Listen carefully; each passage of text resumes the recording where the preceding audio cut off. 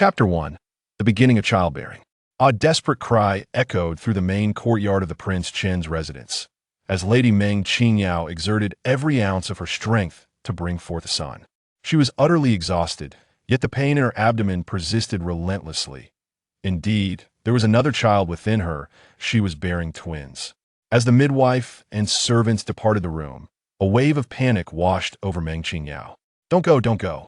The door swung open, and an arrogant figure strode in. A flicker of hope ignited in Meng Qingyao's heart as she weakly extended her hand in a plea for help. "Save me, please." "Save you?" Bai Bingyue laughed derisively, her face contorted with hatred, making her appear monstrous. "I have come to personally escort you on your final journey." With a swift motion, Bai Bingyue seized Meng Qingyao by the throat. "Keeping you alive is a calamity. I have obtained everything you possess. Your existence serves no purpose." Meng Qingyao grasped at the hand constricting her neck, shaking her head fervently. She had taken nothing from anyone. "Die, taking your wretched spawn with you." Bai Bingyue snatched a pillow and pressed it forcefully against Meng Qingyao's face, exerting all her strength. "Your very presence disgusts me. Allowing you to live this long is enough." Only when the figure on the bed ceased to struggle did Bai Bingyue release her grip, lifting the pillow to check for breath. "Ha ha ha. You are dead. Finally, you are dead. Everything is now mine. All of it belongs to me."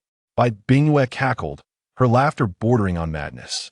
"You are dead, and all is rightfully mine." Wah, perhaps sensing the weakening essence of their mother, the infant in the cradle began to wail. Bai Bingyue shot a fierce glance at the child, grasping the little one with the intent to hurl it to the ground. Yet, in that fleeting moment, she cradled the infant instead, and the cries ceased. "Little brat, for the sake of your potential utility, I shall spare your life for now."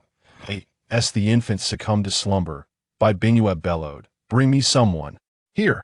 With a mere gesture, the midwife and physician within the room were swiftly silenced before they could comprehend the unfolding tragedy. The birthing woman was swiftly wrapped in tattered cloth and clandestinely dispatched from the Prince Qin's residence, unceremoniously abandoned at a desolate graveyard on the outskirts. The two servants who had committed the act trembled as they whispered their apologies. "Should you haunt us as a ghost, do not seek vengeance. We acted under orders, with no choice." In the matter, no reply came, save for the mournful whisper of the cold wind. The cawing of crows from the nearby trees sent chills down their spines, causing them to hunch their shoulders and flee without daring to look back. In the eerie stillness of the graveyard, the tattered mat atop the heap of corpses shuddered suddenly. Pain. Excruciating pain. Meng Qingyao kicked aside the mat, the agonizing sensation intensifying. As she reached down to touch herself, she gasped, "Good heavens, I'm pregnant." Amniotic fluid gushed forth as Meng Qingyao sat up, her brow furrowing in anguish. "Oh, cruel fate. You toy with me. I have never even experienced love, and now you demand that I bear children." It's happening." As the contractions subsided, clarity began to dawn upon Meng Qingyao.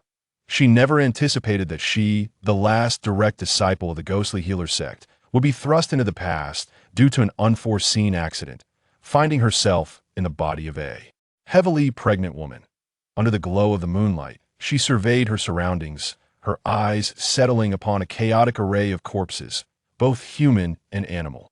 A mass grave. Meng Qingyao felt her head spinning and hastily scrambled down from the heap of bodies. Using her hands and feet to escape, she grasped a nearby branch for support, desperately fleeing the scene. Not far into her escape, a sharp pain caused her to collapse onto the ground. A chilling breeze swept over her, sending shivers down her spine. Memories that did not belong to her surged forth like a torrent in her mind. The original owner of this body bore a different name and surname. She was a 16-year-old peasant girl, raised in a modest household, cherished by her parents and brother. Last year, on the 15th day of the first lunar month, she had gone to the county to admire the lanterns, only to be struck unconscious and taken away, drugged into a stupor.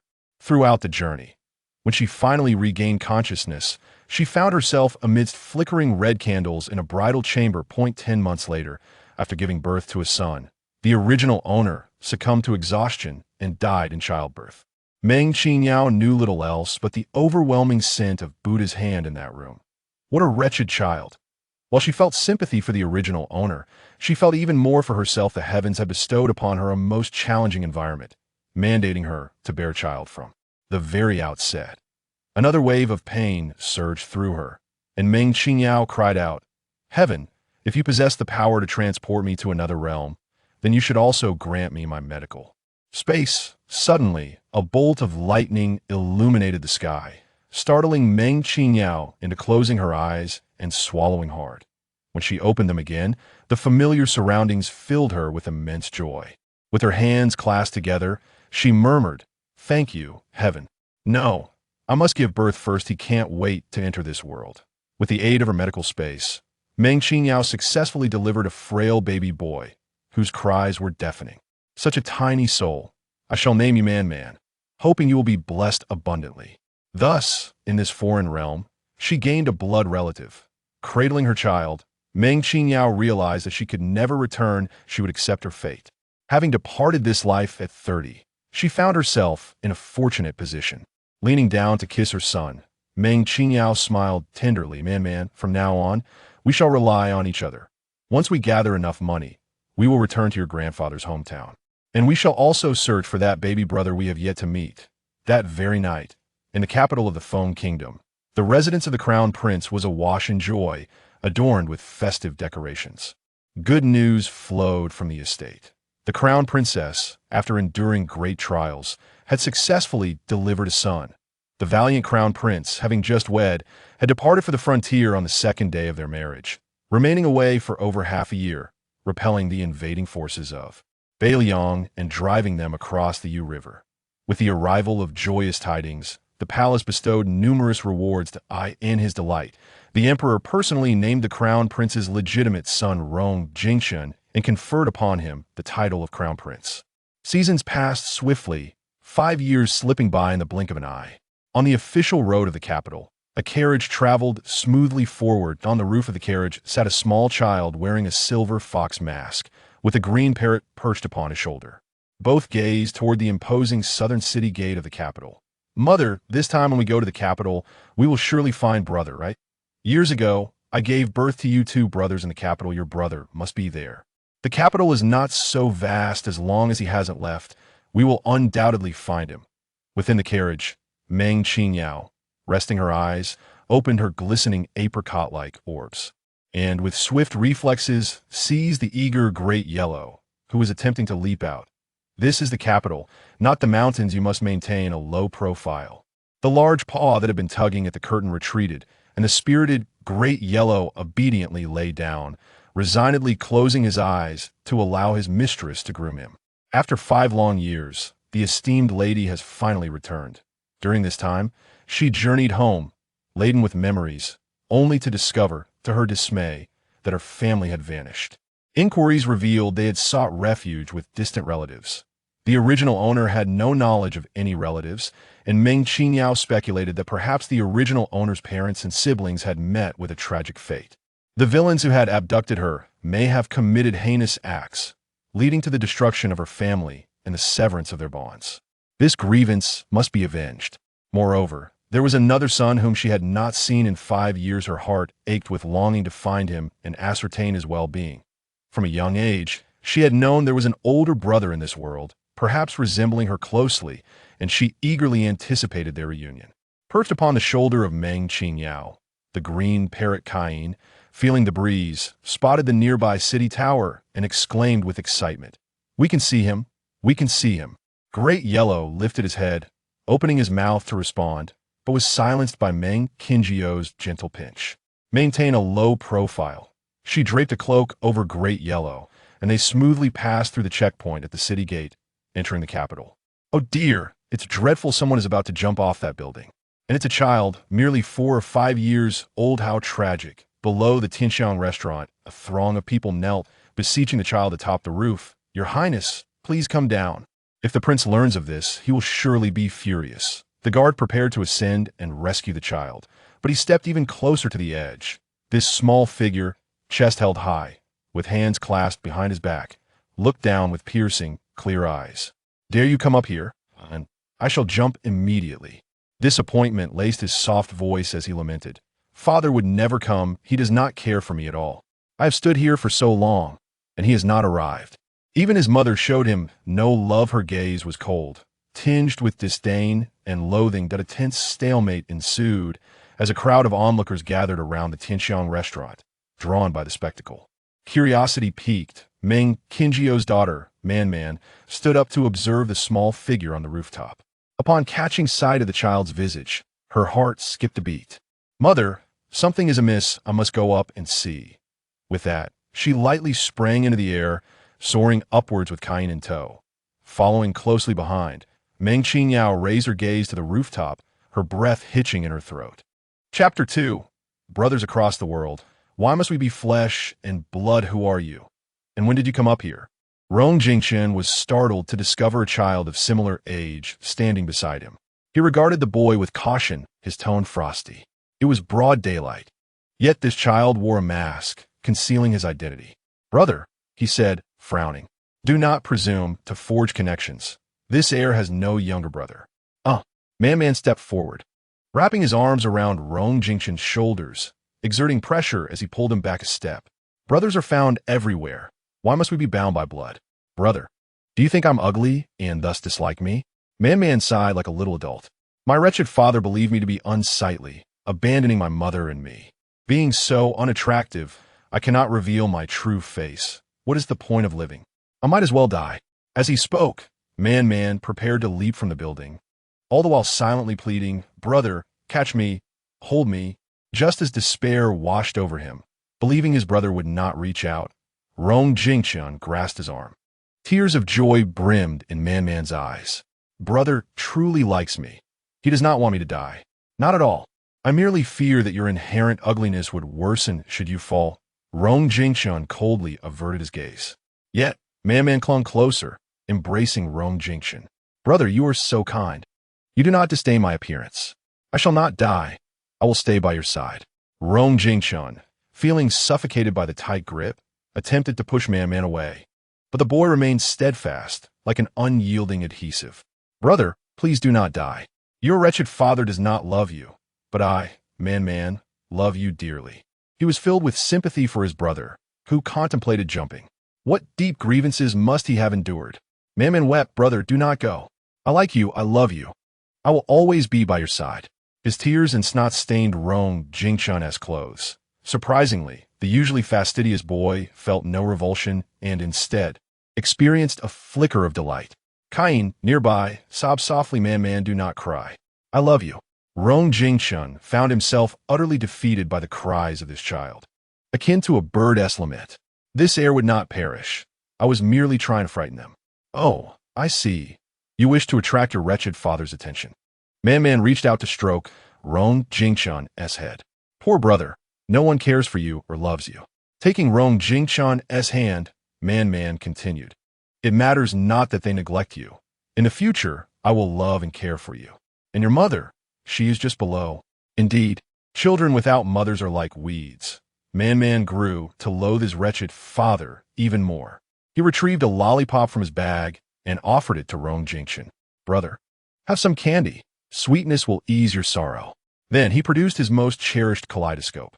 "When you feel sad, look through this and you'll find joy. It is my favorite toy, and now it is yours."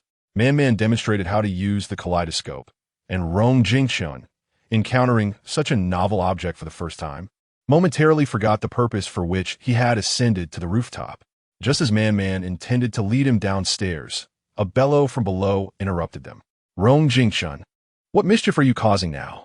The Prince of Chun, clad in a purple robe, hastened to the Tianxiang tavern, his gaze darkening as he looked up at Rong Jingchen. "I command you, descend as you ascended." From the rooftop, Man held on to Rong Jingchen and gazed down, while Meng Qingyao stood upon the yoke of the carriage. Also looking up, the Prince of Chun, Rong Jiuqing, was indeed a paragon of beauty, adorned with a jeweled golden crown, clad in a purple brocade robe, cinched with a white jade belt, and wearing azure boots. His features were strikingly handsome, with lips resembling the hue of a delicate flower, a straight nose, and a slightly raised chin. His enchanting eyes, reminiscent of peach blossoms, cast a chilling glance at Rong Jingchen. Looking back at Rong Jingxian on the rooftop, his lips were tightly pressed and his chin held high, exuding a charmingly proud demeanor. He was like a miniature version of Rong Jiuqing, bearing an uncanny resemblance to him. A pang of sorrow pierced through Meng Qingyao's heart. This was her other child. Her concern deepened at the thought of what he must have endured to resort to such drastic measures for attention. Turning her gaze back to Rong Jiuqing, she could no longer contain her fury and spoke out boldly. The prince, indeed a formidable warrior, emanated an imposing presence. Rong Jiuqing disregarded Meng Qingyao, mistaking her for yet another infatuated woman attempting to engage him. With an impatient wave of his hand, he ordered, "Meyun, disperse her." Meng Qingyao smirked. The prince's authority was undeniable, even before her son, but his arrogance was disheartening.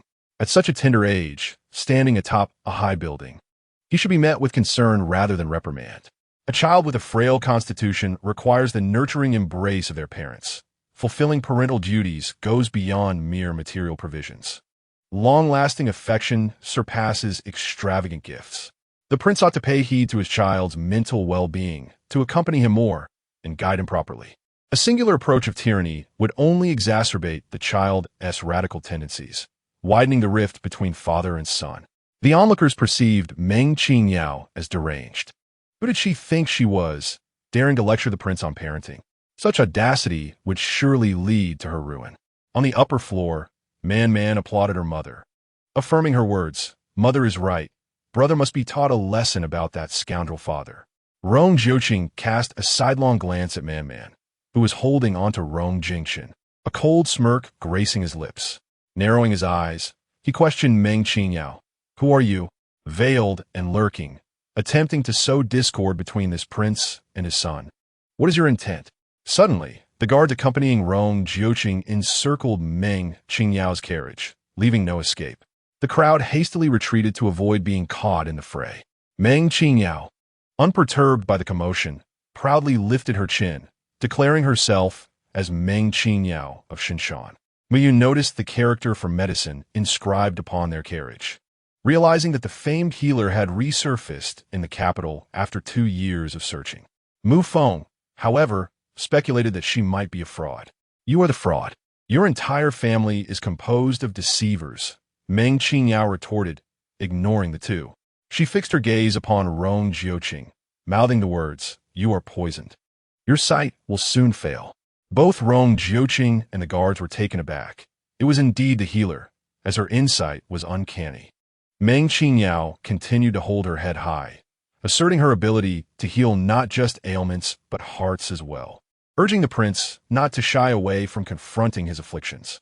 She dismounted from her carriage and approached Rong Jiuqing's horse, whispering, "Your Highness, I advise you to embrace your son while you still can. How I choose to raise my son is my own affair. It is of no concern to you." In the eyes of Rong Jiuqing, a chilling light radiated as he coldly gazed at Meng Qingyao. Observing that his irresponsible father was about to trouble his mother, he apologetically raised his hand. "Brother, I am truly sorry." His father, Rong Jingxian, was pushed down the stairs by him, stretching out his arms and looking hopefully at Rong Jiuqing. "Chenia!" Rong Jiuqing leaped forward and securely caught his son. "You little rascal, I will deal with you later. Oof. All you do is discipline others, never treating me as your son." Rong Jingxian turned his gaze towards the rooftop, now deserted, looking down again. He saw the carriage had already departed, with Man standing atop it, waving goodbye to him, holding a lollipop and a kaleidoscope in his hands. He recalled Man's words when she had thrown him aside. "Your scoundrel of a father loves you. He just doesn't know how to express it. Brother, please don't use this method anymore. It will hurt Man. Why must he insist on calling him brother?" It seemed quite delightful to be an older brother. Having a younger sibling was rather nice as well. Chapter 3. He would surely be able to win over his brother. "Your Highness, are we just going to let them go?" Muyin inquired, wishing to pursue them. After all, she was the renowned Dr. Meng. Rong Jiuqing, holding Chun'er as he sat atop his steed, turned the horse's head to block his son's view and spoke coldly. "It has come to my attention that the Duke of Jinghua is afflicted with intestinal abscess, a condition beyond remedy. For the past 2 years, he has sought out miraculous physicians, spending a fortune to procure cures. Just wait and see. The intestinal abscess is a terminal illness, leading to a painful demise as the intestines rupture. Even the finest physicians, including the esteemed head of the Imperial Medical Bureau, Lord Shui, have found themselves at an impasse. How could someone as young as Meng Qingyao possibly cure it? He held a skeptical attitude. Meng Qingyao dared to provoke him here, speaking insolently. And her son had even thrown Chun'er from the stairs, each act deserving of a death penalty. What miraculous physician! To him, they were merely charlatans. He intended to observe whether Meng Qingyao was truly extraordinary, allowing her a few days of life, at which point he would settle the score. Rong Jiuqing spurred his horse onward, returning home. Chun'er reluctantly glanced back, eager to know where his brother and the others resided. He signaled to Xiao Lu, but was caught in the act by Rong Jiuqing. You two have made a spectacle, causing the other royal families to mock us. Upon our return, you shall reflect on your actions for 3 days. Chun'er muttered under his breath, scoundrel father. Rong Jiuqing, his son had been so swiftly led astray. He must limit his exposure to such unsavory company. Angrily, Rong Jiuqing declared, you are not to leave the estate for the next few days. Remain within the royal residence. Chun'er turned his head away, tears glistening in his eyes, feeling that his mother despised him and his father did not love him. Hong Yuqing embraced Chenya, realizing it was his first time as a father and that he was truly inexperienced. Raising a child was proving to be such a formidable challenge. At that moment, he envied those men in the inner courtyard who raised numerous children with such order. Meanwhile, Man had already climbed into the carriage. Mother, he is my brother, and that scoundrel father is indeed my scoundrel father, right? Man nestled in Meng Qingyao's embrace, still feeling sorrow for her brother's plight. Meng Qingyao nodded, it seems so. She gently removed the mask from Man's face and held up a mirror for her to see. When you look at your brother, do you not feel as if you were gazing into a mirror? Man responded with a soft feeling an extraordinary sensation upon seeing her brother, who resembled her so closely, and she longed to draw near to him, feeling even closer. Not only did he encounter his elder brother today, but he also met their unworthy father, discovering an uncanny resemblance among the three of them, as if their unworthy father was a reflection of their upbringing. He harbored no desire to resemble that man. Instead, he aspired to take after his beloved mother. Embracing Meng Qingyao's neck tightly, he lamented, Mother, my brother is so pitiful. Let's hasten to take him away. Meng Qingyao surmised that her eldest son might indeed be the heir of the prince of Chen's residence, and to her astonishment, she was correct. But could she truly take him away? It seemed a formidable challenge. For one, the princess of Chun was his biological mother, and Chun'er remained oblivious to the existence of his true mother. Furthermore, the prince had but one son, a solitary bud, bestowed the title of heir by the emperor. She could not simply take him away, and it was possible that doing so might cost her dearly. Meng Qingyao gently explained, your brother has a father and a mother.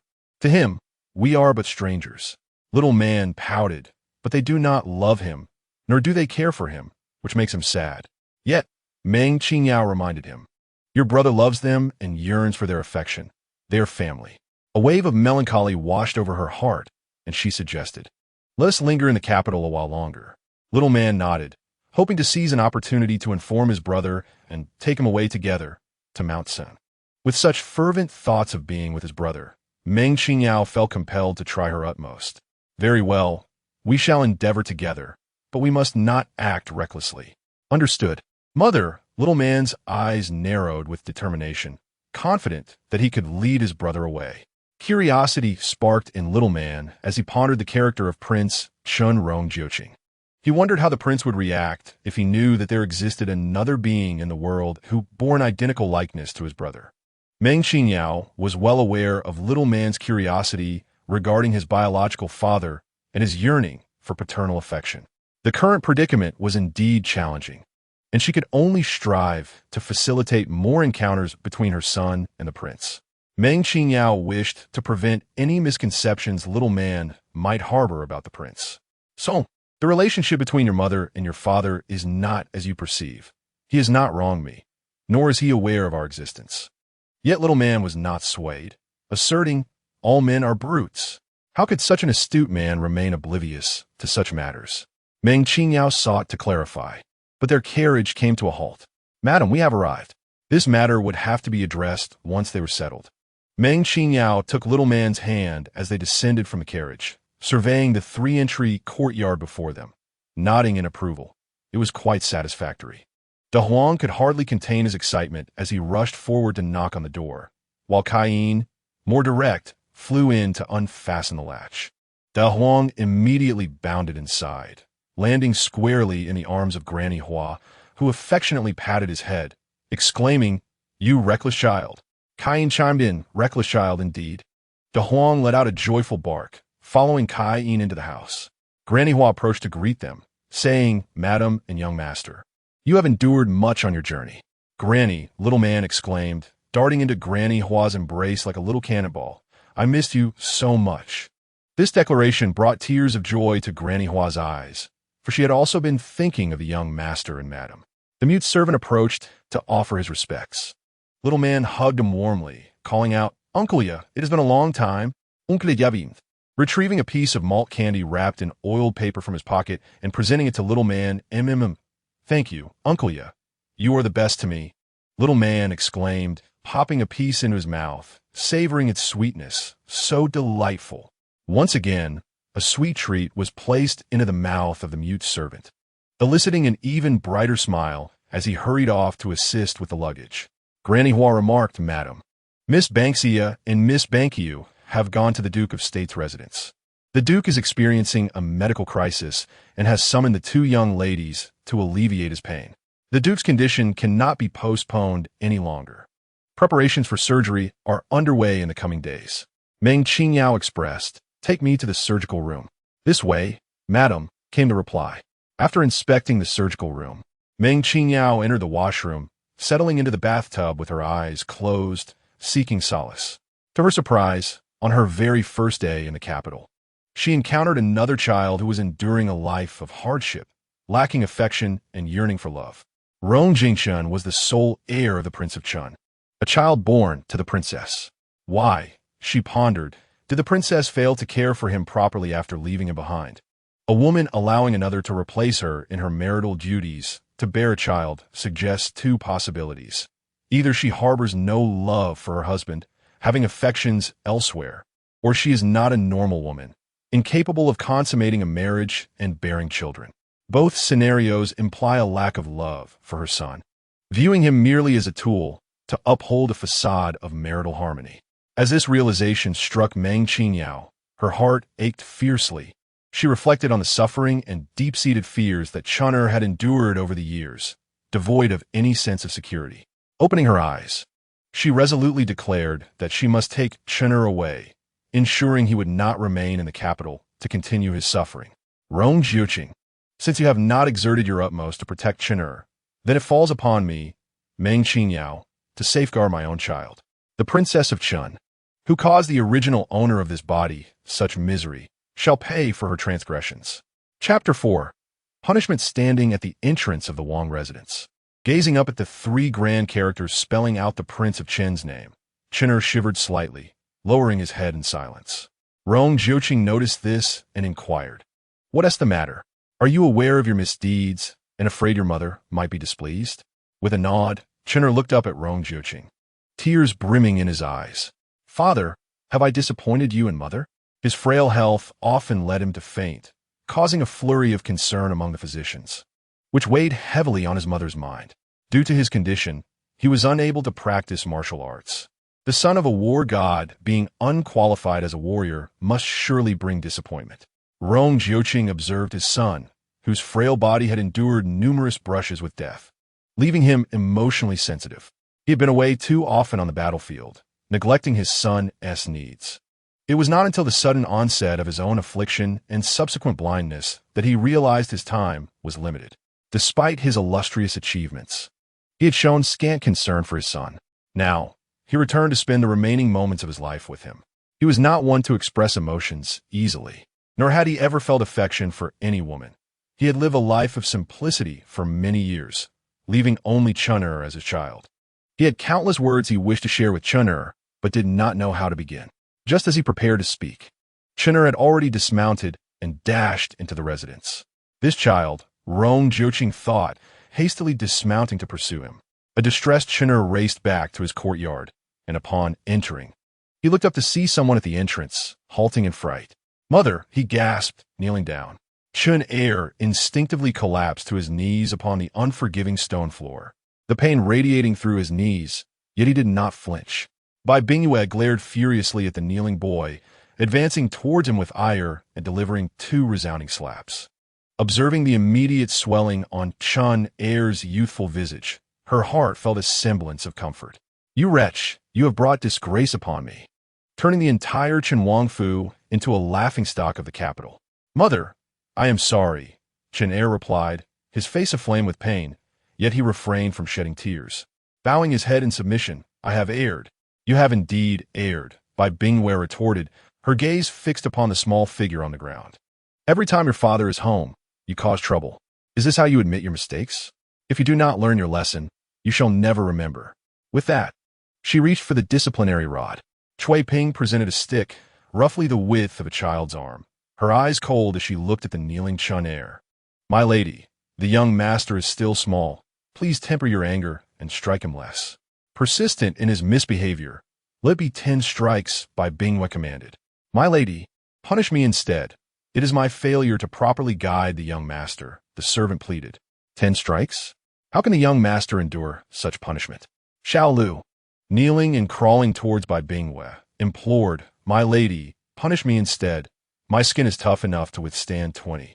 Kui Bing, stepping forward, kicked Xiao Luazide. You dog of a servant, inciting the young master to leap from heights. You deserve a sound beating. Go away and do not tarnish my lady's shoes."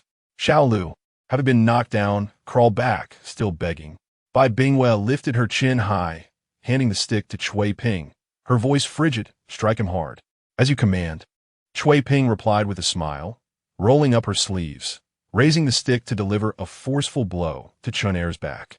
"Xiai o liu lunget forward, embracing Chin'er. Do not strike the young master. Hit me instead. I'm sturdy enough to take it." Chui Ping, after a few failed attempts to strike Chin'er, shouted in anger, "Will someone pull this dog servant away?" 2 young servants stepped forward, forcibly separating Xiao Lu from Chin'er, who struggled desperately, calling out, "Young master, young master." Bai Bingyue narrowed her eyes, commanding, "Strike." Chui Ping, excitement gleaming in her eyes, raised the stick high and brought it down with force. Chin'er closed his eyes, gritting his teeth, bracing for the impact. However, after what felt like an eternity, the blow did not land. Could it be that his mother had finally softened, choosing to forgive him? With hope, Chin'er opened his eyes to behold familiar boots and the hem of a purple robe, and looking up, he saw his father's handsome visage. "What? Has the prince returned? Must he intervene in my discipline of the child?" Bai Bingyue's expression shifted instantly. Her eyes filled with hurt as they locked onto Rong Jiuqing. "Or does the prince believe I do not care for my child, that I would strike him with malice?" Rong Jiuqing discarded the stick he held, stating, "I harbor no such thoughts. It is merely that Chin'er's frail body cannot withstand such punishment. He has indeed erred today and deserves a reprimand, but perhaps the lady could consider an alternative method of discipline." Bai Bingyue nodded in agreement. "You are right, my lord. However, you must also understand that discipline breeds filial piety. What a child sees at 3, they will carry into adulthood. If such behavior is not strictly corrected now, what will become of him in the future? The actions of this princess are solely for the future of Chin'er, who is the heir of the prince of Chin's residence and destined to bear great responsibilities." Bai Bingyue cast a gentle yet admonishing gaze upon Chin'er. "Chin'er, you acknowledge your error and willingly accept your punishment, do you not?" Chin'er, with a downcast expression, nodded slightly. "Father, mother's punishment is just. I willingly accept it." Bai Bingyue raised her head, adopting the demeanor of a mother compelled to discipline her child with a heavy heart. "My lord, you have heard, have you not? In truth, I had no intention of administering a severe beating. It was merely to instill a sense of caution in him, to ensure he understands the gravity of his actions and refrains from acting recklessly in the future." Upon saying this, Bai Bingyue began to weep sorrowfully, "My lord, you are often away at war and seldom present in the residence. You cannot fathom hardships I have endured to raise Chin'er. There were countless times he nearly faced peril. My lord, my own flesh and blood, no one wishes for his success more than I. Everything I do is for his well-being, yet you fail to comprehend my maternal love. Her words stirred a sense of guilt within Rong Jiuqing. While the child must be disciplined for his mistakes, it was enough to frighten him, considering his tender age and frail constitution. Bai Bingwei continued to cry, and Rong Jiuqing sensed that prolonging the conversation was inappropriate. All right, Chen, apologize sincerely to your mother and promise to heed her word from now on. Understood? Chen knelt obediently on the ground, nodding, I understand, father. Bai Bingwei wiped her tears. Very well, I shall not remain angry with you. Suaping, Suaiji, please escort the young master inside to rest. Rong Jiuqing intended to follow them indoors to speak with his son, but just then, a messenger arrived, informing him that the crown prince had sent someone to make a request for discussion. Rong Jiuqing glanced at Chen. I will visit you again this evening. He strode out of the courtyard with purpose. As Rong Jiuqing departed, Bai Bingwei's expression turned fierce. 10 strikes. Not a single one shall be spared. The commotion in the courtyard was indeed excessive, so Bai Bingwei instructed Suaping and Suaiji to lead Chen into the house, where she stuffed cloth into his mouth, and the blows fell upon him like a torrential downpour. Little Lu also silenced, suffered alongside him, the strikes causing him to break into a cold sweat as he struggled to crawl toward Chen. Young master, Bai Bingwei knelt before Chen, gripping his chin tightly.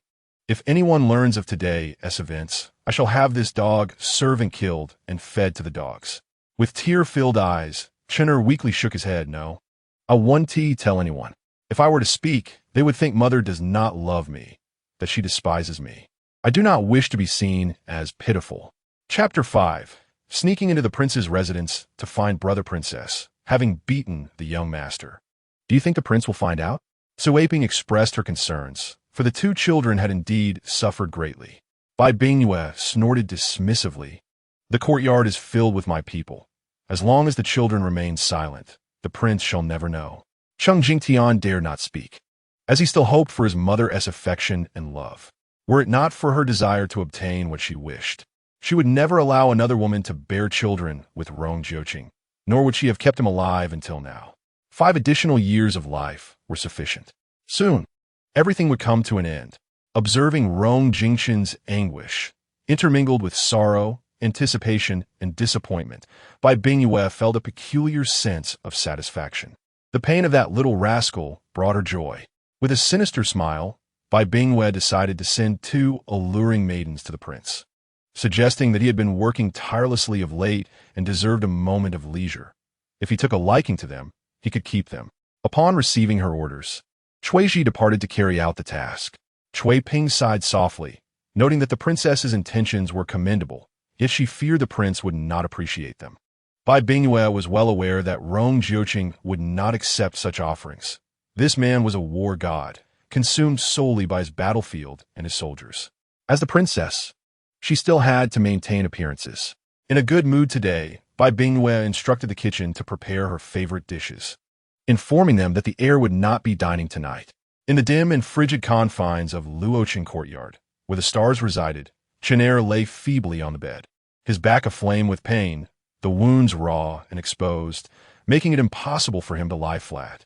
He had grown accustomed to such suffering, enduring 3 or 4 episodes each month, with old injuries compounding new ones. Only when his father returned would the beatings lessen by a strike or 2. Something pressed against his heart, and with great effort, he retrieved it from his bosom, a kaleidoscope and a lollipop gifted by his younger brother. Thankfully, he had safeguarded them well. They remained intact. Brother, have some candy. The sweetness will ease the bitterness, echoed in his mind. Trembling, Chen unwrapped the lollipop, slowly placing it in his mouth, where its sweetness enveloped him, infused with the delightful flavor of peaches. It was indeed sweet, yet his heart remained laden with sorrow. As he opened the kaleidoscope, he marveled at its magic. Even in the pitch darkness, the images within were vividly clear. They brought joy to the viewer, yet tears obscured Chen Er's vision.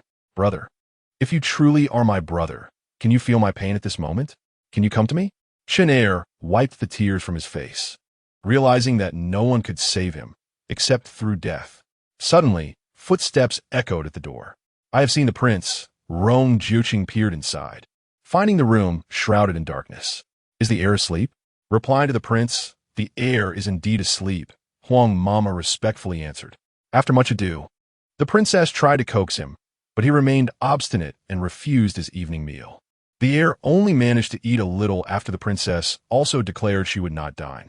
That child is indeed stubborn, sighed Rong Juqing. Since he is asleep, I shall return on the morrow.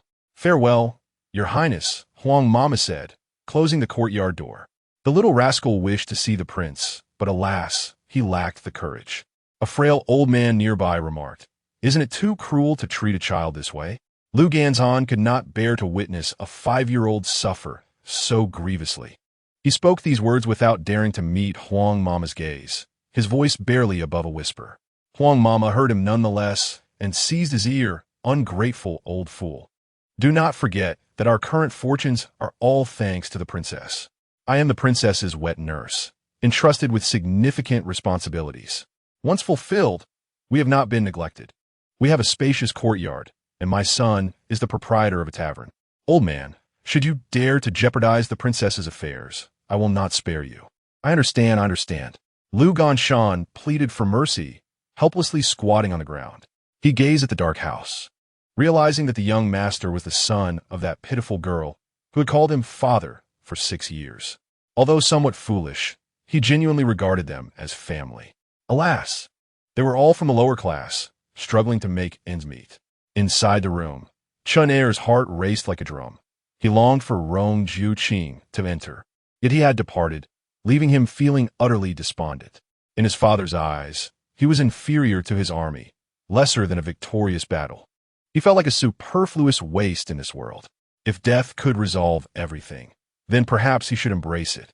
Chun Er struggled to rise, unaware of how to end his life. He had only heard of those who hung themselves or drowned. In this room, the only option was hanging. With a sudden thud, he quickly lay back down. The back window creaked open, and a small figure slipped inside, muttering, "Why is my brother asleep so early? Why is it so dark in here?"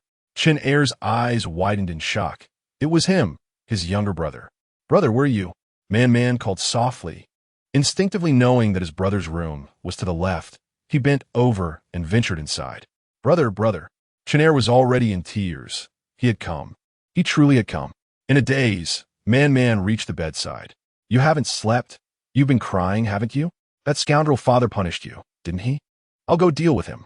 Man, Chun Er choked out. "Why are you here?" Man grasped Chun Er's hand, placing it on his own heart. "I don't know what happened, but during dinner, my heart ached as if you were calling me, so I came. I felt you must have missed me, so I had to see you." Chun Er sat on the edge of the bed. "Don't be afraid. I will protect you from now on. Soon, I will take care of that scoundrel father." "Don't go," Chun Er implored. Man was no match for their father, and it was not their father who had punished him. Chun Er could not let him take such a risk. "I haven't been punished. I just feel unwell and went to bed early." Noticing the weakness in Chun Er's voice, Man reached out to feel his forehead, which was burning hot. "Oh dear, you have a fever. Have you seen a doctor?" "It happens often. I'm used to it. I don't want to trouble others, especially not disturb mother and father." Chun Er lowered his head, knowing that even if mother were to find out, she would not call for a doctor. If she did, he would have to stay in bed for several days. "You foolish child," Man said, filled with concern. He reached out to take Chun Er's pulse. "My mother is a renowned physician. I've learned a bit. Let me take a look." Chun Er withdrew his hand, fearful of revealing too much. "No need. I just caught a chill from the wind upstairs." "All right then, I'll prescribe you some medicine." Man retrieved a small backpack, took out a turtle-shaped lamp, and placed it on the bedside, then produced a white porcelain bottle, pouring out a pill. "Take this. You cannot swallow it dry." Man dashed to the side to fetch water, only to find the kettle completely empty. "Your royal household servants are truly incompetent," he sighed, pulling out his own thermos and pouring a capful. "Brother, drink this." Chun Er obediently took the warm water with the medicine, yet his gaze remained fixed on Man, who wore a silver fox mask and smiled sincerely. On this cold night, he offered a warmth he had never experienced before. For reasons unknown, Chun Er felt an unwavering trust in Man. He would not harm him. Chapter 6. After Chun Er took his medicine, Man retrieved a small food box from her backpack. Brother, this is a delicious hamburger made by Mother, and I also brought you her homemade milk tea. Noticing Chun Er's stillness, she pushed the food closer to him. It's truly delicious. You must try some. Seeing that he remained unmoved, she directly tore off a piece of the Orleans chicken leg and stuffed it into his mouth. Hurry, eat up. One tea tastes good when it gets cold. Chun Er mechanically chewed, savoring the flavor that burst forth, his eyes widening in astonishment. Is this really the taste of Mother's cooking? Afraid he might choke, Man quickly offered him some milk tea. Here, take a sip of the milk tea. Don't choke. The sweet tea was filled with soft, chewy pearls. A delightful first for Chun Er. Due to his frail health, his mother had said he could eat very little, surviving mostly on a bland vegetarian diet. Having skipped dinner, he felt ravenous and soon finished the modest hamburger and the small cup of milk tea. Seeing him finish, Man was elated and used a cloth to wipe his hands. Was it good? My mother can make many more delicious things. You should come visit my home next time. I might not be able to go recently. Father has sent me to reflect on my actions for 3 days. Chun Er pondered, wondering if Man would be saddened if he were to perish. His heart ached at the thought of his cruel father. Man, filled with righteous indignation, grew to dislike Rong Jiuqing even more. After expressing her frustration, she comforted Chun Er. It's all right. I can sneak away to see you. I'm skilled enough to avoid detection, so don't worry. Chun Er nodded, tuchit, tears welling in his eyes as he fought to keep them from falling. He could not die. Man would come and find him. In a hushed voice, he asked Man, if one day I were to succumb to my illness, would you miss me? Never, never, brother. Man grasped Chun Er's hands anxiously. You will not die. You will live a long life. Mother is a divine healer. She can cure you. Even if she can't completely heal you, she can help you survive and find a solution. You still have me. I will diligently study medicine alongside Mother to help you recover. Having just found her brother, Man could not allow anything to happen to him. Seeing his despondent mood broke her heart, and she took the opportunity to check his pulse. Though her skills were rudimentary, she discerned the precarious state of his health. He was hanging on by a thread. If her brother did not receive proper treatment soon, he would not last much longer. To heal him, they would need their Mother's intervention. However, she had brought something beneficial today. Man pulled out a small gourd-shaped porcelain bottle from her bag. Brother, this contains excellent medicine. While it may not cure you completely, it can bolster your strength. Take 4 pills at a time, 3 times a day, and focus on recuperating. Still concerned, Man poured out 4 pills and urged him to take them. What about that young lad who was with you? Why isn't he here to watch over you? Did he get punished or beaten? Chun Er thought of Xiao Lu, unsure of his fate. Man, could you check on him? He was beaten badly and coughed up blood. I'm afraid he might die. It felt as if he had dragged Xiao Lu into his own misfortunes. Since Xiao Lu had been by his side, he had endured countless beatings, and Chun Er felt responsible for his suffering. Man, sensing the gravity of the situation, immediately promised, don't worry, brother, I will definitely save your friend. He placed a fragrant little cake down, remarking that sweets should not be consumed at night, suggesting that it would be better to have it the following day. He then expressed his intention to visit Xiao Luer before departing, reflecting on the nature of his brother, who preferred to avoid burdening others. He generously left behind a collection of items in his small backpack for Chun Er: fever medication, cold medicine, and wound ointment.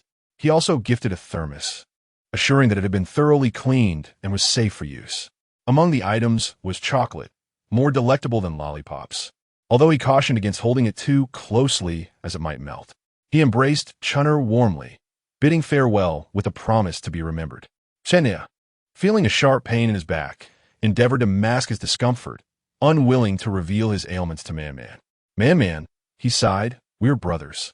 There's no need for thanks.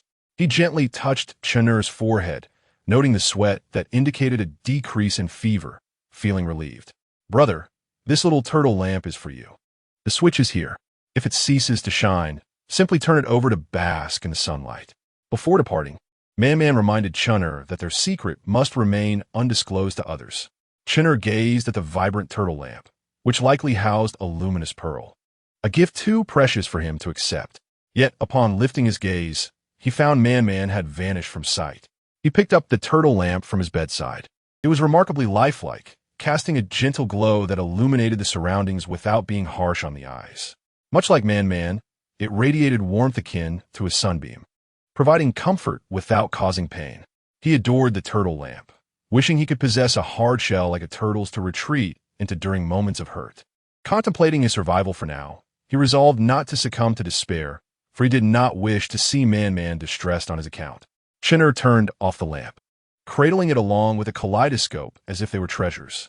Meanwhile, Man had ventured to the back room, following Chinner's directions precisely to locate Xiao Lu'er. Upon finding him unconscious on the bed, Man swiftly administered a needle to revive him, whispering, "Hush, do not speak. It is brother who sent me to rescue you. Rest assured, he is already asleep." After providing medicine and ointment, he instructed that the pill be taken the next day and the ointment applied twice daily. Having completed his task, Man took flight, slipping past the guards with the help of the silver-colored bird that accompanied him beyond the high walls of the palace. Man leaped down from the courtyard wall, landing deftly in the embrace of De Huang, who sprinted back home with great speed. The onlookers in the alley caught only fleeting glimpses of three shadows, marveling at the sight of a large dog carrying a child at such a pace. De Huang seemed to bark in response. "You think you're big? Your whole family is large dogs." Upon returning home, Meng Qingyao paced in the courtyard, awaiting Man's arrival. Seeing her son, she approached eagerly. Man, have you seen your brother?" "I have, and he has eaten," Man replied as he leaped into Meng Qingyao's arms. "Mother, brother's condition is dire, truly grave. My meager skills cannot aid him. You must save him, please." Meng Qingyao, having observed Chinner's worsening condition during the day, had contemplated visiting him, yet the palace's restrictions barred her entry without an invitation. Though she considered stealthily infiltrating, her lack of skill posed a risk of exposure, which is why she allowed Man to undertake the perilous journey to the palace that night.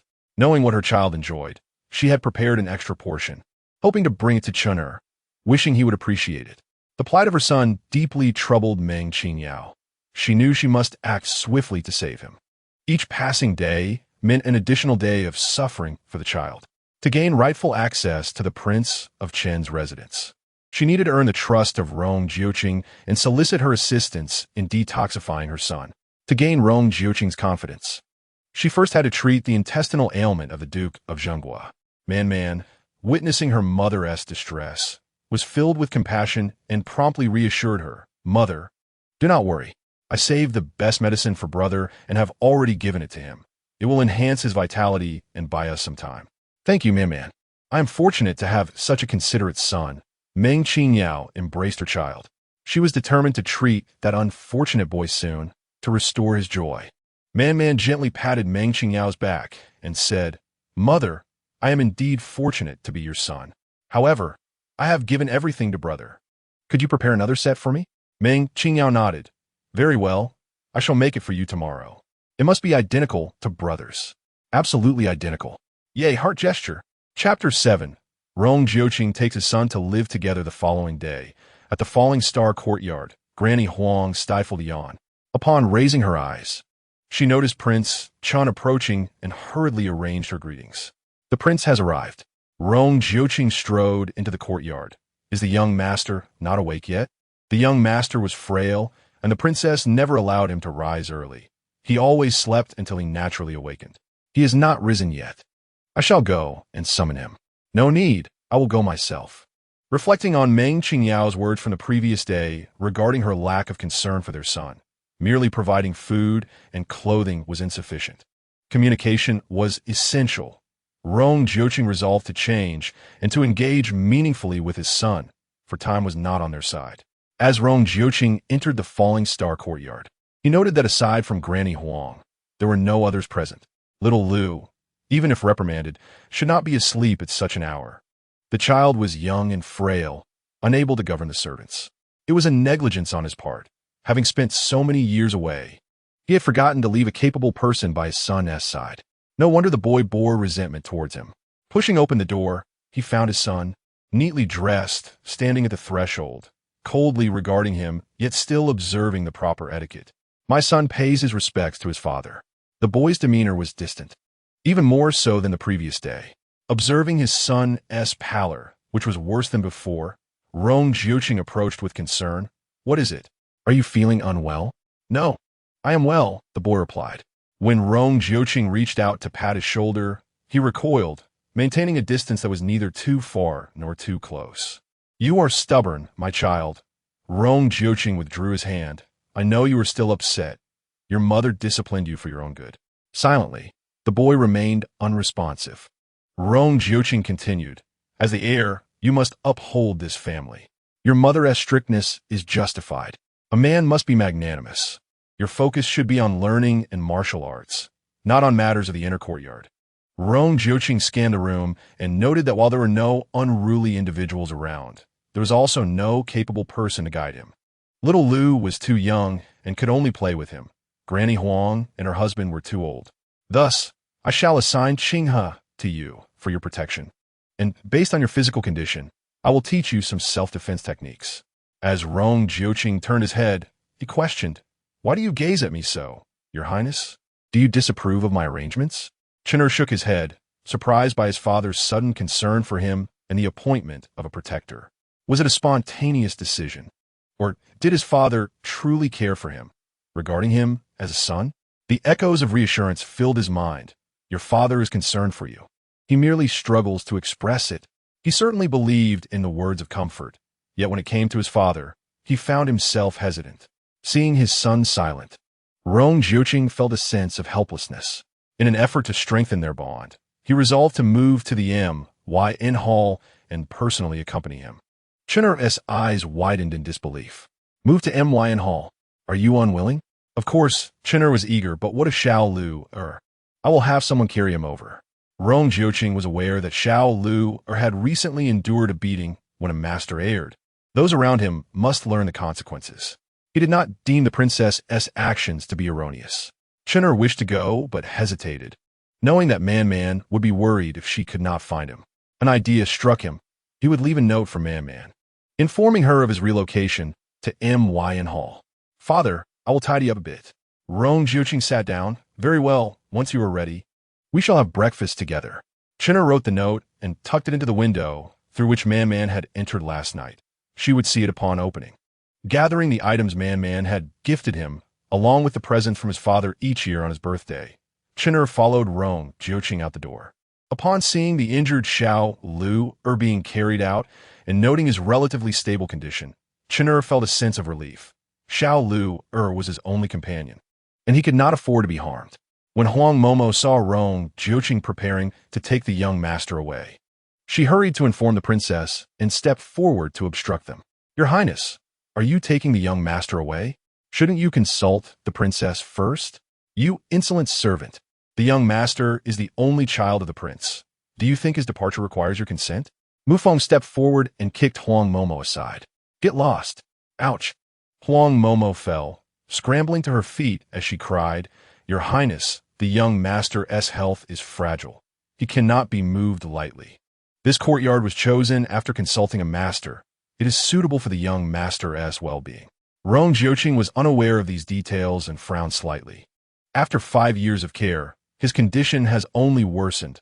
I see no reason to continue." "Huang Momo, step aside." Huang Momo attempted to protest, but was interrupted by Bingwei, who entered and gracefully bowed to the prince.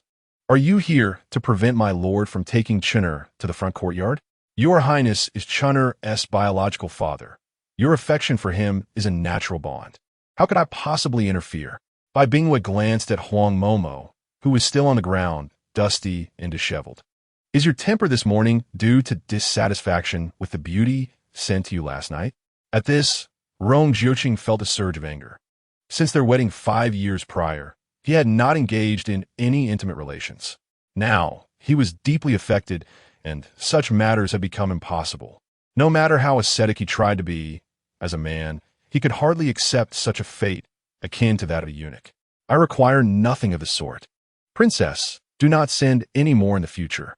Just attend to your own responsibilities." Rong Jiuqing reached out to hold the hesitant Qin'er's hand. Given Qin'er's frail constitution, the prince decided to take him to the MYN hall for a period of time. Bai Bingwe smiled, saying that Chen longed to spend more time with the prince, and now he should be quite pleased. Naturally, she would support him. However, Chen had to take his medicinal soup twice daily, and she would personally prepare it to deliver to the prince. Very well. The child's health is delicate. He must take his medicine, she emphasized. The current prescription was from the chief disciple of the renowned physician Shui, which had shown some efficacy. They would reassess after completing a course of treatment, and for the time being, the prince should refrain from seeking other doctors. Yong Jingshan nodded in agreement. Recognizing that Shui's chief disciple was adept at treating pediatric ailments, and thus he had confidence in the prescribed medicine. Bai Bingwen knelt down to tidy Chen clothing, advising him to behave in the M.Y.N. hall and to take his medicine on time. He must not refuse it due to its bitterness, and he was to avoid sweets after taking the medicine to preserve its effectiveness. With his head bowed, Chen replied, "Mother, I shall remember." Bai Bingwe gently patted his back, affectionately kneading it as she encouraged him, "Go on, pursue your wishes." Though pain shot through Chen back, he bore it silently. Raising his hand in salute, "Mother, I take my leave." Watching Yong Jiuqing lead Chen away, Huang Mama finally dared to rise from her position on the ground. "Your Highness, have you truly allowed the prince to take the heir away? What if he uncovers something troubling? What is there to worry about? I am the heir's own mother. Would I bring him harm?" Bai Bingwen narrowed her eyes, fixated on Chen slender figure. Believing he could escape her control and torment, such a daydream it was. She possessed ample means to ensure the child would return to the Luocheng courtyard willingly, and she would allow Yong Jiuqing, this fleeting spirit, to depart with regrets. Everything was within her grasp. The fates of his father and son were already sealed. Cui Ping interjected, "Your Highness, it is said that the renowned physician Meng from Shinshan has come to the capital to treat the Duke of Jinghua." Bai Bingwe scoffed. Just a wandering doctor being overly praised. Just wait and see. He may boast to the heavens and end up causing the Duke's demise. Cui Ping and Cui Ji found merit in the princess's words, noting that true physicians were often elderly and bearded, while a woman in her early 20s who dared to proclaim herself a miracle worker could not foresee her own demise. Chapter 8. Narrow paths of enmity. Yong Jiuqing arranged for Chen to stay in a guest room within his own courtyard, allowing the father and son to share meals and dwell together, thereby strengthening their bond. During breakfast, Chen revealed a cherished small cake he had saved, initially intending to split it with his little companion, but now found himself seated with his father.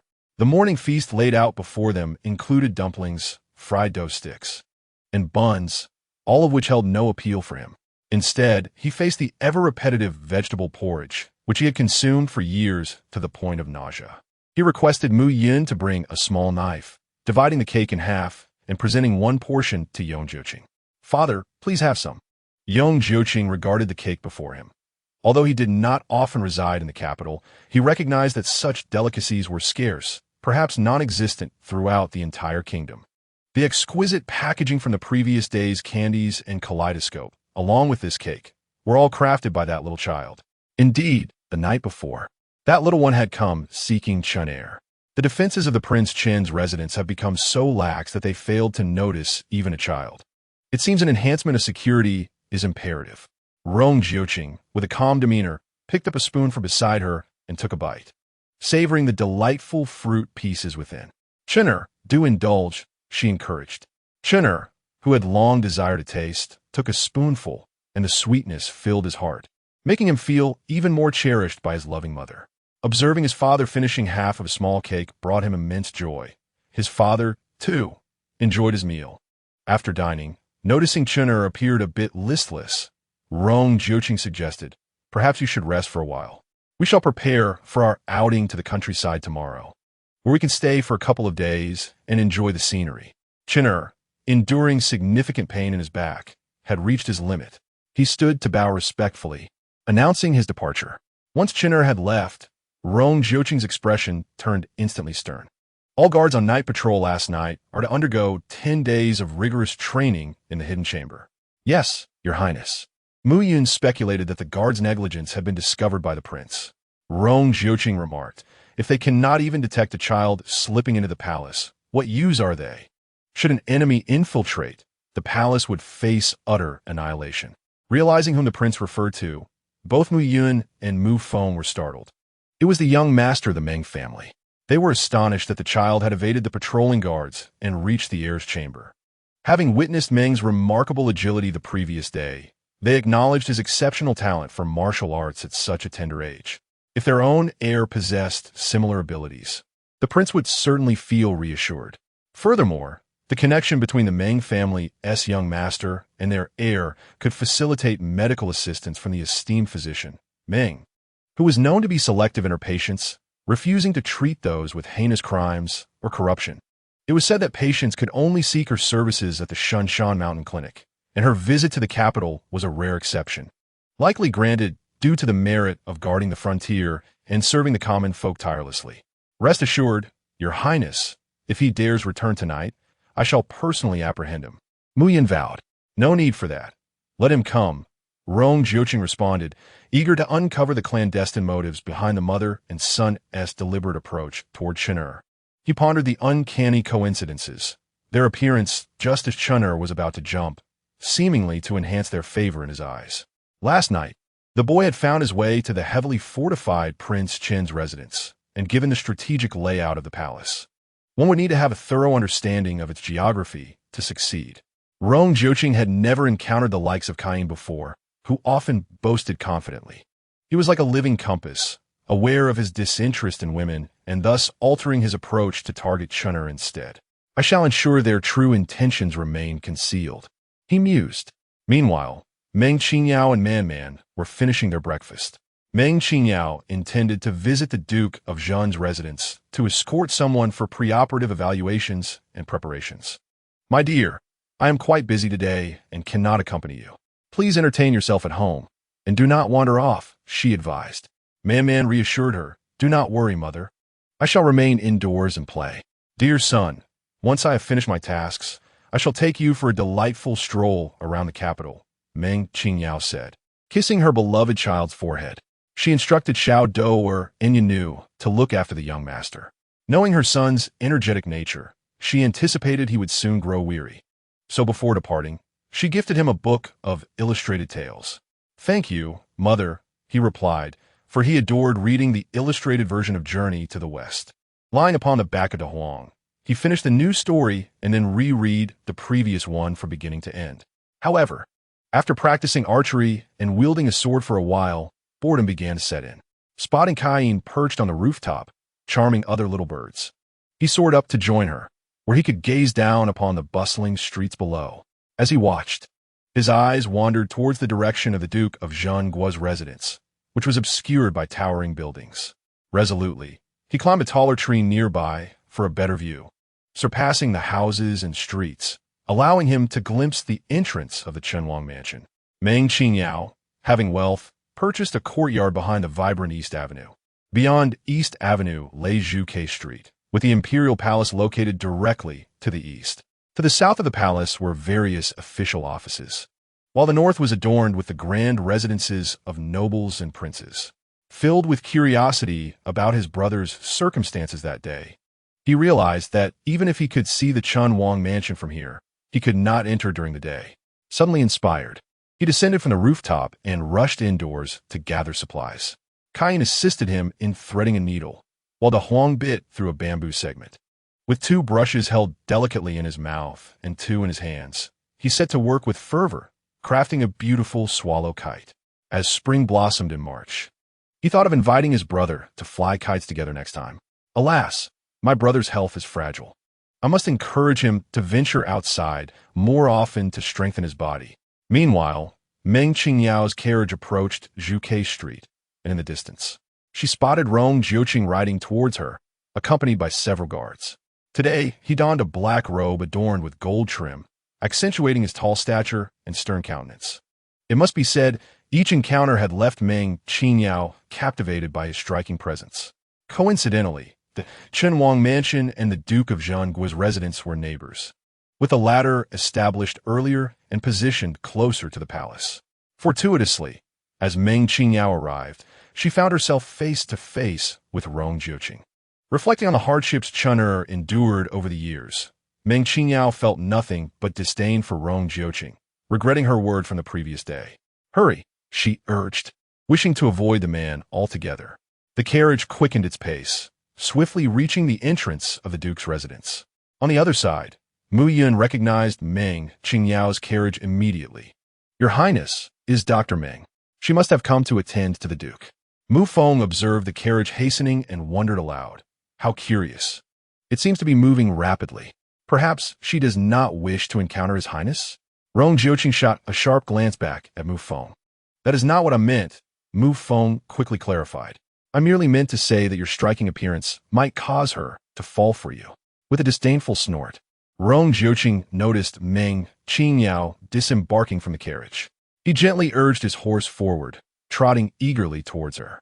Uncertain of his intentions, Mu Yun and Mu Feng hastily followed suit. Before departing yesterday, Ban Xia and Ban Xiao had arranged a time with the Duke of the State for today. As Meng Qingyao was to arrive, the Duke had dispatched the chief steward to await her at the entrance.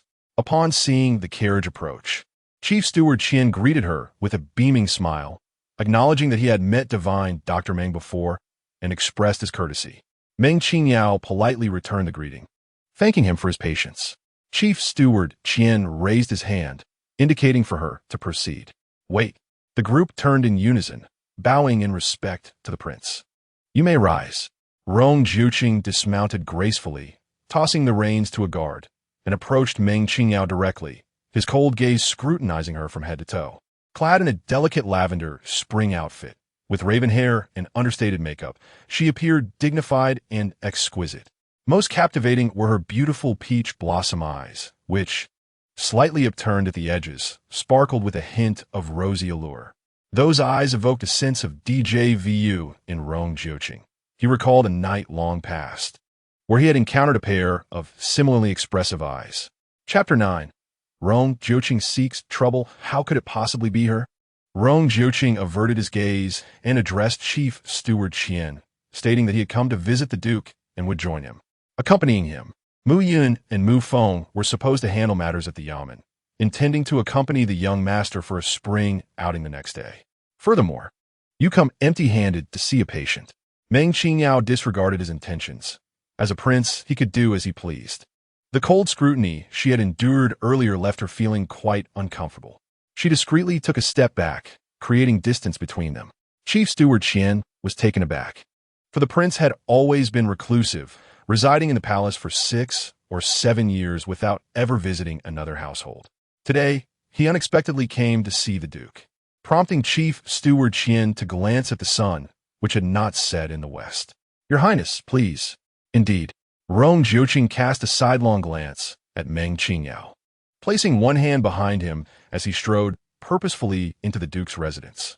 Meng Qingyao made an effort to maintain a 5-step distance, wary that he might presume every woman was enamored by his looks and inclined to approach him. She concluded that Rong Jiuqing must be akin to a peacock. Rong Jiuqing noticed her deliberate retreat, a smirk forming within him. Wasn't she quite sharp-tongued yesterday? Why the sudden silence today? Upon arriving at the Duke's residence, she must adopt the demeanor of a divine healer. He was curious to observe how this healer treated others. Chief Steward Qian had not anticipated the prince's return and lacked the time to inform the Duke and his wife. Upon entering the main courtyard, he could only call out loudly, "Duke, Madam, His Highness the Prince has come to see you." The family of the Duke, waiting at the entrance, heard Chief Steward Qian's voice and saw the prince approaching. They were equally astonished by his unexpected visit. The Duke hurriedly led his family forward to bow, stating, "I have come to see your Highness. Your visit is an honor. Please forgive my inadequate welcome. The Duke is an elder of mine. Please, no formalities," Rong Jiuqing replied, always holding the Duke in high regard. He stepped forward to return the gesture, acknowledging, "It is I who have come uninvited, and I apologize for the intrusion." The Duke of the State remarked, "Your Highness, you flatter me. It is indeed an honor for both myself and my family that you have graced us with your presence. Your arrival has illuminated our humble abode." However, the Duchess, Lady Cui, cast her gaze upon Meng Qingyao, who stood behind Prince Chun, regarding her with affectionate scrutiny. The more she observed, the more a sense of familiarity enveloped her. Had the child not gone missing, she would be of similar age, perhaps already blessed with a diligent husband and the roles of wife and mother. Noticing the Duchess's kind appraisal, Meng Qingyao smiled and respectfully curtsied. "This is Meng of the Meng family, honored to meet the Duke and the Duchess." "Ah, Dr. Meng, we have eagerly awaited your arrival," Lady Cui cheerfully exclaimed, grasping Meng Qingyao's hand. "Who would have thought you so youthful, yet possessing such profound medical expertise? You truly are a paragon for our women. Your kindness overwhelms me." "Esteemed matron," Meng Qingyao replied. For reasons unknown, she felt an inexplicable closeness to the Duchess, perhaps due to her awareness of the latter's valiant endeavors on the battlefield alongside her husband in her youth, which commanded her utmost respect. Lady Cui held onto Meng Qingyao's hand, reluctant to release it, as if she were gazing upon a long-lost daughter. The Duke, witnessing his wife's emotional attachment, felt a pang in his heart. They had 4 sons, yet their only daughter had vanished, and despite extensive searches, her whereabouts remained a mystery after 11 long years. The disappearance of their daughter had become a source of enduring sorrow and regret for the couple. "Prince Chun, Dr. Meng, please step inside," the Duke invited. Upon entering the grand hall, Lady Cui introduced her eldest daughter-in-law, Lady Sun, to Meng Qingyao, explaining that the rest of the family was stationed at the border and would be introduced on another occasion. "Very well," Meng Qingyao replied, instructing Ban Xia to fetch her medical kit. "I have come today to conduct a preliminary examination of the Duke. If all is well, I would like him to visit my clinic today, and we shall commence treatment tomorrow." Lady Cui responded, "We shall follow your lead, Dr. Meng." As Meng Qingyao began a straightforward examination of the Duke, Rong Jiuqing lifted his teacup, his gaze unwavering from her. He observed as she produced unfamiliar instruments, manipulating a round device and instructing the maid beside her to jot down the numbers she called out. After this, she adorned her ears with an unusual contraption and wielded a tool smaller than a hand mirror to examine the Duke's chest and back.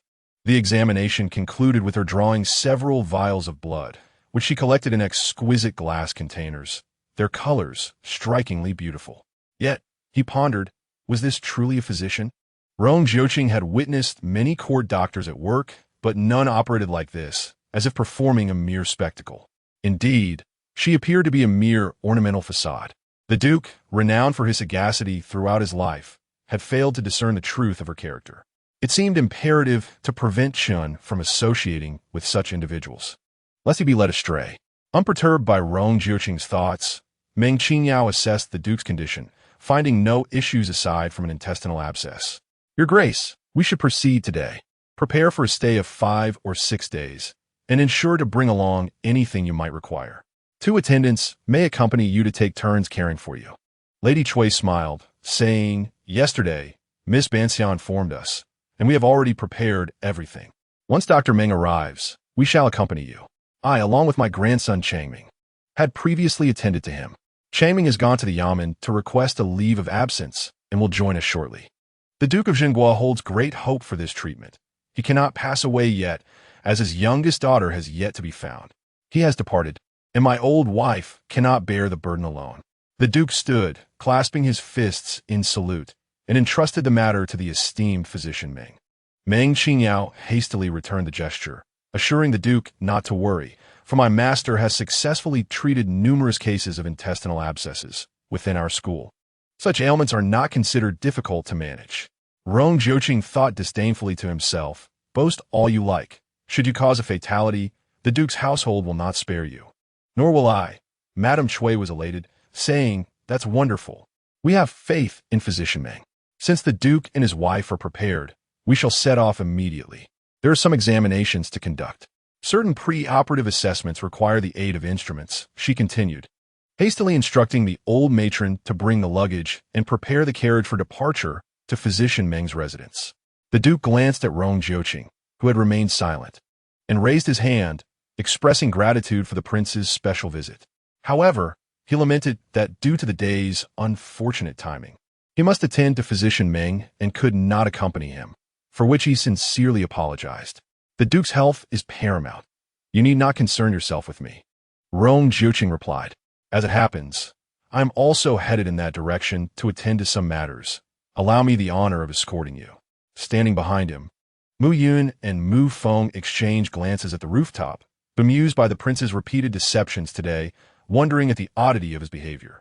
Was it merely a desire to ascertain the location of Physician Meng's abode, cloaked in such grandiloquence? If you wish to know where Physician Meng resides, you may inquire of your subordinates. They have already ascertained the details for you, they thought. The gathered crowd was astonished. The usually aloof Prince Chun had taken the initiative to visit and offer escort. Was this truly not a case of impersonation? Moreover, it was merely 2 streets away.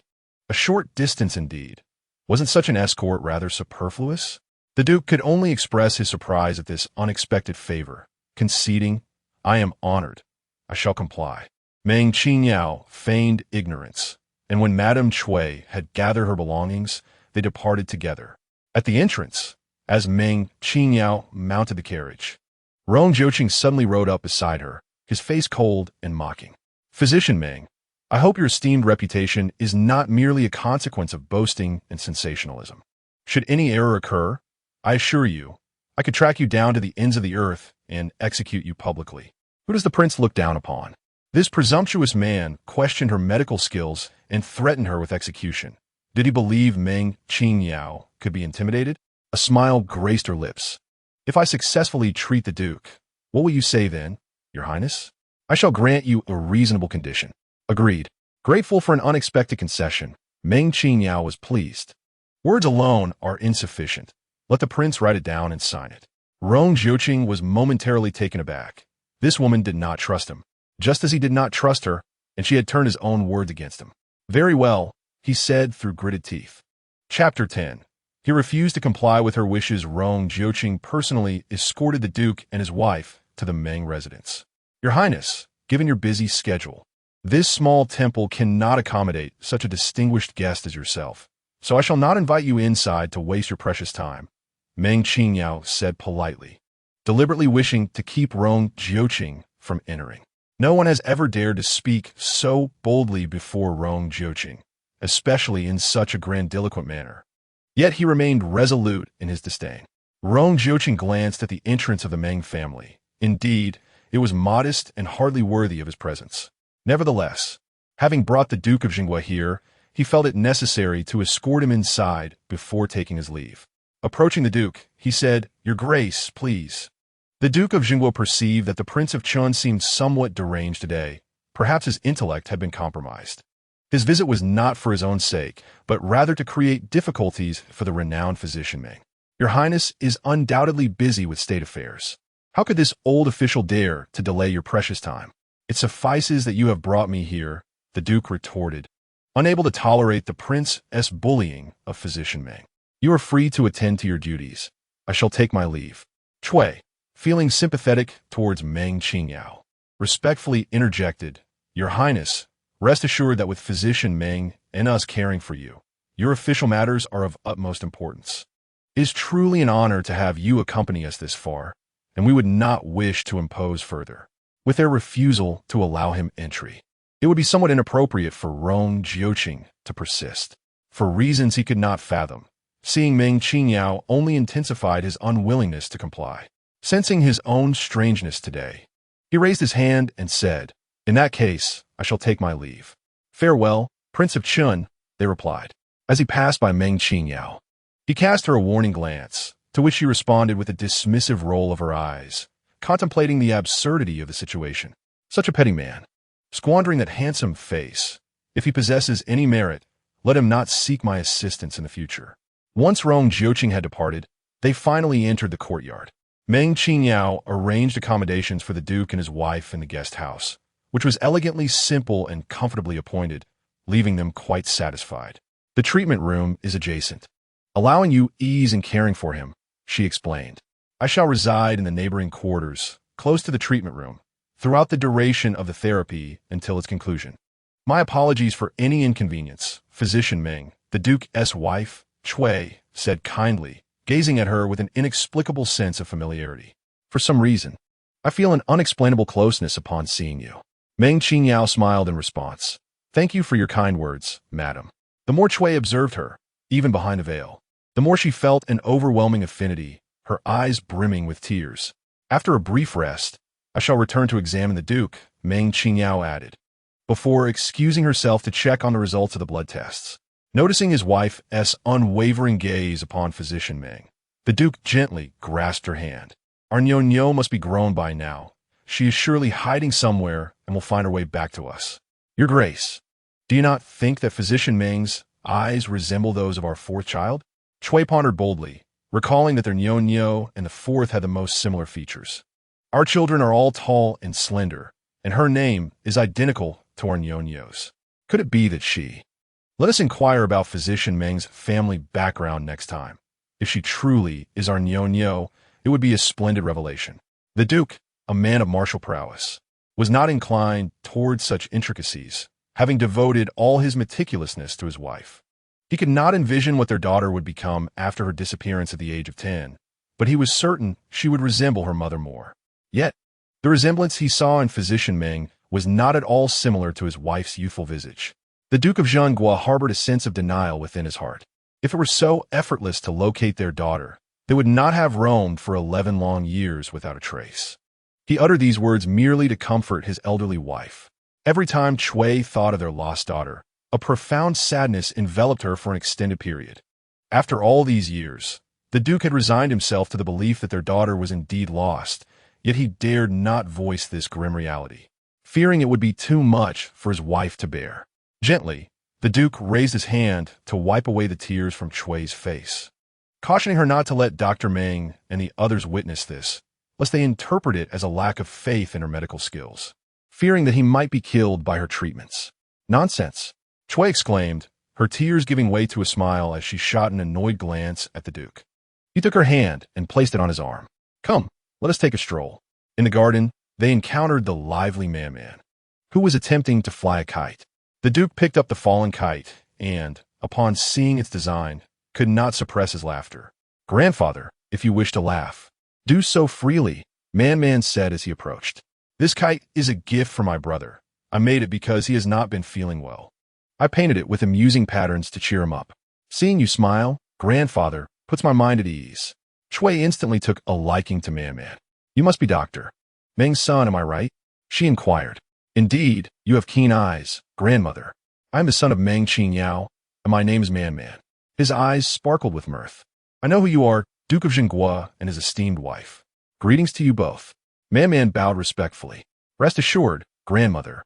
My mother is quite remarkable and will undoubtedly cure grandfather's ailment. The elderly couple found great delight in the vivacious, articulate Man, nodding in agreement with his assertions. Man spoke earnestly. That is precisely correct. Patients must trust their physicians.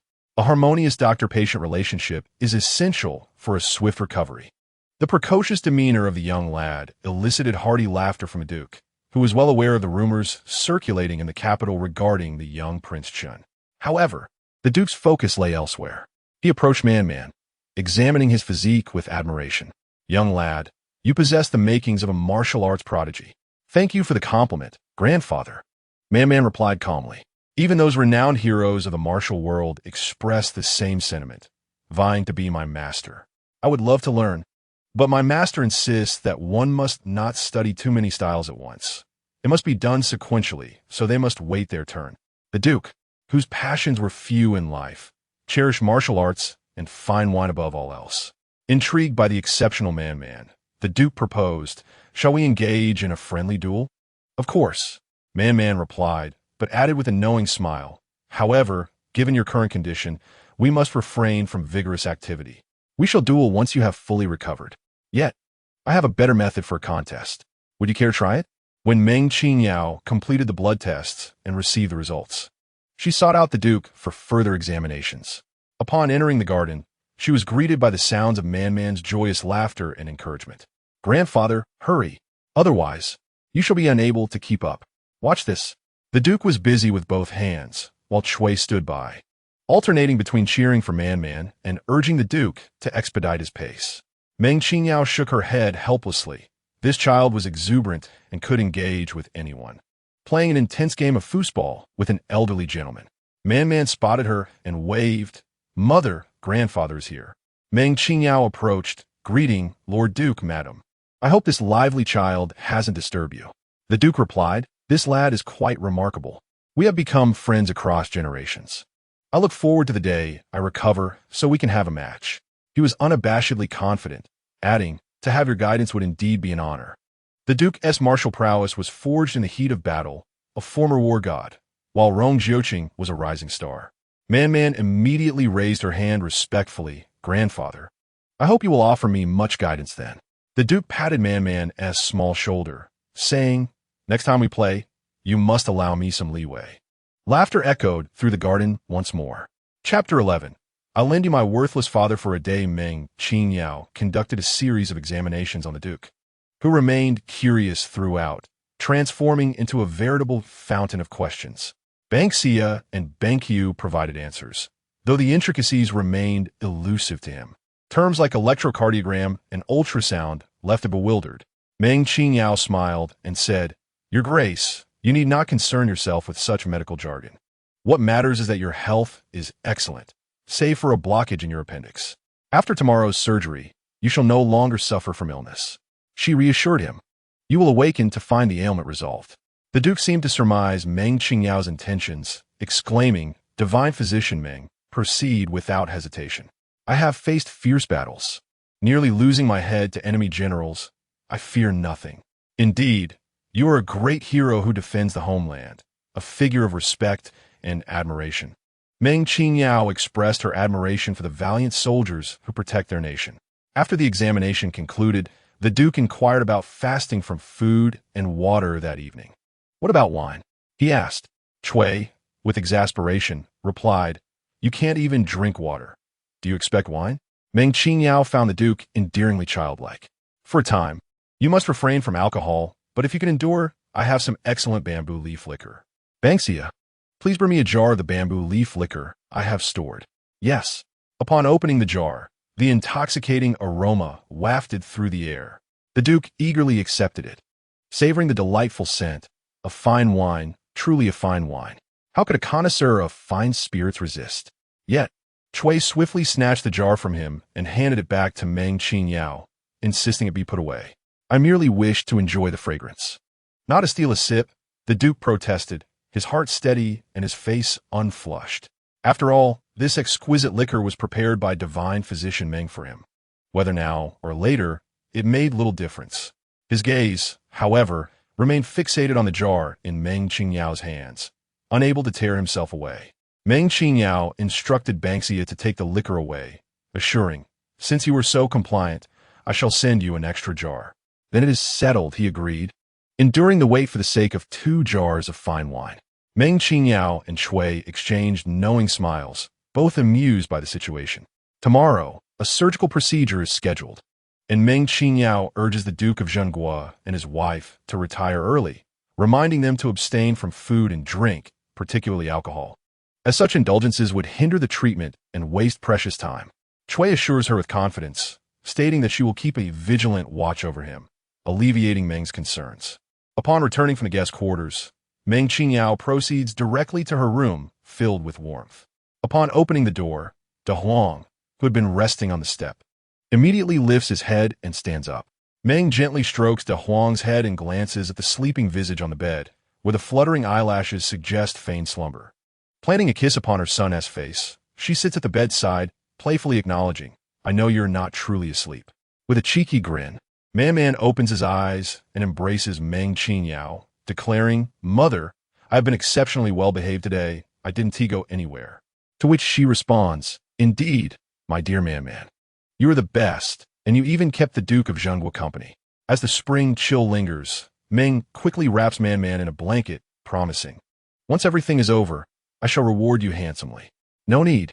Man insists, rubbing his small face against hers. Mother has already worked so hard. There's no need for rewards. Touched by his words, Meng finds the cotton vest quite warm as she converses with him before bidding good night. Sleep early. Good night. Good night, Mother. Man replies. As soon as Meng Qingyao departs, Man swiftly climbs out of bed, dons a black outfit, and instructs Cain, Go see if Mother is asleep. As you command. Cain darts out and returns shortly, covering her eyes with her wings. The mistress is bathing. Man playfully bumps Cain's head. You're a girl. What is there to be shy about? Cain rolls her eyes. I'm a girl with feathers. I've seen plenty of women, Yet the mistress has the finest figure. Unfazed by her thoughts, Man waits until the lights are extinguished, then calls Cain to Huang. Let us go. The three swiftly exit the courtyard, with the Huang carrying Man as they dash through the alleys, guided by Cain, swiftly reaching the rear of the princess residence. The Huang find a place to hide. Man commands as she leaps off the tigress' back. The Huang vanishes into the shadows. Cain flits into the prince's residence and returns, leading Man to the familiar confines of Luochen courtyard. As she opens the window through which she entered the previous day, a flurry of white objects descends. Man picks one up and jumps inside, only to find her brother absent. Illuminating the turtle lamp reveals a note left by him, stating he has moved to Moyen Hall, accompanied by a simple map.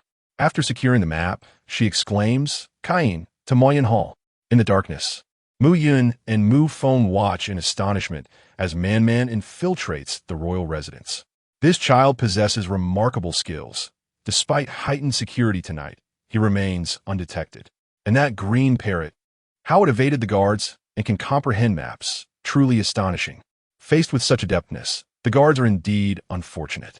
The two remain silent, trailing Man from a distance until they arrive at Moyen Hall. Yong Jiuqing, a master of martial arts, instantly senses the presence of an intruder. He swiftly extinguishes the light and prepares for Man's arrival, standing before the window, regulating his breath to diminish his presence. Before long, a small figure followed a bird into the courtyard, precisely locating the residence of Chun Er and nimbly leaping through the window. The parrot must be a dog, for it could so swiftly discern Chun Er's whereabouts, keeping watch over the little one from the shadows outside. Rong Jiuqing smirked, straining his ears to eavesdrop on the conversation between the two youngsters. Brother, why did you suddenly move to the courtyard of that wretched father? I don't know. Father suddenly decided to bring me here to live together. Chun Er switched on the nightlight. Fortunately, you saw the note. Don't worry, brother. Even without the note, I would have found you easily. Man whispered to Chun Er, my pet Cain serves as my guide. It can lead me to you. Chun Er recognized Cain as the beautiful parrot. He longed to keep a pet, but his mother forbade it. Previously, he had secretly kept a cat, which was tragically killed by Huang Mama. Noticing her brother's despondent mood, Man promptly produced a kite. Brother, this is the swallow kite I made for you. March is the perfect time for flying kites, and mine can soar high. I've already tested it. Chun Er gingerly accepted the kite, uncertain. Can I really fly it? Of course. Man reassured him. Brother, did you take the medicine I gave you today? I did, just as you instructed. That's wonderful, although your health isn't the best. Flying kites is fine. Running and jumping will help you get better, but avoid strenuous exercise. Chun Er smiled as he held the kite, recalling that father had mentioned taking him to the village tomorrow, which meant he could fly the kite. He looked at Man. Father is taking me to the village tomorrow. Come with me, Man. Since you don't have a father, I can lend you my wretched father for a day. After all, he is still a father. Rong Jiuqing, who had been secretly listening, found himself both amused and exasperated by the audacity of the little rascal. So generous as to lend his father to a child he had only met 3 times. Did you even ask for his consent? I certainly won't. Rong Jiuqing was infuriated. The little brat didn't even want him, nor would he agree to such an arrangement. In the adjoining room, Man turned her head, expressing her disdain. Your father is truly wretched. I dislike him. After pondering, she turned back. I would like to accompany my brother, but I wonder if your father will agree. He seems to dislike my mother and me. Chun Er was troubled. Father is particularly stubborn and unapproachable. He suddenly had me move here today. I thought I had misheard. Moreover, he didn't punish me this time. Man, do you think father is starting to care for me, that he no longer finds me distasteful? Man believed that even a tiger wouldn't harm its own cub. You are the son of Prince Chun. Of course, he wouldn't disdain you, unless he has other children outside who are superior to you. Chun Er immediately dismissed that notion. My father is a man of integrity. He wouldn't raise children outside. Man rolled her eyes. He doesn't have to. Your mother raises them. He is oblivious to any other children out there, and your mother is quite the scoundrel. Chun Er continued, tomorrow, I will tell father that I want to bring a friend. Not a friend, but a good brother. Man promptly corrected him. A good brother. Chen expressed his gratitude for the assistance received that day and extended an invitation to enjoy a spring outing together. He believed that his father, who valued loyalty and was known for his gratitude, would surely agree. Would he? On the other side, Rong Jiuqing replied decisively, stating that he would not. He certainly will. If my father disagrees, then I shall not go, Chen insisted, despite his longing to accompany his father. However, Man was unwilling to let her brother forfeit the opportunity to be with their father. It's all right. Once my mother has cured grandfather, the Duke of the State, she will take me out to play. Subsequently, Man recounted the details concerning the Duke of the State, and the two children snuggled under the covers, conversing until the late hours of the night. Yawning, Man glanced at her slumbering brother. Good night, brother. When they emerged, Cain had already fallen asleep. Man tugged at Cyan's wings, and together they soared from the Prince of Chun's residence. Cain let out a call, and a Huang came rushing from the shadows, swiftly taking Man back home. Wood Yun and Wood Feng, who had been trailing behind Man, were taken aback by the unfolding scene and hurried back to report to Rong Jiuqing. It seemed that this Dr. Meng possessed considerable skills, even in taming beasts, indicating that he had some remarkable talents around him. Rong Jiuqing tossed a small white porcelain vial to Wood Yun. It was the medicine Man had given to Chen. Take this to Fei Yong immediately and ascertain the contents of this pill, he commanded. Wood Yun understood his lord's intent, accepted the vial, and promptly set off. Rong Jiuqing then instructed that someone keep a discreet watch on Meng Qingyao and report back immediately with any developments. Yes, I shall arrange it at once, came the reply. Standing by the window, Rong Jiuqing gazed at the sliver of moon peeking through the clouds, contemplating Meng Qingyao. I shall soon unveil the veil of your feigned mystery. Arriving even sooner was Meng Fei Yong, who exclaimed with excitement, Jingji, where did you procure such marvelous items? Even before he appeared, his exhilarated voice had already reached the room. Upon turning, Rong Jiuqing saw Meng Fei Yong, dressed in a haphazard manner, his outer garment draped loosely over his shoulders, rushing towards him with fervor. Jingji, splendid medicine, truly exceptional medicine.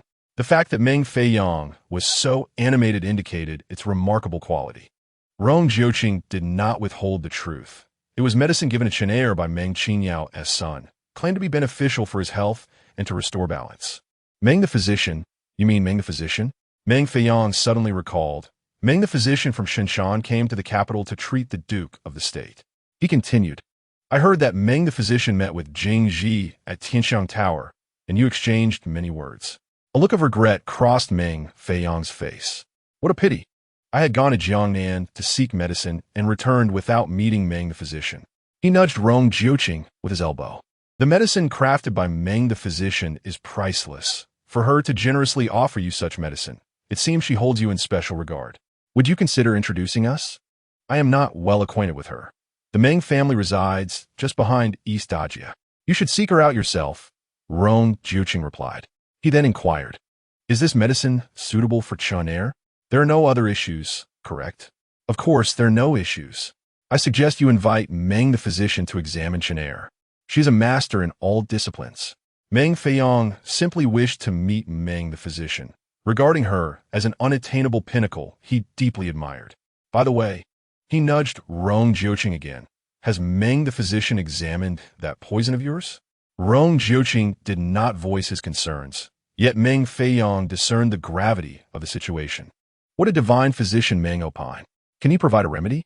Beside them, Mu Yin could not restrain himself from interjecting.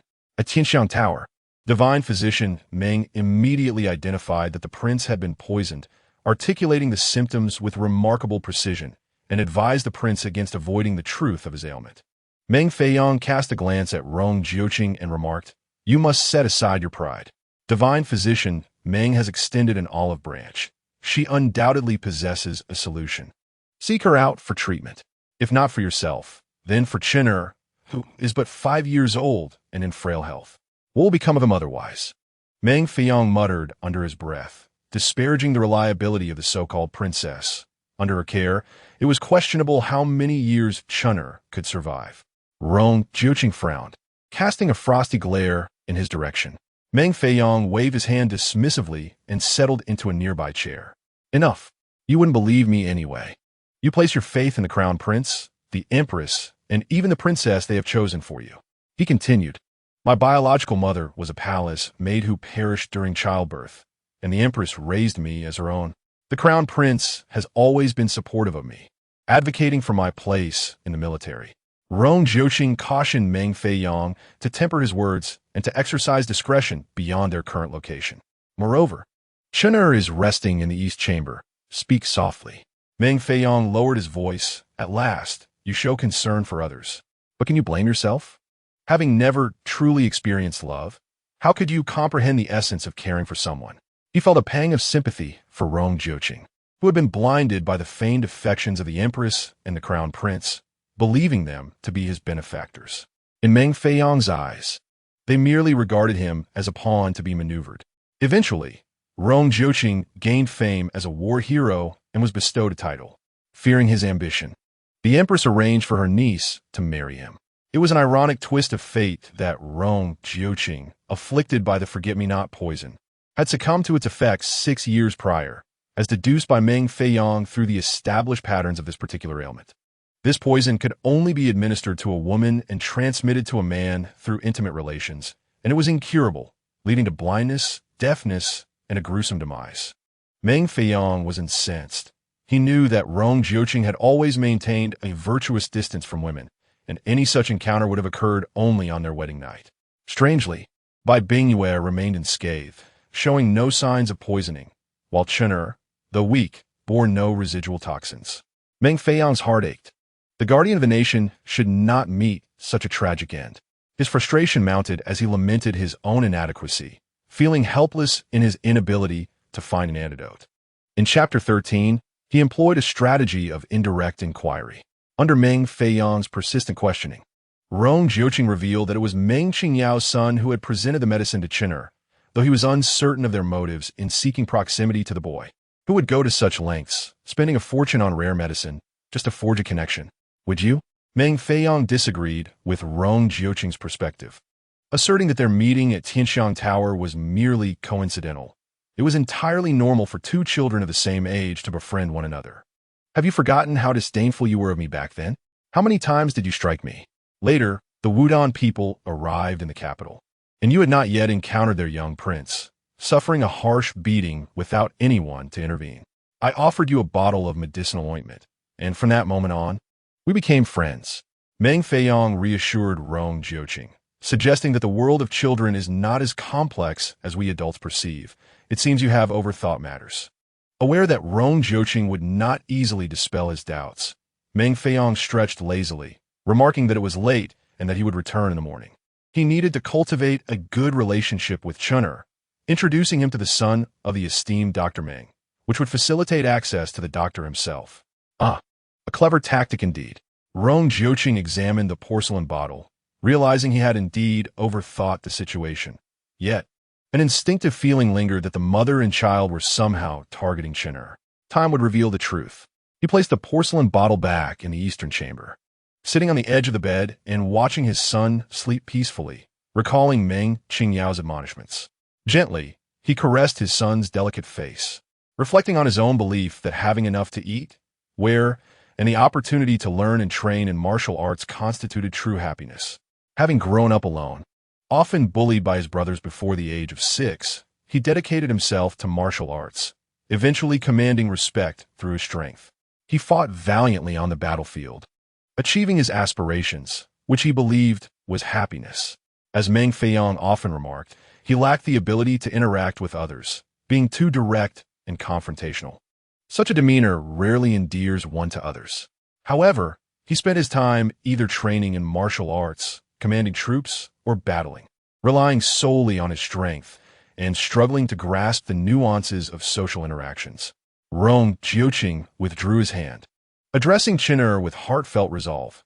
Your father is willing to change for you, to learn how to be a good father. I may not excel, but please grant me some time. During this period, Rong Jiuqing aimed to impart various skills to his son. Chen turned in his sleep, revealing a kaleidoscope and a turtle lamp he had received as gifts. Rong Jiuqing tucked him in, acknowledging the affection his son held for that young boy and the treasures he had given him. With a resigned shake of his head, he let it go, The following day, Meng Qingyao accompanied Man Man for breakfast when Granny Hua entered to report, "Madam, young master, a messenger from the Qin Wangfu has arrived," stating that the heir invites young Master Man Man for an outing in the countryside. Man Man sprang to his feet with excitement, exclaiming that his brother had reconciled with their father and agreed to take him along. Meng Qingyao immediately understood, frowning at the mischievous boy. "You snuck off to Qin Wangfu again last night, didn't you?" "Yes," Man Man admitted, sticking out his tongue. "I noticed my brother was unhappy, so I made a kite for him to cheer him up." He quickly embraced Meng Qingyao, pleading, "Mother, I promise not to act on my own again, just this once. I swear." Meng Qingyao, seeing his sincere attitude and good intentions, refrained from scolding him, asking, "Do you wish to join your brother for the outing?" "Mother, may I go?" Man Man's eager eyes met hers, and she knew Rong Jiuqing would accompany them. It was only natural for her son to wish to bond with his brother and father. Meng Qingyao gently patted her son's head, saying, "If you wish to go, then go. Be obedient and avoid anything dangerous. Take some delicious treats to share with your brother. Mother, you are my dearest." With a warm embrace, Man Man joyfully went off to prepare for the journey. In the grand hall, Meng Qingyao encountered Mu Yun and expressed her gratitude for the invitation from the noble young master of their house. She mentioned that her son, with his lively disposition, might inadvertently cause some disturbances, and she humbly requested the prince and young master to be forgiving. Mu Yun, showing great respect for Meng Qingyao, acknowledged her concerns, stating that the young master was a friend to their esteemed son and would be treated with utmost courtesy, ensuring his safe return without a scratch. Meng Qingyao eagerly awaited this assurance, particularly because of her strained relationship with Rong Jiuqing, who harbored a petty nature. "You're too modest, Meng Shini," he replied. "Mother, I'm all set," Man Man declared, donning his little backpack with one food box in each hand and a large bundle in the other. "Hello, Uncle Mu Yun." Mu Yun quickly returned the "Greetings, young master. Since you are ready, let us embark." Man Man replied, rushing to Meng Qingyao. "Mother, I'm off now. Don't worry, I will take good care of myself." "Go on, dear," she encouraged. In the past, when he roamed the mountains, he would run freely like a tiger released into the wild, and Meng Qingyao felt no concern for his safety, as he was capable of managing his impulses. "I promise." "Mother, I'm leaving now. Wishing you a smooth surgery."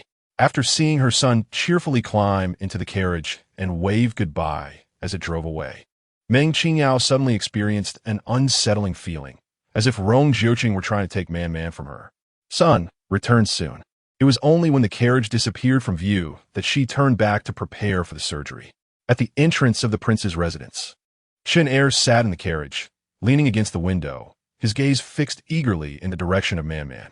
Upon seeing Mu Yun return, Man Man hopped out of the carriage and waved at him. Qin Er's eyes sparkled with excitement as he mimicked Man Man's gesture, cheerfully waving back. Meng Feiyong observed Man Man with curiosity, noting that Meng Shini's son was indeed quite extraordinary, even traveling with a mask. "Ah, this young lad comes from wealth. That delicate silver mask is masterfully crafted and surely cost a pretty penny." Rong Jiuqing scoffed, mirroring his mother's reticence to reveal her true face. He found it hard to believe that such a person could approach Qin Er without ulterior motives. As they conversed, Man Man had already leaped from the carriage and approached Rong Jiuqing, looking up at him. "I have met His Royal Highness. Thank you for inviting me to enjoy the spring outing. It is a tremendous honor." Indeed, Rong Jiuqing regarded the young boy from his elevated position, noting his outward display of respect, while secretly harboring disdain. "Join Qin Er in the carriage. He considers you a friend." "Not just a friend, Your Highness, we are brothers." "He is my elder brother," Man Man promptly corrected him, adding, "Rest assured, Your Highness, I will take great care of my brother." With that, he bounded up into the carriage. "Brother, I'm here. I brought so many things. Mother's homemade cookies, pastries, and even a camping tent. Wow, that's a lot. These cookies are adorable." Qin Er exclaimed. "They're bear-shaped. Try one. They're delicious, so crispy with a hint of milk." "Yes, they contain milk," Man Man confirmed.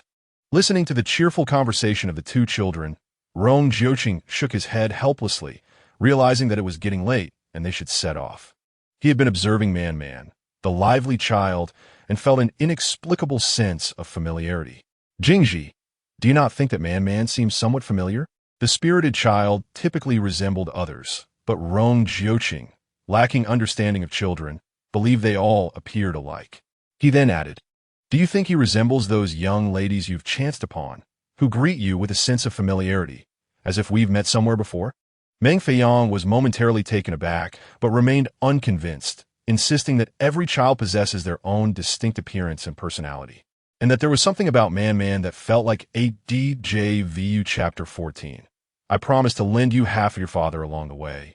Man sang joyful songs, while Chun'er clapped for him, and Cain echoed his enthusiasm as they merrily arrived at the estate in the western suburbs. It was the perfect season for peach blossoms, and upon reaching the entrance of the estate, Man was awestruck by the vast expanse of blooming peach trees. How beautiful! Can it compare to the peach orchard on our mountain? He turned to ask Chun'er, brother, are the peaches here large? Are they sweet? Chun'er shook his head. I do not know. I have never been here before. I have never left the capital.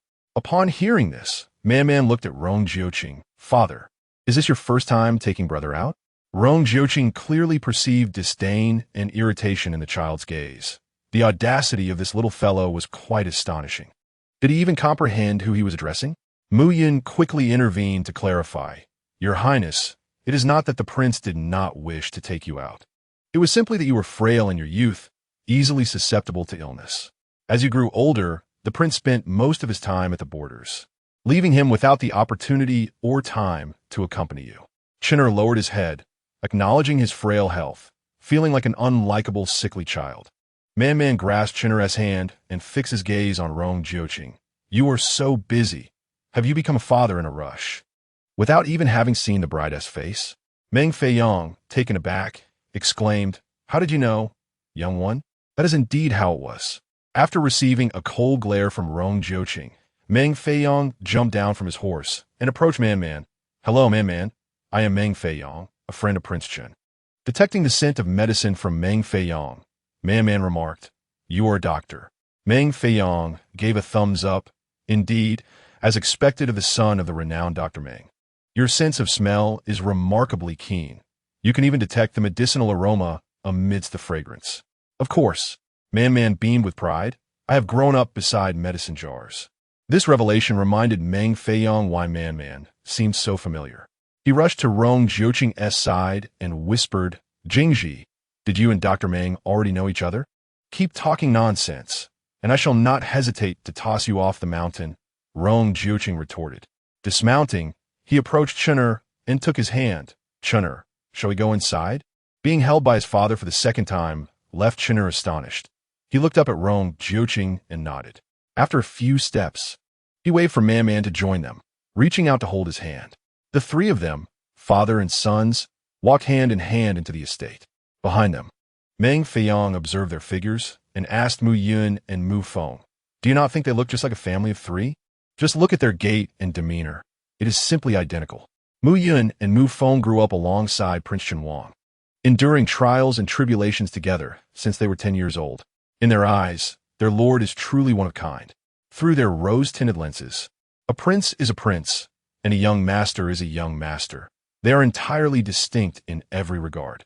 They glanced at Meng Feiong, deeming him to possess an exceptionally vivid imagination, for there could only be one child of the prince, and the notion of a father-son trio was utterly absurd. Observing their skepticism, Meng Feiong scoffed, asserting that similarities do exist among people, and there is nothing remarkable about resembling one another.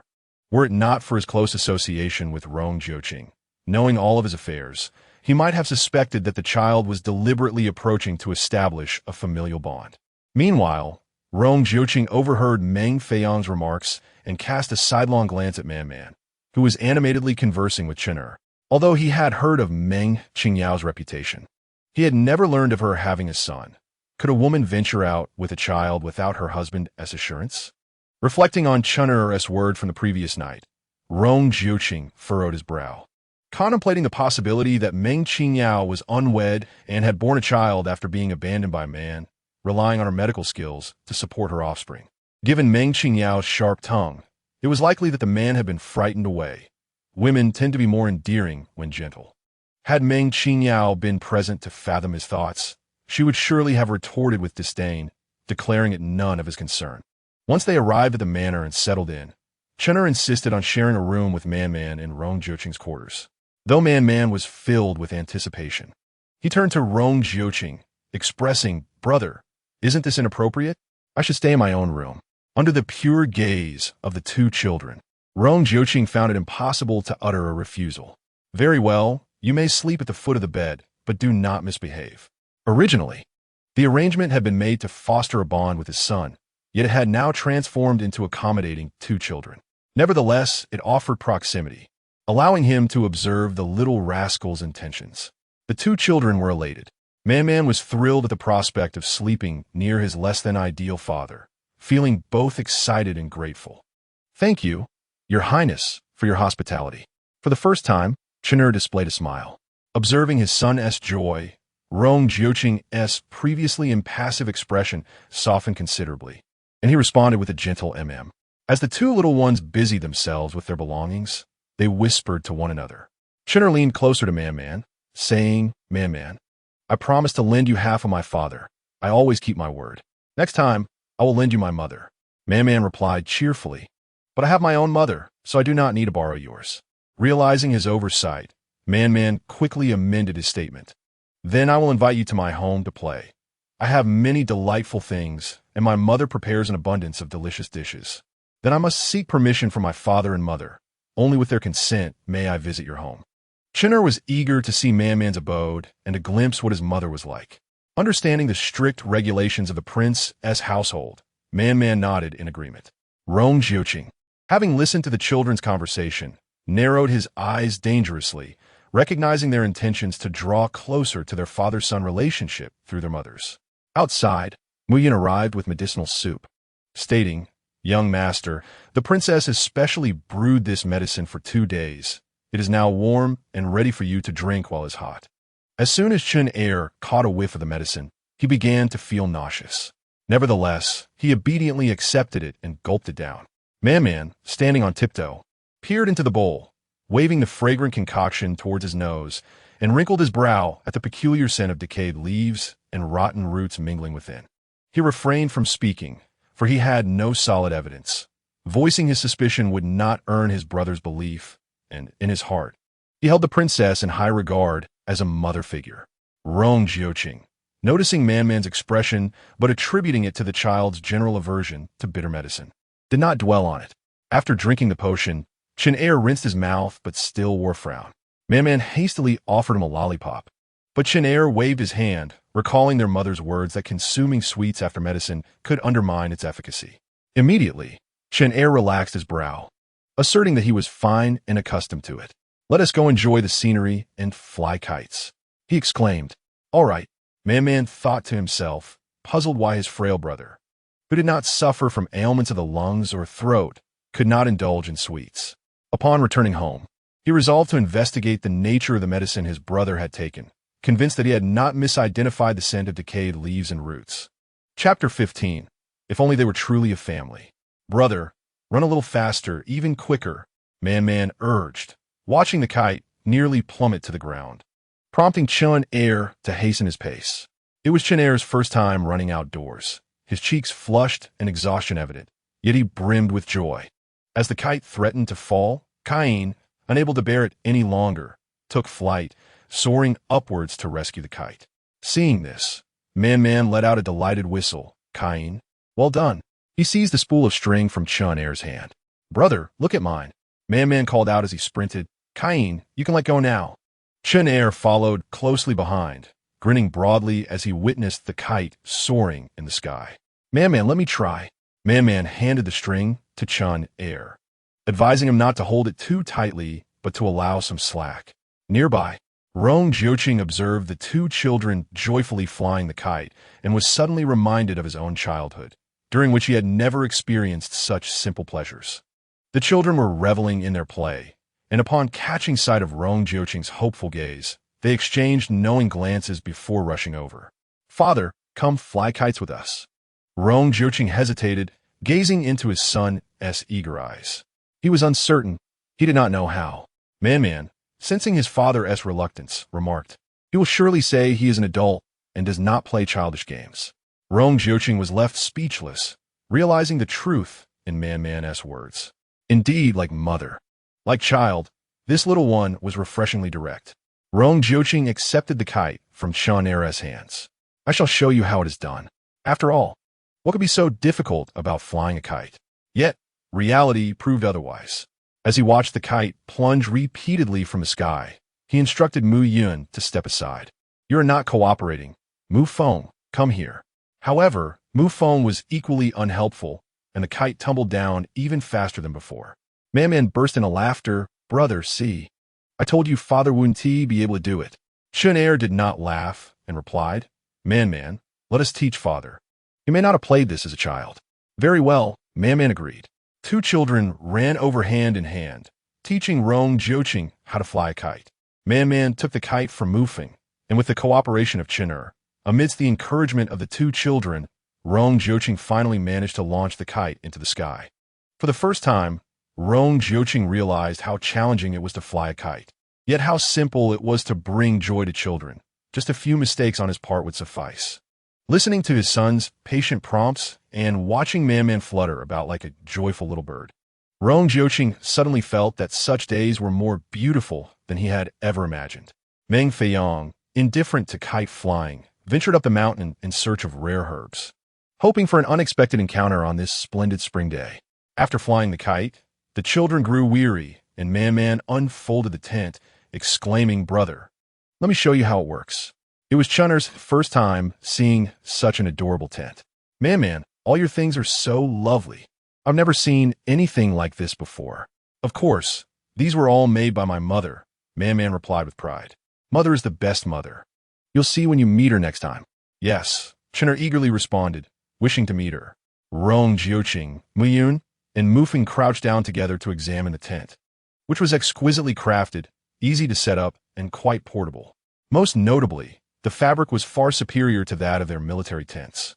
Rainwater beaded upon it without seeping through, and the window was astonishingly transparent. This tent was the finest they had ever seen, crafted by the illustrious Meng Qingyao, which was simply remarkable. Meng Qingyao had created a children's tent for Man, based on the adult's tent design, using the rain cloth available in their space. And he had brought it along today. The two children set up the tent and lay inside to rest. Man, concerned that his brother might catch a chill from the wind, closed the window and covered him with a light blanket.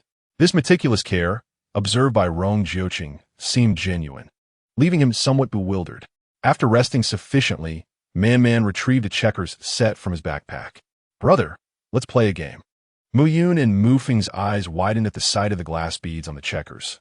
Meng Qingyao must be quite wealthy to have crafted such pieces for the young prince. Chen Er, however, found nothing extraordinary, as the prince's residence had many treasures, including glass ornaments, though none were as transparent or intriguing as these. Man explained the rules to Chen Er, who quickly grasped them. Man, shall we invite Father to join us? Rong Jiuqing turned his face away, dismissing the notion of playing childish games. Would he know how to play? If he loses, like with the kite, wouldn't he feel embarrassed? This little fellow's blatant provocation prompted Rong Jiuqing to stride over into the tent. Since Chen Er invited me, I shall give it a try. Seeing him sit down, Man declared, Your Highness, I won't let you win just because you are an adult. That cheeky little rascal was quite audacious. I won't yield just because you are a child. Rong Jiuqing scoffed, addressing Chen Er. Chen Er, tu es equali. Chen Er immediately puffed up his small chest, replying, Father, you may come at me with all you've got. In the initial round, all three participants adhered to the rules. However, as the second round commenced, the desperate Rong Jiuqing resorted to various tricks, attempting to cheat. Upon witnessing this, Man and Chen Er swiftly intervened, pinning Rong Jiuqing to the ground and playfully tickling him. The atmosphere within the tent erupted with laughter and joy, prompting Mu Yun and Mu Feng to remark on how the prince and the heir had never shared such mirthful moments together, all thanks to the delightful young master Man. After a day of outdoor fun, Rong Jiuqing planned to take the two children to soak in the hot springs in the evening. Given Chen Er's frail constitution, a brief dip would be beneficial for his health. However, to his surprise, Chen Er was averse to entering the water. refusing to remove his clothing and gazing up at Rong Jiuqing with a pale face. Father, I've never been in such a large pool. I'm scared. I cannot swim. He was reluctant to undress, fearing that revealing the scars on his back would result in dire consequences. Seeing his son in such distress, Rong Jiuqing knelt before him and reassured, "Do not be afraid, my dear Qin'er. I will hold you as we soak together. With me here, you will be safe." Yet, Qin'er, his lips devoid of color, took a step back, insisting, "Father, I truly do not wish to enter the water." He was terrified at the thought of his friend. Little Six, meeting an unfortunate fate. Man, completely unperturbed and gleefully naked, observed his brother's fear. "Father, it seems my brother is unprepared and perhaps even afraid of the water. Let us not force him. Frightening him will not be beneficial for his health. Perhaps he could sit by the edge and watch for a while. Once he feels at ease, he may join us." Recognizing Qin'er's genuine fear, Rong Jiuqing relented. "Very well, you may sit by the water's edge and play. Should you wish to enter, simply inform your father." Qin'er, relieved, regained some color in his cheeks, rolled up his trousers, and began to splash the water with his little feet. Man, brimming with joy, leaped into the pool with a splash, sending a deluge of water onto Rong Jiuqing's face. With a stern expression, Rong Jiuqing threatened to spank him, but Man, like a slippery eel, swam away, exclaiming, "Brother, watch me perform the frog stroke. This is the butterfly stroke, and this is the backstroke. Here is the dog paddle." Qin'er watched his brother with a smile, envious of Man's numerous skills and his unbridled happiness. Despite his father's disdain leading to abandonment, he felt fortunate to have a loving mother. A fanciful thought crossed his mind. How wonderful it would be if they were true brothers, with the prince as their father and Man's mother as their own. In a hot spring, Man swam freely like a fish, occasionally splashing water around, diving, and suddenly darting in front of Rong Jiuqing, soaking him with water. Rong Jiuqing swiftly seized him, playfully scolding, "Little rascal, see how I shall discipline you." He began to tickle Man, who erupted into fits of laughter, calling out, "Brother, help me." Qin'er rushed over, hugging Rong Jiuqing tightly. "Father, do not bully Man." Their laughter echoed throughout the estate. Man, discovering Rong Jiuqing's abdominal muscles, exclaimed in astonishment, "Wow, brother, our father has abs." His small hand traced over Rong Jiuqing's firm abdomen, counting 8. "You have 8 abs. How impressive." With an abundance of curiosity, Man gently squeezed the muscles on Rong Jiuqing's arm, realizing that this was indeed the god of war. He appeared slender in clothing yet well-built without it. Qin'er could not resist reaching out to touch. His father was a warrior of extraordinary prowess, having vanquished numerous foes. He was the idol of admiration, and rightly so. For despite his father's flaws, he was undeniably a hero, the kind who safeguarded the nation. A swell of pride surged within Man, for this was his father. Qin'er, feeling the scars on Rong Jiuqing's back, asked, "Father, does it hurt?" The long scar was a testament to a deep wound, one among many. Qin'er recalled his own minor scrape that had kept him awake all night, his eyes brimming with tears for his father. As Man counted the scars, his heart ached more with each one. "Brother, our father is a hero. Let us not harbor anger toward him." "Indeed," Qin'er replied, pressing his cheek against Rong Jiuqing's back. "Father, I was wrong." "Foolish child," Rong Jiuqing said, embracing Qin'er. "On the battlefield, it is either you or I who may fall. I have merely sustained some injuries, while countless soldiers have met their ends there." "Father," Qin'er wrapped his arms around Rong Jiuqing's neck, tears streaming down his face. "I do not want you to leave and never return. I shall not sulk any longer." Upon seeing his son cry, Rong Jiuqing felt a pang of helplessness. He reached up to wipe Qin'er's tears. "Do not weep. I will spend more time with you and avoid the battlefield henceforth." As Qin'er sobbed, Man wept alongside him, realizing how difficult life was for his father. Rong Jiuqing, perplexed by the sight of both children in tears, felt a deep sorrow for them. He lifted Man onto his lap, saying, "Enough of this. A man does not shed tears." The two children gradually ceased their sobbing, gazing at Rong Jiuqing with eyes filled with admiration and reverence. For the first time, Man was held by his father, a sensation so wondrous and distinct from being embraced by his mother. The broadness of Rong Jiuqing's chest and the firmness of his abdomen provided an immense sense of security. "Now, you may both go down," Rong Jiuqing said, taking advantage of the children's distraction to toss them into the water. "Ah!" Chen'er screamed. He could not swim. "Brother!" Man dove in, bringing the panicked Chen'er to the surface. "Do not fear. I will protect you," he assured. Chen'er clung to Man, his face pale with fright. But gradually he regained some composure. "Brother, do not be afraid. The water is shallow. If you stand properly, it will only reach your mouth." Man comforted Chen'er, guiding him to stand correctly. Once Chen'er felt secure, Man proposed, "Brother, let me teach you to swim, and you shall never fear the water again." Chen'er's back, having been treated for 2 days, showed no visible signs as he had not removed his outer garments. After much persuasion from Man, he finally shed his trousers and attempted the frog stroke as instructed. Man stayed close, protecting him, teaching patiently and encouragingly.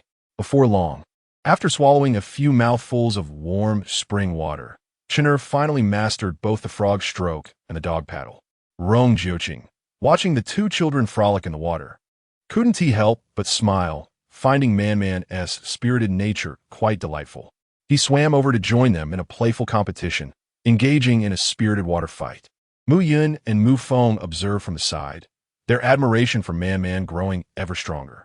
Had it not been for Man's arrival today, how could the prince and the young heir have fostered such a harmonious relationship, enhancing their bond so significantly?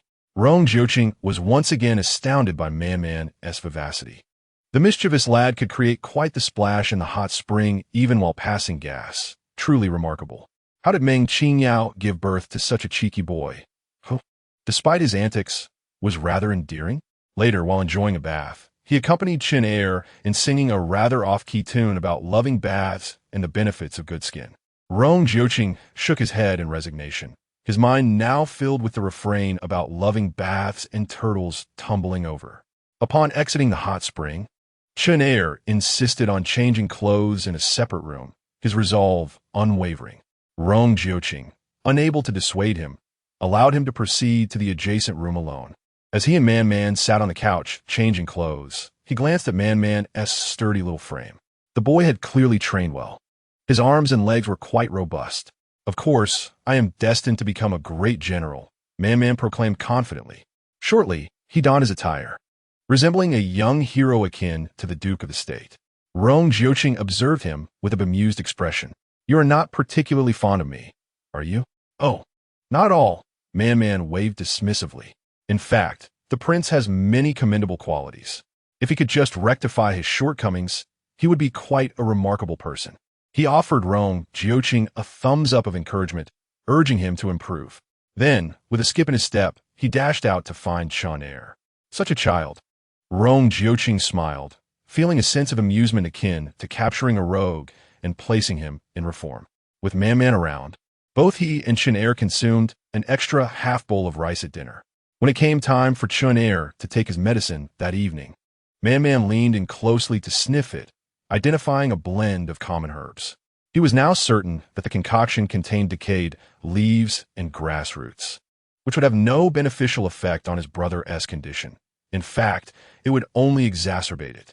He needed to inform his mother and devise a strategy to prevent his brother from continuing this treatment. He pondered how to convey to his brother that the princess was not his biological mother, and that Meng Qingyao was his true maternal figure. Unable to devise a suitable plan, he felt a surge of anxiety, watching helplessly as his brother was potentially harmed. This was absolutely unacceptable. He was determined to unmask the villains and reveal their true nature.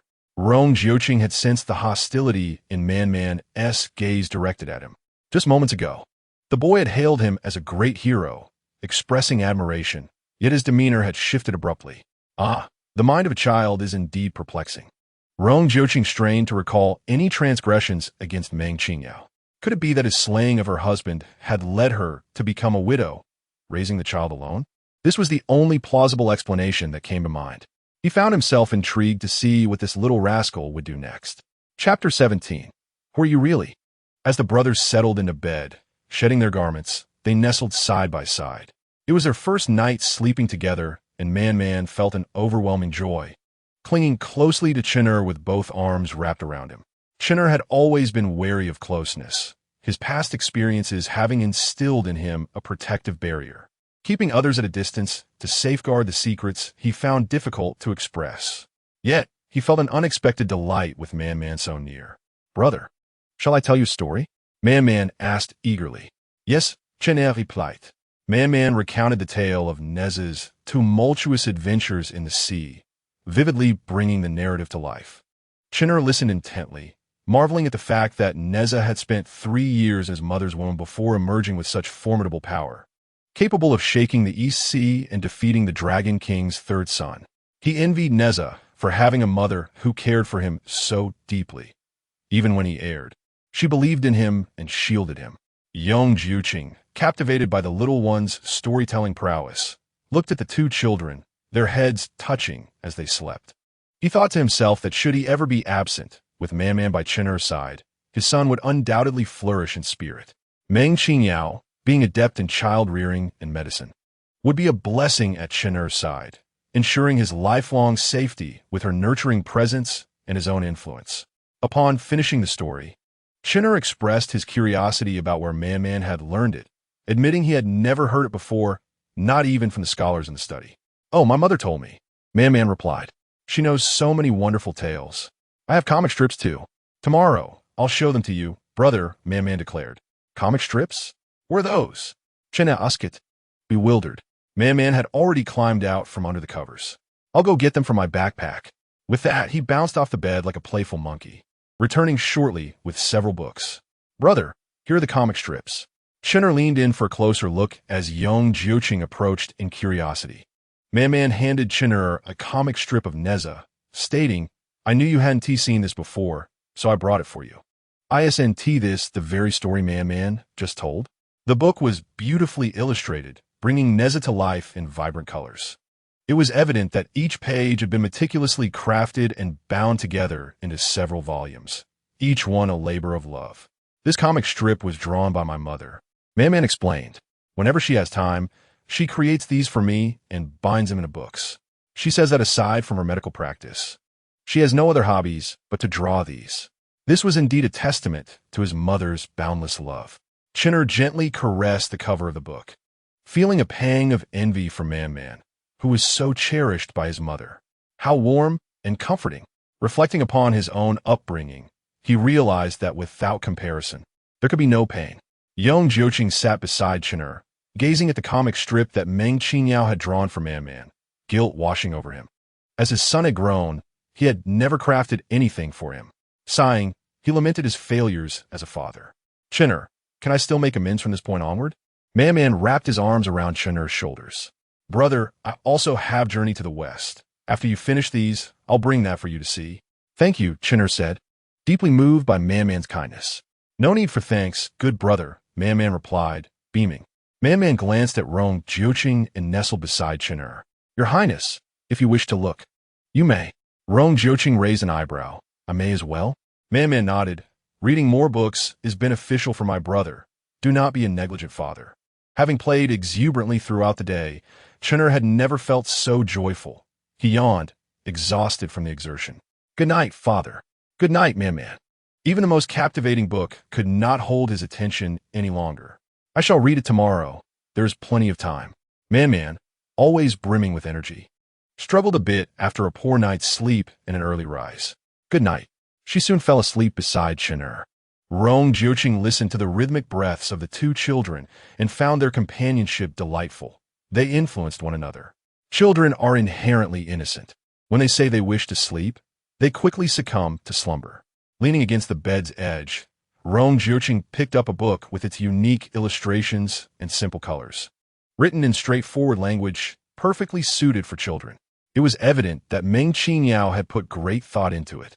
Her affection for the children was not only manifested in her daily care, but also in various other aspects. One could discern her cheerful and unpretentious nature from Man's spirited and lively demeanor. Yet, why did she wear a veil and make Man wear a mask? Even the hot springs? She did not reveal her true self, leaving Rong Jiuqing unable to fully trust them. Observing the mask on Man's face, Rong Jiuqing raised his hand in an attempt to remove it, curious about the little one's appearance. "Your Highness, There is a matter to report from the Meng residence. Rong Jiuqing withdrew his hand, taking the book with him as he stepped outside. How is the Duke of Zhengguo's treatment progressing? The shadow guard reported. When Divine Dr. Meng was treating him, he closed the doors and windows, so we could not see in. We only heard him mention terms like hemostasis and suturing. The Divine Doctor emerged from the treatment room after about an hour, informing the waiting Duchess that the surgery was a success. Later, the Duke awakened and permitted the Duchess to enter and see him. By evening, the eldest son went in to attend to him, and it was reported that the Duke could consume some broth, and his condition was stable. Meng Qingyao indeed possessed remarkable skills, yet this was merely the beginning. It was too soon to draw conclusions. Rong Jiuqing pinched the book in his hand, continuing to observe the situation. After the shadow guard departed, Rong Jiuqing inquired of Mu Yun, "Have I ever taken the life of an innocent?" Mu Yun, puzzled by the question, pondered earnestly. "Your Highness, we have only slain enemy troops and spies. We have never harmed the innocent. Is there a misunderstanding? Is someone seeking revenge against you?" Mu Yun grew anxious, aware that the toxins in Rong Jiuqing's body were gradually depleting his inner strength, worsening by the day. Rong Jiuqing waved his hand dismissively. It was merely a casual inquiry. "Do not dwell on it. You may retire. This subject takes its leave." Rong Jiuqing himself considered improbable. He had only dealt with those deserving of punishment. If Man truly sought revenge, there must be some misunderstanding. Holding the book, Rong Jiuqing returned to his chamber, only to hear Man's peals of laughter. The little one had enjoyed a splendid day and must have had delightful dreams. Looking at Chun'er, who was closely nestled against Man, he sensed the comfort of safety emanating from her. These two children, one quiet and the other lively, complement each other remarkably. It is rather peculiar that Chun'er, who is typically solitary and disinclined to engage with other children, has taken a liking to this boy. Rong Jiuqing sat at the edge of the bed, determined to see the boy's appearance, hoping that perhaps his visage would stir some memories. Slowly, Rong Jiuqing extended his hand, resting it upon the intricately adorned silver fox mask. Chapter 18. If only our Nyo were here, the appendectomy of the Duke of Zhengguo was executed with great success. Upon regaining consciousness post-surgery, the Duke reached to touch the incision site, nearly dislodging the drainage tube, only to be restrained by Madame Cui. "It has already been bandaged. Do not fidget.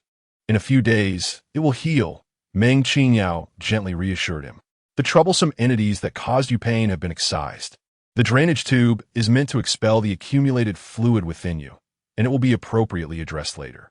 It may not appear pleasant, but please bear with it." Madame Cui continued to comfort him. "This tube must remain in place. It is only available from Divine Physician Meng. Do not move it, or you shall endure further discomfort." Meng Qingyao nodded. "You must lie flat for 3 hours. I shall return to check on you every half hour. If you feel any discomfort, call for me immediately. I am just next door." "Thank you, Divine Physician Meng. I merely feel a bit dizzy, likely due to the effects of the anesthetic." The Duke, having seen the battlefield, could accept the surgical treatment administered by Meng Qingyao. Will the removed parts regenerate? Seeing the Duke's condition was stable, Meng Qingyao attended to other matters, returning every half hour to monitor his blood pressure and pulse. As the anesthesia wore off, pain began to manifest at the surgical site. Yet the Duke gritted his teeth and endured. Meng Qingyao observed his distress and suggested, "Shall I prescribe some pain relief?" "No need," the Duke waved his hand. "I can endure this. In the past, when my arm was nearly severed by an enemy's curved blade, the military doctor had no anesthetic to administer. I managed to withstand it then. This is nothing." Perhaps this was the tenacity of an old general, thought Meng Qingyao, feeling a sense of admiration. Once the Duke's blood pressure stabilized, Meng Qingyao enlisted Madame Cui and others to assist in adjusting the Duke to a semi-reclining position to facilitate drainage and prevent inflammatory effusion from entering the abdominal cavity. By evening, after passing gas, he was allowed to sip small amounts of water and consume liquid food. Following the surgery, the Duke had a diminished appetite. Amidst his wife's tear-filled gaze, he finished a small bowl of bland bird's nest soup. Madame Cui smiled upon seeing him finish. This was what Divine Physician Meng advised. In the past, your foul temper would have led you to overturn a bowl. The Duke, with a penchant for strong flavors, found the soup akin to medicine. You must abstain from rich foods for a month. You must persevere, Meng Qingyao remarked, viewing the Duke as a child at heart. In a moment, I shall fetch a book for you as a reward for eating well. I cannot comprehend medical texts.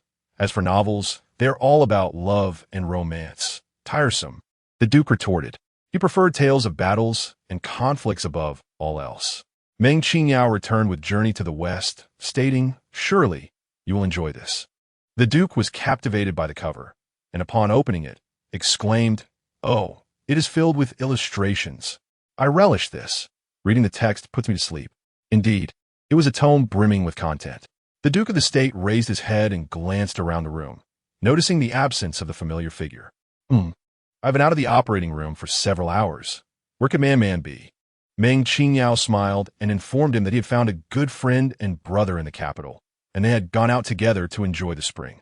Before leaving, he had encouraged the Duke, promising to return the next day to keep him company. "It feels strange not seeing him for a day. I truly miss him," the Duke confessed. The Duke sincerely praised Meng, remarking on his exceptional ability to teach children, stating that Man was quite remarkable and that he held a deep affection for him. "Thank you for your kind words, but we must ensure he does not hear them. Otherwise, he might become rather conceited," Meng replied. Both the Duke and Madame Cui immediately envisioned Man's proud little face and could not help but chuckle. The boy was indeed quite endearing. The Duke laughed heartily, only to be reminded of his injury, which caused him to grimace in pain. Meng Qingyao quickly examined him and reassured him that the sutures remained intact. "Your Grace, refrain from any vigorous movements in the coming days to prevent the wound from opening.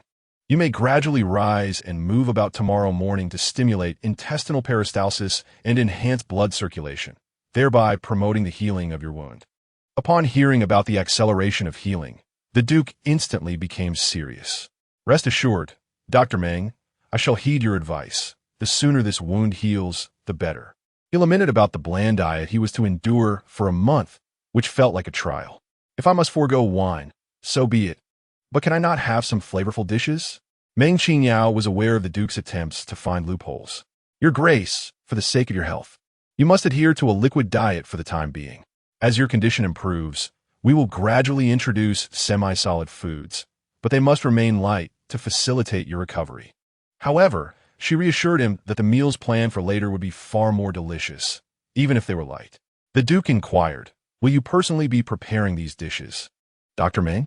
Meng Qingyao smiled. "That is certainly a possibility. I eagerly await the culinary delights you will create," he declared. Meng agreed cheerfully, as she usually cooked tasty meals for Man, and now she would include the Duke as well.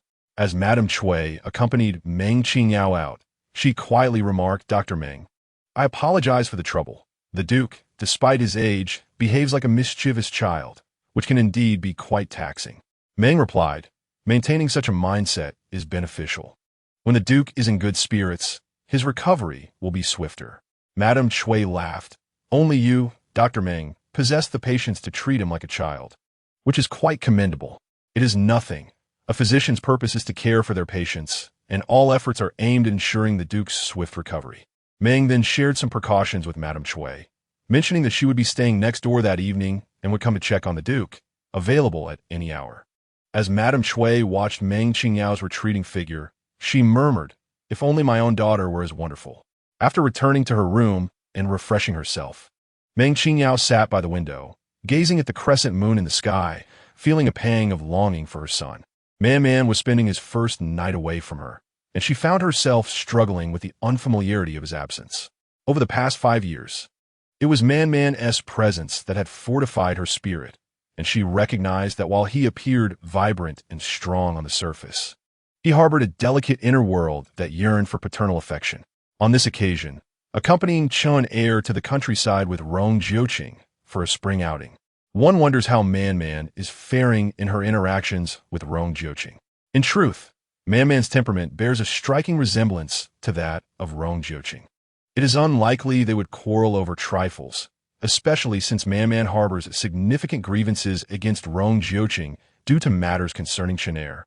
However, the boy is astute and possesses a remarkable adaptability.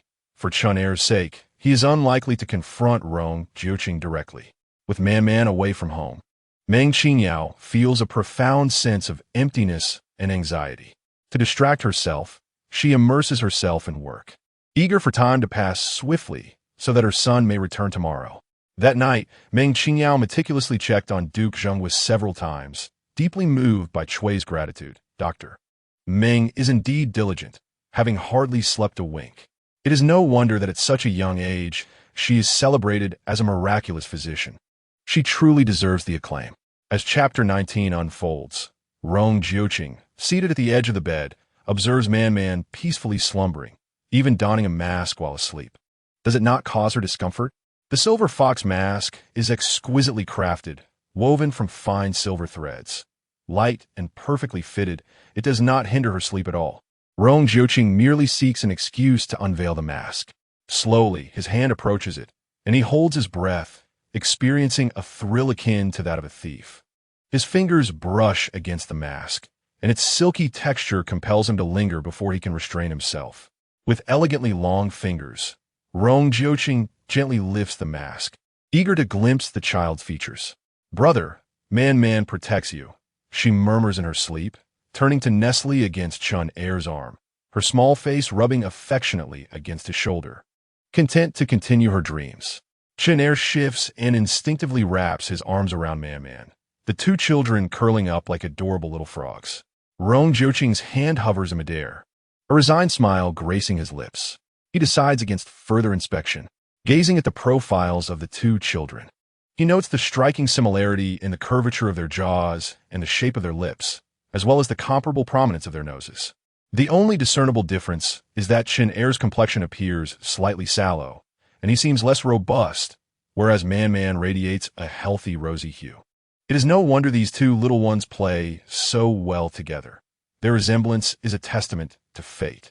Abandoning the intention of scrutinizing Man's appearance any further, Rong Jiuqing picks up a book, gradually becoming engrossed in its contents, until Mu Yun gently reminds him to rest early. Reluctantly, he sets the book aside. Having never shared a bed with children before, he hesitates to lie at the other end, fearing he might inadvertently kick them in his sleep or crowd them. Thus, Rong Jiuqing cautiously lays down at the edge of the bed, half of his body still protruding outside. Were it not for his exceptional agility, he might have already toppled off the bed. As he shifts closer to Chun Er, the boy immediately turns and nestles into his embrace, prompting Man to follow suit. With both little ones pressing against him, he finds it impossible to maintain his side position. Consequently, Rong Jiuqing has no choice but to lift both children and adjust them inward. "Good night, Chun Er," he whispers, glancing at Man. He adds, "Good night, Man." After falling asleep, the two children's ability to entangle themselves in the blankets shattered Rong Jiuqing's delightful impression of them. The little ones were snugly wrapped, while he himself was left exposed. Rong Jiuqing found himself both amused and exasperated, ultimately calling for Mu Yun to fetch another blanket. When dawn broke, he discovered that the two little rascals had somehow burrowed under his covers, abandoning their own. It became evident that caring for children was no simple task. Even a mere nap could leave Rong Jiuqing shaking his head in disbelief. He tugged the blanket inward, covering all three of them horizontally. The commotion stirred Chun Er awake first, and upon realizing he was nestled next to his father rather than at the foot of the bed, his eyes widened in astonishment. He could scarcely believe this was reality, fearing that all the experiences of the previous day might have been a mere dream. Chun Er pinched his own leg, pain, a clear sensation confirming the authenticity of it all. His eyes brightened significantly. "Father, good morning." "Good morning, Chun Er," Rong Jiuqing replied, mistakenly thinking he had awakened his son. "It's still early. You can sleep a bit longer." However, cherishing this rare moment alone with his father, Chun Er was unwilling to drift back into slumber. He blinked rapidly, striving to appear alert. "I'm not sleepy." Concerned that his son might fidget under the covers and catch a chill, Rong Jiuqing promptly dressed him and retrieved a book. "Since you're not tired, let's read together." "All right." Although Chun Er was frail, he possessed a remarkable aptitude for learning. Even with frequent absences from class, he still excelled among his peers. The scholars in the study lamented Chun Er's condition, recognizing that with a robust physique, he could achieve great things. What a pity. Rong Jiuqing embraced Chun Er as they delved into a comic book. Man had long been awake. Feeling the mask still in place, he sighed in relief. Turning to see Rong Jiuqing holding Chener while reading, he felt a twinge of envy, but concealed it well. He closed his eyes, suppressing his yearning. When the two finished a volume and prepared to rise, Man feigned waking up, stretching widely, and beamed, "Good morning, Your Highness." "Good morning, brother." "Good morning, Man." Rong Jiuqing got out of bed and handed Man his clothes. "You two little rascals, hurry up. We'll take a stroll in the mountains this morning, have lunch outdoors, and return in the afternoon." Both Chener and Man adored this way of life, reluctant to leave. Upon hearing Rong Jiuqing's words, they cheered, hastily dressing. As Chener put on his clothes, he glanced at Man's mask. Man, don't you remove your mask when you sleep? Isn't it uncomfortable?" "Of course. I take it off at home. It's only outside that I can't. I mustn't let anyone discover how identical my brother and I are." Despite his curiosity about how their father and brother would react upon seeing his face, Man felt it was not yet the right time to unveil himself. He placed Chener's hand on his mask, explaining, "This was crafted specifically for me by our mother. It's incredibly soft and fits perfectly, so it's quite comfortable to sleep in." With a deep sigh, Man lamented, "I am simply too unappealing. It would not bode well to frighten you." "Fear not, Man, for I do not find you ugly." Chener quickly grasped Man's hand. "Your unworthy father may disdain you, but I do not, and neither will our father, will he?" "Father?" Rong Jiuqing turned his gaze toward Man, recognizing the child's fanciful words. He was certain that Man was not only not ugly, but rather quite charming. Possessing a pair of starry eyes that sparkled with brilliance, a rarity not bestowed upon everyone. Under the hopeful gazes of the two children, Rong Jiuqing could only respond. The beauty or lack thereof of one's exterior is not of paramount importance. What truly matters is the beauty of the soul, a heart filled with truth, kindness, and beauty is the most exquisite of all. One need not overly concern themselves with their appearance. Rather, it is essential to cultivate knowledge and enrich one's self, thereby enhancing one's spirit. Chener turned to Man and said, "See, both father and I do not find you lacking. Your mother does not either. Your worthless father may utter such words, but they hold no weight." Man glanced at Rong Jiuqing and then at Chener, his spirits lifting instantaneously. Brother speaks the truth. During their morning ablutions, Rong Jiuqing deliberately awaited both children, thinking to himself that one cannot wash their face without removing their mask. He felt a sense of pride, believing that they would have no choice but to acquiesce. As they brushed their teeth together, Man produced the toothpaste specially prepared for him by Meng Qingyao. "Brother, this is better than tooth powder and has a delightful orange fragrance. Would you like to try it?" The toothpaste, glimmering and transparent with a hint of orange, tempted Chener irresistibly. How could he resist such a lure? Of course, he had to use it. Man squeezed some onto his brush, cautioning, "But you cannot eat it. Only brush your teeth." Such a visually appealing toothpaste caught Rong Jiuqing's interest, prompting him to extend his toothbrush to Man. This prince desires some as well. Man glanced at him, squeezed a bit onto his brush, and quickly capped the tube. The three of them lined up to brush their teeth. And next came a time for washing their faces. In Chapter 20, this child is too cautious. Rong Jiuqing and Chener both watched Man, eager to witness the unveiling of his mask. Man wore a troubled expression. They were curious, but he could not reveal himself. With a sigh, he feigned vulnerability. "My lord." "Brother, do not worry. When I am ready in my heart, I shall unveil my face for you. I hope you will not find me unworthy." Seeing Man's sorrowful demeanor, Chener's curiosity dissipated in an instant. Man, we shall not look. While you wash your face, father and I will wait outside for you." "Thank you, brother." Man felt a wave of gratitude. His brother was truly the most caring. What of that worthless father? Man turned his gaze toward Rong Jiuqing, who promptly took a cloth to wash Chener's face. Man swiftly completed his own washing and emerged, relieved to find breakfast prepared. Once both children were ready, Man let out a sigh of relief, closed the door, and removed his mask, revealing a face as flawless as Chener's. He quickly washed his face, applied a bit of moisturizer, and donned his mask once more. The wooden wind from the back window of the washroom saw nothing, for this child was far too vigilant. Rong Jiuqing could not fathom Man's caution regarding his own face. Could it be that he resembled his detestable father, a man they all recognized? Jingji, I have returned, just in time for breakfast, as I nearly starved last night without a meal. Rong Jiuqing cast a glance at the disheveled Meng Qingyao, pondering whether this fellow had been unfaithful, leading to someone seeking vengeance upon him. Under the scrutiny of Rong Jiuqing's sharp gaze, Meng Qingyao hastily withdrew his hand from the bun and quickly clarified, Jingji, do not misunderstand. I did not indulge in frivolities yesterday. Rather, I stumbled upon a rare medicinal herb on the mountain, in a treacherous location, and it took an immense effort to procure it. By the time I descended, night had fallen, and I had no choice but to seek shelter at a hunter's abode, an environment rather unrefined, with poor sustenance and inadequate rest. I made my descent at the break of dawn. Rong Jiuqing scoffed. Surely, that hunter must have a daughter? Not just one. There are three, Meng Qingyao replied, recalling the events of the previous night. It was not his flirtation. Rather, these women were audacious, eagerly throwing themselves at him. He raised his hand in oath, asserting that nothing untoward had transpired, that he had not even touched them. He was indeed charming, but not lewd. Not every woman would find him appealing. With the children present, Rong Jiuqing refrained from further comments, observing the dark circles under his eyes, and advised him to rest after breakfast, for they would return to the capital in the afternoon. Chinner and Man stared at Meng Qingyang's dark circles, finding this uncle rather peculiar. Man produced a card from her backpack and offered it to Meng Qingyao, exclaiming, Uncle, you look just like this.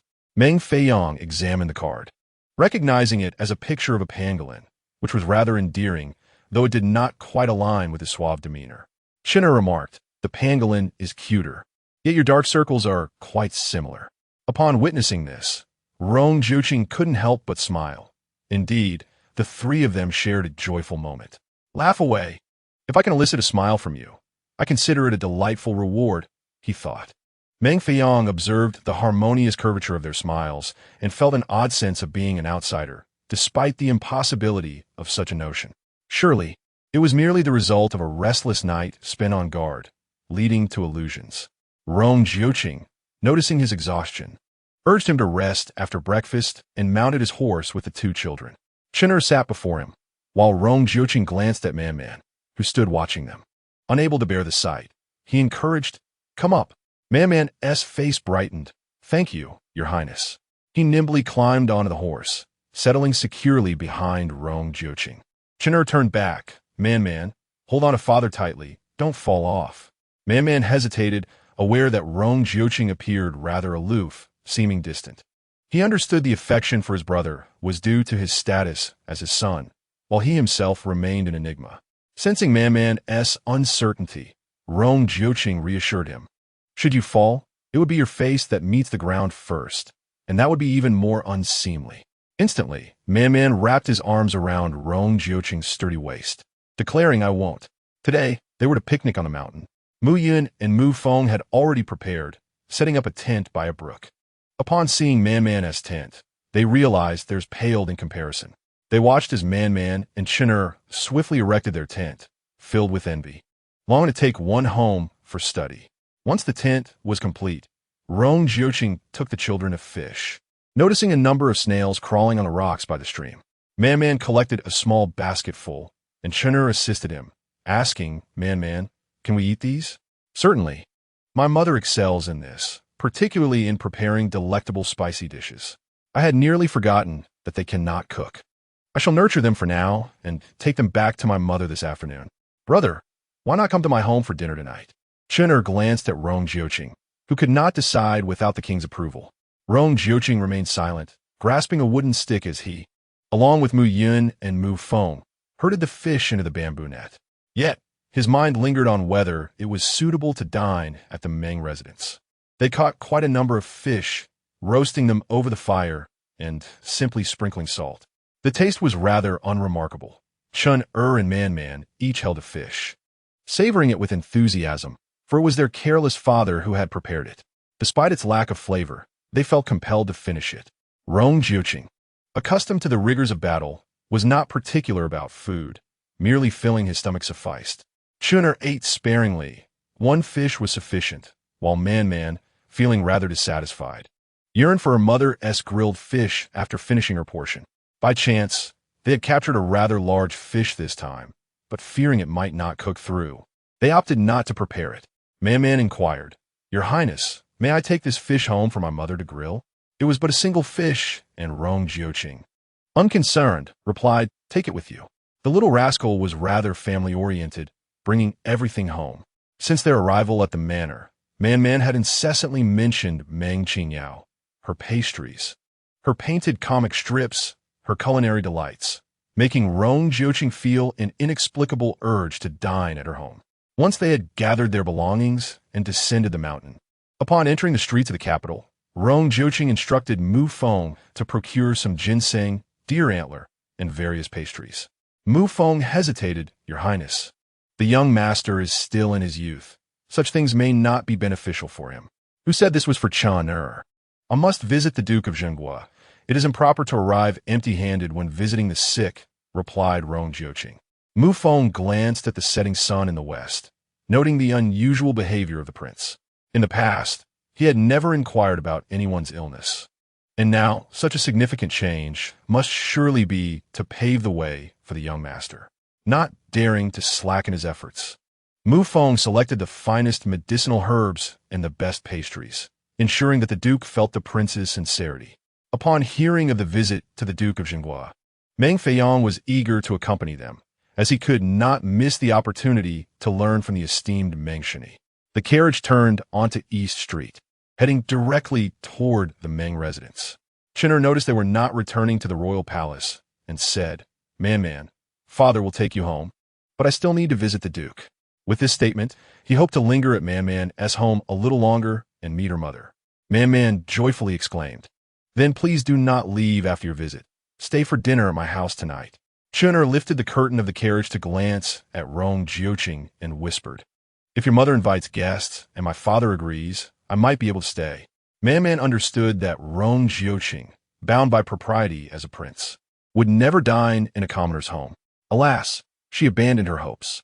Chapter 21. It was indeed a gathering of 3 fathers and sons. The carriage halted at the entrance of the Meng residence, and the gatekeeper promptly emerged to pay his respects. "I greet His Highness, the Prince of Chun, and His Highness, the young master." Rong Jiuqing responded as he surveyed the courtyard. "I have come specifically to visit the Duke of Zhenghua and to return your young master." Mu Yun and Mu Feng exchanged glances, recognizing the prince's ease in fabricating excuses. It was clear he had come primarily to return young master Man, with a secondary intent of checking on the Duke. "Lord Xie and the young master have shown great care for our young master." Respectfully, Taihan remarked that the Duke had just undergone surgery and could now walk. He invited the Lord to sit in the hall while he went to report to the lady. Man, holding Chun Er's hand, graciously welcomed Rong Jiuqing and Meng Feiong inside, explaining that since the patient had just had surgery and was somewhat weak, any visits required her mother's consent. "Your Highness, Uncle Meng, please take a moment to rest and enjoy some tea." Upon entering the hall, Man transformed into a little host, serving them tea and preparing a glass of juice for Chun Er. It was Rong Jiuqing's first visit to a household where a woman presided, and he was struck by the elegant and tasteful decor of both the courtyard and the hall, which was entirely different from his expectations. The tea leaves were the finest Longjing from Jiangnan, the cups were exquisite blue and white porcelain, and Chinner's glass was flawless. The Meng residence exuded understated luxury. In other words, Meng Qingyao was not lacking in wealth. Meng Feiong surveyed the surroundings, and true to the reputation of the renowned healer, every detail was meticulously chosen, creating a refreshing and elegant atmosphere that was quite comfortable. However, his true interest lay in Meng Qingyao's medical skills. Just as they set down their teacups, footsteps echoed, and soon a figure appeared at the entrance of the hall. Meng Qingyao's gaze fell upon Chun Er and Man, and upon seeing the 2 children enjoying juice together, her expression softened. These were her sons, and it was truly wonderful to see them together. Upon noticing her arrival, Man immediately stood and exclaimed, "Mother, His Highness and brother brought me home. This is Uncle Meng Feiong." "Your Highness, young Master Meng," Meng Qingyao greeted, her eyes lingering on Chun Er. "There's pudding in the kitchen. Could you kindly ask the old lady to bring some out for the young master? Zi'an Chen. Old Lady Hua was overwhelmed with emotion, tears streaming down her face. The young master and the little lord looked remarkably alike, and the three of them were finally reunited. I shall fetch it at once, she said, hurrying to the kitchen, finally allowing herself to wipe away the tears that threatened to fall. As Meng Qingyao gazed at Chen with such tenderness, he felt as if she were the sun, radiating warmth. Chen instinctively wanted to draw closer to her, as though she were his own mother.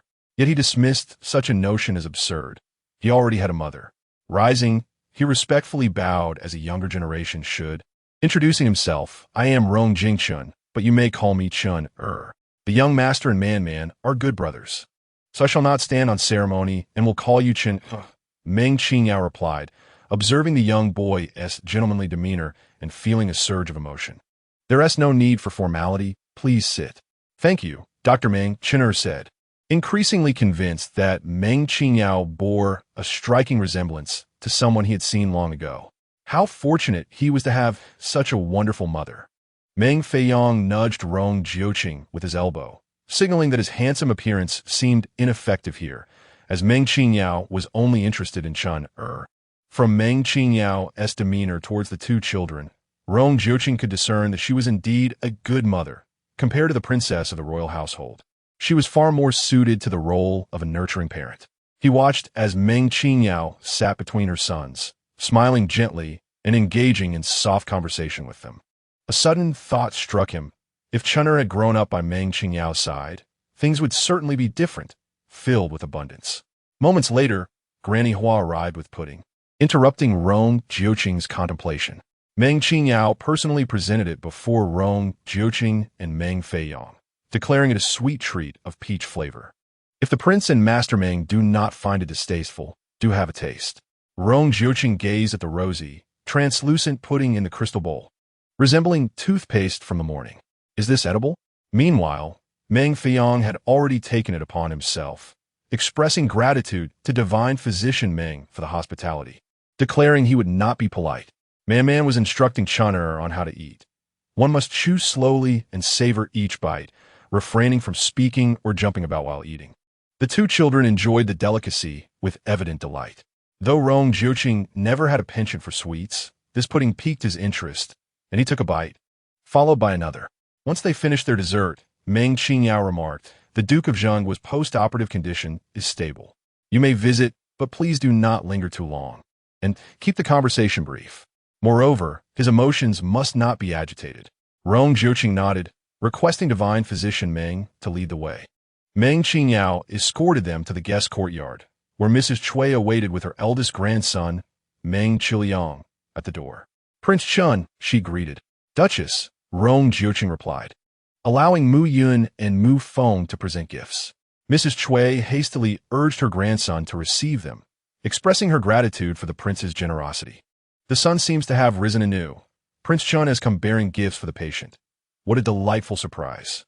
Meng Feiyong presented his own offering, eager to see the Duke of Zhenghua. As they proceeded inside, Rong Jiuqing held Chen in one hand and Man in the other, their silhouettes evoking an illusion for Mrs. Cui. Were they not a father and his two sons? Their walking gait was remarkably synchronous, almost identical. However, upon glancing at Meng Qingyao beside her, she dismissed the notion. It was impossible, for the young lord was born of the princess and with divine physician Meng's character. He could never accept another man as a concubine. Furthermore, it was apparent that divine physician Meng harbored a certain aversion towards Prince Chen, maintaining an appropriate distance. The Duke of Zhenghua had lain in bed for 2 days, reading in the morning and playing chess with his grandson in the afternoon, feeling quite bored. Upon hearing that Prince Chen had arrived, he curiously peered outside, wondering why the young man had come again. Perhaps his intentions lay beyond mere pleasantries. When he saw Prince Chen enter, leading the two children, their steps in perfect harmony, even their initial expressions mirrored one another. Was this not a father and his sons? Upon entering, Man caught sight of the Duke and instantly beamed. Grandfather, Man has come to see you. He dashed to the bedside. Does it hurt? How are you feeling? Much better today. Not as painful. I feel quite well, the Duke replied, grasping Man-Man's hand. You little rascal, you only come to see me today. Man chuckled. Brother and I have made a pact. We cannot go back on our word. I will spend more time with grandfather from now on. I shall hold you to that. The Duke said. Rong Jiuqing and Chin'er approached, with Meng Feiyong closely following. They exchanged greetings and took their seats nearby. Man pulled Chin'er over. Grandfather, this is my brother Chin'er. We're good friends. The Duke of the State observed the two little ones, one quiet and the other lively, complementing each other perfectly. The more he looked, the more they resembled one another. Could they truly not be siblings born of the same mother? The Duke had watched Rong Jiuqing grow up, and these two boys, in their movements and stillness, bore an uncanny resemblance to Rong Jiuqing in his childhood. Chapter 22. A visit from father and son. The Duke quickly dismissed this thought. Rong Jiuqing was a man of discretion and had little interest in women, while Meng Qingyao cherished her reputation too much to secretly bear a child. It was likely merely fate that had shaped their similar appearances. Upon noticing the Duke's gaze, Chin'er called out, "Good day, Your Grace," before retreating behind Man. He typically maintained a distance from unfamiliar individuals, reverting to his previous aloofness. Meanwhile, Meng Feiyong had already sought Meng Qingyao's counsel regarding treatment methods. Might the esteemed divine physician be so kind as to share some insights? There is nothing that cannot be disclosed, Meng Qingyao replied, succinctly outlining the treatment approach. Post-operative care was equally vital, particularly in the first 3 days to prevent wound infection. Meng Feiyong was astonished to learn of such audacious treatment methods and found himself increasingly in awe of Meng Qingyao. Indeed, a true master exhibits both skill and courage. I have the utmost respect for you, divine physician. Your words enlighten me far beyond years of study and have opened my eyes, he said earnestly, expressing profound gratitude for her elucidation, which had dispelled his ignorance. Although he had yet to grasp many aspects, he understood that some were secrets of the craft not meant for dissemination, and he wisely refrained from inquiring further.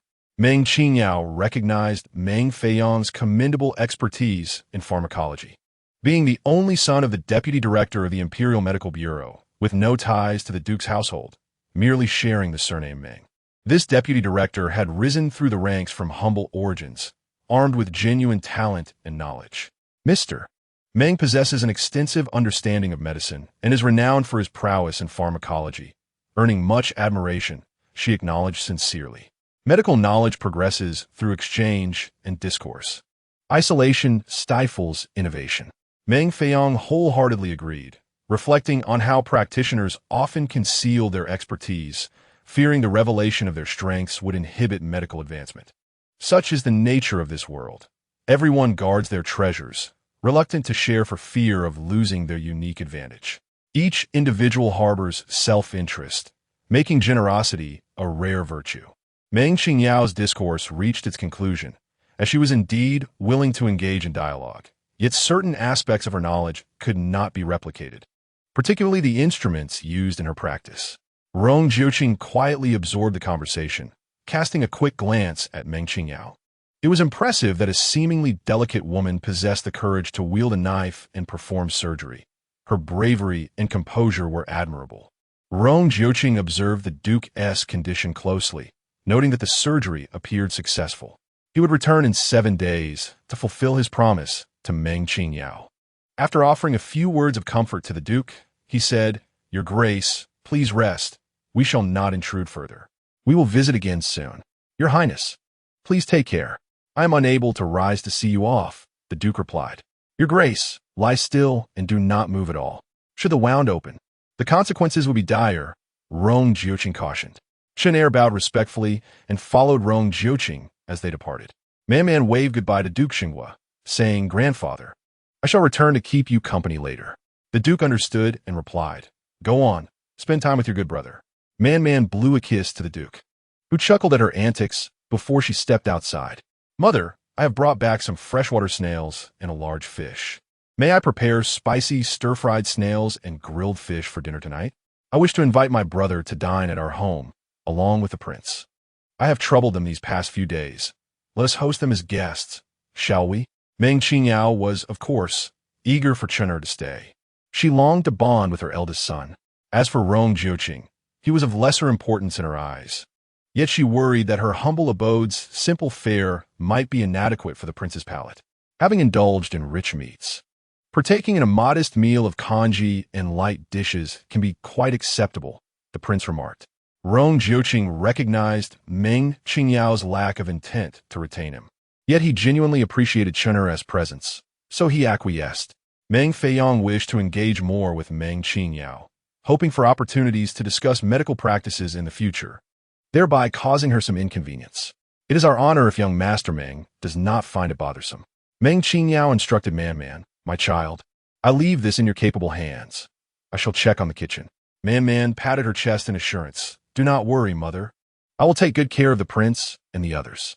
Meng Qingyao had the mute servant stand by to assist while she took Banksia to the kitchen. It was Chen'er's first time dining at their home, so she was determined to prepare delightful dishes for him. Having made hamburgers and milk tea last time, she resolved not to repeat that.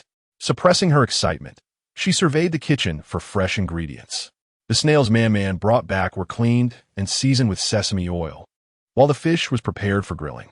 We can add our homegrown sprouts to the grilled fish tonight. Banksia, please fetch another fish for the others. It had been a long while since she enjoyed the grilled fish prepared by the lady of the house. Banksia readily agreed and hurried off to procure a lively fish, exclaiming, Madam, fortuitously, the fishmonger has caught some river shrimp today. Upon seeing the shrimp, Meng Qingyao decided to prepare spicy salt shrimp. The chef slaughtered 2 chickens for breast meat, which was then coated in batter and fried into chicken strips served with tomato sauce, while the legs and wings were seasoned with Orlan spices. The remaining carcasses were simmered for soup to nourish Duxinghua, and the leftover meat was shredded for a cold chicken salad. The children were not fond of staple foods, so Meng Qingyao prepared mashed potatoes for them. She also whipped up a dish of sour and spicy shredded potatoes, sweet and sour ribs, mapo tofu, stir-fried pork with bamboo shoots, and a 3-flavor soup made with chicken broth. Meng Qingyao busied herself in the kitchen, while Da Huang, unable to venture into the front yard, trailed behind, diligently gnawing on chicken feet, which were quite satisfactory.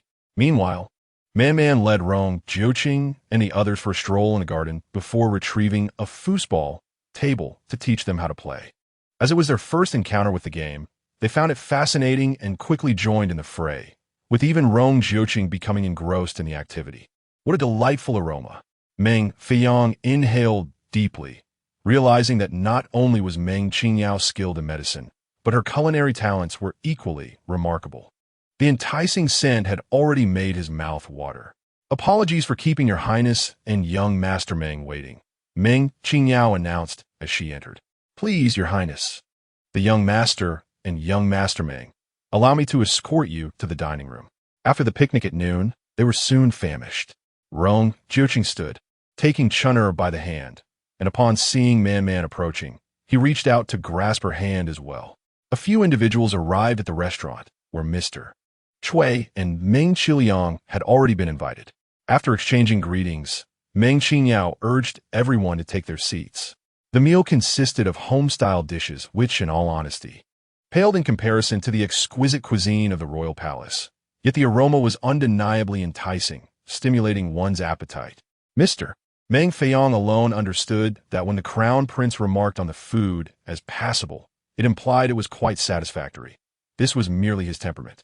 Mrs. Chui, beaming with delight, commented that after daily indulging in the meals prepared by the esteemed Dr. Meng, she would indeed find it difficult to adjust upon returning home. These dishes hardly aspire to grandeur. I hope you do not find them laughable, she continued. Meng Qingyao introduced the dishes to the guests, noting that the table was rotating, and when something was out of reach, a gentle turn would suffice. Man advised Chen'er not to exert too much force, but to turn it delicately. Chen'er felt that Man's home was exceptionally pleasant. Her mother was kind, the others were amiable, and the utensils they used were intriguing. Having experienced numerous state banquets, he had never encountered such delectable dishes. Meng Qingyao warmly welcomed the guests. Your Highness, esteemed elder, the 2 young masters Meng and Chen'er, please partake. Chapter 23. This Meng Qingyao is a menace. A plan must be devised to rid ourselves of her. Meng Qingyao presented a jug of wine, exclaiming, This is my own brewed jade liquid. I do not partake, so the prince and the 2 young masters may enjoy at their leisure. The three gentlemen were accustomed to drinking, particularly Rong Jiuqing and Meng Qingyao, who had quite a tolerance. Upon the moment, Meng Qingyao uncorked the jug. The two immediately detected the fragrance of fine wine. Meng Qingyao rose and said, "Your Highness, young Master Meng, I arrived a day earlier than you. Today, let me pour a drink for both of you." Rong Jiuqing nodded in agreement. As Meng Qingyao poured, he felt a bit anxious. For Rong Jiuqing was notoriously aloof and difficult to approach. Should he refuse, it would indeed be awkward. To his surprise, in the past couple of days, Rong Jiuqing had undergone a remarkable transformation, seemingly having gained an understanding of human emotions and warmth. Meng Qingyao prepared orange juice for herself and the two children. Mrs. Chui raised her glass, proclaiming, "To this rare gathering, I shall indulge in my seniority." The wife of the Duke of Zhenghua held a prestigious rank. Entering the palace to see the empress without the need to kneel, a privilege granted to the duke and his spouse. Everyone raised their glasses and shared a toast. Man and Chinner sipped the orange juice, their faces lighting up with joy. Meng Qingyao served Mrs. Chui some roasted fish, saying, "Elder madam, do try this. The exterior is crisp while the meat remains tender." This fish was caught by Man and the young heir from the mountains, quite different from those in the river. The sight alone was tantalizing, and Mrs. Chui couldn't resist. She adored Meng Qingyao's cooking, finding it delightful. Man ensured Chinner had only the mild dishes, asking, "Is it tasty?" Chinner nodded, affirming, "Yes, it is delicious." Seeing his genuine enjoyment as he devoured the food, Meng Qingyao felt immense joy and served him a bowl of 3-flavored soup, requesting mashed potatoes be brought forth. Watching her two sons relish their meal, Meng Qingyao smiled with utmost satisfaction. Meanwhile, Meng Qingyao treated Rong Jiuqing and Meng Feiyang with great hospitality, providing exquisite wine and delicacies that left them thoroughly satisfied. Rong Jiuqing's gaze swept over Meng Qingyao. She treated the two children with great care, exhibiting kindness and warmth. She was adept in both the domestic sphere and culinary arts, and possessed medical skills, making her an exemplary mother. Had her husband still been alive, she would undoubtedly have been a devoted wife, and they would have formed a blissful family of 3. On the way home, Rong Jiuqing, cradling the sleeping Chinner, reflected on his own family of 3. The prince's residence was vast, yet devoid of warmth. Although he had a princess, there was no affection between them. Approaching the age of marriage, his mother and elder brother, the crown prince, suggested he should establish a family, bestowing upon him a decree to wed the sole legitimate daughter of the Yunyang Marquis as household. To him, the concept of family was a partnership where the man engaged in external affairs while the woman managed the household. Before the wedding, he had secretly investigated by Bingyue, hoping to feel neither fondness nor aversion towards her. He was aware of all her attributes, but chose not to delve deeper. It was paramount that his mother and elder brother felt at ease. He had no preferred companion. It mattered little who became the princess. As Rong Jiuqing observed his son's peaceful slumber, he noted that in just 2 days, Chinner's complexion had gained a hint of color, his skin appearing less sallow. In this life, he felt he owed the most to Chinner, wishing for his son to grow strong so that he could depart this world with peace of mind. Upon returning to the Manyun Hall with Chinner, he encountered Bai Bingyue. "Princess, what brings you to my courtyard at such a late hour?" he inquired. "Did you not just return from Dr. Meng's residence?" Bai Bingyue rose, her tone laced with sarcasm. "I was aware that you and Chinner were returning to the capital this afternoon, so I prepared a feast, waiting endlessly as the dishes grew cold, only to learn that you were dining at Dr. Meng's." Bai Bingyue detected a faint scent of wine on Rong Jiuqing, indicating that he was in high spirits and had indulged in drink. As Chinner stirred, Rong Jiuqing instructed Qinghe to take him to the side chamber. "Why do you speak in such a manner, princess? The Duke of Zhenghua is receiving treatment there. I merely took the opportunity to pay a visit." Bai Bingyue smiled. "Why must you disguise your intentions under the pretense of visiting the Duke? You have never dined at someone else's home before, especially not with a widow who has children. Your Highness, a widow often attracts much gossip." Bai Bingyue shifted her tone, saying, "I am not a petty person. If you truly care for Dr. Meng, it would be wise to bring her into the palace as a concubine." Rong Jiuqing scoffed. With Meng Qingyao's temperament, how could she ever accept such a role? To suggest so is an affront to her character. For reasons unknown, the term widow uttered by Bingyue unsettled Rong Jiuqing's heart. You are overthinking, princess. I merely visited the Duke to check on his condition and had a meal along the way. It is late. You should return to rest. His voice turned icy. Furthermore, there is no need to send any more courtesans my way. I have no interest in them. I shall certainly heed your wishes, my lord. If you do not wish for them, I shall refrain from arranging any. Bingyue had no intention of leaving. Instead, she sat down and gently proposed, my lord. Dr. Meng has an excellent reputation. Given that Chener's health has shown little improvement over the years, might we invite her to the residence to examine him? Expertise is essential. I have not heard of her specializing in pediatric care. Rong Jiuqing harbored such thoughts, yet remained observant. Chener was currently the chief disciple under the court's judgment. Thus, it was prudent to assess the situation before taking any hasty actions. The prince articulated well. Bingyue discerned that should there be no improvement, he would seek Meng Qingyao to attend to Chener's ailments, perhaps already placing his hopes upon her. The unfolding events were progressing smoothly until the unexpected emergence of Meng Qingyao, which was indeed vexing. Bingyue concealed her displeasure. Since the prince had devised a plan, she would refrain from further commentary, wishing him a restful night.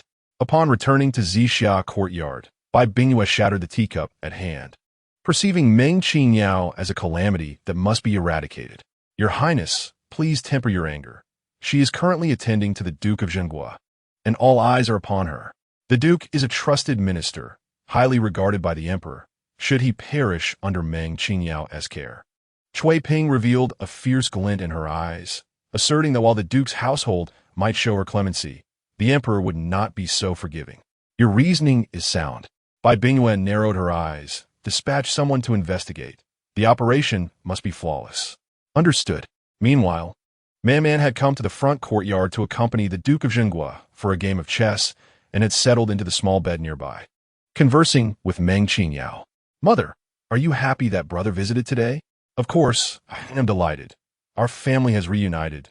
Though your brother is unaware, Meng Qingyao embraced Man. Whispering, it is all thanks to you, my little hero. There is no need for modesty. Mother, we are all striving toward a common goal.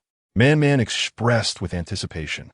I hope that soon brother will know the truth and return with us to Shanshan, so we can live together happily as a family of three. Meng Qingyao gently patted Man's shoulder, assuring, indeed, it shall happen. Man intended to inform his mother about the medicine his brother had taken that evening, but seeing her so joyous, he refrained, deciding to share it with her the following day instead. After all, there was little to be done that night. Knowing would only cause her distress and sleeplessness. Chapter 24. For your own good. Upon returning to the royal residence, Chener awoke to the sound of his father conversing with his mother. Anxiety gripped him, fearing he might have angered his mother today and would face punishment. Thus, he feigned sleep, remaining silent. In the guest room, Chener listened intently to his parents' dialogue, discerning that his mother disapproved of Dr. Meng.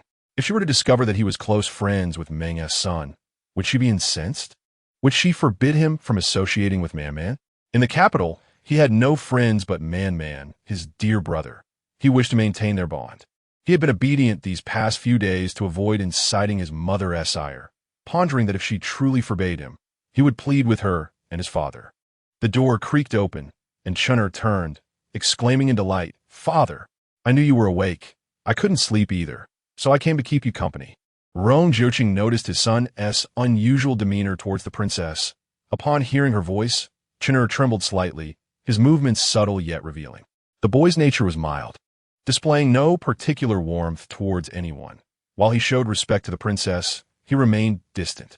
If it were not for witnessing the interactions between Man and Meng Qingyao, as well as Meng Feiyong frequently being pursued and reprimanded by his mother, remaining dutiful and filial, he would assume that the relationship between his son and the princess was entirely normal. After all, having lost his mother early on, he had been by the empress's side since he could remember, and their dynamic mirrored that of Chener and the princess. However, this evening, upon hearing the princess's voice, his son flinched, revealing a deep-seated fear and trepidation, a muscle memory of sorts. Rong Jiuqing, feeling uneasy, deliberately came to keep his son company. Is Chinner afraid of making mistakes? Of facing your mother as punishment? Chinner wanted to deny it, yet he could not bring himself to lie. He could only remain silent. With a sigh, Rong Jiuqing lay beside Chinner, explaining, "Your mother is strict with you for your own good. Do not harbor resentment towards her." Chinner nodded, "Father, I do not." Yet he could not help but think how fortunate it would be if his mother were Meng Qingyao. "Rest assured, Father will find a cure for your ailment." "Father, do you wish to seek Meng Qingyao? If it is her, I would be more than willing. Her medicine is in granule form and far more palatable." Rong Jiuqing inquired, "Do you like Meng Qingyao very much?" "Yes, her smile is so gentle." Chinner recalled the kindness Meng Qingyao had shown him. She was a wonderful mother, always treating him well. Rong Jiuqing conceded that Meng Qingyao indeed cared deeply for the children. A bold thought crossed his mind. What if he were to marry Meng Qingyao? No, that would not do. She would not look upon him favorably, and furthermore, his time was limited. He could not bring misfortune upon her and her child. "Chinner, you shall inherit the entire manor in the future. Your mother's strictness is for your benefit." Rong Jiuqing's comforting words felt somewhat desolate, having lost his mother early. He was raised under the strict tutelage of his royal grandmother, who demanded discipline from a young age. He began martial training at the age of 3, enduring hardships and struggles, and by 16, he had already seen the battlefield. Chinner, without tempering, one cannot become a gem. To grow into a formidable individual, one must endure hardship and exert effort. "Father, I shall remember. I will strive diligently." Encouraged, Chinner declared, "I will exercise and become as healthy as Man. This was also Rong Jiuqing's hope. Physical well-being is paramount. Without it, what future could one envision? "I will accompany you, my son." "Thank you, Father." Chinner felt a surge of joy. His father was becoming increasingly kind to him. Once Chinner fell asleep, turning away from Rong Jiuqing, the latter gently lifted Chinner's garment, revealing the scabbed wounds on his back. Observing the scars, it was evident that the injury had been severe. The swift healing must have been due to the golden sword medicine provided by Man, a healing ointment crafted by Meng Qingyao, which was quite rare. If one were to procure it from the military camp, it would be inexpensive and readily available. She seemed to have a unique fondness for the soldiers. Could it be that her husband was a soldier at the border who perished in service to the nation? After laying down the garment and covering Chinner with a quilt, Rong Jiuqing remarked, "Your mother is indeed very strict with you. Perhaps her methods were a bit harsh, yet last time you erred, punishment was warranted." Compared to his own childhood, Chinner's injuries were mild. It is said that a filial son emerges from discipline. Rong Jiuqing had no grounds to criticize by Bingyue. Her intentions were for Chinner's own good. Rong Jiuqing has never doubted by Bingyue's intentions. Their union is a royal decree, binding two individuals in a shared fate, where glory and misfortune are intertwined. Henceforth, he must exercise some protection and guide Chinner to make fewer mistakes and avoid punishment. Reflecting on his brief existence, Rong Jiuqing realizes it has been a cycle of either being bullied or striving to master martial arts to retaliate, ultimately finding himself on the battlefield confronting the enemy. He harbors no regrets in defending his homeland. Should Chinner flourish, he shall find contentment in that. The following day, Chinner rises early, jogging 3 laps in the courtyard alongside Rong Jiuqing to strengthen his physique. Despite the exertion, his heart swells with joy at the time spent with his father. He willingly endures the fatigue. After freshening up, Chinner proceeds to Zixia courtyard to pay his respects to Bai Bingyue. However, she wishes to avoid him, urging that since her health has improved, he should not delay his studies and should instead attend the Ministry of Rites to read. Chinner, understanding, thinks to himself that his mother must still be upset and resolves to be obedient to ease her worries. Rong Jiuqing personally escorts Chinner to the Ministry of Rites. Xiao Luer, still nursing injuries, cannot accompany them. The ministry has strict rules that only the study attendants may enter, while others must wait outside. Chinner visits Xiao Luer to reassure him to rest and recover at home, promising he will take care of himself. Xiao Luer remains anxious, concerned that the royal grandchildren and sons of noble families at the ministry may not be kind to Chinner. "It will be fine. Father will return, and they will not dare to bully me." Chinner comforts himself. Before departing, Chinner brings along a stack of comic books to read during breaks. Rong Jiuqing watches as the small figure, burdened with a little bag, enters the building. After a moment, Chinner runs back to wave goodbye, a reminder that he is still but a child. Once inside, after confirming his father's departure, he steps further in with his small bag. Well, if it isn't the Crown Prince's son. Long time no see, what a rare visitor, sneers the heir of the show Wang Manor, immediately launching a mocking tirade. Have you made another mistake, causing your lackey to be punished? Chinner ignores him, taking a seat at the front and pulling out the day's textbooks. The discord between the Shou Wang and Crown Prince's households only fuels the rivalry, with Shou Wang's heir, Rong Jinghua, frequently conspiring to isolate him in class. Chinner remains unfazit. These matters hold no significance for him, and he chooses not to take them to heart. Rong Jinghua, however, is determined not to let Chinner off easily. Irritated by his unflappable demeanor. Do you know why we always beat you? Rong Jinghua, for years Chinner senior and physically imposing, uses his size to intimidate the smaller boy. They dare not provoke the Crown Prince's or the Yunyang Marquis households, but find solace in bullying the defenseless Chinner, well aware that no one will come to his aid. With a cold expression and an air of arrogance, Chinner stands resolute, refusing to appear weak. After Rong Jinghua finished speaking, he and several children surrounding Chinner erupted into wild laughter, displaying their unabashed mockery. Chinner averted his gaze, choosing not to look at them any longer. Hey, Rong Jingchun, are we not speaking to you? Didn't your father teach you that it's polite to look someone in the eye while they are speaking? They chided. Chinner, unfazit, counterchapli. Is it not your father who failed to teach you that pointing and speaking without respect is utterly uncouth? Rong Jinghua, incensed by Chinner's retort, clenched his fists and lunged at him, intending to strike. Swiftly, Chinner dodged to the side, pivoted, and seized Rong Jinghua's arm, skillfully flipping him onto his shoulder while maintaining his balance. With a strong thrust, he propelled Rong Jinghua forward, resulting in a resounding crash as he collided with a chair, which shattered upon impact, leaving him sprawled on the floor. The onlookers were left in stunned silence, their eyes wide with disbelief as they witnessed how effortlessly Chinner had thrown him.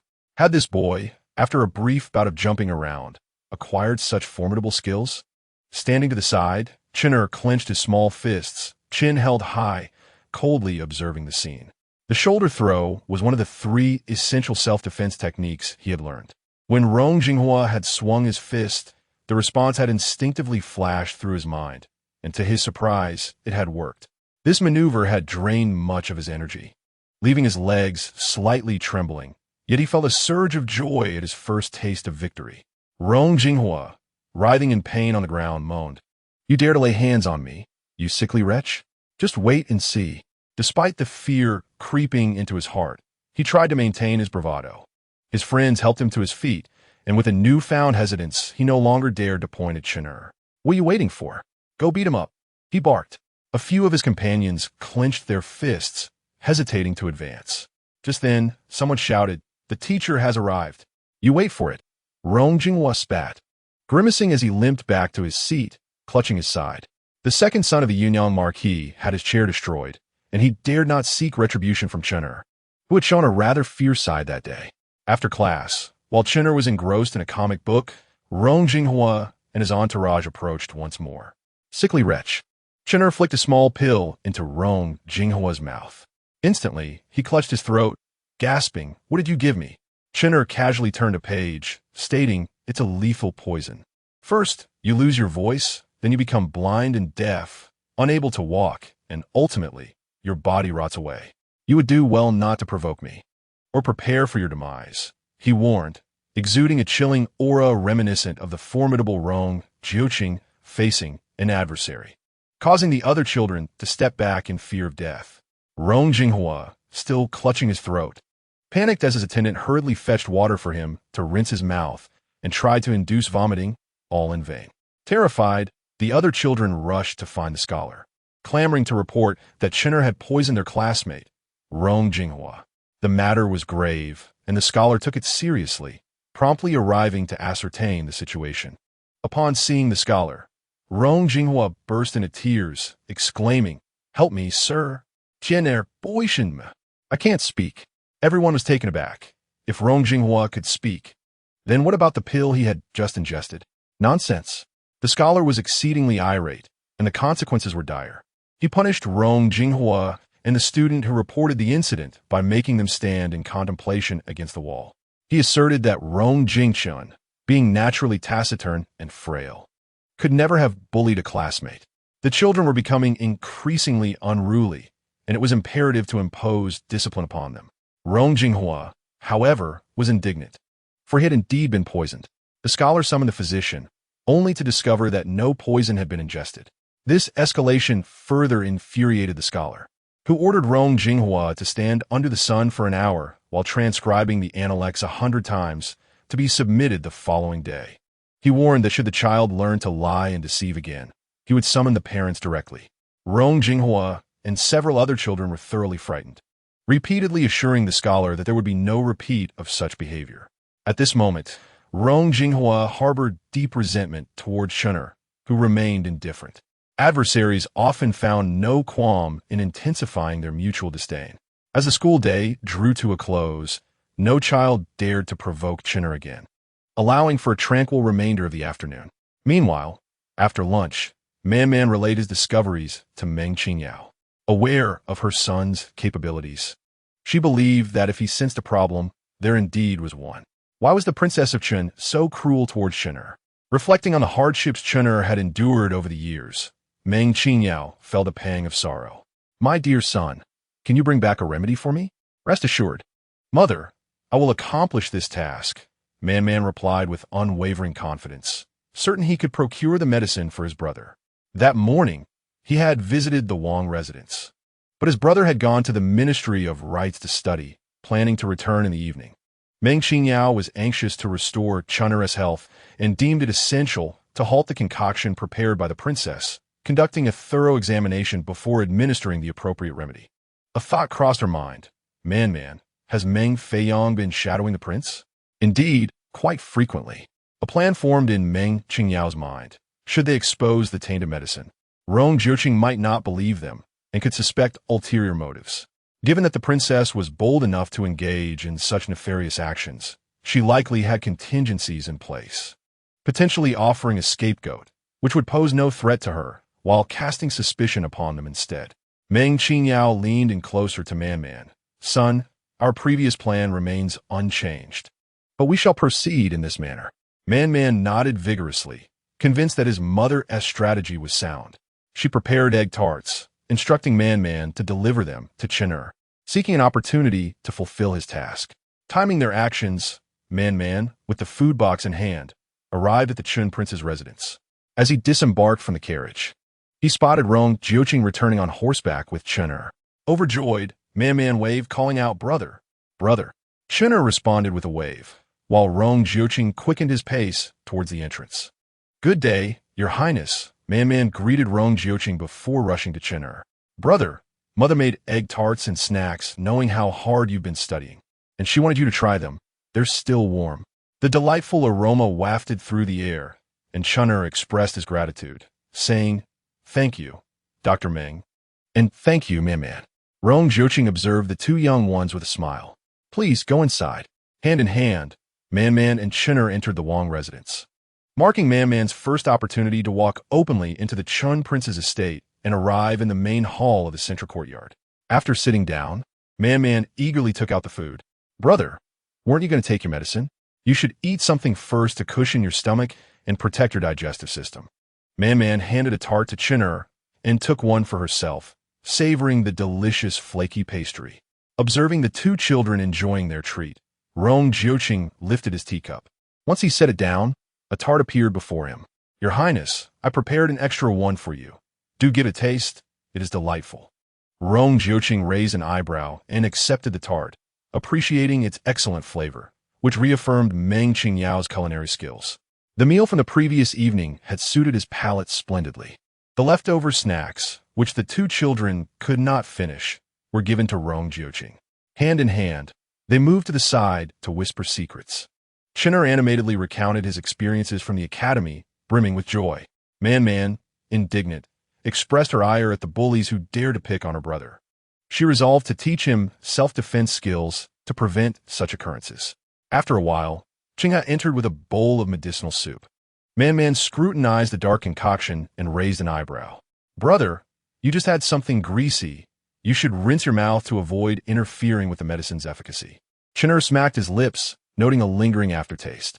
I will go rinse, he replied. Watching Chin'er wash his hands and mouth, Man took the bowl from Qinghe. Let me have it. I'll watch my brother drink. Qinghe, understanding the bond between the young master and Chin'er, felt reassured and handed the bowl to Man before exiting. Alone in the room, Man quickly poured the medicine into a porcelain bottle and then opened a thermos, pouring a bowl of soup prepared by their mother. Placing it on the table, just as he set it down, Chin'er approached and gulped it down. Man hurriedly brought water for him to rinse his mouth. Brother, how do you feel? Chin'er reflected for a moment. The sourness is gone, but is a bit more bitter. Perhaps the ingredients were adjusted. Man smiled broadly, feeling proud, knowing their mother concocted the medicine well. The task was accomplished. He needed to hurry back to present it to their mother. Brother, I will return tomorrow. Practice the things I taught you, and be sure to keep those pills safe. Understood, Chin'er replied reluctantly, escorting Man to the gate before returning. Upon arriving back at the courtyard, he noticed the Queen Mother speaking sternly with the king. Your Highness, today Chin'er got into a scuffle in the Ministry of Rites and through the air of the Shouwang mansion. It is said he even resorted to poison, alarming the scholars. Rong Jiuqing could hardly believe it. Chin'er, capable of throwing Rong Jinghua, who was tall and robust, must have been provoked first. It was surely a retaliatory accusation. I have heard he often conspires with other children to bully Chin'er, isolating him and then claiming Chin'er bullied him. This is undoubtedly slander. Rong Jiuqing beckoned Chin'er over. Your Highness, look at Chin'er. His limbs are frail, and he barely reaches Rong Jinghua's shoulder. Who could he possibly bully? The king and Queen Mother immediately questioned. Do you not trust your own child enough to pass judgment? Rong Jiuqing interrupted by Bingwei. Chin'er is physically weak and has been ostracized by those children. Has your Highness's nephew never told you this? Bai Bingwei was taken aback when Prince Chun unexpectedly posed this question. It was evident that the matter concerning Chin'er in the Ministry of Personnel had been disclosed by those from the Yunyang Marquisate. Could she genuinely claim ignorance about prior events? What was the prince implying? Did he suspect that she had treated Chin'er poorly when he was, after all, her own son? Rest assured, I harbor no ulterior motives. Even if Chin'er retaliated, it was merely an act of self-defense. He deserved to throw down Rong Jinghua, said Prince Rong Jiuqing, who preferred to say little. Chin'er had acted admirably. As his father, he should possess such valor. He had long been aware of the events at the academy that day and felt elated upon hearing of his son's resistance. Since being with Man, Chin'er had undergone significant changes, which brought him great comfort. The clever lad, Man, could see through many matters. Otherwise, he would not have discreetly taught Chin'er the 3 self-defense techniques and provided him with medicinal pills. Bai Bingwei, momentarily stifled by his words, immediately softened her stance. Your Highness, I too am concerned for Chin'er. I fear that if he associates too long with those of lower status, he may adopt unscrupulous tactics. Asserting that Man was not of lowly status. He was his dear brother. What he imparted was not cunning stratagems, but means of self-protection. He intended to express that, had it not been for Rong Jiuqing's intervention, the princess had overly worried. Despite their age difference, he would not misjudge a child. Bai Bingwei sensed a hint of irritation in the prince today. Continuing the discussion would only lead to her embarrassment. Rising, she declared, if that is the case, I shall take my leave. You and Chin'er may dine together. I shall return. Rong Jiuqing nodded, taking Chin'er's hand as they proceeded to the dining hall, his irritation palpable. For the first time, Chin'er felt his father's protection in front of his mother, which touched him deeply. Gazing at the large hand holding his smaller one, he realized that his father truly no longer held any disdain for him. Upon reaching the dining hall, Rong Jiuqing sat down and addressed Chin'er. I have been remiss in my attentiveness to you, my son. Today, I learned of the hardships you have endured at the academy over the past 2 years. You acted rightly today. When faced with those who bully you, there is no need for courtesy. Should you injure or incapacitate them, I shall stand by your side. Rong Jiuqing felt a pang of guilt, having assumed that his son was thriving among the children of the crown prince's residence and the Yunyang Marquisate. He had not anticipated that these children would stand idly by while Chin'er was bullied, and worse, they often joined in the torment. "Thank you, Father," Chinner responded, his eyes glistening with tears. "I will diligently take my medicine, train hard, and grow stronger, so as not to worry you." Yong Jiuqing gently massaged his son's frail shoulders, affirming, "Your father will accompany you on your journey to strength." Chinner nodded enthusiastically, "Yes, indeed." Meanwhile, Meng Qingyao had been waiting at the door, and upon hearing the sound of a carriage, she eagerly peered towards the entrance. Spotting her family's carriage, a surge of anxiety washed over her. As the carriage arrived, Man saw his mother and signaled a gesture of reassurance. The mother and son hastily made their way to the clinic in the front yard. Man presented the medicinal broth he had brought back to Meng Qingyao, saying, "Mother, this is the soup my brother drinks at night. It's still warm." "You have worked hard, my son," Meng Qingyao replied as she opened the bottle and poured the broth into several vessels. After a whiff, she detected something amiss. The familiar scents of several ordinary herbs were immediately recognizable, while the odors of leaves and roots were easily discerned as well. Within the scene, there were leaves of beech, ginkgo, and camphor trees, while the roots of grass could be found abundantly along the field ridges and creek sides, easily accessible. Bai Bingyue's heart was as cold as steel. Having fed Chinner leaves and grass roots for so many years had deteriorated his health, and if this continued, he would not live to see his 10th year. Meng Qingyao felt a profound pain in her heart, lamenting that her mother had wronged her brother too greatly. He had endured such suffering over the years. "Mother, do not be disheartened. We shall soon free brother from their clutches." Filled with concern for her brother and her mother, she believed wholeheartedly in their imminent success. Meng Qingyao embraced her son, grateful that her greatest fortune was having him by her side, reflecting on how fortunate it was that he remained within her womb at that time. If her two sons had fallen into Bai Bingyue's hands, their fate would have been tragically grim. Meng Qingyao could scarcely comprehend the cruelty in Bai Bingyue's heart, for he was but a child, innocent and defenseless. Loving her as a mother, the mother and son conspired on their next course of action. Determined to unveil Bai Bingyue's true nature and rescue Chinner from the brink of disaster. Suddenly, a warning sounded from Cain. "Fire! Quick, extinguish it!"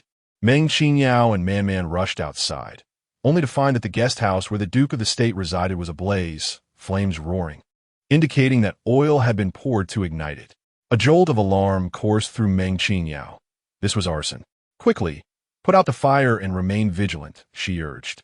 It could not be as simple as mere arson. There must be further schemes at play. "Mother, I shall activate the mechanism," Man declared before soaring away. "You must protect yourself." Since acquiring the residence, Meng Qingyao had meticulously designed fire safety mechanisms, ensuring that in the event of a fire, activating the switch would unleash water from pipes embedded in the walls and sand from buckets hanging from the beams. Suddenly, several dark figures wielding long swords surged into the guest house, charging forth. Meng Qingyao donned her golden silk armor from her spatial realm, ready to shield the Duke and his wife. Tai Han and the mute servant had arrived with weapons in hand. Within, Meng Qingyao was already engaged in combat with the assailants, and Tai Han and the mute servant swiftly joined the fray. A menacing aura crept up Meng Qingyao's back. She turned, only to find a sharp sword aimed directly at her heart. She did not flinch. As the sword pierced toward her, she pressed the bracelet on her wrist, unleashing a barrage of silver needles that struck down the assailant. Another figure in black advanced, and Granny Hua swooped in wielding a pair of iron hammers, skillfully deflecting the black-clad warrior's sword with one hammer and striking with the other. "Madam, leave this to me." "Be careful, Granny." The fire in the guest house was extinguished, and Meng Qingyao hastened to the Duke's quarters. It was the third day post-surgery for the Duke, and he must not exert himself. Meanwhile, Banksia and Banqiu were already engaged with the black-clad foes. The Duke sat with his hands pressed against his wound, glaring fiercely at the intruders, prepared to confront them at any moment. "Your Grace, please lie down," Meng Qingyao called out. Obeying her command, the Duke reclined, only to hear a sudden cracking sound as the bed collapsed beneath him, tumbling into a basement dimly lit by 2 candles. Upon realizing that the Duke of the State could not be subdued, the men in black immediately turned their attention to Meng Qingyao. Their martial prowess was formidable. They were clearly trained assassins, clad in golden silk armor, Meng Qingyao needed only to protect her head from their strikes, for they could not harm her otherwise. With a commanding shout, she retreated and hurled 2 small red spheres, which released a cloud of crimson smoke that enveloped the assassins. One by one, they fell to the ground. More men in black emerged, accompanied by several highly skilled fighters who engaged the assassins on the rooftop. As a group of black-clad foes was dispatched, another wave arrived. Man brandished her small crossbow, skillfully picking off the rooftop assassins, sending them tumbling down. Cain and Dalo promptly pounced on them, neutralizing the threats. One of the black-clad men spotted Man and charged at her with a sword. Unperturbed, she retreated, stepping back onto a platform. With a resounding thud, a bolt the thickness of an arm pierced the heart of the black-clad assailant, pinning him firmly to the beam. Overestimating yourself, Man scoffed. Did you think I only had small weapons? This is my secret large crossbow, and today marks its debut on the battlefield, yielding unexpectedly splendid results. Though Meng Qingyao's agility was lacking, her martial skills were commendable, bolstered by her hidden weapons and poisons. It was not an easy task for the man in black to take her life. The fighters on the rooftop, sent by Rong Jiuqing to monitor Meng Qingyao, soon realized that the renowned healer and her son were far from weak, despite their seemingly vulnerable appearance. They dared only to engage the assassins from above, fearing the toxins and hidden weapons below. Before long, the 2 groups of assassins were nearly eradicated, and those remaining, sensing the dire situation, hastily fled. Meng Qingyao, unwilling to linger in battle, instructed the mute servant and Tai Han to capture the incapacitated assassins, ensuring they did not escape or take their own lives. She sought to uncover who had ordered the attempt on her life. Looking up at the rooftop, she noticed that the black-clad fighters who had assisted her had vanished, leaving her perplexed as to their identities, though she was certain they were not aligned with the Duke of the State. The events of the day had clearly been orchestrated with her as the target. The outcomes of eliminating either her or the Duke would have been identical. Meng Qingyao, known for her amicable nature and having wronged no powerful figures, pondered who could harbor such deadly intent against her. Once the chaos subsided, Meng Qingyao first checked on Cui Shi and Meng Qingyao. The pair was unharmed and in good spirits. Cui Shi, having recently engaged in combat, was somewhat unsteady in her movements, but Meng Qingyao recognized her indomitable spirit. Despite her age, Cui Shi had not lost her prowess, having dispatched several assassins, all while lamenting that her skirt had hindered her effectiveness. "Ah, what of the Duke? Is he unharmed?" Cui Shi exclaimed, hastening toward the exit. "We mustn't let the thread snap, or it will be dire." Meng Qingyao quickly followed, reassuring her, "Fear not, the Duke is well." As they approached the front, Bangxia and Bangqiu had already brought the Duke of the State up from the basement. After examining his wounds, they confirmed there were no issues, and the healing was progressing satisfactorily. A collective sigh of relief swept through the group, yet the Duke was visibly enraged. "Which scoundrels seek my life? Even in my condition, they dare to send such skilled assassins to kill me. Who am I obstructing by merely existing? Entering the palace, I must go to the Emperor tonight to seek justice." The Duke of the State, with the assistance of Meng Qingyao, rose to his feet, casting an apologetic glance at Meng Qingyao. "Rest assured, esteemed healer, I shall not implicate you. I am determined to provide you with an explanation." "My lord, it is imperative that you avoid any significant exertion," Meng Qingyao cautioned, urging him to remain calm. "At this hour, the palace gates must be closed. Perhaps we should postpone until tomorrow?" Cui Shi interjected, "Fear not, for the Duke possesses a royal token granted by the Emperor himself. As long as it is before midnight, entry to the palace is assured. This matter is of utmost importance. The Duke must enter the palace tonight. We cannot endure this any longer." "Grandfather, I shall accompany you into the palace," Meng Qingyao declared, hastily preparing the carriage. The Duke of the State would not be one to suffer indignities. Meng Qingyao understood the necessity of entering the palace that very night. She quickly examined the Duke to ensure his well-being. However, the Duke had disheveled his attire and requested that Meng Qingyao retrieve the previously bloody bandages, making his appearance as grim as possible, as if he were on the brink of death. When Meng Qingyao could not locate the bloody bandages, the Duke commanded his subordinates to bring forth the cloaked figures, inflicting wounds to stain the bandages red, before wrapping them around himself, even smearing his face with blood. Disdainfully, the Duke found the blood of the cloaked figures unsatisfactory for his dramatic display of suffering.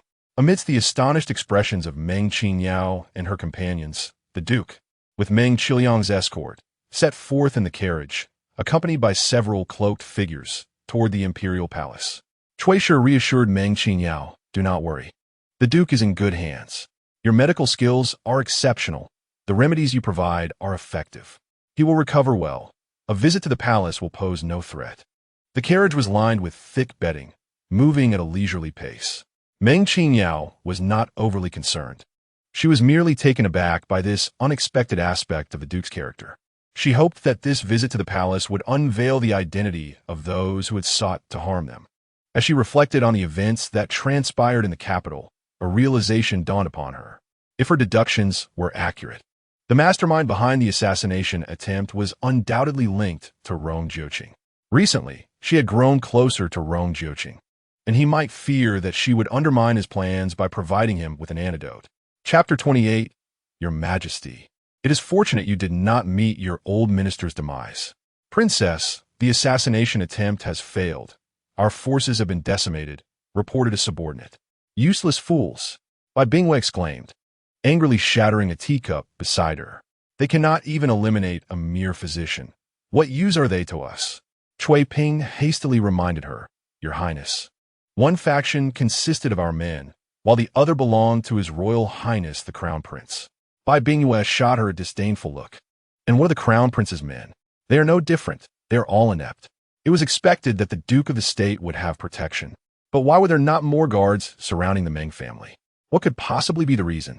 Bai Bingwei found it hard to believe that those assassins were so incompetent as to fail against a mere female physician, resulting in near-total annihilation. Meng Qingyao's seemingly unremarkable subordinates were all skilled fighters, with several top-tier experts covertly safeguarding her. Coupled with the Duke's men, our forces were no match for them. Cui Ping added, We have just received word that the Duke has entered the palace tonight to report to the Emperor, bringing with him those we had captured alive. Fear not.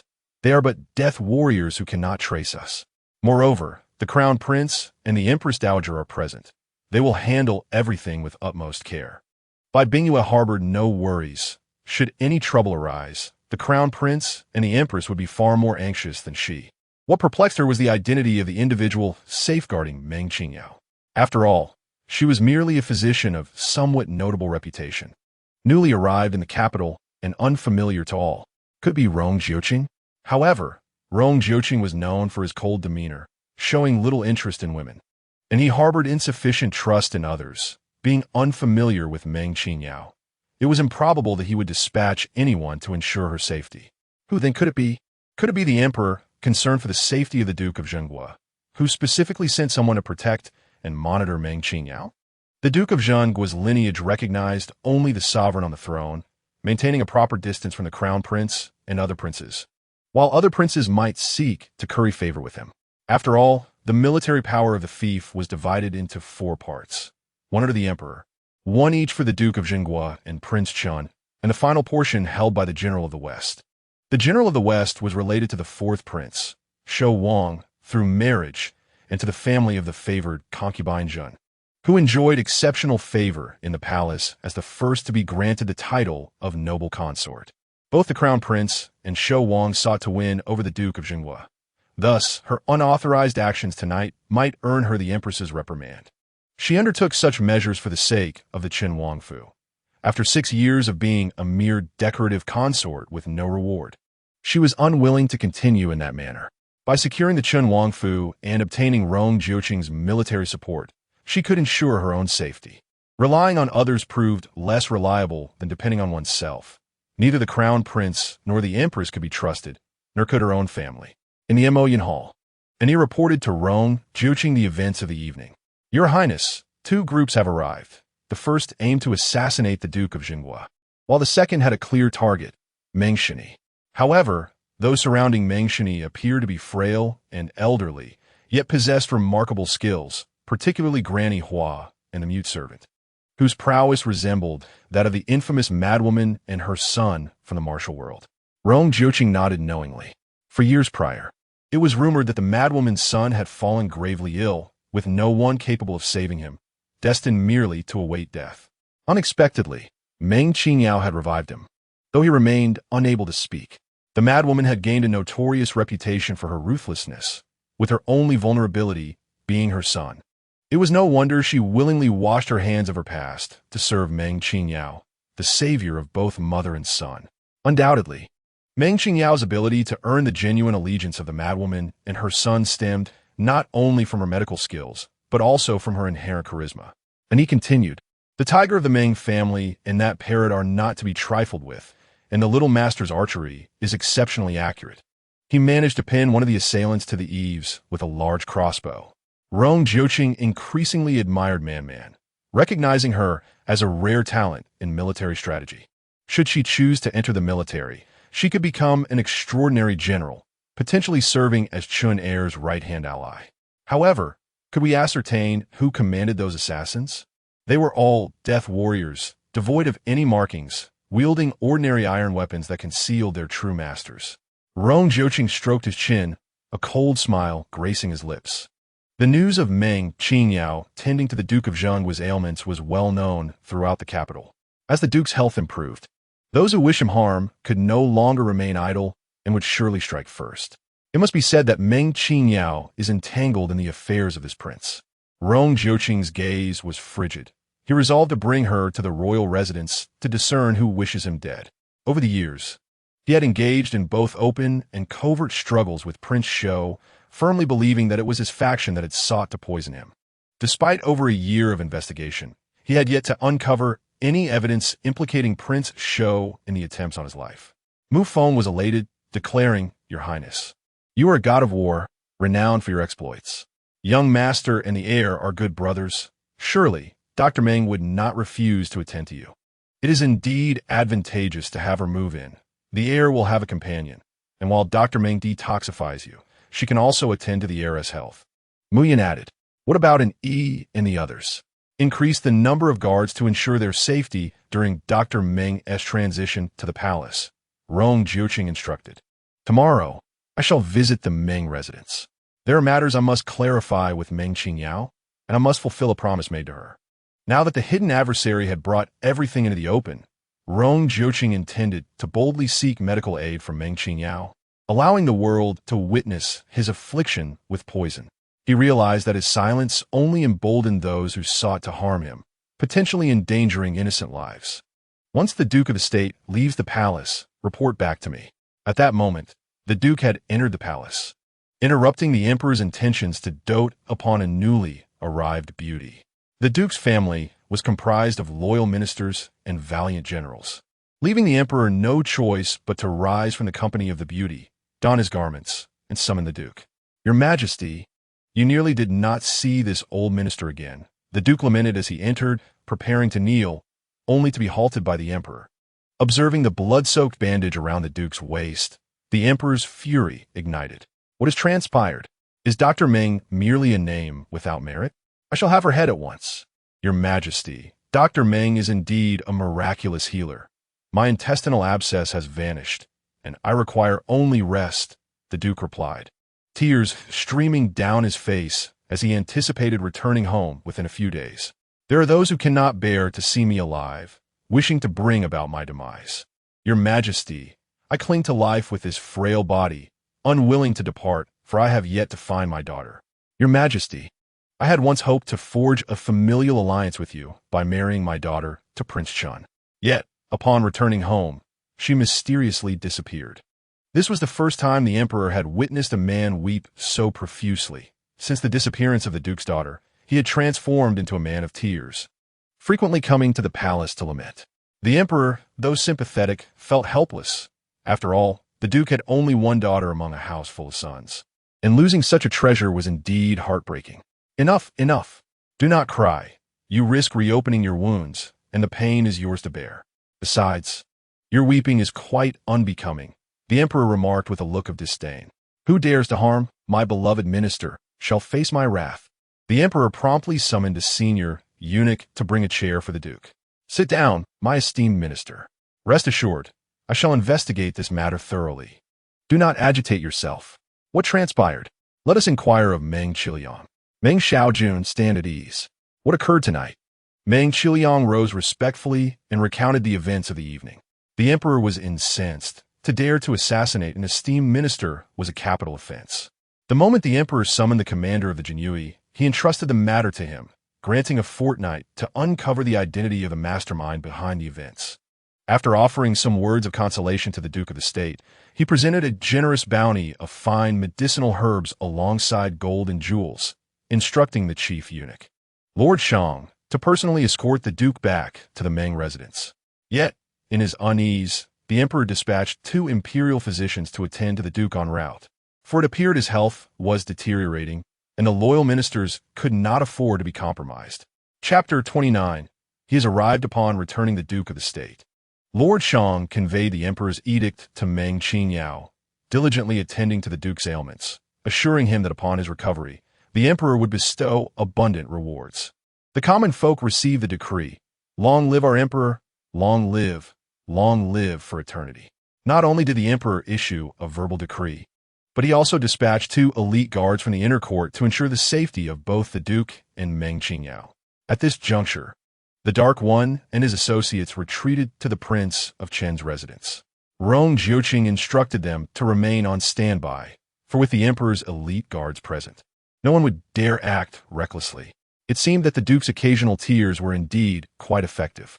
Early the next morning, Rong Jiuqing sent Shen'er to the Ministry of Personnel and, while returning, fortuitously encountered by Bingwei, who had been summoned to the palace by the empress. Rong Jiuqing merely halted the horse beside her carriage, nodded, and departed. By Bingwei, watching Rong Jiuqing's retreating figure, could not help but laugh mockingly. This was the epitome of mutual respect. In other households, a master would at least visit the courtyard on the 1st and 15th days of the month. Yet it seemed as if the Prince of Chen had no such regard for his consort. This consort merely served as a decorative presence. Cui Ping and Cui Ji were at a loss as to how to comfort her. The consort did not genuinely desire the prince's presence. His arrival would only bring trouble. Was she not hoping for the state of affairs to continue indefinitely? Rong Jiuqing shared this sentiment, finding the arrangement quite agreeable. Each should attend to their own duties without interference. He procured a considerable amount of the emperor's bestowed medicinal herbs from the royal treasury, determined to approach the Meng residence with a demeanor befitting one who seeks assistance. Bearing gifts in grand fashion. Upon arriving at the entrance of the Meng residence, Rong Jiuqing dismounted and instructed Mu Yun to announce their purpose. Mu Yun, along with Mu Feng, approached with the offerings, and, as the iron gate swung open, they were about to pay their respects when the 3 of them halted at the threshold. With a powerful voice, Mu Yun declared, "My lord is afflicted with a deadly poison and has but a short time left. He has come to terms with death, yet, considering the youth of the heir, he wishes to leave no regrets. Today, my lord has personally come to beseech the esteemed physician Meng for assistance in alleviating his affliction." Rong Jiuqing's arrival quickly attracted the attention of passers-by, and Mu Yun's proclamation astonished all, swiftly spreading through the streets, 1 telling 10, 10 telling 100, until the entire capital was abuzz with the news. It was revealed that the Prince of Chen had returned to the capital due to a severe poisoning and could not survive much longer, prompting lamentations over the potential demise of a legendary warrior. Would physician Meng be able to save him? After all, it was a deadly poison, and time was running short. Could he truly be saved? Before long, the Meng household became the focal point of the entire capital. Inside, upon hearing Mu Yun's outcry, Meng Qingyao was taken aback, unsure of Rong Jiuqing's peculiar behavior and shouting at the door. The Duke of the State and Lady Cui exchanged glances. This was not characteristic of the Prince of Chen. What had provoked such a reaction? Upon reflecting on the words of Mu Yun in conjunction with last night's assassination, the elderly couple realized with great indignation that they, along with the esteemed physician Meng, were merely collateral damage. The true aim of the shadowy figures was none other than Rong Jiuqing. Man, filled with excitement, dashed to Meng Qingyao's side, exclaiming, "Mother, he has arrived, seeking medical assistance." The sheer fervor in her eyes implored Meng Qingyao to acquiesce to the request. Meng Qingyao was taken aback. The assassination had inadvertently created an opportunity for her to draw closer to Rong Jiuqing, prompting him to take the initiative, a serendipitous gain indeed. Recognizing the significance of this splendid chance, she resolved to seize it for the sake of Chen. Taking Man-Man's hand gently, she said, "Let us proceed together to meet His Highness, the Prince." Hand in hand, the mother and child approached the entrance, where they bowed respectfully. Meng Qingyao proclaimed loudly, "Your Highness, the Prince has valiantly fought countless battles over the years, safeguarding our homeland and earning the love of the people. As a humble woman of the populace, I have long admired your Highness's esteemed reputation and consider it an honor to assist you." She gestured, "Your Highness, please enter." Rong Jiuqing nodded appreciatively, replying, "Thank you for your kindness," and strode inside with purpose. Soon, the news that physician Meng had agreed to detoxify the prince spread throughout the capital, and all awaited the outcome with bated breath. In the grand hall, Meng Qingyao stated, "Your Highness, since you are willing to allow me to tend to your ailment, you must heed my guidance. We shall begin with a comprehensive examination before proceeding with the detoxification treatment." "Naturally," Rong Jiuqing replied, his piercing gaze fixed upon Meng Qingyao. "You discerned at Tianxiang Tower that I have been deeply poisoned and articulated the progression of this affliction. I presume you are aware of the nature of the poison that has beset me?" Meeting his gaze with unwavering calm, Meng Qingyao affirmed, "Your Highness, the poison you suffer from is called Chuanmian, a name that belies its viciousness. This toxin is invariably administered to women, transmitted to men through the marital bond. You have borne this poison for 6 years, and its manifestation is only now apparent due to your robust constitution, which has withstood its effects. The woman responsible for administering the poison must have been the princess consort. Therefore, it is only fitting that she accompany you for the detoxification." Rong Jiuqing scrutinized Meng Qingyao, striving to unravel her thoughts. How could she possibly know that it was not the princess consort who had poisoned him?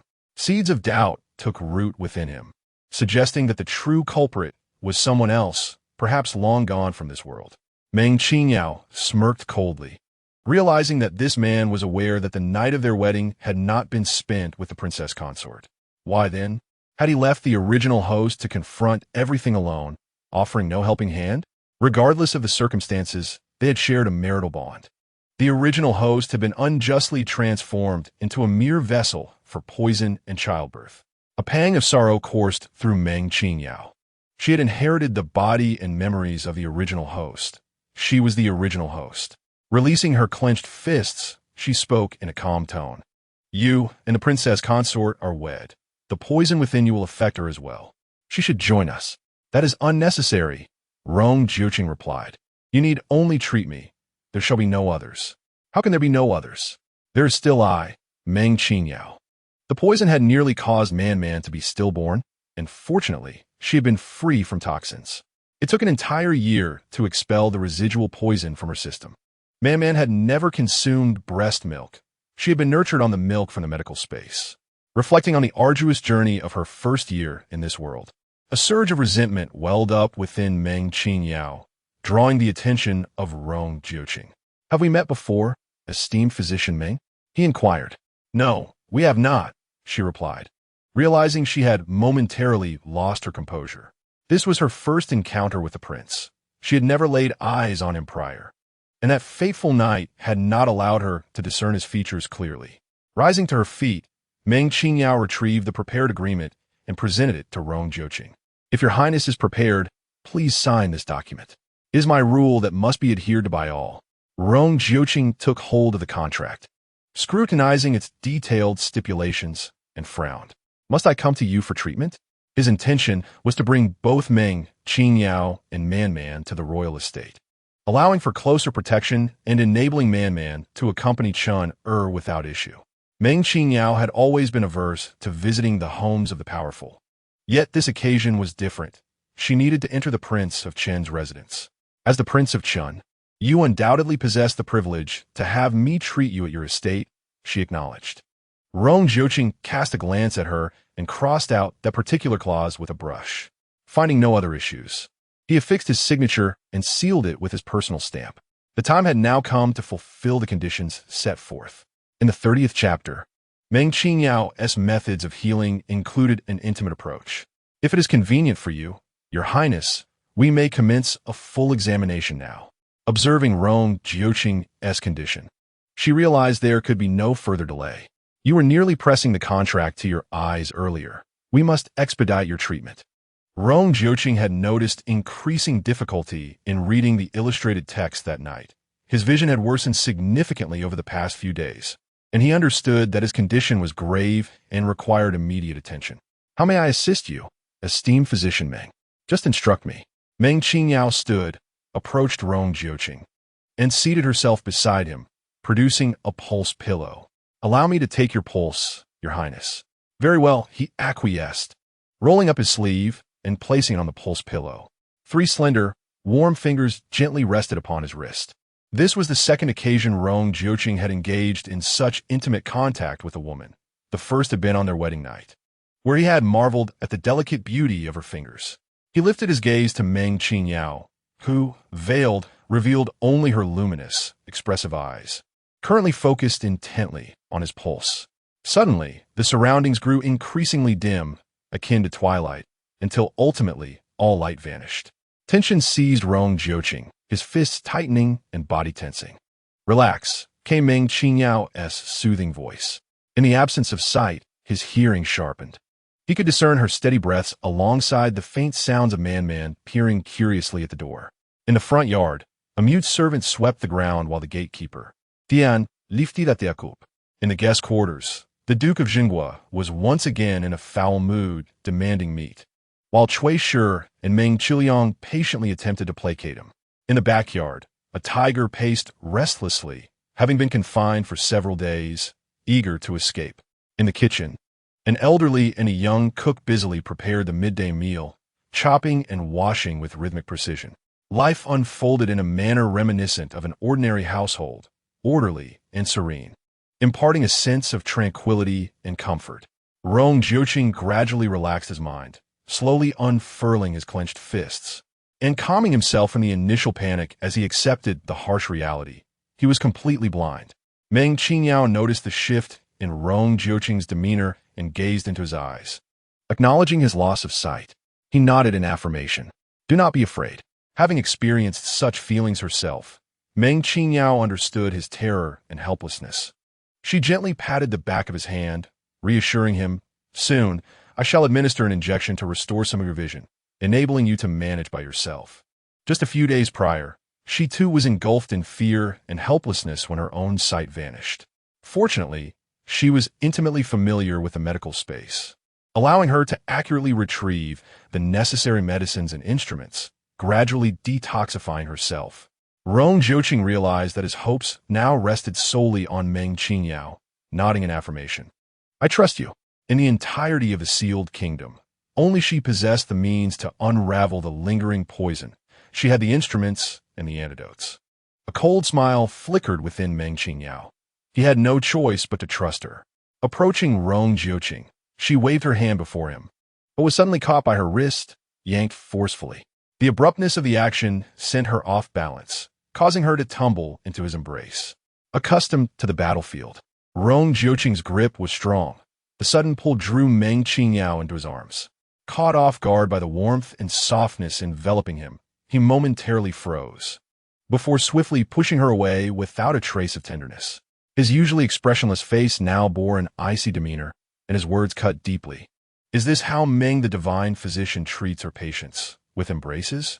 Although Rong Jiuqing could no longer see, his acute sense of hearing allowed him to discern her presence.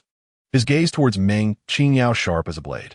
Stung by his derision, Meng Qingyao's expression darkened, and through gritted teeth, she retorted, I merely sought to confirm your vision, and yet I am met with such disdain. If you doubt my intentions, then let the poison remain unresolved. She declared, Go on, live as a blind man. It matters not to me.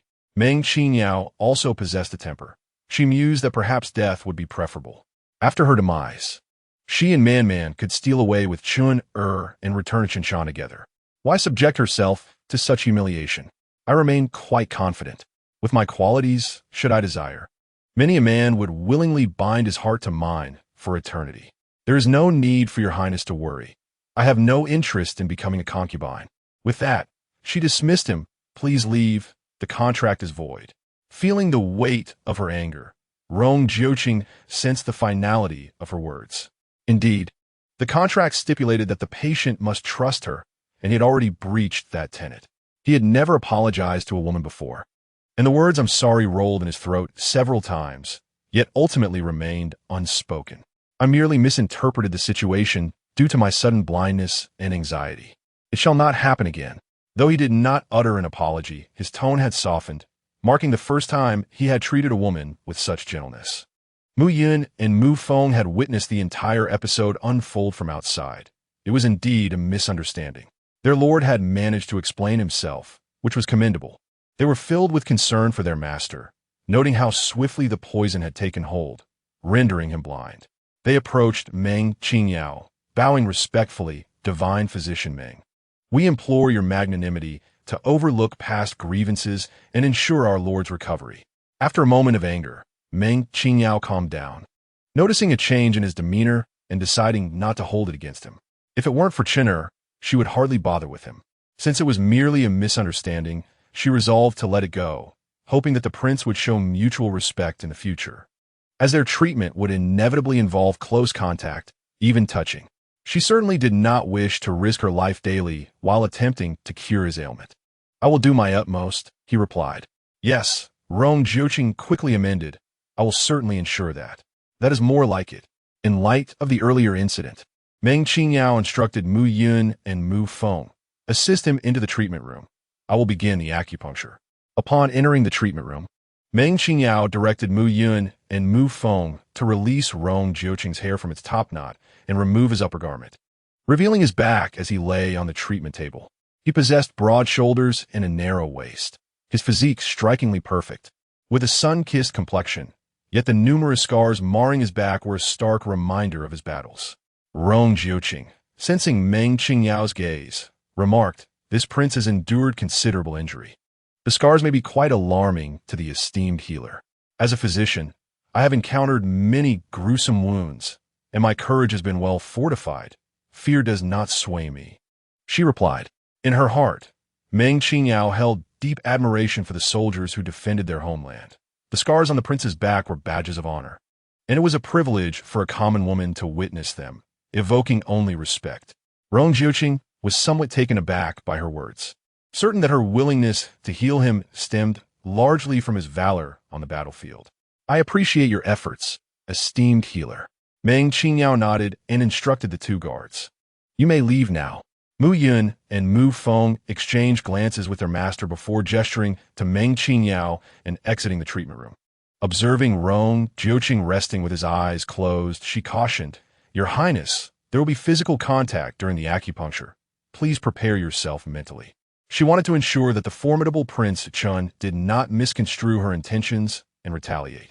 Rong Jiuqing nodded. "Proceed as you deem fit. Esteemed healer, I am prepared." Meng Qingyao retrieved a hair tie, gently gathering the prince's loose hair and securing it. As her delicate fingertips brushed against his scalp and neck, he felt a peculiar sensation, akin to feathers gliding across his skin, leaving him both bewildered and electrified. He reminded himself to remain composed, to respect and trust the esteemed healer. At this moment, Meng Qingyao was too preoccupied to ponder Rong Jiuqing's internal struggles. She produced silver needles and, after locating the appropriate acupoints on his body, efficiently began the acupuncture process.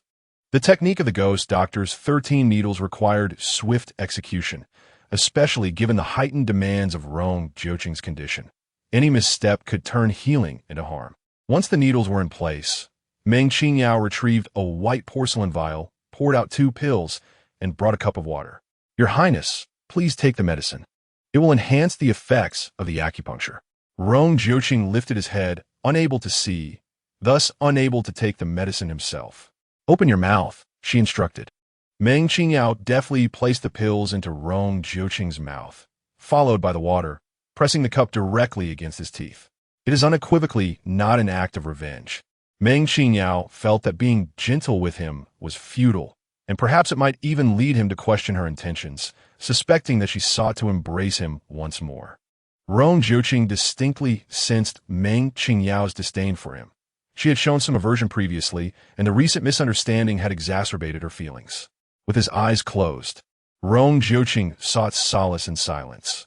as he was not one for words and was unfamiliar with Meng Qingyao, leaving them with little to discuss beyond his ailment. The prince remained patient for a quarter of an hour. Meng Qingyao sat nearby, observing the transformation of the silver needles. The once silvery needles gradually turned a deep gray, indicating the potency of the poison coursing through his veins. Being in close proximity, she could detect the faint, sweet fragrance of pine emanating from him. As she examined the needles, she inadvertently caught glimpses of his well-defined muscles and the scars that adorned his back. Behind every success lies a multitude of struggles and efforts. The scars on Rong Jiuqing's back bore testament to the countless perils he had faced, moments where life and death hung in the balance. Though he had wronged Chun'er, he had remained true to the world at large. Hearing the steady rhythm of Rong Jiuqing's breathing, Meng Qingyao lowered her gaze and was surprised to find him asleep. It was not a matter of mistrust. The fact that he was slumbering in her domain bewildered her. She shook her head in resignation. As she withdrew the needles, her fingertips would occasionally brush against his skin, and the warmth of an adult man's body inevitably reminded her of that fateful night, causing her cheeks to flush. Meng Qingyao steadied her thoughts and swiftly extracted the needles. "Your Highness, wake up." Rong Jiuqing, realizing he had fallen asleep in Meng Qingyao's treatment room, was taken aback. Having lived a life devoid of security, he typically struggled to sleep in unfamiliar surroundings. Yet here he was, resting soundly. A sudden tension gripped him as he pondered whether the pills Meng Qingyao had given him contained sedative properties. Should Meng Qingyao learn of his suspicions, she would undoubtedly dismiss him, deeming him ungrateful. He summoned Mu Yun and Mu Feng to assist him in dressing and securing his hair.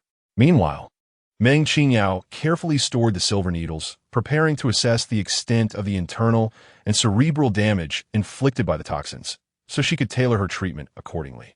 As she prepared to enter the examination room, she reminded herself that her equipment had been transported from her space and did not belong to this time, making it unwise for too many to witness. With Rong Jiuqing temporarily unable to see, it was fortuitous. She gently tugged at the sleeve of his garment, stating, "I will guide you inside for an examination. You two may wait outside."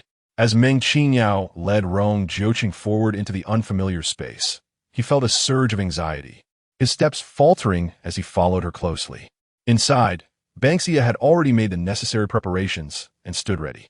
Meng Qingyao assisted Rong Jiuqing in taking a seat. "Your Highness, please lie down." He extended his hand, cautiously feeling his way down until he lay flat as instructed, his ears attuned to the peculiar ambience of the room, which felt vast and strange, as if housing a hidden beast. Sensing Meng Qingyao's intention to leave, Rong Jiuqing grasped her wrist, this time refraining from exerting too much pressure. "Fear not, Your Highness. We shall conduct a thorough examination, and it will conclude swiftly." Meng Qingyao perceived that at this moment, Rong Jiuqing resembled a helpless child, embodying a playful and endearing demeanor that softened her heart. She gently patted the large hand that grasped her wrist, reassuring him, "Do not be afraid, Your Highness. Do not worry. It is merely a diagnostic instrument. Please remain still and follow my instructions." Realizing her lapse in demeanor, Rong Jiuqing released her hand and reclined as instructed. Once Meng Qingyao exited, he heard the door click shut, followed by a rhythmic ticking sound, and then the bed beneath him shifted, accompanied by Meng Qingyao's voice urging him not to move.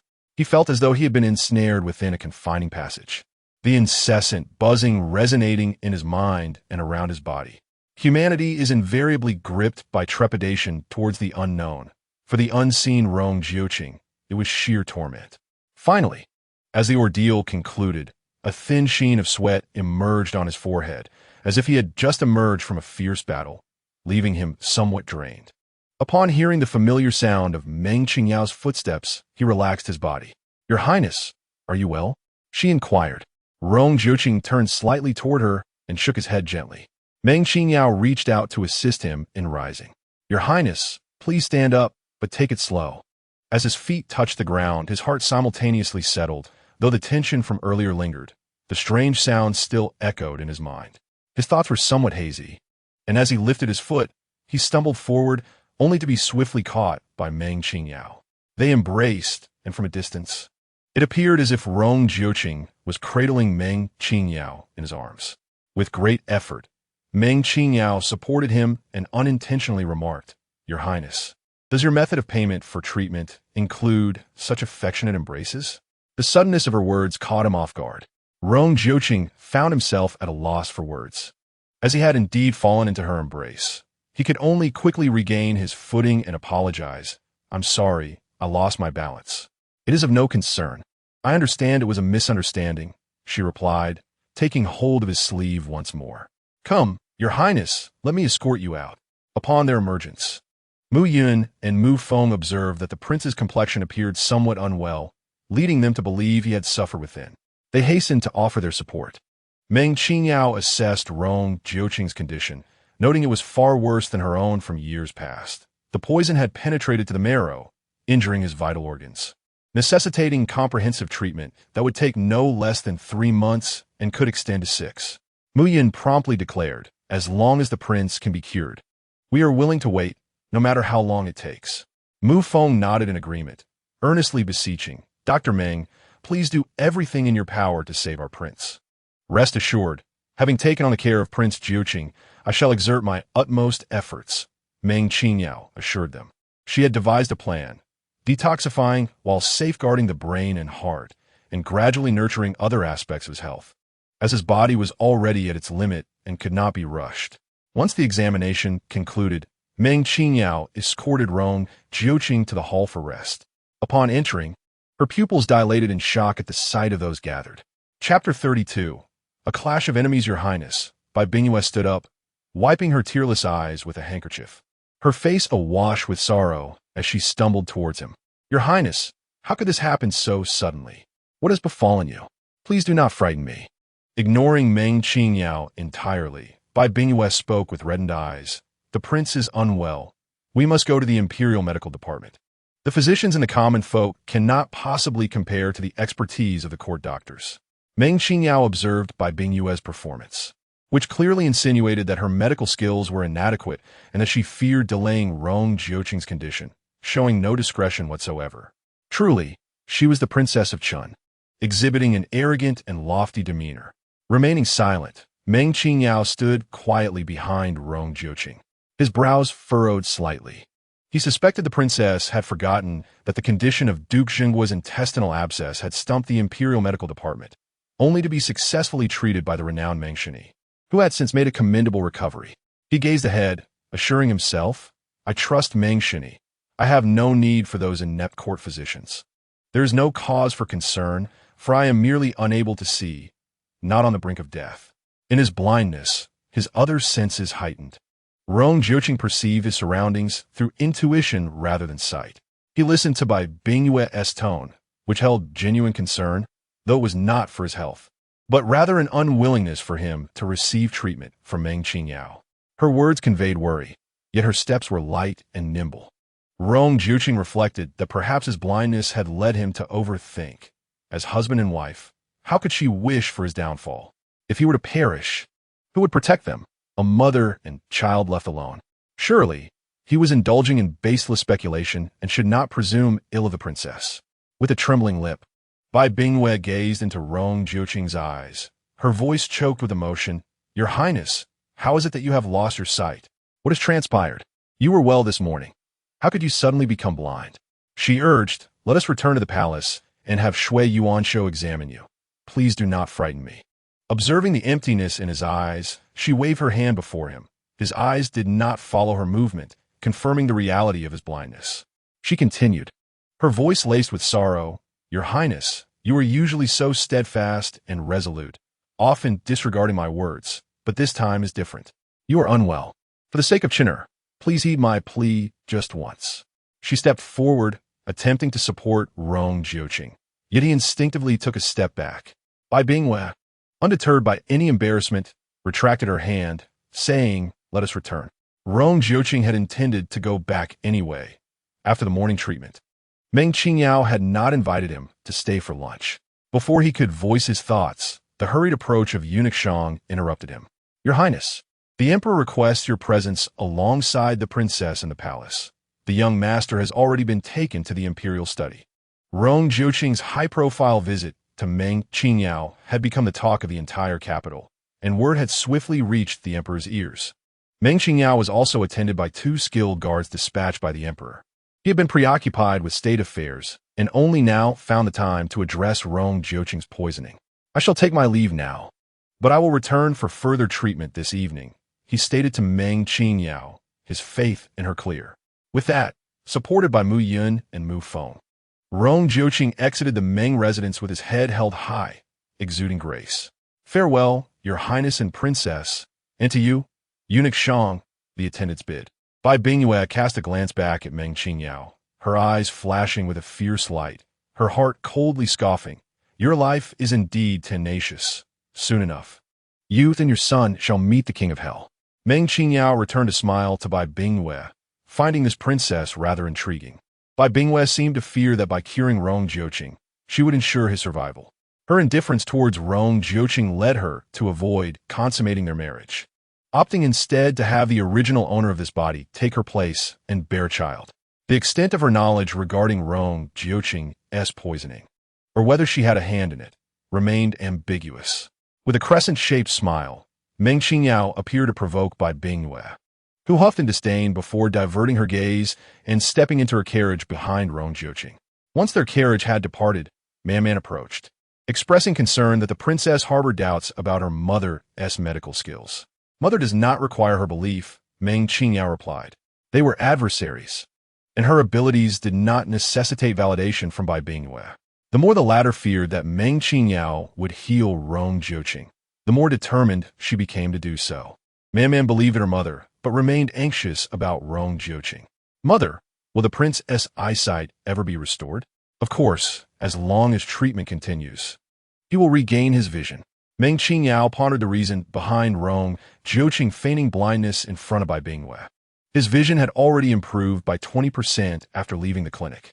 Regardless of Rong Jiuqing's motives, it was evident to Meng Qingyao that this couple shared a cold and distant relationship, particularly Rong Jiuqing, who was as unapproachable as a block of ice. Being married to such a man must be rather dull, and if Bai Bingyue entertained other sentiments, it would not be surprising.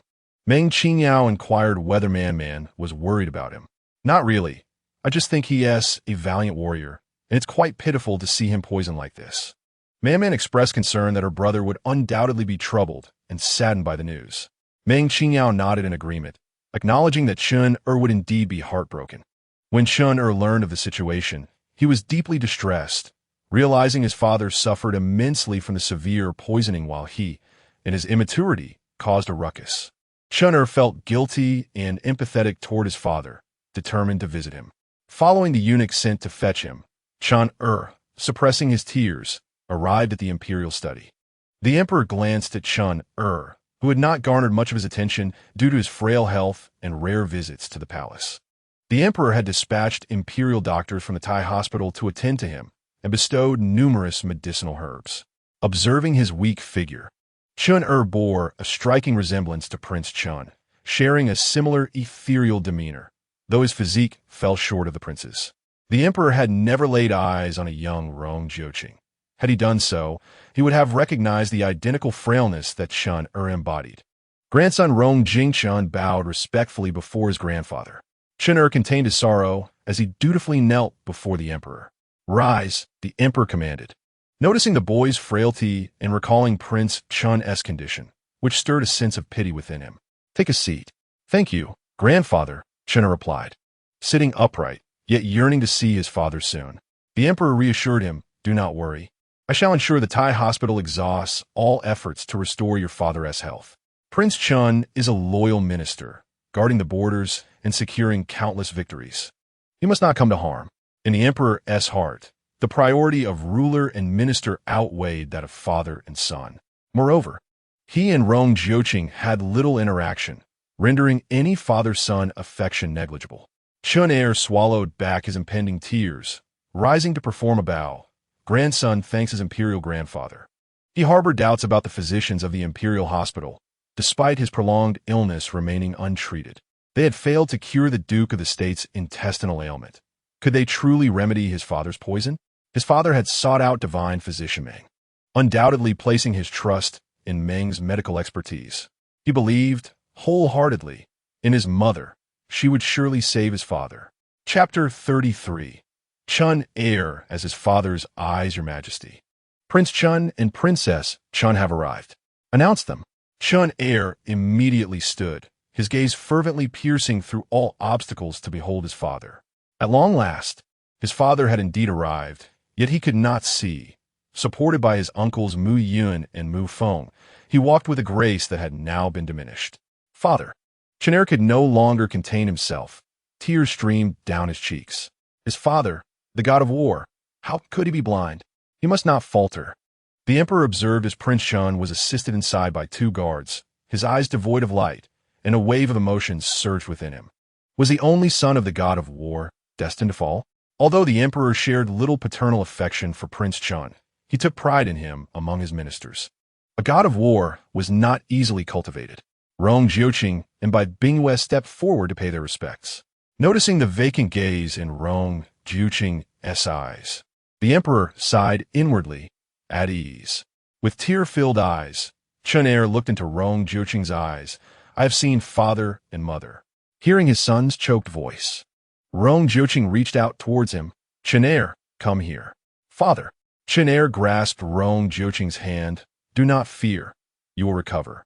Do not worry. Father is unafraid. It is merely poison affecting my sight. Nothing else feels amiss. Rong Jiuqing held his son's hand, feeling genuine concern and sorrow. Upon hearing his son's voice, he realized his decision was correct. He could not succumb to death yet. Chun heir gazed at his father. Father, I will not attend the Ministry of Rites to study anymore. I already know all of that. I will stay home with you, to be your eyes. Wherever you go, I shall accompany you. Rong Jiuqing was moved. Well, then Chun heir shall be your father's eyes. After inquiring about Rong Jiuqing's condition, the emperor learned he had been poisoned, yet the specific toxin remained unknown. In truth, Rong Jiuqing had withheld the truth, pretending that Meng Qingyao had yet to determine the nature of the poison.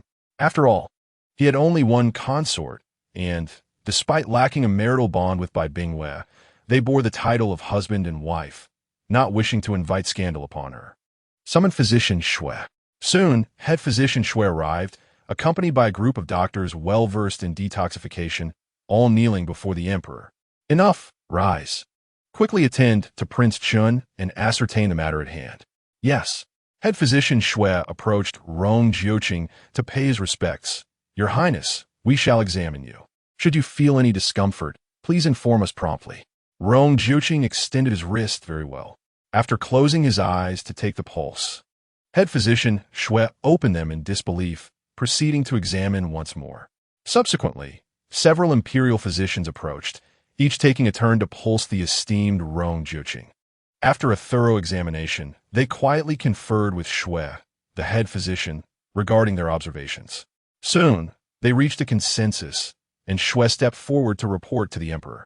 Your Majesty, after examining His Highness Prince Chun, my colleagues and I have found the poison afflicting the prince to be quite peculiar and insidious. Unlike anything we have encountered before, the toxin has lingered within him for several years, and we unanimously agree that it has been present for at least 5 or 6 years. His robust constitution has allowed him to suppress its effects, but numerous injuries sustained on the battlefield have exacerbated his condition. The emperor furrowed his brow, contemplating the implications of this timeline, particularly noting that it coincided with the year of Prince Chen's marriage.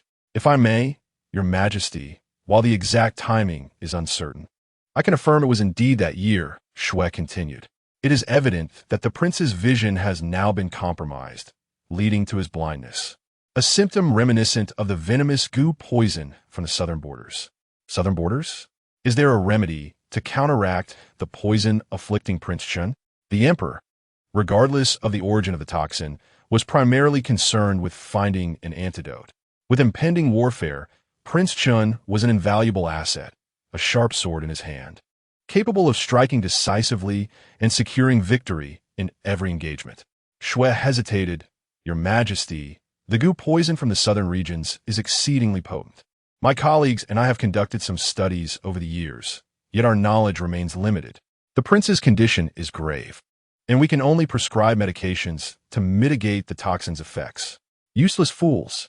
The emperor, filled with exasperation, cast aside the paperweight he held, striking Shui and his cohort who cowered before him. What purpose do I have for you? You collect salaries, yet contribute nothing. You were impotent in treating the Duke of the State's intestinal ailment, and now you are equally helpless against Prince Chen's poisoning. What can you do? Feast and drink in brothels? The emperor's fury erupted. Begone. You will forfeit 3 months' wages to reflect upon your failures. It was unjust to blame these physicians, for within the palace, the noble ladies would raise alarms over the slightest ailment, leaving them little opportunity to encounter serious maladies. Furthermore, should true treachery occur, it was unlikely they would be the ones to intervene, as lethal intentions required more than mere poison. They demanded the sharpness of the blade. Amidst the palace's myriad of intrigues, these physicians prioritized self-preservation. If their wages were to be deducted, so be it. It was preferable to losing their lives. The source of the poison within Prince Chun remained a mystery, possibly the work of a rival prince. The Imperial Medical Bureau was at a loss for an antidote, and Bai Bingyue, overwhelmed with sorrow, knelt before the emperor, tears cascading down her cheeks. Father, since the prince has been afflicted by the goo poison from the southern borders, might we send him to the? They have been adversaries, yet perhaps they would provide an antidote, albeit with conditions detrimental to our realm. The emperor, naturally, would prioritize the welfare of the state over an individual prince. Gong Shang quietly interjected, Your Majesty, I have heard rumors that Dr. Meng from Shin Mountain has consented to treat the prince. Perhaps she possesses the means to help, for she successfully cured the Duke of the State's intestinal ailment. The emperor, recalling the mention of this individual, thought, How could I have forgotten her? Summon her to the palace. Bai Bingyue cast a glance at Gong Shang, realizing she could not evade the inevitable mention of Meng Qingyao, and resigned herself to the situation. Father, while Dr. Meng's reputation is esteemed, she is not a formally recognized physician. Given the prince's noble status, how could he be subjected to such experimentation? I have my reservations. Bai Bingyue implored the emperor, expressing her awareness that only Dr. Meng possessed the hope of saving the prince. Yet it was imperative to establish rules to prevent her from acting recklessly. The emperor grasped Bai Bingyue's intent and waved his hand, instructing someone to summon Meng Qingyao to the palace. Rising from the ground, a fleeting spark flickered in Bai Bingyue's eyes. It was evident that the emperor harbored reservations about allowing the prince to receive treatment at the Meng residence and would certainly permit entry to the Wangfu. Once at the Wangfu, she had ample means to ensure Meng Qingyao faltered, leading to the emperor's wrath and the subsequent disappearance of Meng Qingyao and her child from this world. Alongside them would vanish Rong Jiuqing and the little one by her side. Bai Bingyue sat quietly beside Rong Jiuqing, her countenance marked by sorrow, as if uttering another word would unleash uncontrollable tears. Rong Jiuqing remained silent, sensing the princess's subtle animosity towards Meng Qingyao, perplexed as to the reason behind such sentiments. Reflecting on the matters concerning his brothers and the prior words of Bai Bingyue, he seemed to comprehend the underlying situation. He and Meng Qingyao were innocent. Harboring no inappropriate thoughts, the princess could rest assured. Chapter 34. An audience with the emperor. The emperor summoned Meng Qingyao to the palace, and she was well prepared, yet Mrs. Chui remained apprehensive and insisted on accompanying her. The palace was rife with treachery, and despite Meng Qingyao's reputation, she was merely an ordinary citizen, vulnerable to those who might wish her harm. Deeply touched, Meng Qingyao appreciated the kindness of the lady, a sincere affection from an elder towards a younger. Regrettably, she was not the lady's lost daughter. She vividly remembered her parents and brother. This was a matter between her and Rong Jiuqing, a personal grievance she wished to keep from entangling the Duke of Zhengguo's household. Rest assured, I am but a doctor, not a deity. I trust the emperor will not make things difficult for me. Meng Qingyao spoke with confidence.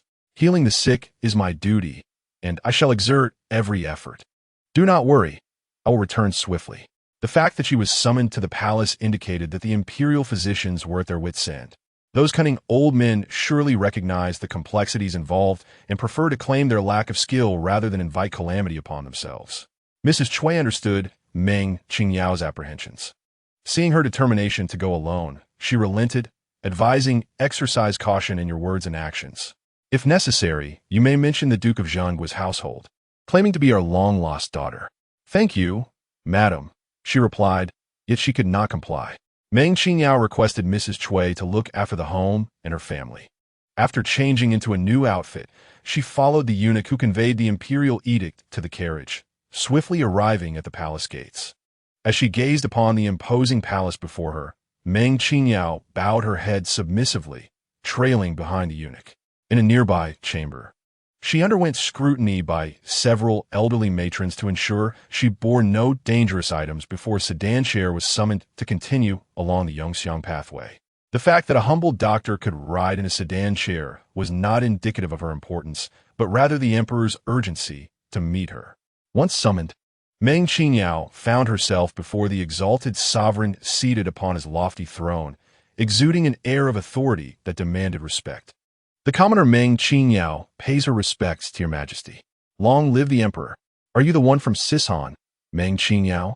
Indeed, I am but a humble subject. Raising her head slowly, Meng Qingyao refrained from meeting the emperor's gaze directly. The emperor did not intend to summon her. So why was she wearing a veil upon entering the palace to meet him? Meng Qingyao calmly replied, Your Majesty, the commoner suffers from pollen allergies every spring, resulting in a face covered with rashes, and fearing it may offend the eyes, I was compelled to wear a veil. Bai Bingwei, observing the tall and graceful Meng Qingyao, suspected she was merely seeking attention with her antics, claiming pollen allergies were likely an excuse to mask her lack of beauty, creating an illusion that she was a beauty. Rong Jiuqing, witnessing her composure, felt his earlier concerns dissipate. This woman was dignified and poised, and it was unlikely she would behave improperly before the throne. He had overthought the matter. Chinner watched Meng Qingyao closely, anxious that the emperor might cause her distress. The father and son could not fathom why they were so concerned for her. Perhaps it was because she embodied their mother, or perhaps she was their sole beacon of hope. It was reasonable for a woman to care about her appearance, and the emperor had no intention of pursuing the matter further. Having assessed the condition of Prince Chun, do you have any conclusions or methods for detoxification? The emperor inquired with authority. Please rise to speak. Thank you, Your Majesty. One of the reasons she despised coming to the capital was her lowly status. With so many princes, princesses, and officials, one was often required to kneel and bow, which strained the knees. Meng Qingyao stood, answering without deference, Your Majesty.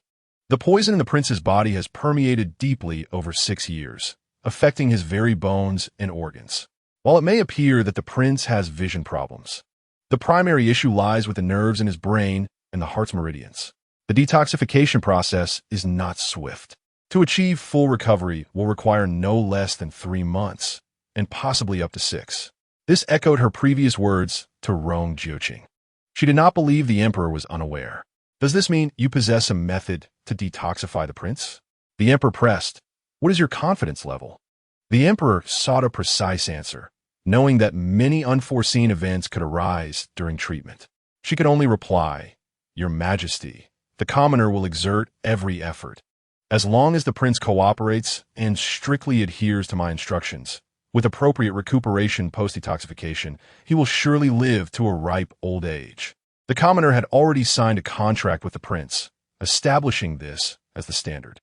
After a comprehensive examination that morning, she had formulated a treatment plan for each session, which she respectfully presented to the emperor with both hands raised. The emperor opened the treatment plan and glanced approvingly at Meng Qingyao. However, much of the content was beyond the emperor's comprehension, but it seemed to align with what Meng Qingyao had stated. At the end of the treatment plan, a contract signed by both parties was attached. The emperor regarded the contract, so everything must adhere to your stipulations.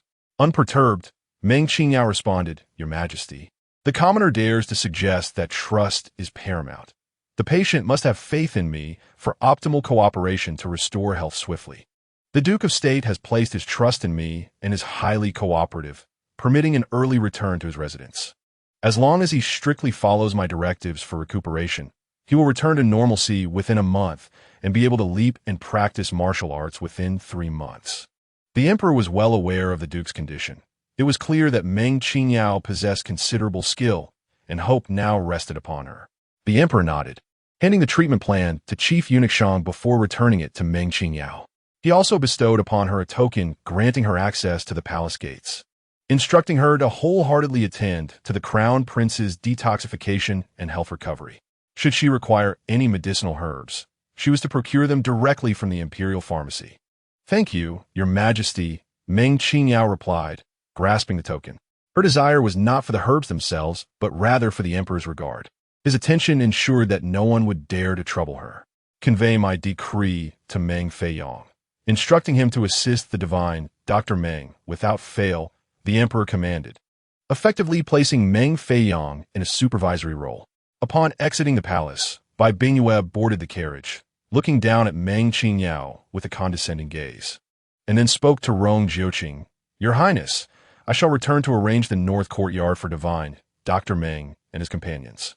The north courtyard was the most secluded part of the crown prince's residence, situated far from the Myn Hall, making it inconvenient for comings and goings. Furthermore, the area was cluttered and dilapidated. Placing Meng Qingyao there would serve as an affront, suggesting that she aspired to be Rong Jiuqing's mistress. Rong Jiuqing, however, did not dwell on this. He merely considered it impractical. The divine Dr. Meng should reside adjacent to the Myn Hall for ease of treatment, sparing the princess any undue worry, as he would ensure proper arrangements were made. Chin'er felt a surge of joy, knowing that divine Dr. Meng would come to treat his father, and he eagerly anticipated playing together afterwards. Bai Bingyue had intentionally voiced her thoughts to gauge his reaction, but she was taken aback by how protectively Rong Jiuqing regarded Meng Qingyao, prompting a cold snort of disdain from her. Meng Qingyao remained silent, and Bai Bingyue's increasing animosity only served to underscore Meng Qingyao's significance. Chapter 35. Not a good person, mother, Mnm exclaimed as she rushed out upon hearing the carriage, her heart finally at ease upon seeing her mother return safely. Spotting Chin'er helping Rong Jiuqing down from the carriage, Mnm waved, "Brother, Mnm." Chin'er felt a pang of sorrow. Upon seeing Mnm, he nearly succumbed to tears but held them back, carefully leading Rong Jiuqing towards her. Mnm's heart ached for Rong Jiuqing, although she did not show it. She held Meng Qingyao's hand with one and Chin'er's hand with the other, and the four of them walked silently through the grand entrance. Mufeng nudged Mu Yun. "Why do I feel like the prince and divine Dr. Meng resemble a family of four? At such a time, you still have the leisure to entertain such frivolous thoughts." Mu Yun replied heavily, his mind solely focused on the prince's health and wishing for his swift recovery. Mu Feng scratched his nose, conceding he had misspoken. Upon returning home, the Duke and Duchess of Jinghua and others gathered, their worries alleviated upon seeing Meng Qingyao return in good health. The Duke waved his hand in front of Rong Jiuqing's eyes. "Can your Highness truly see nothing?" Rong Jiuqing realized that ever since he had claimed he could not see, everyone seemed to enjoy testing his sight. He nodded, confirming his blindness. "I shall be my father's eyes," Chin'er said, gripping Rong Jiuqing's hand tightly, wishing to impart strength to alleviate his fears. Mnm, however, gazed worriedly into Rong Jiuqing's eyes, recalling her mother's words that treatment would restore some of his vision.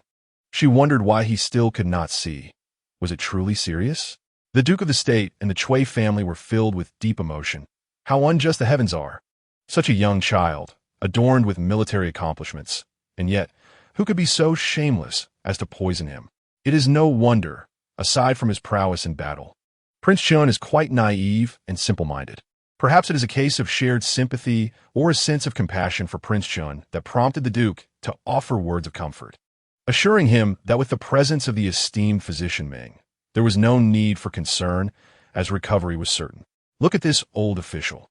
He had already been pronounced without hope, yet now he feels quite well, with the source of his ailment removed, free from pain and at ease. Do not heed the words of those imperial physicians. They are but a bunch of gluttons who do little of substance. For minor ailments, they are unnecessary, and for grave illnesses, they are powerless, merely resorting to scare tactics. Chui echoed, stating that when the Duke suffers unbearable abdominal pain, all they can do is alleviate the pain, leaving them incapable of anything else. They have become stagnant, believing themselves to be adept in the medical arts. There is no need for the prince to worry, since physician Meng has declared she can cure him.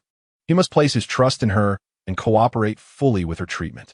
For the first time, Rong Zhouqing experienced care from someone outside his family, a peculiar sensation indeed. Previously, only his personal guard and Meng Feiyong showed concern for his well-being, while others were solely interested in his victories in battle. Encouraged and comforted by the Duke and Duchess of Xie, he vowed to cooperate with physician Meng's treatment, hoping for a swift recovery. For his son, he now harbored an overwhelming desire to survive. Meng Qingyao and Man felt reassured by his attitude. A harmonious doctor-patient relationship is essential for effective treatment. At noon, father and son dined at the Meng household, and Man took Chun'er by the hand to her room. "Do not worry, brother. Your father will recover. You must have faith in my mother's medical skills." Unable to contain his emotions, Chun'er embraced Man and quietly wept. Man, I am truly scared and regretful for not being more obedient before, causing our father distress. Man understood her brother's feelings. She despised their father's inability to recognize reality and acknowledge their existence. Yet, seeing him suffer from the poison brought her pain, and she wished for his swift recovery. The two brothers sat closely together beneath the eaves, hoping for their father's early restoration to health. To comfort Chun'er in the afternoon, Man accompanied Rong Zhouqing back to the prince's residence, staying close to him. Before leaving, she exchanged a glance with Meng Qingyao. Meng Qingyao nodded, advising her son to be cautious and not overly optimistic. Man understood and boarded the carriage. On the way, they encountered Meng Feiyong, who had just returned from outside the city, having rushed back after receiving the imperial decree. "Has the vision completely abandoned you? What did physician Meng say?" Meng Feiyong believed that since Meng Qingyao had agreed to treat him, she must possess at least a 9/10 certainty of success. Let things take their natural course, Rong Zhouqing suggested, sensing Meng Qingyao's unwavering confidence. He could tell she had previously dealt with similar poison. Whether it was in the Tianxiang building or her words at the Meng household, she had undoubtedly encountered and successfully resolved such cases. This type of poison is exceedingly rare, but since Meng Qingyao had dealt with it before, it is possible she saved that young woman. Rong Zhouqing felt a compelling urge to find that girl from that night. After all, she was Chun'er's biological mother. Perhaps he could uncover some clues from Meng Qingyao. He had a persistent feeling that she was not as simple as she appeared. Meng Feiyong believed that Meng Qingyao was merely being modest, hesitant to make grand statements, especially considering the unpredictability that often accompanies the practice of healing. However, the opportunity to assist the esteemed Dr. Meng in alleviating the prince's affliction filled him with immense joy, as he anticipated gaining a wealth of knowledge. He offered a few comforting words to Rong Zhouqing, urging him to focus on the task at hand. Upon returning to the royal residence, Bai Bingwei greeted them with a radiant smile. "Your Highness, I have arranged for the courtyard to be tidied up, ensuring that Dr. Meng feels at home." "You are too kind, Princess," the prince replied modestly. "As you are unwell, it is my duty to ensure everything runs smoothly. I would willingly sacrifice years for my life if it meant your swift recovery." Bai Bingwei dabbed at her eyes, which were glistening with unshed tears as she implored. "Your Highness, for my sake and that of Chun'er, you must not give up. You must recover swiftly." Rong Zhouqing nodded in acknowledgement. Bai Bingwei then turned her attention to Man, inquiring, "Is this young master the son of Dr. Meng?" Man stepped forward to pay his respects. "Commoner pays his respects to the princess." "No need for formalities," Bai Bingwei said, a fleeting look of disdain crossing her features before vanishing. "You and Chun'er are of similar age. He has few friends due to his frail health, and with his father ailing, he is surely in low spirits. Please keep him company." Man rolled his eyes inwardly, thinking, "As if I need your prompting, my companionship with my brother is genuine." After some pleasantries, Bai Bingwei encouraged Rong Zhouqing to rest, reminding him, "Chun'er, do not forget to take your medicine." "Mother, I remember," he replied. Man noted how obedient her brother was before the princess, adopting a lowly demeanor, seemingly fearful, unlike the typical mother-son relationship. This woman clearly has a sweet facade but a bitter heart. Her words are laced with sarcasm, revealing her true nature. "Take your medicine. Today, I shall unveil your true colors." Indeed, As soon as they entered the M.Y.N hall and settled down, Suaping personally delivered the medicine. "Young master, the medicinal broth is ready. You should drink it while it's warm. The morning's dose has already been taken to the Ministry of Personnel. This is the final bowl for today." Chinner flinched slightly at Suaping's gaze, but still reached for the bowl. Suddenly, he felt his wrist weaken, and with a loud crash, the bowl fell to the ground, shattering into two halves, spilling the medicinal liquid everywhere. Suaping exclaimed, "Young master, how careless of you. This broth was painstakingly prepared by the princess over half an hour." Chinner was startled, his face drained of color. I didn't mean to. It may have been too hot." "You need not explain, young master," Suaping replied, though her displeasure was evident. "It is merely a disappointment to the princess, who dedicated her time at the medicine stove." Even before Rong Jiuqing, Suaping retained a degree of her discontent. The prince furrowed his brow in frustration. "It is just spilled. Let them prepare another bowl." "Your Highness, the medicine prescribed for the young master comes from the Imperial Hospital, containing very precious herbs. This was the last bowl of this course, and we have no more herbs available," Suaping said with a dark expression. "To brew more medicine, we must wait until tomorrow when the head physician's apprentice can come to examine him first." The maid, brimming with arrogance, spoke with a feigned smile. "Brother Meng is exceptionally skilled in pharmacology. It is said that he possesses an acute sense of smell, capable of discerning the medicinal ingredients within a potion with a mere whiff. Why not invite him to assess it, and then prescribe the necessary herbs?" With an endearing grin, she reassured, "Do not worry about procuring the ingredients. The emperor has recently bestowed upon my mother a token granting her unrestricted access to the imperial pharmacy. As the heir of the Prince of Chun, being the emperor's own grandson, acquiring a few herbs should pose no issue." However, Cui Ping's expression grew tense as she cast a sharp glance at the maid. "Your Highness, there is no need for such trouble. I shall summon Fei Yang at once." "I apologize for the inconvenience." But Rong Jiuqing interrupted her. "This is precisely Fei Yang's area of expertise. He is renowned among the military physicians in the capital, unmatched by any rival." He rose, elated, and patted the maid's shoulder. "Young one, you possess discernment. Allow me to demonstrate my prowess today." The maid gave him a thumbs up. "Brother Meng, I am counting on you." Meanwhile, Chinner stood anxiously at her side. She grasped his hand, declaring, "From this moment forth, should anyone dare to bully my brother, I shall not hesitate to deal with them." In the meantime, Meng Fei Yang had already knelt on the ground, intensely inhaling the medicinal soup, which still emitted steam. He gently waved his hand, taking deep sniffs. "Goji berries, eukamia leaves, astragalus," he murmured, his brow knitting in confusion. "How can there be the scent of leaves and roots?" "This is the beech leaf from your royal residence," Meng Fei Yang exclaimed in disbelief. "This prescription was formulated by the chief disciple of Shui Yuan. Chinner has been consuming this concoction for an extended period, yet yields no benefit and only serves to weaken him." The more he spoke, the more alarming the revelation became, prompting him to look at Rong Jiuqing, who was seething with rage. "It is one thing to harm me, but to endanger my son is intolerable." He slammed his hand on the table, causing Cui Ping to kneel suddenly. Her earlier bravado extinguished as she repeatedly bowed her head before Rong Jiuqing. "Your Highness, I swear I knew nothing. I merely delivered the medicine. These ingredients were personally placed by the princess into the pot and brewed by her own hand. Surely you must know this." The maid scoffed. "I can recognize leaves and roots. How could someone of your stature not know them? If the princess has been brewing them herself, how could you not have recognized them after so many days?" Her tone was confrontational. "Which physician prescribes beech leaves? If you cannot identify other leaves, how can you not recognize the beech leaves that abound in the royal residence?" Cui Ping found herself speechless, cornered by the maid's incisive questions. Despite harboring a deep-seated resentment towards her, she dared not speak out of turn. Continuing to bow before Rong Jiuqing. "Your Highness, I truly had no knowledge of this. I am but a servant. How could I presume to question the Imperial Hospital's prescriptions? Thus, it follows that the Imperial Hospital and the princess conspired together to use beech leaves to jeopardize my brother's life." The maid pressed her advantage, denying Cui Ping any opportunity for reflection. Cui Ping, with her malicious intent, had always wielded authority within the royal residence, and no one had dared to question her before. In that moment, she was momentarily rendered speechless, unable to respond.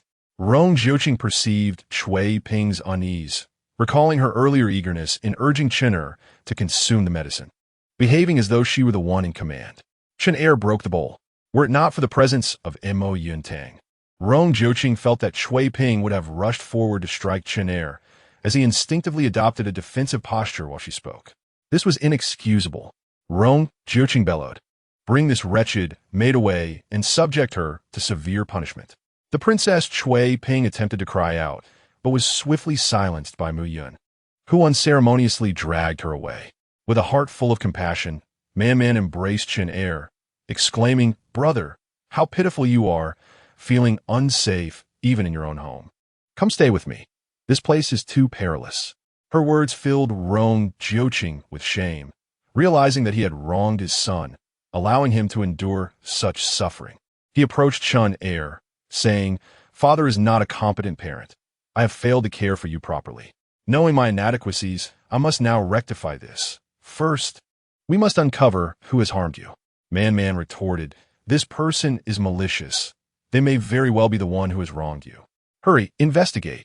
Anyone could be the culprit. And we should also scrutinize the princess. After all, she is not your biological mother and might pose a threat to you." Man was cautious not to speak too plainly, as she had already sown seeds of doubt in Rong Jiuqing's mind, hoping to prompt him a question by Bingyue due to her status as the princess. Chen Er shook his head and said, "Father, I am fine. Do not be troubled. Your priority is to find the antidote." In truth, Chen Er had thoughts lingering in his mind, yet he was reluctant to acknowledge them. Even if his mother disliked and scorned him, she would not wish him dead. How could Rong Jiuqing not feel sorrow? His negligence had led to his son's frail body, his feelings of inferiority, and his distrust of others. He was engulfed in self-reproach. Yet if time could be reversed, how would he choose differently? All he desired now was to make amends with his son and find the perpetrator who had harmed them. When Cui Ping bowed before him, her eyes darted about, believing he was truly blind to her subtle movements. A chill ran through Rong Jiuqing. This matter was undoubtedly tied to her. As for Bai Bingyue, he deemed it impossible. Chen Er was her support, and she had no reason to harm him. "My lord, what has transpired?" Bai Bingyue hurriedly entered from the adjoining courtyard, her tone frantic. "What has happened to Cui Ping?"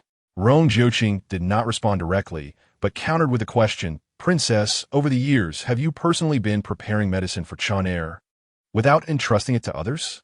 My son's health is poor, and I worry that the servants may neglect their duties. Thus, I prepare the medicine myself each day." "What has happened?" "Cui Ping brought the medicine, but has not returned." Bai Bingyue feigned ignorance, glancing between Rong Jiuqing and Chen Er, asking, "What has happened, my lord?" Rong Jiuqing instructed Meng Qingyao to explain.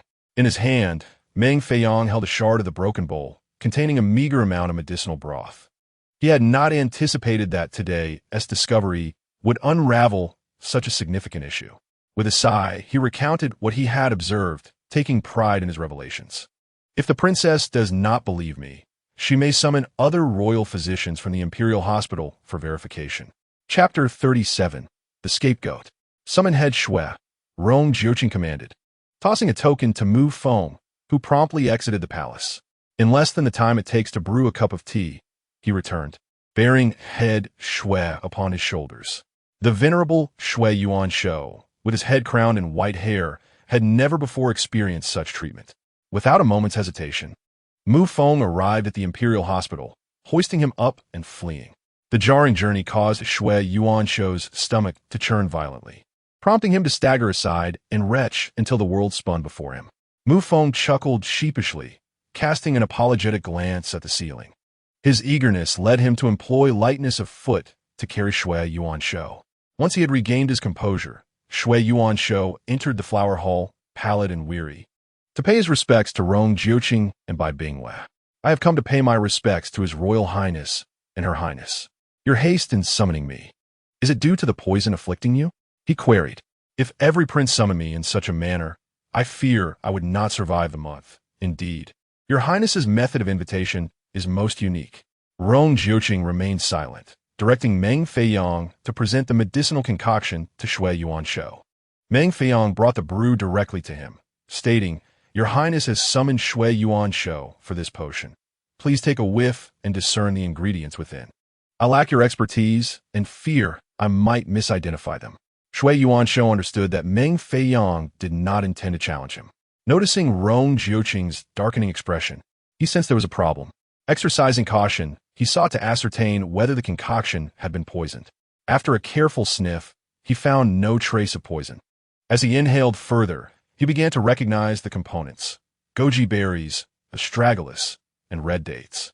However, as he continued, a furrow formed on his brow, mirroring Meng Qingyang's incredulity. After confirming his suspicions, he inquired, "But why does it also bear the scent of decayed leaves and rotten roots, particularly those of the easily identifiable beech tree?" "Your Highness, this concoction is indeed peculiar.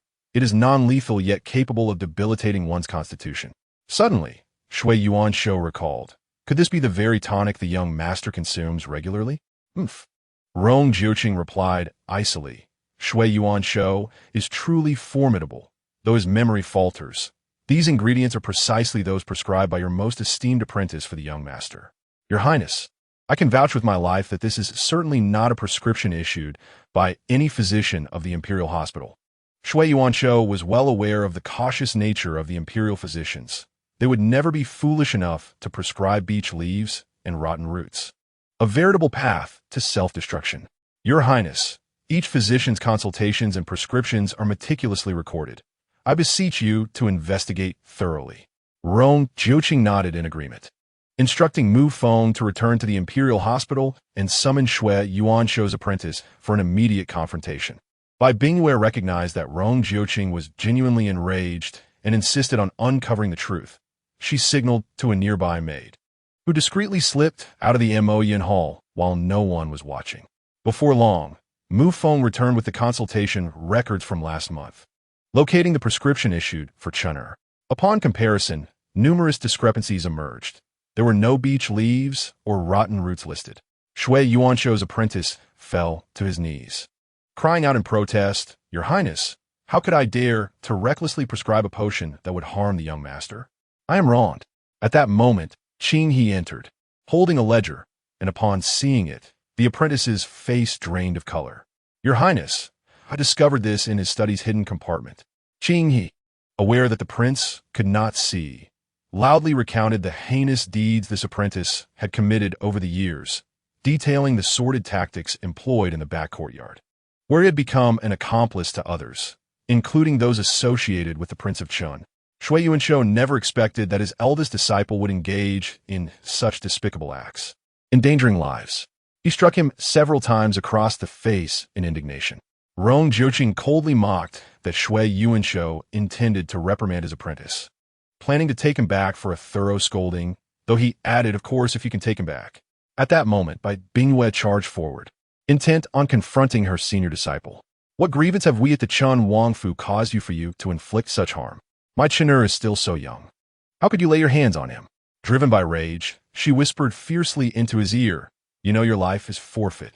I have feelings for Cuiping, wishing to build a future with her, but you refuse to let her go. If I cannot be with the one I love, your son shall not live either. I will kill you." In a fit of fury, Bai Bingyue yanked a hairpin from her hair and plunged it into his neck. There was no time to intervene. A sickening sound accompanied the pin's entry into flesh. Suiji, horrified, rushed to pull Bai Bingyue away, but the pin was wrenched free and blood gushed forth, splattering Bai Bingyue. The senior disciple's eyes widened in terror as he fell lifelessly to the ground. Meanwhile, Mu Yun's men returned from searching Cuiping's quarters, presenting a crimson box filled with correspondence between Cuiping and the deceased, along with a considerable sum of silver notes. Bai Bingyue opened the letters, her fury igniting as she hurled the box to the ground, its contents scattering about her. In a frenzy, she stormed out, her hair disheveled, determined to confront the wretched woman responsible for her suffering. I must ask her why, despite my kindness, she sought to harm my Chun'er. Racing towards the back of Mayan Hall, she was closely followed by Cuiji. Rong Jiuqing did not permit Mu Feng to stop Bai Bingyue. She deserved the chance to confront her feelings of betrayal. The anguish she displayed was not feigned. Upon bursting through the door, Bai Bingwe was met with a heart-wrenching sight. Su Aping hung from the rafters, her body battered and bloodied. Overcome with sorrow, Bai Bingwe rushed to her side. "You venomous woman! I treated you like a sister.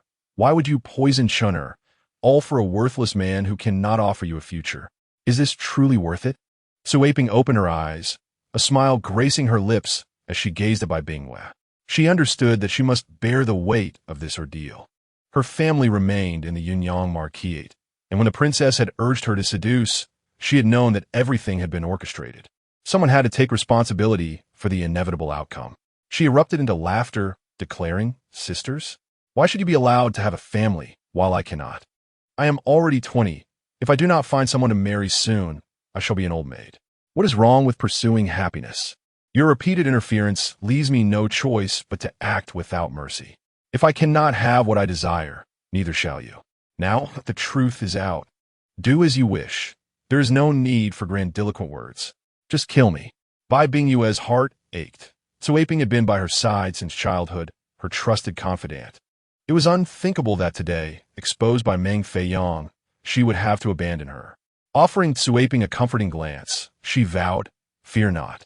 I shall treat your parents and brothers with kindness."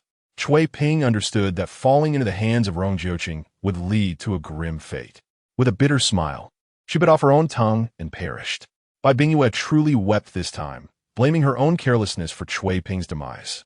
"Meng Qingyao, I shall ensure your suffering in retribution for Chui Ping." Turning, she saw Rong Jiuqing standing at the door, tears streaming down her face. "Your Highness, it is all my fault. Indulging in treachery has harmed Chun'er. I have failed as a mother, unable to care for him properly." Bai Bingwe was heartbroken. She had personally brewed Chun'er's medicine each day. "It is my inadequacy that allowed them to prevail and harm Chun'er. I am deeply sorry." With that, she attempted to collide with a nearby pillar. Chapter 38. A mother and her children embrace in grief. Princess Chuiji hurried to intervene, but for reasons unknown, her legs buckled, and she fell forward directly into Mu Feng, who was trying to stop Bai Bingwe from colliding with the pillar. A loud thud echoed as Bai Bingwe struck the pillar, and visible bumps formed on her forehead. She collapsed to the ground, groaning in pain. Kuitsi, useless in her attempt to restrain Bai Bingwe, had only managed to knock into Mu Feng, proving more a hindrance than a help. "It hurts so much. My head feels dizzy," she murmured before losing consciousness. In the shadows, Man raised an eyebrow, amused by the unfolding drama. If Bai Bingwe wished to perish, it would not be difficult. He would lend a hand. However, as she approached the pillar, he lessened his force, clearly performing for the sake of her negligent father. Man felt a twinge of irritation. It was evident that Bai Bingwe had a hand in the concoction of his brother's medicine, yet their father remained oblivious. What was so special about her? A heart of venom. Had she bewitched him with her beauty? He cast a disgruntled glance at Rong Jiuqing, snorting in disdain. Rong Jiuqing recognized Man's involvement, but chose not to intervene. Bai Bingwe did not genuinely wish to die. It was merely a fade, and he would indulge her, consider it a fitting punishment. "Take the princess back," he commanded, beckoning Man to lead him to the front courtyard. Man extended his hand, which Rong Jiuqing grasped firmly. The warmth and size of the hand felt different, imbued with trust. Man glanced back at Rong Jiuqing, then turned to lead him forward, each step remarkably steady, pausing occasionally to remind Rong Jiuqing of thresholds and turns. The child's emotional shifts were swift. One moment he loathed himself, the next he pitied himself, and now he felt sorrow for himself. Rong Jiuqing realized that not only were women's hearts unfathomable, but so too were the hearts of children. The front courtyard had been tidied, devoid of any bloodstains. Meng Qingyao was checking Chun'er's pulse, his brow furrowed in concern. "How is he?" Rong Jiuqing inquired, sitting beside Chun'er, anxiety gnawing at him. Meng Qingyao withdrew his hand. "I am not proficient in pediatrics, but Chun'er is severely depleted and requires thorough treatment and care." Aware that Rong Jiuqing had likely lost faith in the Imperial Hospital, he suggested, "Perhaps we should consult Divine Dr. Meng." The pill she previously provided for Chun'er was remarkably effective. How could Rong Jiuqing be unaware? This esteemed prince is about to enter the palace. While Qinghe escorts Chun'er and Man to the residence of the esteemed physician Meng. Man, holding Chun'er's hand, is filled with joy. Rest assured, my lord, my mother and I will take good care of my brother. Upon seeing Man return with Chun'er, Meng Qingyao comprehended that Man had succeeded. A mixture of pain and anger surged within her, yet she feigned ignorance of the situation. Chun'er has arrived. With utmost courtesy, Chun'er addressed the esteemed physician Meng. I hope I am not a bother. You and Man are like brothers. Consider this place your home. Please come in, Meng Qingyao welcomed, taking one child in each hand. She hurriedly reunited her eldest darling with her. Once in the flower hall, Man animatedly recounted the events that transpired in the royal residence to Meng Qingyao. Mother, please take a look at my brother. Even though she had anticipated it, Meng Qingyao could not help but feel a wave of sorrow. Tears welling up as she acknowledged Chun'er as suffering. May I examine you? For the first time, Chun'er felt enveloped in love. Though he had met Meng Qingyao only thrice, her compassion touched him deeply, causing her to shed tears when he was in pain. Previously, when he learned that the medicine he had consumed contained decayed leaves and roots, he was consumed by rage. When his mother entered, her first concern was not for his well-being, but rather to distance herself from him. And he witnessed her maid stealthily escaping. In the end, all blame fell upon Cuiping and the chief disciple, both of whom perished, leaving behind only letters. How could someone as sensitive as Chun'er remain oblivious to the truth? He was reluctant to accept it. Yet the harsh reality lay bare before him. His mother desired his demise, not merely out of disdain, but with the intent to see him perish. The anguish of being abandoned by his mother weighed heavily on Chun'er's tender heart, which struggled to bear the burden of such pain. In this moment, under the gaze of Meng Qingyao's compassion and her gentle words, the walls he had built around his heart crumbled, and he could no longer contain his sorrow. Rising with reddened eyes, he approached Meng Qingyao. Esteemed physician Meng, may I embrace you? Chun'er Meng Qingyao enveloped her son in her arms, tears cascading down her cheeks. My poor son, I am so sorry. Chun'er, it is all right to cry. With a heart-wrenching wail, Chun'er wept in Meng Qingyao's embrace, transitioning from soft sobs to anguished cries that released 5 years of pent-up grievances. Meng Qingyao's heart shattered at the sight, while Man, feeling her brother's pain, leapt into their mother's embrace, crying out alongside him. Madame Hua, standing nearby, felt tears welling in her eyes. Recognizing the hardships faced by her master and the 2 young masters, who, despite being a family of 3, could not acknowledge one another. Qinghe, observing from the side, sighed. Esteemed physician Meng truly possesses a heart of compassion. It is no wonder she is deemed a divine healer, genuinely caring for our young lord with a healer's benevolence. Once the 3 had wept enough, Madame Hua brought warm water for them to wash up. Afterward, Meng Qingyao began to examine Chun'er's health. With each assessment, her heart grew heavier, wishing she could bear the burdens of pain that her son had endured over the years. Chun'er was merely frail, having accumulated some toxins from years of consuming leaves and roots, yet he harbored no other ailments. The newly born Chun'er, like Man, is a healthy child. His current condition is a result of the unnecessary medicinal concoctions administered by Bai Bingyue. This intensifies her resentment towards Bai Bingyue. Chun'er, such a well-behaved and understanding child, is one who desperately needs maternal love. How could she bear to inflict such harm when faced with his yearning eyes? Fortunately, she arrived in time, halting the poisonous concoctions. With her medical expertise, Chun'er would soon be able to move about like a normal child, and under her meticulous care, he could achieve a robust physique akin to Man's. After prescribing the necessary remedies, Meng Qingyao instructed Man to take Chun'er outside to wait while she prepared the medicines. Thank you, divine physician Meng. Chun'er, for reasons unknown, could no longer contain the feelings of grievance that overwhelmed him upon seeing Meng Qingyao. He simply yearned to express his emotions. It seemed as though Meng Qingyao heard him call her mother rather than divine physician Meng or the heir of the Chen-Wangfu, which made her heart ache. Do not mention it. Go ahead and stroll in the garden with Man. Once Man led Chun'er outside, Meng Qingyao could no longer hold back her emotions. She dashed into the apothecary room, closed the door, and wept against the wall. After a considerable time, Meng Qingyao wiped away her tears, transforming her sorrow into strength. Determined to restore Chun'er to health as soon as possible, As for the instigator, by Bing Yue, she would ensure that she tasted the suffering that Chun'er had endured over the years, repaying her in kind. Chapter 39. Man-Man's Restraint. Man-Man took Chun'er to his courtyard. Earlier, the two brothers had sat under the eaves, weighed down by sorrow. Now, they returned to the same spot, sitting together in grief. Man-Man, am I really so detestable? Chun'er questioned, unable to comprehend why his mother did not love him and wished for his demise. After all, he was her son, her only son. Man-Man, being the sole child of divine physician Meng, was showered with her affection. She treated him with the same tenderness and warmth she extended to Chun'er. Alas, Man-Man sighed. How could someone as wonderful as you be disliked? I too find it perplexing. Even a tiger does not consume its own offspring. So why is she so cruel to you? You guessed it? Chun'er looked around, relieved to find no one else present. She is my mother. I understand in my heart, yet I still do not wish to acknowledge it. Leaning against Man-Man, he rested his head on his shoulder. Man-Man, I feel so sad. I thought it was just that I wasn't good enough and that my mother was disappointed in me. But it turns out, she doesn't love me at all. She wants me dead. Am I unworthy of being her son? No. Man-Man clenched his fists. It is she who is unworthy of being your mother. A mother should be like my own. Chun'er, with teary eyes, gazed at Man-Man, but she is still my mother. Not necessarily. Man-Man whistled, and a Huang, the large dog, came bounding over, affectionately nuzzling Man-Man's cheek. Chun'er, startled by the imposing figure of the tiger, gasped, hiding behind Man-Man. Hey, a tiger. Do not be afraid, Chun'er.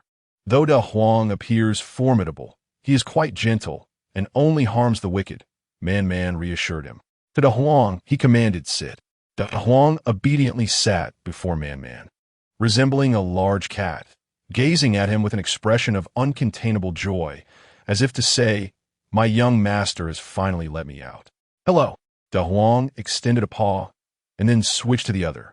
He rolled over, shook off the grass from his fur, and gazed affectionately at Man-Man, as if to say, what else would you have me do, my little master? I am at your service. Man-Man, in turn, praised him while gently ruffling his head, exclaiming, look how obedient he is. He is my dear friend. Brother, do not be afraid. He is my brother, and he will not harm you. With that, she took Chun'er's hand and placed it on Da Huang's head, saying, Da Huang, this is my brother. Remember him, cherish him, and protect him. Da Huang nudged Chun'er's hand with his nose, affectionately licking the palm, before stepping forward and extending his front paw. With encouragement from Man-Man and Da Huang, Chun'er gathered his courage and reached out his hand. Da Huang promptly placed his paw in Chun'er's grasp and even switched paws once more. Chun'er was delighted to discover Da Huang's goodwill, his eyes reflecting warmth and kindness. He exclaimed, Man-Man, Da Huang really likes me. Of course, you are my brother, she replied. Suddenly, Cain fluttered down, landing on Da Huang's head, her big eyes blinking at Chun'er. I love you. Chun'er recognized Cain from the rooftop of Tianxiang building. It's you? Cain. With joy, Cain took flight, flapping her wings excitedly. Yes, it's me, Cain, Cain. I want to sing. Cain danced around the courtyard, singing, two tigers, running fast. Da Huang followed behind, walking with feline grace, and climbed the peach tree in the yard, plucking 2 branches of peach blossoms to present to Man-Man and Chun'er. Chun'er received them with joy, saying, thank you, Da Huang. What a peculiar song, but so delightful, he thought, feeling a fondness for Da Huang and Cain. He found Man-Man's home to be wonderful, with a kind mother, amiable servants, and the adorable Da Huang and Cain. Seeing her brother's mood brighten, Man-Man cast an appreciative glance at Da Huang and Cain, rewarding them with treats. Man-Man then shared the tale of Da Huang. He was 2 years old this year. His mother had suffered during childbirth, enduring excruciating pain and even the peril of human intervention, as she sought help from Man-Man's family. Tragically, Da Huang's mother did not survive. Without anesthesia, they had to cut her open to retrieve Da Huang. The agonizing cries of his mother could have lifted the roof off their home, scaring away the small creatures in the vicinity, yet she did not harm Man-Man's mother. It is rare for a mother not to love her child, even willing to sacrifice her own life for the sake of her offspring, Man-Man remarked. Brother, I do not know how things are in your family, but I have heard that in wealthy households, the backyards are often chaotic, filled with intrigues and ruthless schemes to achieve their goals. Man-Man could only hint at these matters, leaving her brother to ponder them himself. Qin'er understood the implication. No mother would desire her child's demise, unless the child were not her own. Yet, the entire capital knew how arduous it was for his mother to bring him into the world, nearly losing her life in the process. If he were not the child of his mother, then who was he? What had become of the child his mother bore years ago? Had that child perished? Qin'er's heart was heavy with complexity. He was uncertain of what to do and lacked the courage to question his mother. Mian, feigning a jest, said, "Brother, perhaps you truly are my brother. We share such a remarkable bond, and our feelings are so profound. When you are not happy, I seem to sense it." The two, of similar age, sat together. If one were to judge maturity, it was as if Qin'er resembled an elder brother, while Mian appeared more so in stature. Qin'er gazed at Mian and inquired, "I was born on the 12th day of the 12th month, and you?" "Ah, what a coincidence. I too was born on the 12th day of the 12th month, at 2 o'clock in the morning," Mian responded. Qin'er, astonished, remarked, "I was born at 11:15 in the evening. I cannot believe we share the same birth date, with barely an hour's difference between us." "Indeed, it seems we are truly like siblings," Mian exclaimed, linking her arm with Qin'er's. "We are indeed fated. I shall ask my mother if I have a twin brother. What if I do?" Upon hearing Mian's words, Qin'er felt an inexplicable surge of tension, accompanied by a hint of hope. He held a fondness for Dr. Meng. If she were his mother, how blissful that would be. Mian noticed her brother's acceptance of this notion and silently commended herself for her cleverness. Today, having endured so much hurt, Mian refrained from speaking further, instead leading him inside to choose toys, picture books, and even offering him her scooter. When Meng Qingyao prepared the medicine and entrusted it to Banksia and Bankiu to brew, she made her way to the children's courtyard, where she found Mian patiently teaching Qin'er to ride the scooter. The sorrow had faded from Qin'er's face as he earnestly learned, finding it exceedingly enjoyable. This was the childhood that every child deserved. Meng Qingyao stood at the entrance for a lengthy period, wishing fervently to take the two children back to Shanshan, disregarding the turmoil outside. She desired nothing more than for her children to grow up healthy and happy, living together in harmony. Chapter 40. Misfortune never comes alone. Rong Jiuting entered the palace and informed the emperor of Qin'er's predicament. The head of the Shui Institute and his chief disciple were favored by the emperor, and the matter of their fate was left to him. He had fought tirelessly for the nation and its people, yet he could not even protect his own son, a bitter irony indeed. The emperor, upon learning of this, was taken aback, his gaze fixed upon the evidence in his hands, his fury palpable. He seized a nearby seal and struck the head of the Shui Institute, drawing blood. Though he had not shown affection for Qin'er, the boy was still his own grandson, the sole heir of Prince Qin. Such disgrace could not be tolerated. The head of the Shui Institute had been a trusted elder since the emperor's days as a prince, and the emperor had always been lenient towards him. Never expecting such treachery, he immediately dismissed the head of the Shui Institute from his position, banishing him from the capital and ensuring he would never serve again, confiscating his disciple's estate and executing him along with a series of punishments. The emperor inquired, "What is Qin'er's condition now? Can his health be restored?" "Your son has already sent Qin'er to Dr. Meng for her expertise, as she is quite skilled in pediatrics," the advisor replied. The emperor nodded, acknowledging that Qin'er had been given a change of medicine. He lamented that the princess consort had failed in her maternal duties, not recognizing the malice surrounding them, which had caused the child such suffering. The princess consort, feeling utterly distraught, believed she had failed Qin'er and collided with a pillar. Fortunately, her strength was slight, and she only sustained minor injuries. Rong Jiuqing lamented, for she was, after all, Qin'er's mother, and the occurrence of such an event weighed heavily on her conscience. The emperor cast a glance at Rong Jiuqing, remarking, "This year has truly been fraught with misfortunes for you. You seem to be experiencing a streak of bad luck. Next month, let us visit the Xiangwu Temple to pray for blessings. It would be best if the three of you went together." "Yes, your majesty. I shall heed your words," replied Rong Jiuqing. Just as she exited the imperial study, a young eunuch approached and bowed, announcing, "Your Highness, the Empress summons you." In Fengwu Palace, the Empress had just received a message via carrier pigeon. After perusing its contents, she set it alight, watching it turn to ash.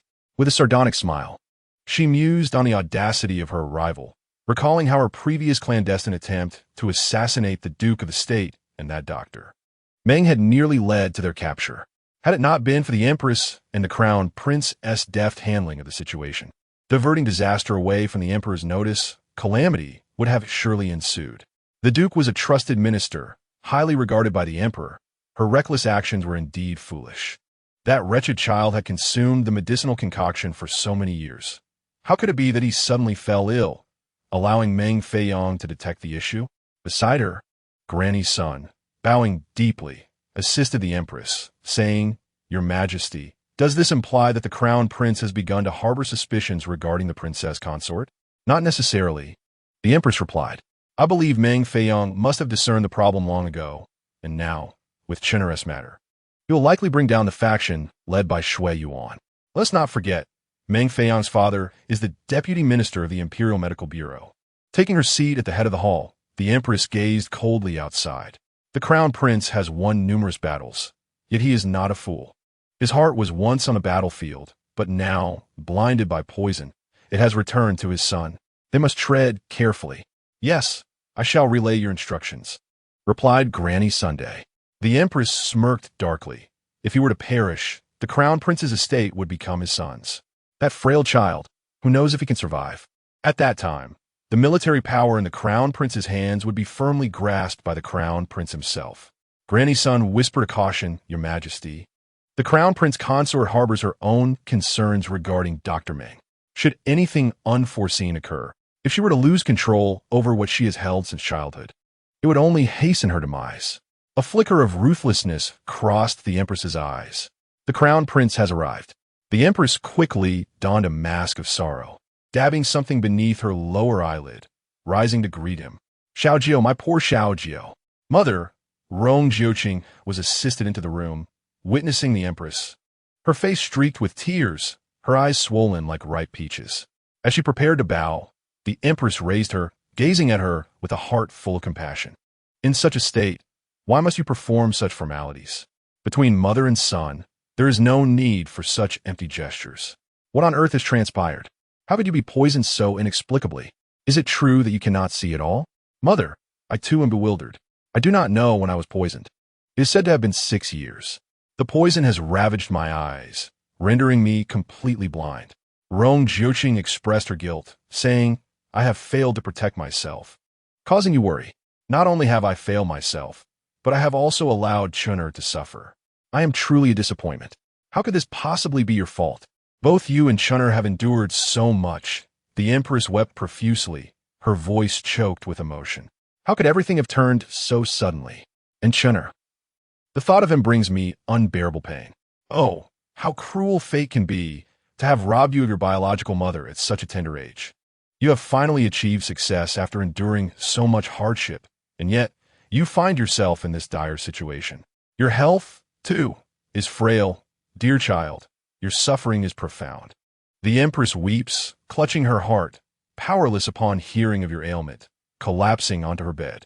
Just as she began to regain her strength, news of your plight struck her once more, an unrelenting wave of sorrow that even she struggles to bear.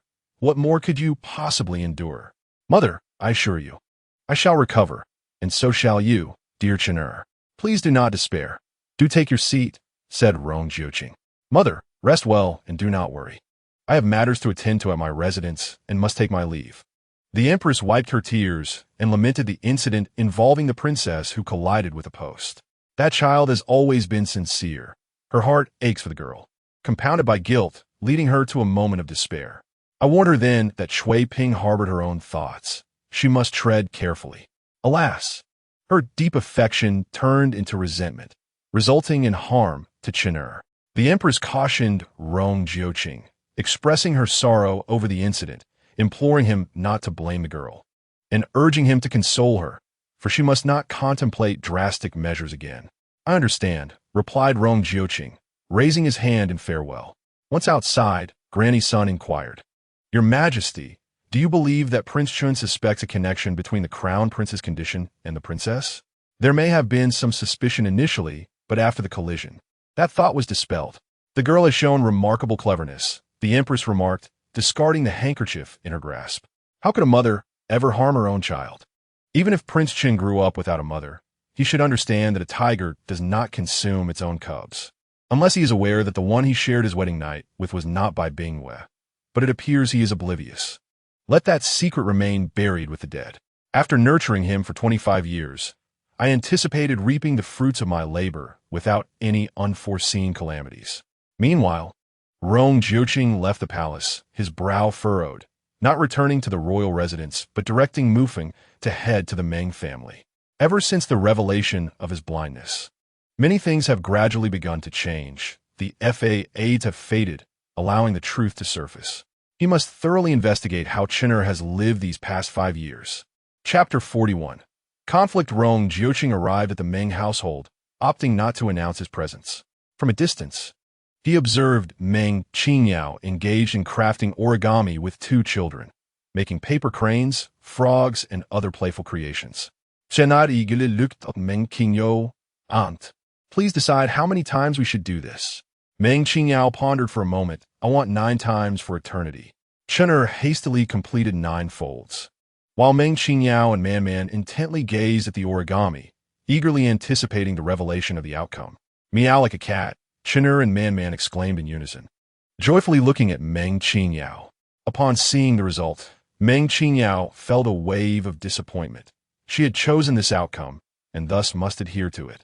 I shall call twice, and if it does not sound right, I beg for mercy. That simply won't do. If mother does not imitate well, she must call out several more times. You little rascal, you show no respect for your mother. Meng Qingyao cleared her throat, and with a playful gesture of her hands, mimicked a cat by licking her paws, eliciting laughter from the 2 children. Qin'er laughed heartily, his eyes crescent-shaped, delighted by his mother's imitation. Rong Jiuqing stood at the door, a subtle smile gracing his lips as he strode in confidently. Father. Qin'er, facing outward, quickly rose to call out, his smile still radiant. Meng Qingyao and Man stood up in unison, greeting him with a perfunctory Your Highness, their demeanor revealing a hint of dissatisfaction. Rong Jiuqing understood that the mother and son were pained by Qin'er's plight and resented him for his late discovery of it, deeming him an irresponsible father.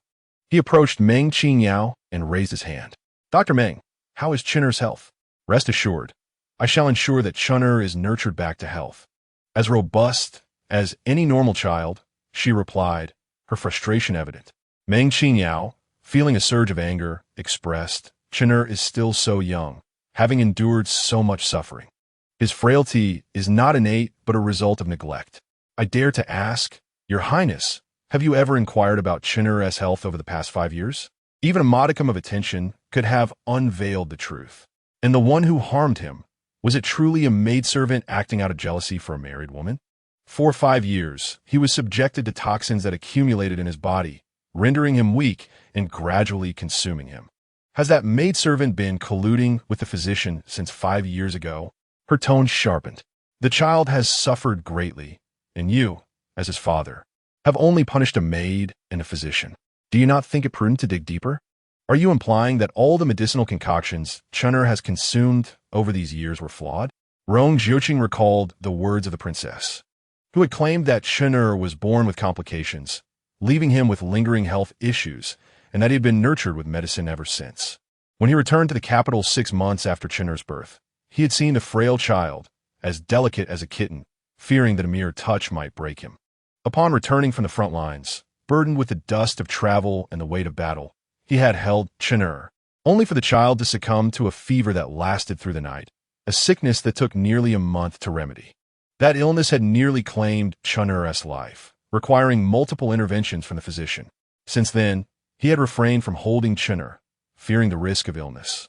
During Qin'er's sickness, the princess had been unwavering, tending to him with utmost devotion, handling everything herself without assistance. Even though Rong Jiuqing knew that Qin'er was not her biological child, he believed she cared for him more than a biological mother would. He had discreetly inquired about the woman with whom he had shared a chamber, learning that the princess had treated her well, providing her with ample food and clothing, even bestowing upon her a separate courtyard with experienced caretakers. Regrettably, that woman had perished during childbirth, likely succumbing to the very poison she had endured. The princess seemed indifferent to the child's parentage, treating him as her own son. while Rong Jiuqing cared little for distinctions of legitimacy, valuing only the continuation of his lineage. Yet if all of this were merely an illusion, could it truly be so? The woman must have been summoned by the princess. Did she know of the poisoning? Why would she wish to harm him? They are husband and wife, destined to grow old together. He is her support, and she has no reason to resort to poison. Rong Jiuqing was reluctant to entertain such conjectures, preferring to ascertain the truth first. At that moment, confronted by Meng Qingyao's aggressive tone, Rong Jiuqing could only express his apologies, acknowledging his shortcomings as a father. "I am sorry, Chen'er. It shall not happen again." Meng Qingyao was aware that he believed in Bai Bingyue. They were a couple, a family. And how could one's partner inflict harm upon a child? He even presumed Chen'er was Bai Bingyue's offspring. Reflect on this yourself. If you cannot clarify this matter, how can you claim to be a war god? A blind man suits you well. This thought nearly escaped her lips, but Meng Qingyao quickly restrained herself. After all, he was a prince, and such words would be a grave disrespect.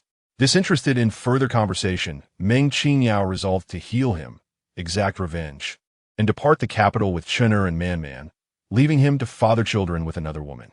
Mu Yun could no longer remain silent and spoke sharply. "Dr. Meng, this is a matter of the prince's household.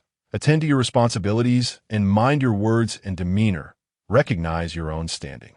This remark implied that she was meddling. After all, she was not the child's mother. His mother was the esteemed princess. Indeed, they all believed Bai Bingyue to be Chen'er's mother, and thus they would never accept that she could harm him. Meng Qingyao, feeling anguish for her son, struck a nerve, her words growing sharper. "My words and demeanor have always been thus. If the guards take your prince away, I have no interest in remedying his poison. Is your prince so petty that he deems honesty a crime? Will he punish me for speaking the truth? He professes to be remorseful towards the child, wishing to make amends. It is not too late to capture the real villains first." Indeed, upon hearing Mu Yun mention her mother, Man immediately stood beside him, awaiting Mu Yun's response. "My mother's medical contracts are explicit. In our presence, there is no hierarchy of status. This is just the beginning.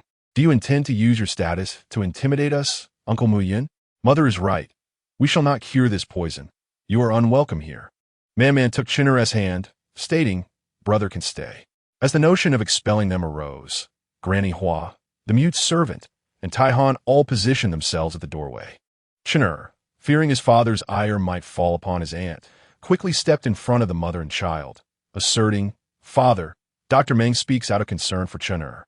She fears that hidden villains may yet harm me." Rong Jiuqing observed that even his son defended Meng Qingyao, who had won Chen'er's trust and protection in merely 2 brief encounters.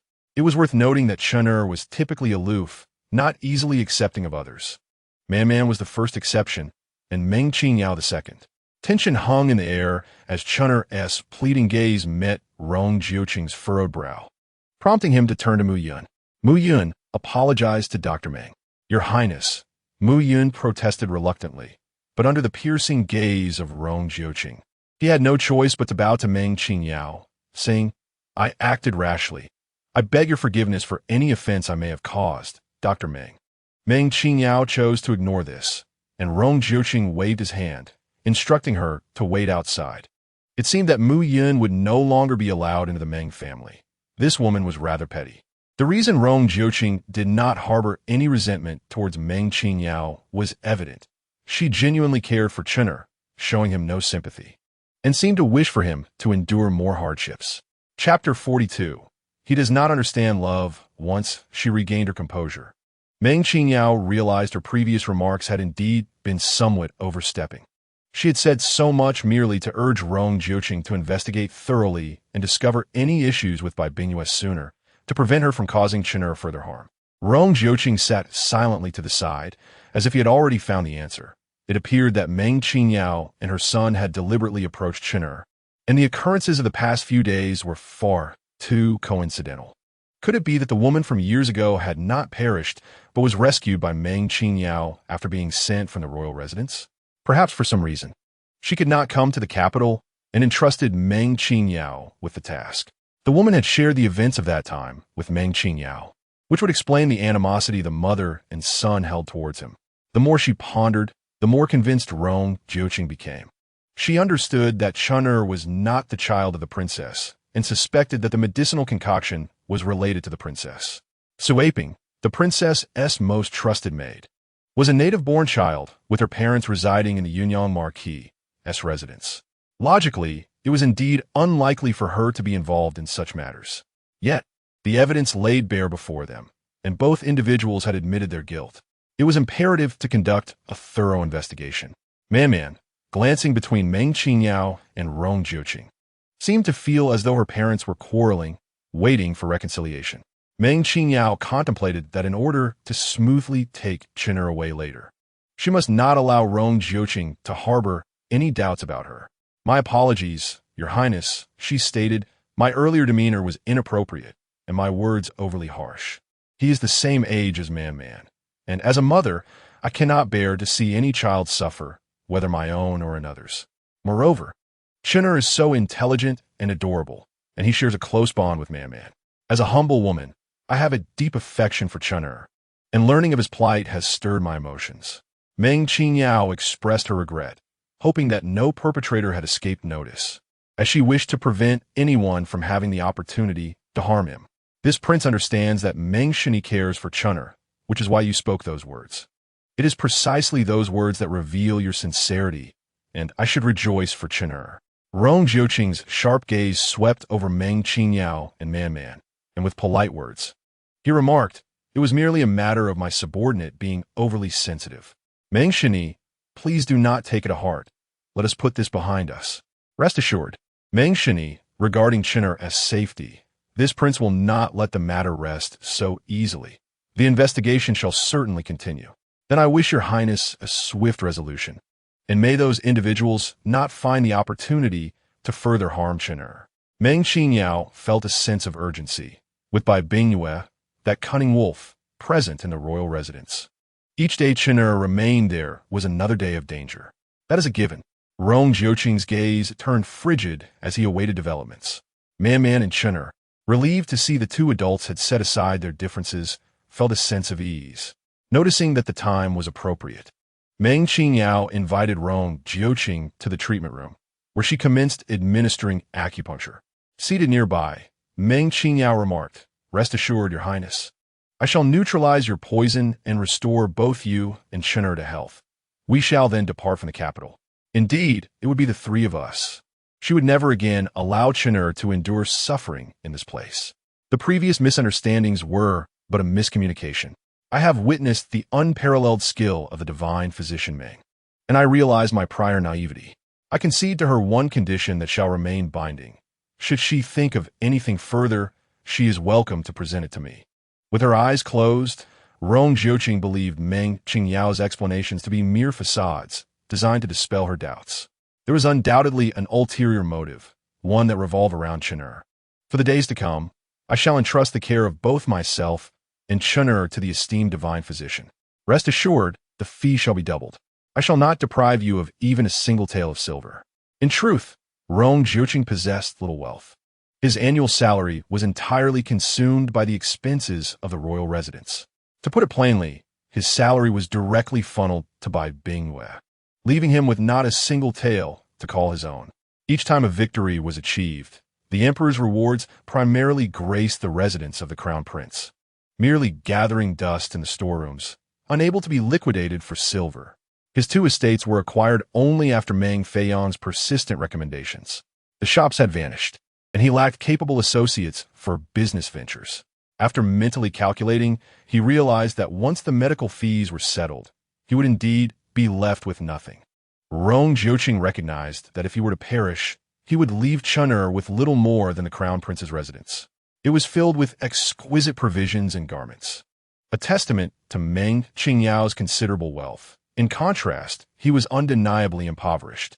Meng Qingyao was certainly entitled to her fees, and Rong Jiuqing was obliged to pay, though she had not demanded excessively, considering his service to the nation. She smiled and said, "I trust that Your Highness would never default on his debts." Rong Jiuqing internally chuckled at the thought. He lacked the audacity to do so. After a considerable pause, he inquired, Might I ask from whom the esteemed divine physician has received her training? Your skills are remarkable at such a young age. 6 years ago, when this prince passed by Shan Mountain, it was naught but desolate wilderness. I had not heard of any sects or esteemed medical families in the region. She narrowed her eyes slightly and humbly replied, My master has always favored discretion, valuing the pursuit of medicine over fame. There is one individual of whom you are certainly aware, the infamous Poison King who has renounced the world. He is my master's senior disciple. What renunciation, one might wonder. Years prior, Meng Qingyao had bested him with her poison, and he subsequently pursued her relentlessly, seeking to become her disciple. Aware of the Poison King's actions, Meng Qingyao resolutely refused to teach him.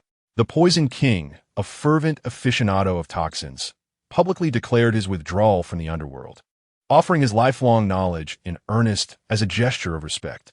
How could Meng Qingyao, a young woman, accept an elderly man with white hair and beard as her disciple? She designated him as her master uncle, conveniently allowing her to fabricate a master of her own. The Poison King, skilled in both toxin and medicine, had spent the past few years engaging in mutual exchanges of knowledge with her, significantly enhancing her expertise in both fields. So, she is a disciple of the Poison King Senior. It is no wonder she can resolve the entangling poison.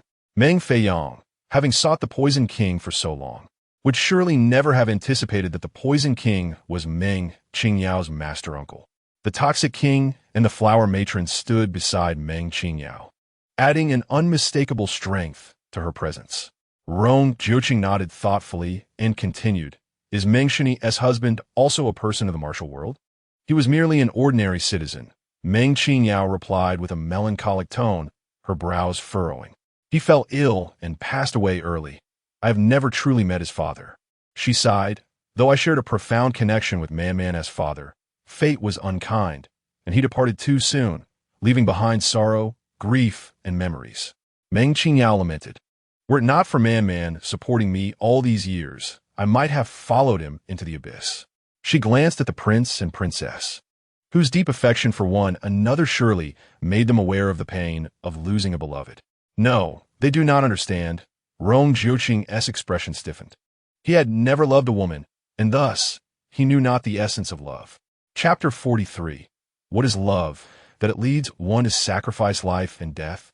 On the journey back, Rong Jiuqing pondered over Meng Qingyao's words, questioning the nature of love that binds two souls in life and death. Could such genuine feelings truly exist, compelling both parties to remain inseparable? Meng Qingyao loved her husband profoundly. She certainly was not the woman from years past, which could be ruled out. Thus, she must have been entrusted with the task of coming to the capital to tend to the Duke of the State, while also checking on Chen'er's condition. Rong Jiuqing turned his gaze toward his son. Should he reveal to him that his biological mother was not the princess, but someone else entirely? He shook his head, deciding to wait until the investigation yielded results before making any revelations to Chen'er. Chen'er's mother was his first and only woman, had she not died. He wished to see what she looked like. If she had remarried, he would not disturb her life, merely allowing himself the solace of observing her from afar with Chen'er. After bidding farewell to Meng Qingyao and Man-Man, Chen'er fell silent in the carriage. As they approached the Wang Fu, a chill gripped his heart, accompanied by a sense of anxiety. How would he face his mother in the future? Rong Jiuqing, believing his son feared returning to the Wang Fu due to potential harm, comforted him. Fear not, my son. With your father to protect you, no one shall dare to bully you. Leaning against Rong Jiuqing, Chen'er replied, Father, do not worry about me. The most urgent matter is to resolve the poison and restore my sight. Rong Jiuqing felt a sense of pride in his son's maturity. Together, let's strive to heal. Yes, Chen'er affirmed.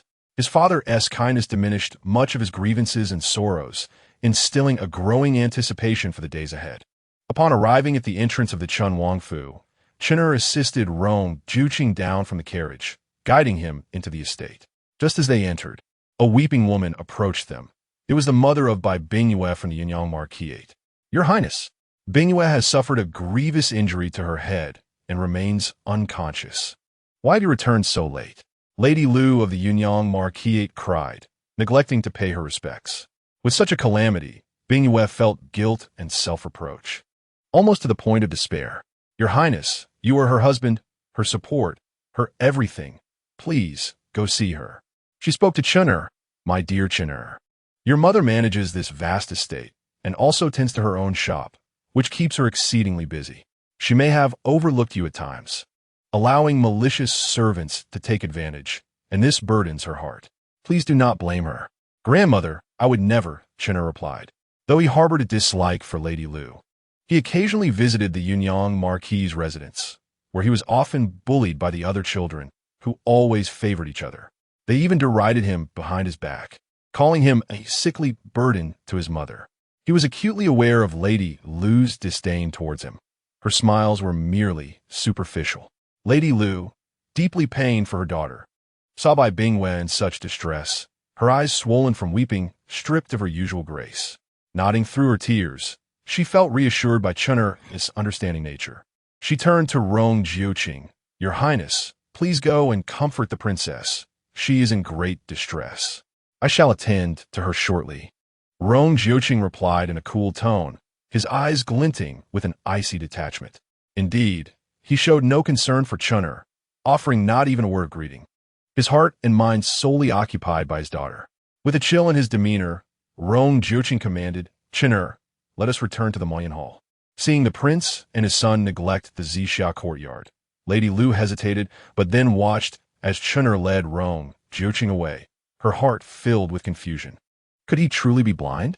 If so, she must speak to her daughter about this matter. Without further delay, Lady Lu hurried back to the Zixia courtyard. Bai Bingwei rested against the welcoming pillow, sipping her medicine.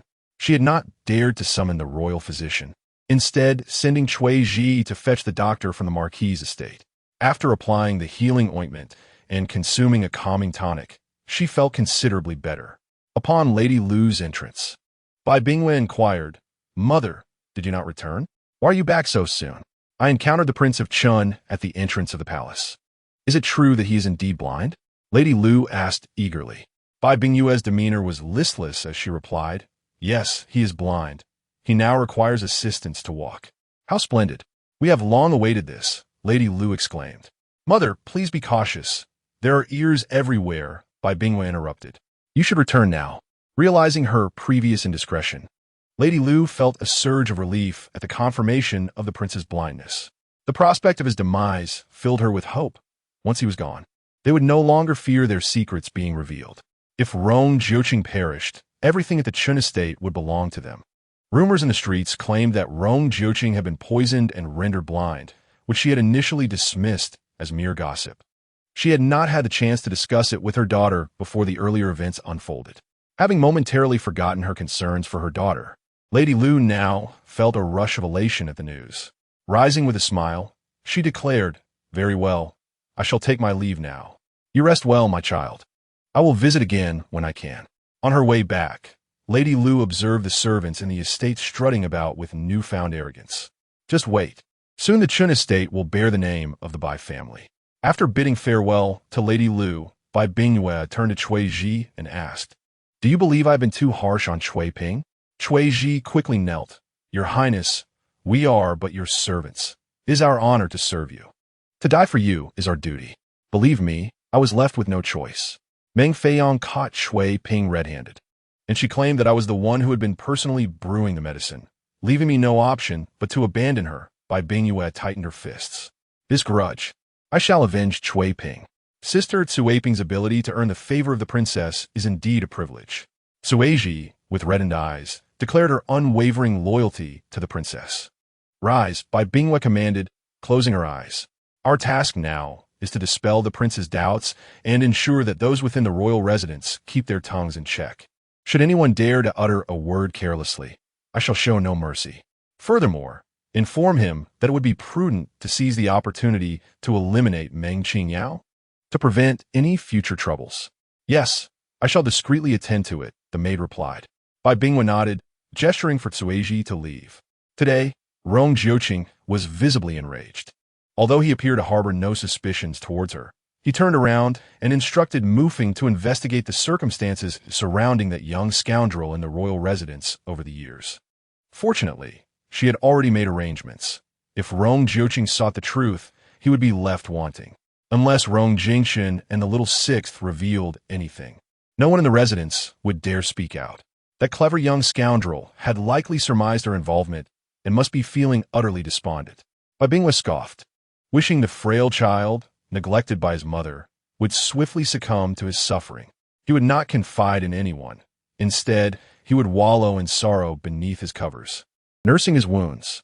Upon hearing footsteps approaching, Bai Bingwei swiftly opened her eyes, allowing the young maid to assist her in dressing. With her hair disheveled and her countenance wan, she declined the maid's support and staggered out the door. Chapter 44. A glimmer of insight, Your Highness, Qin'er. Bai Bingwei stumbled out of the Zixia courtyard, catching sight of Qin'er leading Rong Jioqing from afar. Overcome with emotion, she took a few hurried steps before collapsing onto the ground. She deliberately fell in front of Rong Jioqing and Qin'er, refusing to rise, weeping inconsolably. With her pale visage and a bandaged forehead, she presented a pitiful sight. Qin'er, forgive your mother. It is my negligence that allowed them the opportunity to harm you, Bai Bingwei lamented from the ground. Your Highness, I am unworthy of being called a mother. Please punish me, for I have failed you. Qin'er, mother. Seeing Bai Bingwei in such a woeful state, Qin'er's heart softened. After all, she was his mother. How could a son hold a grudge against his mother? The debt of life is not to be forgotten. Qin'er rushed over, eager to assist Bai Bingwei. Mother, did you hurt yourself when you fell? Are you injured? My poor Qin'er, Bai Bingwei exclaimed, pulling him into her embrace. Suddenly, as Qin'er was drawn down, his knees buckled, causing him to kneel on the hard cobblestone path, a sharp pain shooting through him. Yet he did not flinch. Rong Jioqing felt a pang in his heart as he witnessed Qin'er kneeling on the stones, suffering. Had this been the past, he would have discerned no issue. However, having observed Meng Qingyao's interactions with Qin'er, he noted her constant vigilance towards the child's safety. If Meng Qingyao were to fall and need to cradle the child, she would certainly do so with utmost gentleness, ensuring he remained unscathed. In contrast, Bai Bingwei had yanked Qin'er down without a thought for the pain he would endure from kneeling on the hard ground. Her words professing love for Qin'er were starkly at odds with her harsh actions. As Rong Jioqing's heart ached for Qin'er, the boy did not so much as furrow his brow, nor did he emit a single sound of pain. He was a child capable of feeling discomfort, yet he appeared impervious to it. Had he grown accustomed to such suffering? It was unfathomable to consider how Qin'er had endured each day in the past. It must have been exceedingly arduous. In former times, Bai Bingwei would never have dared to strike Qin'er openly in his presence. Now, blinded and unable to see, she acted without restraint. Even if she could see, she would have had retorts ready. Rong Jioqing pressed forward, only to hear Qin'er reassuringly say, Mother, I am fine. Dr. Meng has already prescribed medicine. She will heal me. Please do not be sad, Mother. I harbor no hatred towards anyone. You are injured. Please rise. His small strength proved insufficient to assist his mother, and as she pulled him up, the stones beneath his knees and shins caused him considerable pain. Yet he dare not complain. Seeing Bai Bingwei refused to help Qin'er rise, Rong Jioqing could no longer contain his anger and sharply reprimanded the two maids behind her. It is bitterly cold, and the ground is freezing. Why do you not hasten to assist the princess in the air? The sight of a princess sprawled on the ground was utterly disgraceful. Rong Jioqing struggled to suppress his inner fury and commanded, Qin'er, come here. Qin'er hesitated, glancing at Bai Bingwei, who encouraged, go ahead, support your father. He cannot see. Bai Bingwei was helped to her feet by the two maids, and she looked towards Rong Jioqing, who was being aided by Qin'er. For the first time, he had spoken to her in such a tone, questioning her decorum. Could it be that he had discerned something amiss due to his blindness? No, she had to dispel Rong Jioqing's suspicions, for she could not let her efforts go to waste. With a sorrowful expression, Bai Bingwei wiped her tears and lamented, Your Highness, it is all my fault. You are right to blame me. Rong Jioqing had no desire to listen to her empty apologies. You are indeed at fault for failing to restrain your servants, resulting in Qin'er's injury. You should rest and recuperate. Do not wander about. Tend to your wounds in the courtyard. Qin'er, let's return for dinner. Your father is hungry. Rong Jioqing's heart was aflame with frustration, and his expression remained as impassive as ever, wishing to leave without delay. Your Highness is justified in being upset with me for not caring for Chun'er. I shall reflect on my shortcomings and make amends, Bai Bingwe thought mockingly. What have you, his biological father, been doing? Engaged solely in warfare. You would have discovered the truth had you shown even a modicum of concern. Your Highness, please take care. Chun'er will assist you cautiously. Chun'er sensed his father's anger and said, Mother, I understand. He too wished to leave this place. Realizing that his mother's seemingly caring words were mere pretense, she continued to harbor resentment against him, wishing for his demise. Chun'er's heart felt desolate, and as he turned away, tears nearly spilled from his eyes. He was, after all, a pitiful child who would never receive maternal love. Upon returning to the Mo Yun Hall, Rong Jiuqing instructed Mu Feng to bring forth the bruise ointment. Does any hurt? He inquired. Chun'er shook his head. Father, I do not feel pain. I assure you, I feel nothing. Such tender flesh could not possibly be devoid of pain. The boy was merely attempting to absolve Bai Bingwe. Filial piety does not always equate to maternal kindness. Rong Jiuqing ordered Mu Feng to roll up Chun'er's pant leg, revealing large bruises on his shins and knees. A clear indication of the force with which Bai Bingwe had pulled him. Chun'er quickly pulled up his pant legs to cover the bruises. Father, I assure you, I am perfectly fine. It does not hurt at all. Yet, how could the heavy bruises on his calves and knees not cause him pain?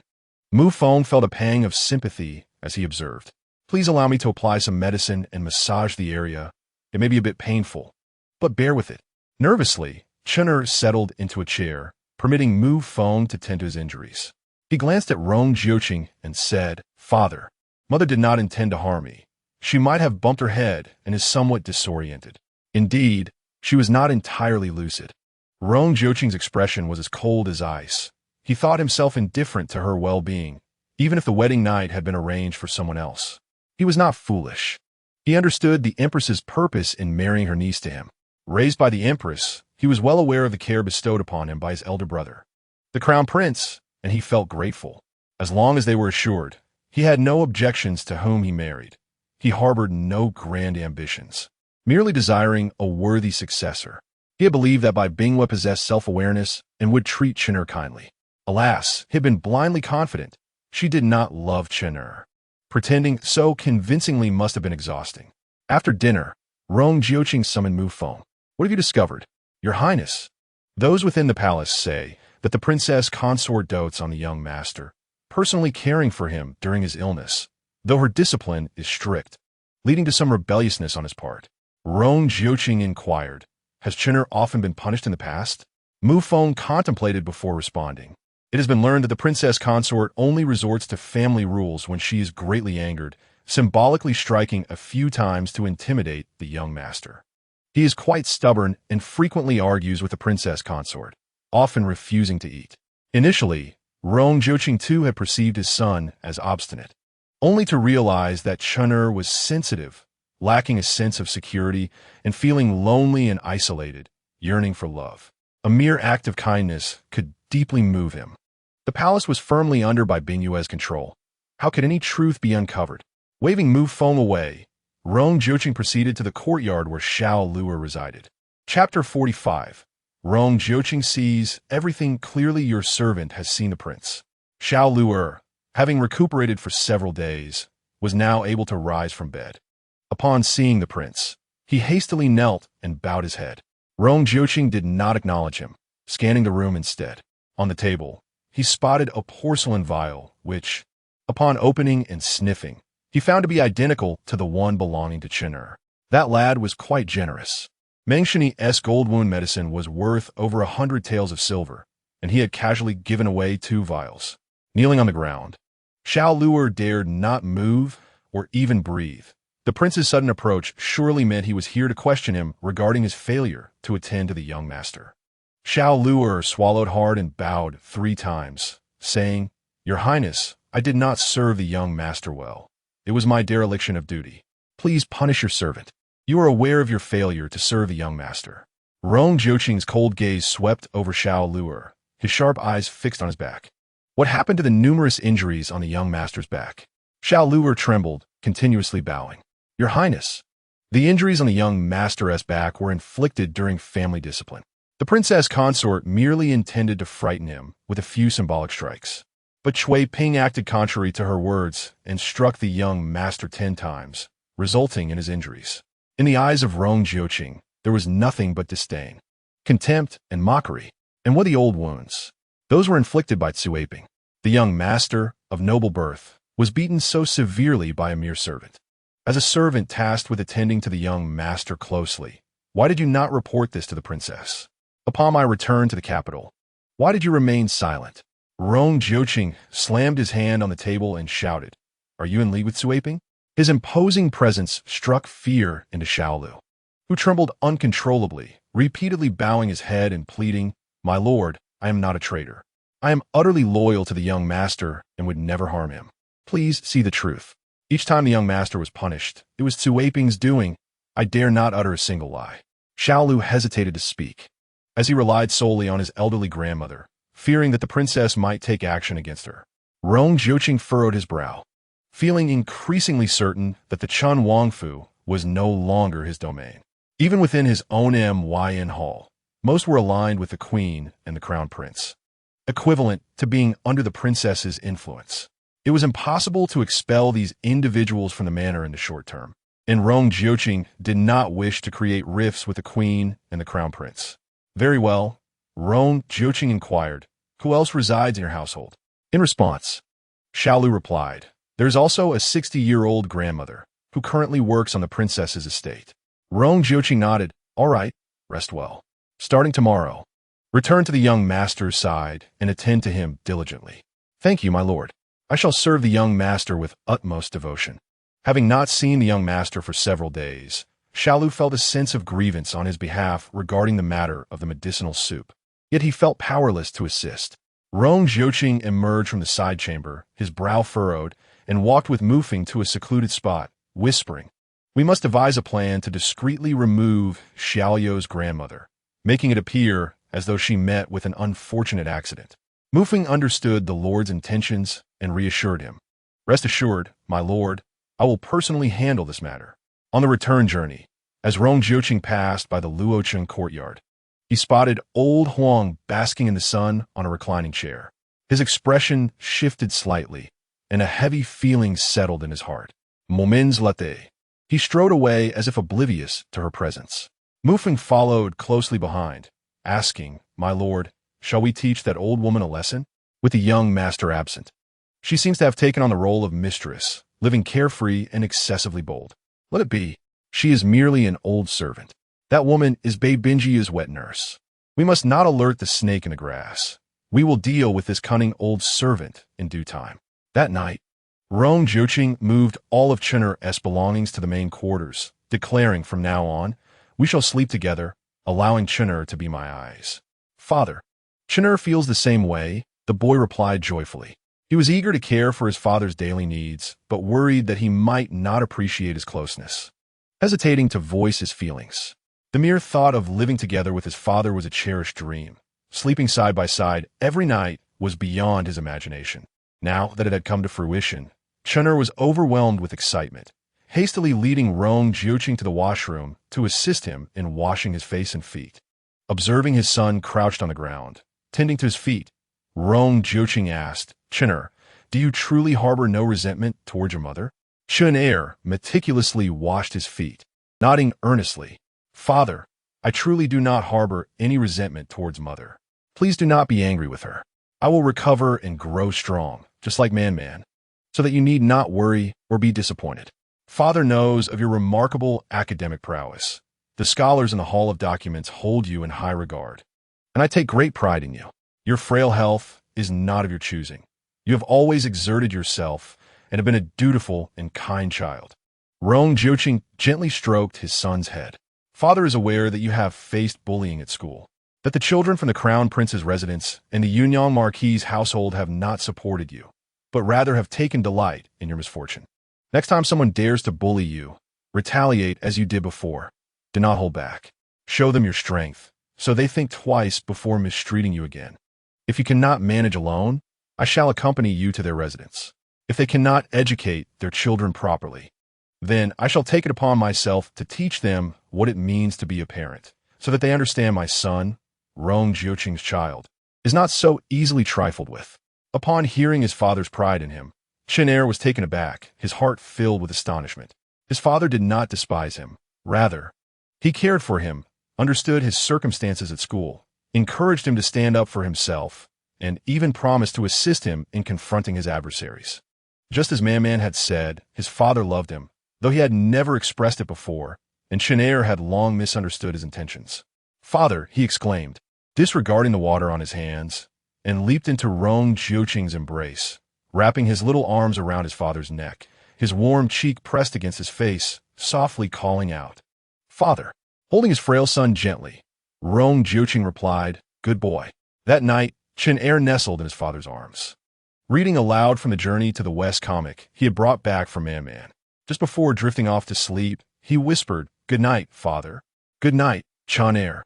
Once Chen Er fell asleep, Rong Jiuqing rolled up his pant leg and noticed the bruises, his heart tightening with a mix of discomfort and sorrow.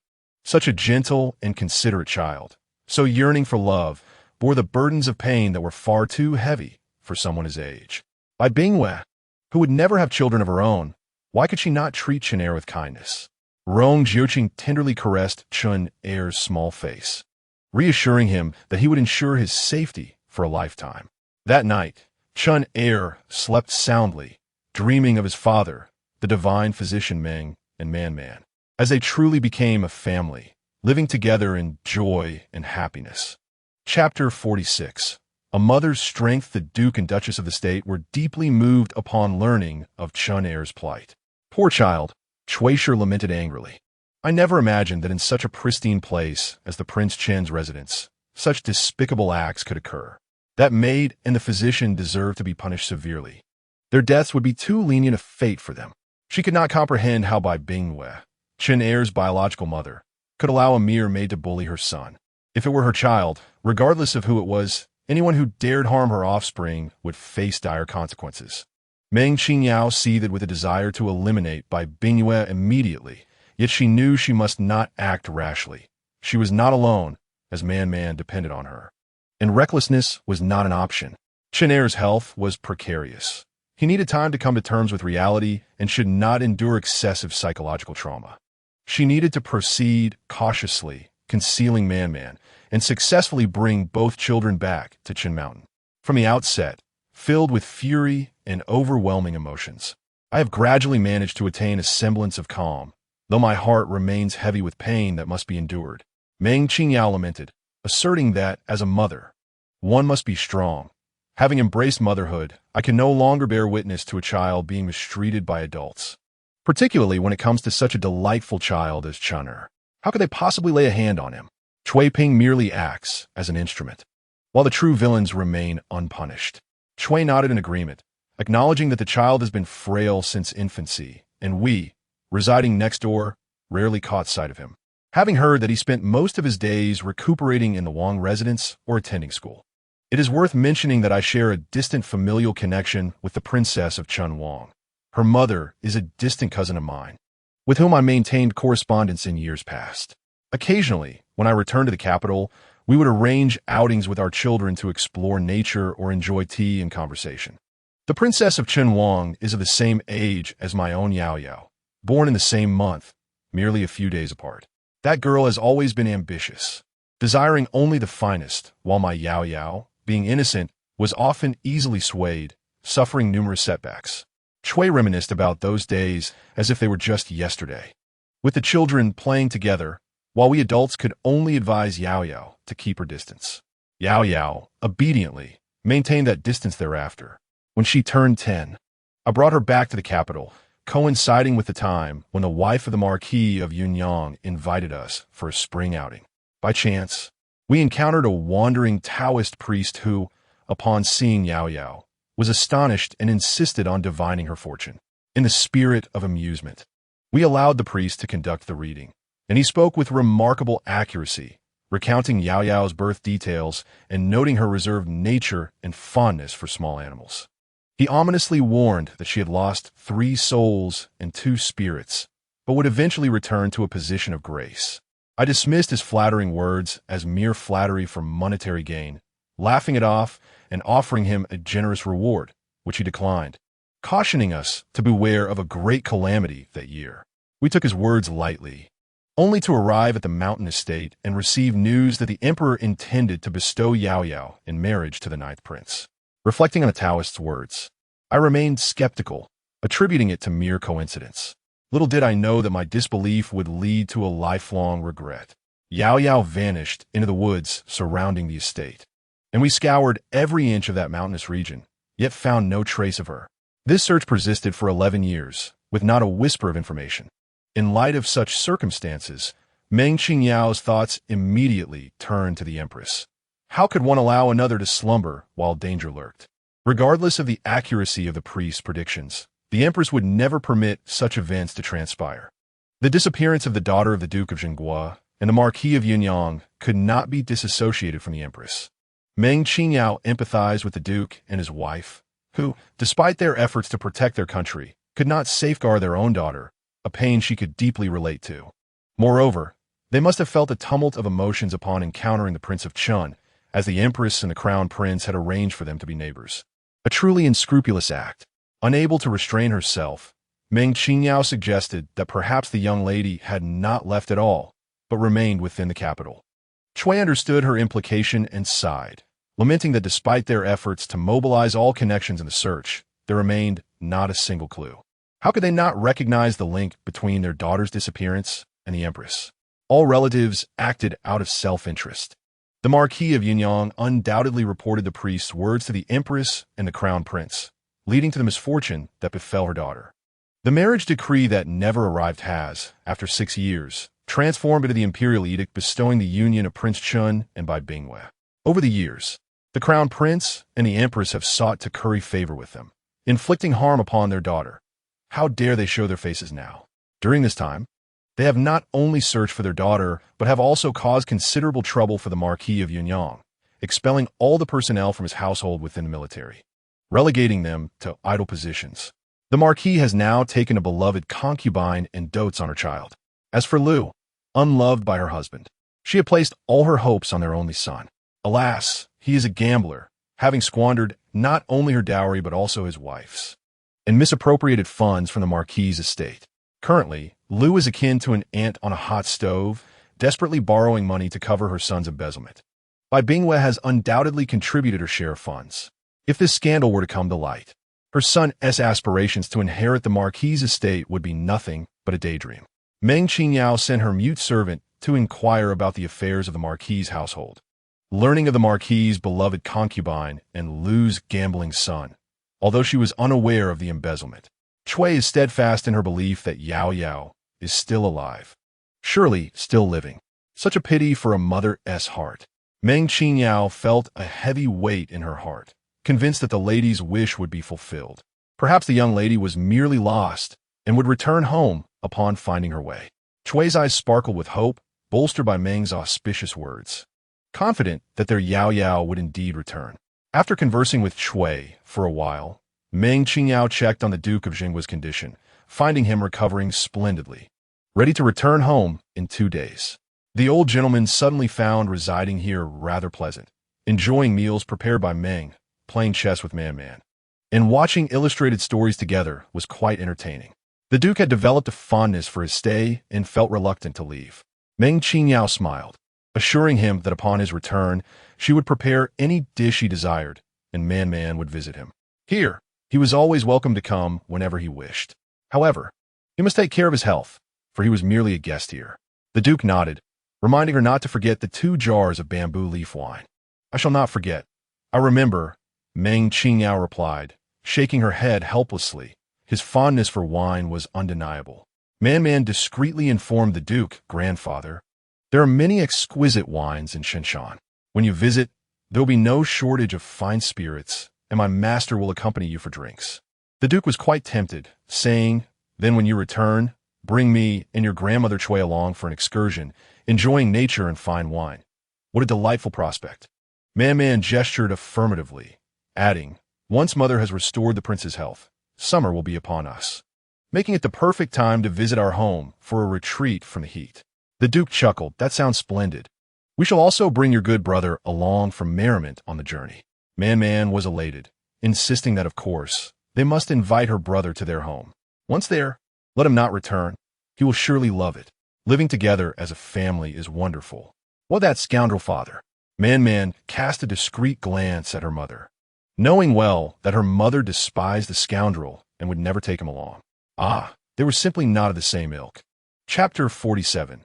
This king is not picky. Reclining upon her bed, Meng Qingyao found herself utterly perplexed by Bingyue's line of thought. Having already wed Rong Jiuqing and, through her cunning, secured a child, why did she not assist him in ascending to the throne? With Rong Jiuqing's legitimate heir, she could nurture Qin'er with care, cultivating him into a remarkable individual. Should Qin'er become the crown prince in the future, she would ascend to the esteemed position of Empress Dowager. Yet, her choice to mistreat Qin'er indicated her lack of faith in Rong Jiuqing. She bore no affection for him and was intent on aligning herself with the crown prince and the empress. It was only logical, considering the close ties between the Yunyang Marquisate and the empress. She had no reason to aid Rong Jiuqing. Her marriage was merely a means to gain control over the prince of Qin's residence. By withholding children from Rong Jiuqing, she sought to sever any ties with him, allowing her to extricate herself with ease when the time came. The true victims were the original owner and Qin'er, who had descended into madness, resorting to any means necessary to achieve their goals, even leading to the demise of the only daughter of the Duke of Jinghua.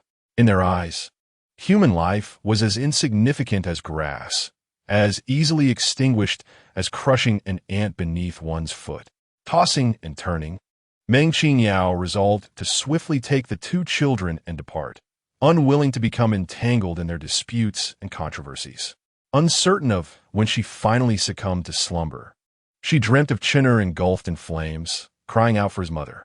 In her panic to rescue her son, she found herself unable to move, waking abruptly from her nightmare. Qin'er, Meng Qingyao opened her eyes, feeling a thin sheen of sweat upon her forehead.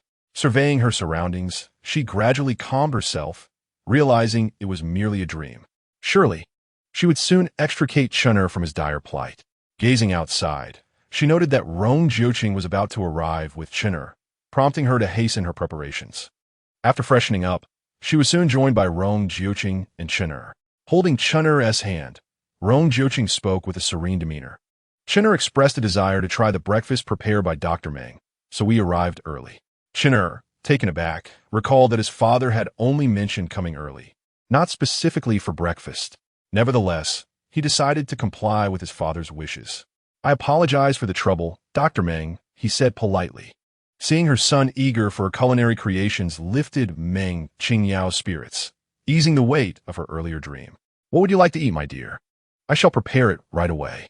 Dr. Meng has already been a great trouble, Qin'er protested. I shall be content with whatever you serve, as your dishes are always delightful. Very well, I shall arrange it accordingly. Meng Qingyao had already made her decision. Turning to Rong Jiuqing, she inquired, Your Highness, do you have any dietary restrictions? A flicker of warmth softened Rong Jiuqing's typically austere expression. This king is not picky. Meng Qingyao nodded, instructing, Your Highness and Qin'er may take a seat in the flower hall while I fetch Man. This king and Qin'er shall visit the Duke of Jinghua first. Let Man remain in the guest quarters. Since learning of the disappearance of the Duke's daughter and its connection to him, Meng Qingyao harbored reservations about Rong Jiuqing's visit. Each encounter with the Duke and his wife was akin to pouring salt on an open wound. Rong Jiuqing, oblivious to the nuances of their surroundings due to his reserved nature, remained unaware of the implications. Strictly speaking, Rong Jiuqing was also a victim. Having endured 6 years of poisoning, had he not possessed the means to detoxify himself, his fate would have been most tragic. Watching Qin'er cautiously lead Rong Jiuqing to the guest courtyard, Meng Qingyao sighed inwardly. The reckless words of a Taoist had led to the misfortune of 2 individuals. Turning towards the kitchen, she prepared breakfast for Qin'er, who had come to visit today. She made delightful, thumb-sized pan-fried buns, adorable animal-shaped red bean buns, and custard buns, along with boiled eggs. Additionally, she prepared a serving of pan-fried buns for the Duke of Jinghua, accompanied by a bowl of shredded chicken porridge. For Cui Shi and Rong Jiuqing, she arranged a bowl of bridge-crossing rice noodles, rich in ingredients, alongside a platter of pan-fried buns and 2 side dishes. Wanting to indulge in wontons herself, she made 2 bowls, ensuring the children could enjoy them as well. Seated around the table, Chinner was astonished by the delightful breakfast spread before him. "Aren't these pastries?" he exclaimed. "No, dear," Meng Qingyao replied. "These are the little animal buns made by your mother, filled with a sweet and delectable filling." She enthusiastically introduced the thumb-sized pan-fried buns, which were particularly delicious, as well as the milk and boiled eggs. Chinner gazed at the charming little animals, reluctant to take a bite. Meng Qingyao placed a bowl of rice noodles in front of Rong Jiuqing, saying, "Your Highness, the flavor is a bit stronger. Do give this bowl a try." She served herself a bowl of wontons and brought 2 small bowls for Chinner and Man, inviting them to taste if they wished. Chinner, feeling shy, expressed his gratitude for the lavish breakfast prepared by Meng Qingyao. "No need for thanks, whether you come or not. We would still eat. It's merely a matter of adding a couple of extra chopsticks," she replied, her eyes sparkling with joy. She cherished the moments spent dining with her 2 sons and encouraged them, "Don't be polite. Eat while it's hot." Chinner hesitated, looking towards Rong Jiuqing, while Man followed suit, refraining from starting until the guest had begun. Rong Jiuqing surveyed the generous bowl of rice noodles, the fragrant broth wafting through the air, complemented by 2 appetizing side dishes. He couldn't help but admire Meng Qingyao's culinary skills. Indeed, her creations were to his liking. Earlier, when he had seen the breakfast delivered from the kitchen, he had no appetite and had brought Chinner here instead. Standing in Meng's courtyard, confronted by the surprised Meng Qingyao, he felt a pang of regret for his impulsive decision. However, since he was already here, there was no turning back. With determination, Rong Jiuqing steeled himself to appear at ease and made polite conversation. Now, this enticing bowl of noodles seemed worth his boldness in staying. Rong Jiuqing picked up his chopsticks. "Please, Your Majesty, enjoy," he said, while Man added, "Your Highness, please partake." Mother has worked hard. At the dining table, Meng Qingyao didn't fuss over formalities. Hearing her son's kind words filled her heart with sweetness, and she smiled contentedly, gently urging, "Let us eat." The air was devoid of the usual table manners as they savored their meal. After finishing a pan-fried bun, Man exclaimed, "Wow, today's pan-fried buns are crispy on the outside and tender on the inside, with juicy filling. So delicious. Brother, you must try one." She served one to Chinner, who delicately took a bite, nodding in approval. "It's truly delightful, with savory broth inside and a fragrant, crispy exterior." Man used the communal chopsticks to offer one to Rong Jiuqing, saying, "Your Highness, do give it taste." "Thank you," Rong Jiuqing replied, accepting the bun and savoring its flavors. Delicious. At this morning's meal, the father and son indulged in their feast with great satisfaction, savoring every bite until the plates were empty. Rong Jiuqing held no regard for the customs of guests who leave food uneaten. After all, he had fought on the battlefield, enduring times of scarcity when he had to tighten his belt and subsist on the flesh of fallen warhorses and roots. In his eyes, wasting food was a disgrace. Man and Chinner relished their meal, feeling quite full. Chinner discreetly glanced at his father and Meng Qingyao, reminiscing about the dream from the previous night, wishing it were true. Man looked at her mother and then at her father. It was the second time their family had gathered for a meal, and it felt wonderful. If they could often share such moments together, it would be rather delightful. Meng Qingyao watched her children eat heartily. Her heart brimmed with contentment. Chapter 48. Leaving Chinner, Meng Qingyao first checked Chinner's pulse and brewed medicine for him to drink later, then took Rong Jiuqing to the treatment room. Today, Rong Jiuqing did not allow Mu Yun to enter, as Mu Feng was busy with affairs in the capital. Chinner and Man sat closely together, engrossed in their comic books. Rong Jiuqing hesitated to call Chinner, for he knew that even if he pretended not to see, he must comply. Meng Qingyao picked up a twig from the side and placed one end in his palm, saying, "Your Highness, hold on to this." Rong Jiuqing's gaze flickered as he grasped the twig, slowly following Meng Qingyao forward. Banksia and Banqiu stood at the door of the treatment room, observing how their lady led the prince forward, evoking a sense of an old married couple. The elderly lady guiding the somewhat impaired old prince under the warm sunlight painted a picturesque scene. Once inside the treatment room, Meng Qingyao immediately set the twig aside and said, "Your Highness, there are no others here. Feel free to move about. I will prepare things." Please proceed, Dr. Meng. Rong Jiuqing replied. He had visited the treatment room twice before and stood by the sink, turning the faucet on and off, intrigued by how it produced water and what the mechanisms inside were like. The design of the wash basin was exquisite, allowing water to flow away conveniently after washing. Hearing footsteps approach, he quickly turned off the faucet, removed his outer garment, and hung it on a nearby rack, taking down his hairpin as his long black hair cascaded down. Rong Jiuqing lay on the bed, his eyes drifting toward the door on the opposite side, where he had previously undergone an examination. He sensed a narrow opening and a peculiar machine that emitted strange sounds. Meng Qingyao entered with her needle pouch and found Rong Jiuqing fixated on the inspection room door, as if wanting to bore a hole through it with his gaze. She thought nothing of it. Everyone who had entered before had been equally curious about the contents inside. Unfortunately, even if Rong Jiuqing were to barge in now, he would see nothing, for she had already stored all the instruments in her space. Approaching the bedside, Meng Qingyao said, "Your Highness, we shall begin." Rong Jiuqing closed his eyes and replied, "Thank you, Dr. Meng." Today, Meng Qingyao adjusted the acupuncture points for Rong Jiuqing, quickly inserting the needles once she located the precise spots. Leaning closer, her sleeves brushed lightly against Rong Jiuqing's back, causing a slight tickle. The two individuals stood in close proximity, and he could sense the faint, refreshing fragrance emanating from Meng Qingyao. This scent instilled a sense of tranquility within him, allowing his thoughts to remain undistracted.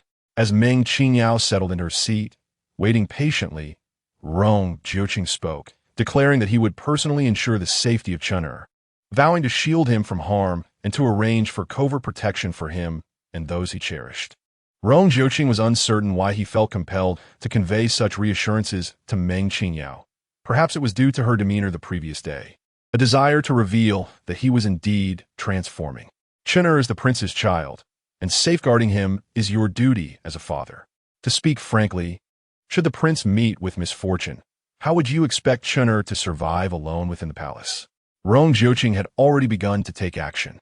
Meng Qingyao felt a measure of relief. Undoubtedly, Chun'er had endured hardship over the years. Had the prince dispatched someone to investigate? Yes, but nothing was uncovered. Everything appears to be well, with no signs of anomaly. A flicker of shadow crossed Rong Jiuqing's gaze as he fell into silence before coldly asserting, "I will uncover the truth." Every experience and ordeal that Chun'er had faced would be meticulously scrutinized. Not a single detail would be overlooked. It seemed that Rong Jiuqing's words bore truth, indicating that his princely residence was entirely under the control of Bai Bingwei. It was infuriating to witness a war god prince rendered helpless by a mere woman. Though Meng Qingyao harbored frustration within, she maintained a composed exterior. The pressure of a needle during the procedure was somewhat less gentle, causing Rong Jiuqing to wince slightly. The concoction brewed afterward was far more bitter than the previous days. After all, he was a man, and a little hardship could only serve him well. Rong Jiuqing perceptively noted Meng Qingyao's slight irritation towards him. Their prior amiable exchange had suddenly turned cold, evident in the forcefulness with which she pushed the medicine towards him. He could endure the bitterness. Yet the taste of today's brew twisted his brow in discomfort.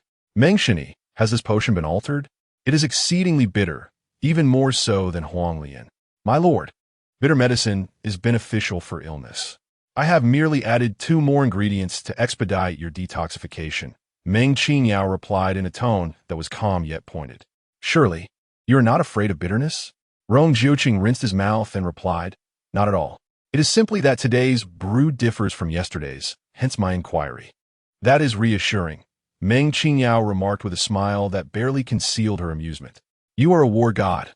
After all, I trust you do not fear hardship."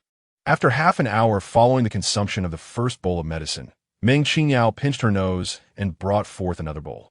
"My lord, this potion is crucial. It works in tandem with the previous one for optimal detoxification. The Wangsheng flower is exceedingly rare, akin to a treasure, and it is vital that you consume every drop without fail." Upon inhaling the aroma, Rong Jiuqing's complexion paled. "After drinking this, will I be able to venture outside? Surely, no one would dare approach me." Meng Qingyao added, "This medicine must be taken for half a month. It may indeed be unpleasant. To avoid affecting others, It would be best if you refrain from going out for the time being. I will take the medicine back with me. You should brew it yourself. It would not be ideal to disturb the Duke of the State and his wife with the scent while I am lodging here. Meng Qingyao did not intend to be cruel towards Rong Jiuqing. The antidote for the lingering poison required the most pungent of Wangxing flowers. Had she not fortuitously possessed some in her space, she would have been unable to dispel the poison that plagued her years ago. Fortunately, half remained, preserved in frost, and it was perfectly suited for Rong Jiuqing's needs. Yesterday, he did not receive the medicine, as it had yet to be thawed. Rong Jiuqing thought to himself, "You are aware of the unpleasantness," scrunching his nose in distaste. Meng Qingyao boldly approached him, saying, "Your Highness, please drink it while it's warm. The remedy, though bitter, is beneficial for ailments. This unpleasant concoction is intended to dispel toxins." With resolve, Rong Jiuqing accepted the bowl of medicine, pinched his nose, and downed it in one swift motion. After drinking, he felt as though he were exuding a foul odor from every pore. Meng Qingyao took the bowl back and stepped back 2 paces, expressing her disdain. "Your Highness, the remedy is a form of counteracting poison with poison, 10 days after consumption. It will expel all toxins from your body. That day will be the most odorous, and should you wish to annoy someone, you may approach them closely." Before departing, Meng Qingyao prepared a 5-day supply of medicine for him. "Your body will begin to detoxify. It is best to avoid contact with Chen'er, as his health is already fragile. To prevent any harm to him, Rong Jiuqing could not allow Chen'er to return to the falling Chun courtyard alone. After much contemplation, he deemed Meng Feiyong the only suitable guardian. That fellow, aside from his fervent dedication to researching medicine, was otherwise quite carefree, which made Rong Jiuqing uneasy. After pondering, he found himself unable to identify a more suitable person to entrust Chen'er to. Looking at Meng Qingyao, he said, "I am unable to care for Chen'er. The princess is unwell. May I entrust him to Dr. Meng for a few days?" Meng Qingyao was elated, though her demeanor remained composed. "If your Highness trusts me, then Chen'er may stay here. He can keep company with Man, so he won't feel lonely." "Then I must trouble you, Dr. Meng," said Rong Jiuqing. "Your Highness, it is my honor to earn your trust," she replied graciously. Man, filled with excitement, grasped Chen'er's hand and exclaimed, "Brother, you will stay at our home. How wonderful!" Chapter 49. Companionship is the longest confession of affection. Rong Jiuqing was understandably reluctant to leave Chen'er behind without proper assurance. He instructed Qinghe to take care of him while ensuring a hidden guard from Dark 1 to Dark 10 to protect the Meng household. Chen'er was to heed Dr. Meng's guidance during his stay, and once the Duke of the State recovered, he would return to the palace with her. Rong Jiuqing prevented his son from approaching. "Father does not wish to abandon you. It is simply that I am detoxifying, and your frail health may be adversely affected. You must obey and wait until the toxins have cleared before you come near. Father, your eyesight is poor. If I do not return, who will attend to you?" Chen'er replied with concern. He wanted to be his father's eyes. "Do not fret. There are still Mu Feng and Mu Yun, and the many servants of Mo Yun Hall are not mere decorations." Rong Jiuqing was moved by his son's care. "Take care of yourself while I am away." Chen'er nodded. "Father, I will return to check on you." Rong Jiuqing nodded and gestured to Meng Qingyao, saying, "Dr. Meng, I entrust him to you. Rest assured, Your Highness. I will care for Chen'er," Meng Qingyao said, suppressing her urge to hurry them along, maintaining her usual demeanor. The mother and son bid farewell to Rong Jiuqing, and as silence enveloped them, the atmosphere lightened considerably. Meng Qingyao exchanged a knowing glance with Man, who then embraced Chen'er's shoulder, saying, "Brother, your father is a prince, the head of the family, and surrounded by many capable individuals. There is no shortage of care for him, so do not worry." Chen'er furrowed his brow. "But father is surrounded by men, most of whom are rough warriors from the battlefield, lacking in gentleness." Man raised his delicate brows, aware that their irresponsible father disapproved of women being near him. In the courtyard, there was indeed not a single maid in attendance, for both he and the princess had separate quarters. Given your own health is not the best, you ought not to worry so much. The most important thing now is to take care of yourself, so that your father can find peace," Man said, taking Chen'er by the hand. "Come, let's go to my room. You shall sleep with me tonight." Chen gazed longingly at the departing carriage until it vanished from sight before following Man into the courtyard. Meng Qingyao entered the courtyard and promptly closed the door behind her. The ensuing days would be filled with bliss for her and her two sons. She spoke those words not to intimidate Rong Jiuqing, harboring no ulterior motives. Indeed, Chen's health was not conducive to frequent interactions with Rong Jiuqing, who dealt with detoxification. From her space, she retrieved a set of children's bedding adorned with cartoon patterns on a blue background and entered Man's room, where the two brothers were deliberating on how to arrange their living situation. Ultimately, Man decided to share everything equally with Chen. Brother, this is the study. Here is the washroom, and this is the bedroom. Man's room was a cozy little suite, its layout charming and warm, which delighted Chen immensely. In contrast, his own quarters were rather conventional, lacking any distinguishing features, perpetually filled with the scent of medicinal soups. Yet, every corner of Man's room was thoughtfully arranged according to his preferences, provoking a deep sense of envy in Chen. Meng Qingyao watched silently from the side. Observing Chen's envious glances that occasionally turned to sorrow, her heart aching for him. A child who has never been loved yearns deeply for affection and care. Once Man had shown him around, Meng Qingyao finally spoke. Chen, here are the blankets and pillow you will use tonight. I have placed them here. The blue duvet, embroidered with Neza calming the seas, was to Chen's liking, clearly prepared just for him. He stepped forward gratefully, saying, "Thank you, Dr. Meng. I appreciate your trouble." "It is no trouble. I'm glad you like it," Meng Qingyao replied, producing a children's toothbrush, toothpaste, water cup, and a cartoon towel. "These are all for you. Let us take them to the washroom with Man." Chen cradled the items in his hands, each one endearing to him. Upon arriving at the washroom with Man, he discovered that his belongings were identical to Man's, save for the different colors. When he placed his cup beside Man's, they formed a pair of affectionate tigers, so adorable together. His possessions, now alongside Man's, instantly brightened the space, as though they were always meant to be together. "I wish you could always live with me, brother.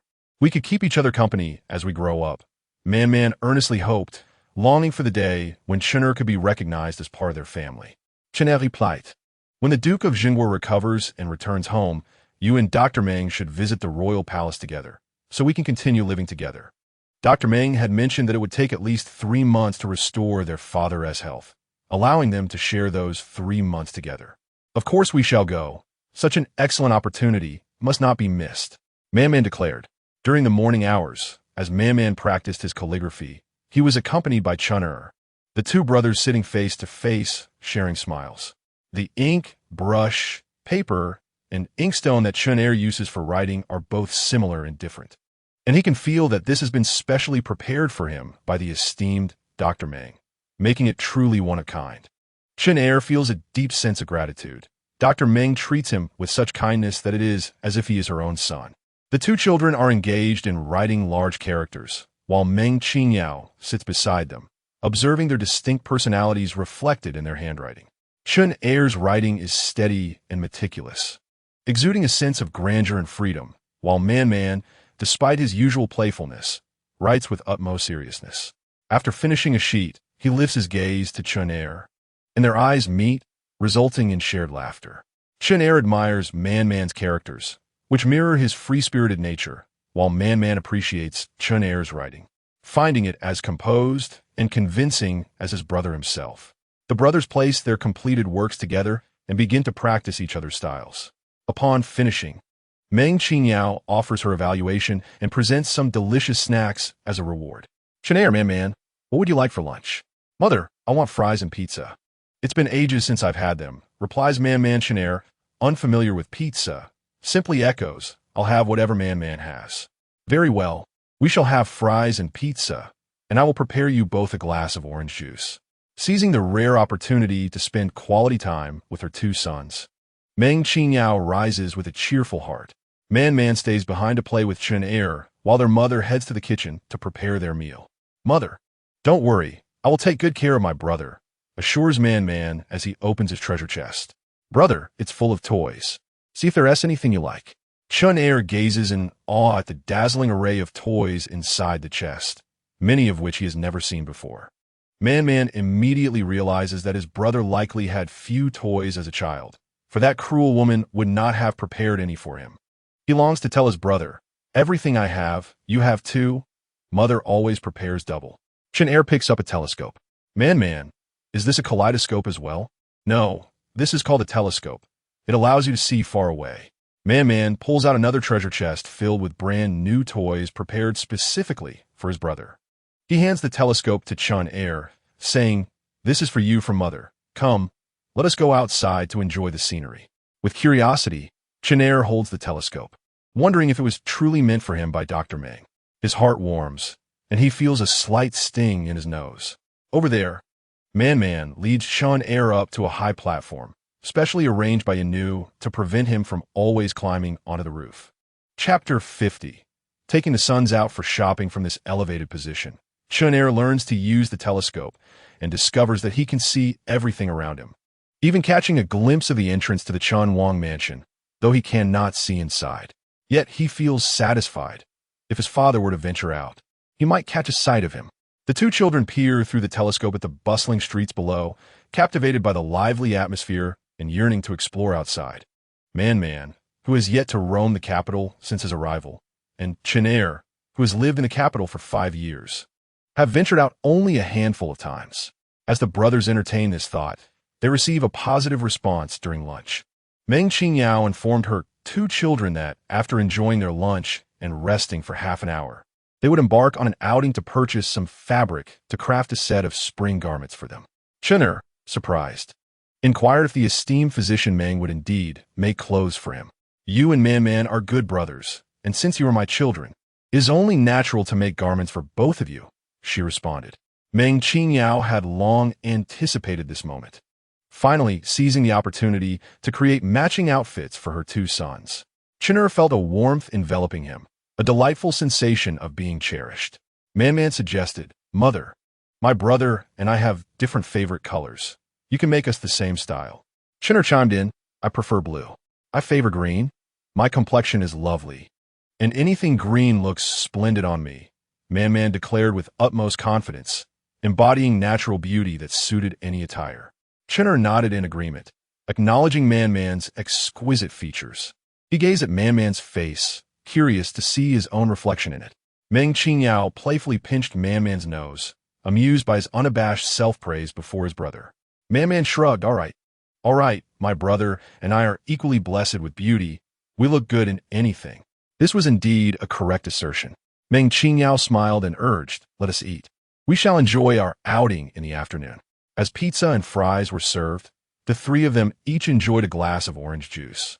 Man enthusiastically introduced, "Brother, this is pizza, one with ham and the other with chicken. Just take a big slice and enjoy." Chen mimicked Man's method of eating pizza and was amazed to discover the delightful stretch of cheese, a marvel he had never encountered before. He dipped fries into ketchup, savoring their deliciousness. Meng Qingyao watched with a beaming smile as her children relished their meal. Their joy only heightened her own appetite. She wished for time to linger, cherishing these moments of familial bliss. 2 pizzas were also sent to the Duke of Town for them to taste, and they all praised the delightful flavors. After lunch, the trio gathered to play a game of checkers, with the brothers allowing Meng Qingyao to make the first move, followed by Chen, while Man insisted that his brother should go first. Once the game concluded, it was time to prepare for their outing, and, after Chen took his medicine, Meng Qingyao got ready to take them shopping. Man donned a small backpack filled with essentials like a towel and water. Meng Qingyao produced a similar little backpack for Chen, asking, "Do you like it?" Both backpacks, crafted from leather and shaped like adorable bears, left Chen utterly enchanted. Meng Qingyao filled it with water, a towel, and some snacks, helping him wear it. Hand in hand, the brothers boarded the carriage, while Meng Qingyao followed behind, her heart swelling with happiness and a renewed determination to reclaim Chen. The street buzzed with activity, lively and bustling. Meng Qingyao held one child's hand in each of hers as they strolled through the market, spotting a candy vendor. The children expressed their delight, and she indulged their wishes. They wandered towards a stall selling small animals and insects woven from palm leaves, and Meng Qingyao encouraged them to choose whatever they fancied, promising to purchase all their favorites. The streets were alive with performers, and Meng Qingyao guided her children into the crowd, ensuring they had the best vantage point to enjoy the show. Two children were captivated by the performance, cheering loudly at the thrilling moments, while Chun Er, less exuberant, joined the audience in polite applause. As the show concluded, they generously rewarded the performers with coins. Chen Er, feeling in his small backpack, realized he too possessed coins and, emulating the others, offered 10 in appreciation. Emerging from the area of the juggling act, Meng Qingyao led the two children to the largest apothecary in the capital to procure the necessary herbs. The major apothecaries in the kingdom were under the ownership of Meng Qingyao, boasting the most comprehensive selection of herbs of the highest quality, rivaling even the imperial apothecary. Although the emperor had granted her a token allowing her access to the imperial apothecary at any time, she had unwavering faith in the quality of her own establishment. Upon entering the apothecary, she noticed a considerable number of patrons purchasing herbs. Meng Qingyao approached the counter and presented her token. The shopkeeper, upon recognizing her, promptly advanced with utmost courtesy. "Esteemed guest, please follow me." Meng Qingyao escorted the two children to the VIP room, where she handed her prepared list to the shopkeeper, requesting him to gather the items as specified. "Very well, esteemed guest, please wait a moment." Man, aware that this was their family's apothecary, surveyed the surroundings with satisfaction. Meanwhile, Chun Er, sitting quietly to the side, felt a bit fatigued and thirsty after their walk, wishing for a moment of respite. Meng Qingyao stood at the entrance, observing the orderly and courteous service within the hall, feeling quite pleased. Soon, the shopkeeper returned with the assembled herbs. "Esteemed guest, please verify that these match your list." Meng Qingyao opened the package, checking each item meticulously. Everything was indeed correct, with no omissions. The prescription required payment as well, with royal jelly being the most expensive item, which she intended to bring back for the Duke of Jinghua to restore his health, as he was expected to be discharged in 2 days. After settling the payment, Meng Qingyao exited the VIP room with the herbs in hand, intending to visit the fabric stall across the street. Just as she stepped out of the apothecary, she collided with a young lady rushing in. Quick-witted, Meng Qingyao shielded the two children to prevent a collision. The young lady offered no apology, and her maid shot a glare at the trio. "What are you staring at? If my young lady had been harmed, could you compensate for that?" It was evident that they were the ones nearly colliding with her, yet they had the audacity to play the victim, which was utterly unreasonable. Man, indignant, stepped forward from behind Meng Qingyao, ready to defend them. Where did this wild child come from, daring to act so brazenly here? Without a moment's hesitation, the maid lunged to slap Man, but Meng Qingyao swiftly grasped her wrist, admonishing her, "What ill-mannered hound has escaped its owner to bite indiscriminately here?" With an icy demeanor, Meng Qingyao continued, "You have already collided with us and now intend to strike a child. What arrogance!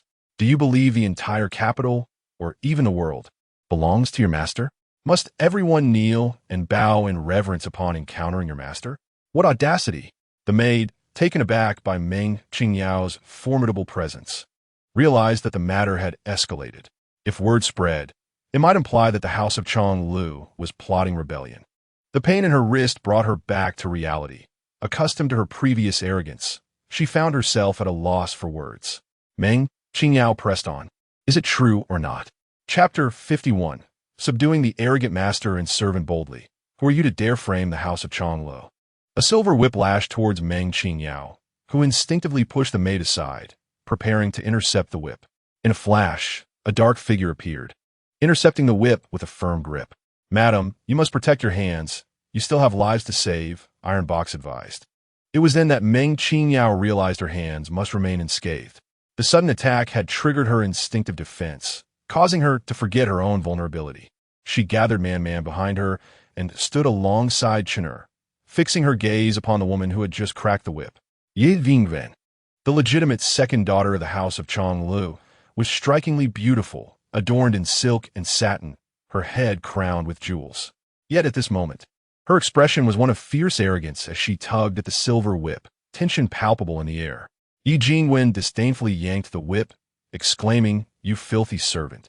Remove your dirty hand from my whip. You are the dog, and your entire family are dogs. Man glared at Yi Jingwen, furious at her audacity to bully her mother. Itching to retaliate, Chen, too, glared at Yi Jingwen, recognizing her from previous visits to the Wang residence, where she had inflicted pain upon him with a whip, leaving marks that took ages to heal.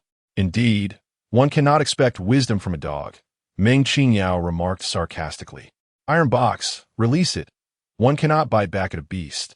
After all, with a knowing glance, Meng Qingyao signaled Iron Box, who complied, forcefully yanking the whip. Yi Jingwen, enraged, gripped the whip tightly, as her maid rushed to assist her. At that moment, Iron Box let go. Yi Jingwen and her maid, caught off guard, tumbled to the ground in a most undignified manner.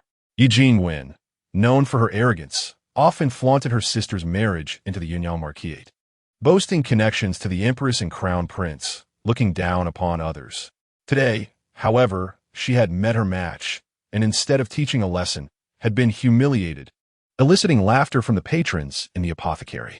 Unable to swallow her humiliation, Yi Jingwen scrambled to her feet, her face flushed with rage as she saw Meng Qingyao preparing to leave. Halt! She barked. Meng Qingyao feigned ignorance, leading the two children forward, which only served to infuriate Yi Jingwen further. Disregarding her own disheveled state, she pursued them into the street. Fuming, Yi Jingwen raised her hand and lashed the whip viciously towards Meng Qingyao's back. Yet, with an uncanny sense of awareness, Meng Qingyao sidestepped, the whip striking the ground and leaving a stark white mark. Had it landed on her back, it would undoubtedly have drawn blood. Seeing Meng Qingyao evade her strike, Yi Jingwen continued to swing the silver whip, screaming, I shall strike you down, you wretched woman, along with your two little bastards. There's a limit to what one can endure. Meng Qingyao dodged the next whip with agility, swiftly donning a pair of gloves. She seized the whip aimed at Chen. Then, with a swift motion, pulled Yi Jingwen towards her, delivering a powerful kick that sent Yi Jingwen flying. Yi Jingwen's scream echoed as she arced through the air, crashing violently onto the unforgiving cobblestones 5 steps away. Silence enveloped the surroundings as the onlookers cautiously stepped back, wary of any repercussions from the noble house of Chong Lu that might ensue. The young maid who had pursued them froze in place, her gaze filled with terror as she looked at Meng Qingyao. Before her, Meng Qingyao shattered the silver whip in her hand with the ease of pulling apart cotton, her fierce eyes fixed on Yi Jingwen, as if she were intent on piercing her very soul. With a frigid expression, Meng Qingyao approached Yi Jingwen, towering over her as she scattered the severed pieces of the whip upon her. What audacity it took for a legitimate daughter of the house of Chong Lu to publicly lash out at the heir of the Prince of Chun, branding him a bastard. Meng Qingyao dusted off the non-existent specks of dirt from her garment, crouching down to seize Yi Jingwen by the collar, yanking her upward. To strike and insult royalty, one could only wonder if the second miss he could bear the consequences. The spectators exchanged glances, pondering the identities of the two children. The masked figure could not be the one, but the slightly frail child beside her must surely be the heir of the Prince of Chun. They recalled that the veiled figure was the renowned healer, Meng, and her son donned a silver fox mask. Having been personally summoned by the emperor to detoxify the Prince of Chun, who was also under her care for physical ailments. Thus, it became evident that Yi Jingwen had indeed struck the heir of the Prince of Chun mere moments ago. Meng Qingyao firmly grasped Yi Jingwen's chin and delivered 2 resounding slaps to her face. Chen, how shall we deal with her next? The decision is yours. Chen was pulled forth, previously invigorated by the spectacle, eager to partake in the retribution against this arrogant woman. To dare strike his mother and brother was a fool's errand. In times past, the frail Chen would have silently endured such indignities without retaliation. But now, fortified by the support of his father and the affection of the esteemed healer Meng, he stood tall before Yi Jingwen. Old grievances and new injustices demanded a reckoning today. Chen fixed his cold, penetrating gaze upon Yi Jingwen, slowly rolling up his sleeve to reveal faint whip marks upon his arm. Missy, do you remember this? On the 16th of last month, when your cat ventured into the Falling Star courtyard, I merely touched it, and you lashed out at me. Yi Jingwen stared at Chen in disbelief. She had failed to recognize him as the sickly heir. Yet she recalled the incident well. knowing that the Princess of Chun held little regard for him, and this was not the first time she had bullied him. However, everything had changed now. The once feeble heir radiated an aura of strength, his eyes filled with a chilling intensity that seemed to promise vengeance. You bullied me before, believing me to be frail and unloved, thinking you could trample upon me without consequence. But now, you shall experience the searing pain of retribution. Chin'er produced a pouch of medicinal powder, pouring the crimson substance over Yi Jingwen's face. Caught off guard, Yi Jingwen felt the powder engulf her, an immediate, burning sensation overwhelming her senses. She clutched her face, rolling on the ground in agony. On my face! On my eyes! She screamed, her cries piercing the air. Chin'er remained impassive, his delicate features betraying no emotion as he coldly observed Yi Jingwen writhing in torment on the ground. With a raised eyebrow, Man gave Chin'er a thumbs up, affirming that his brother was right. One must not show leniency towards those who bully. While we do not oppress others, we must retaliate fiercely if we are wronged. Chin'er nodded, his stern expression softening considerably. Qinghe, it's up to you now. Yes, your highness. Suddenly stepping out from the crowd, Qinghe seized Yi Jingwen and threw her into the carriage amidst the onlookers' gaze. Having whipped the royal grandson multiple times, her public humiliation and insults warranted an inquiry with the Marquis of Changle. He seemed to disregard the prince's residence and the royal family itself. Chapter 52. Rong Jiuqing avenges son. Had Meng Qingyao known earlier that Yi Jingwen frequently bullied Chin'er, she would have done more than simply slap her. She would have dealt with her thoroughly. However, Chin'er's unexpected response took her by surprise.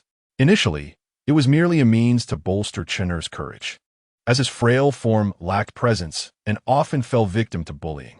Yet, perhaps fueled by his deep-seated resentment towards Yi Jingwen, Chin'er retaliated.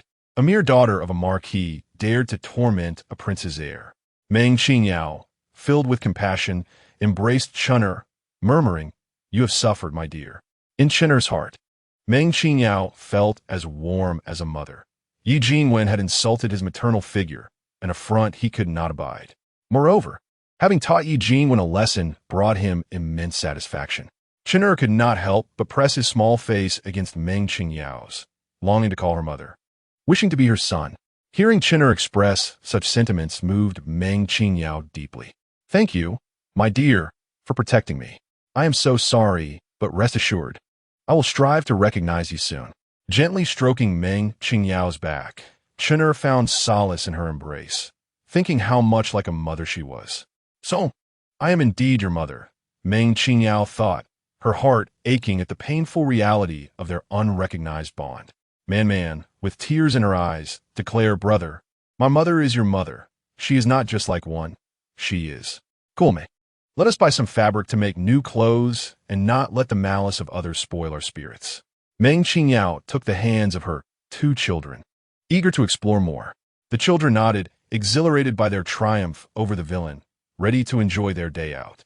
Unbothered by the onlookers' comments, they held their heads high, confident in their righteousness. The trio strode boldly to the fabric stall across the street, ready to indulge in shopping. Today was a day of joy. Meng Qingyao intended to create spring outfits for everyone in the household, including the Duke and Duchess of Jinghua. At the prince's residence, after finishing his medicine, Rong Jiuqing stood in the courtyard, his expression darkening upon hearing Dark One's report. With a fierce glare, he equipped himself with an axe and a wooden stick. "Kulme, we shall visit the Marquis of Changle." Upon hearing this, Mu Yin immediately summoned the servants and guards of Mo Yuntang, leading Rong Jiuqing as they set off in a grand procession towards the Marquis's residence, which lay nearby. At the entrance of the Marquis's residence, the guards swiftly approached to pay their respects upon seeing Rong Jiuqing arrive with his entourage. With a dismissive wave of his hand, Rong Jiuqing coldly commanded, "Smash it." Upon receiving the order, Mu Yin led the charge, ruthlessly striking the two guards at the door before storming into the Marquis's estate, wreaking havoc as they went. Rong Jiuqing, radiating an aura of icy fury, followed closely behind, incensed that anyone would dare to bully his son. Such audacity was intolerable. In the main hall of the Marquis's residence, Marquis Chong Lu and his wife were attempting to justify their actions. Their daughter lay in disarray, and they could not forgive Rong Jingshun and Meng Qingyao. My daughter, how are you? Can you still see? The Marquis's wife wept uncontrollably, cradling Yi Jingwen. Even if there was a conflict, they should not have resorted to poison. This is an attempt to harm my son. I must go to the palace and seek justice from the Empress. Madame Marquis, Miss Yi publicly lashed our young heir with a whip and insulted him. Do not attempt to obfuscate the truth.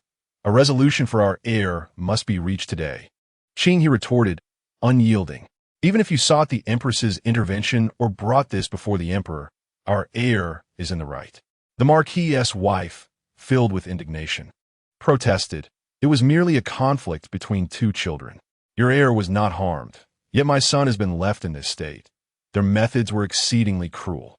Qinghe, unrelenting in her stance, mockingly replied, you not only instigated the altercation, but also took advantage of our young heiress' tender age. How shameful it is for a girl of 17 or 18 to bully a 5-year-old child. Miss Yi's insults and assaults on the royal grandson were met with the Marquis and his wife's baseless arguments, distorting the truth in a manner that suggested they held the royal family in utter disdain. Qinghe clasped her fists, declaring in that case, I shall return to report to His Highness and seek his judgment. You need not report. I have arrived, came the chilling voice of Rong Jiuqing from above. The Marquis Chong Lu peered outside to witness the chaos as people fled in terror. The steward, battered and bruised, staggered in, exclaiming, My lord, it's bad. Prince Chun has broken in. No sooner had the words left his lips than Rong Jiuqing entered, his demeanor as frigid as ice, exuding an air of menace. Mu Yin kicked the fleeing steward to the ground. The arrival of a vengeful force left the Marquis and his wife pale with fear, their legs trembling. The previously wailing Madame Marquis fell silent in an instant. As the tumult continued outside, the Marquis, quaking with trepidation, rose to greet the furious prince, fearing for his life. Upon reaching the door, he felt a gust of energy rush toward him. Unable to evade it, the force swept upward, dislodging his hairpin and severing his hairstyle, leaving his hair cascading down. The final surge of energy struck the hall's plaque, causing it to crash down upon Yi Jingwen, rendering her unconscious. Dumbfounded, the Marquis stood frozen in place, while Madame Marquis succumbed to faintness. Rong Jiuqing, having retracted his hand with a cold glare, proclaimed, I defend my homeland at the borders, while you dare to bully my son in the capital. He is but a child of 4 or 5. Can you truly not tolerate him? With a raised chin and piercing gaze that seemed to penetrate Marquis Chong Li's very being, he asserted, My son shall not be humiliated by you.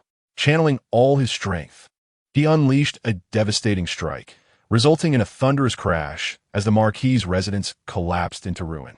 The Marquis of Chonglu was so terrified that he collapsed to the ground, trembling uncontrollably.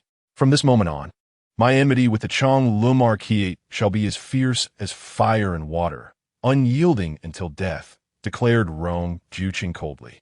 If the Marquis wishes to lodge a complaint, let him do so. I shall await his arrival. Casting a disdainful glance at the fallen Marquis, Rong Jiuqing turned indifferently and departed for his residence. Upon reaching the entrance, he glanced at the plaque of the Chonglu Marquis and smiled contemptuously. Chonglu, you are unworthy. With a single strike, he shattered the plaque, along with the grand entrance and its gatekeeper. The guard stationed at the door were so frightened that they dared not move, hiding in the shadows, paralyzed by the terrifying presence of such a prince. The Marquis of Chonglu was merely a hedonist, holding a trivial position in court, who had only begun to rise in influence by marrying his daughter to the eldest son of the Yunyang Marquis. In the eyes of Rong Jiuqing, the Chonglu Marquis was insignificant, a family of incompetence. How dare they bully his son? He would ensure their ruin, even without substantial power in the capital. Rong Jiuqing was still a prince with military authority, capable of effortlessly dismantling a marquis. Chapter 53. A thumbs up for you. The news of Rong Jiuqing's retaliation against the Chonglu Marquis quickly spread throughout the capital. At that time, Meng Qingyao was at a tea house with her 2 sons, listening to a performance when they overheard a heated discussion nearby, leaving them all astonished. Meng Qingyao nodded in appreciation, recognizing this as the rightful response of a father. If her son had been bullied to such an extent and he remained indifferent, she would have scorned him greatly, refusing to alleviate his distress. Filled with satisfaction, Man remarked, "Brother, our scoundrel of a father has truly excelled this time." Chainer was taken aback. His father had once said that if bullied, one must retaliate, and he would support them in times of trouble. He had done just that by destroying the Chong Le Marquis in defense of his honor. Rising from his seat, he declared, "Meng Qingyao, man, I must return to find father. Let's escort you back."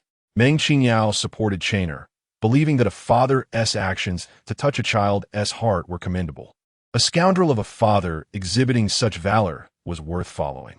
Chainer nodded, taking the hands of Man and Meng Qingyao, and the trio exited the tea house, boarding a carriage bound for the prince's residence. Meanwhile, at Zixia courtyard, news arrived as Cuiji rushed in to report, "Your Highness, it is terrible. The prince has destroyed the Chong Le Marquis for the sake of the young master." "What?" Bai Bingwei, lying in bed with her eyes closed, immediately sat up. "The prince has destroyed the Chong Le Marquis? What on earth happened?" Sueji recounted the events, explaining that a conflict had arisen with Meng Qingyao, which inadvertently involved the young master, who had retaliated by throwing chili powder in the face of Miss Hier to defend Meng Qingyao. Bai Bingwen narrowed her eyes dangerously.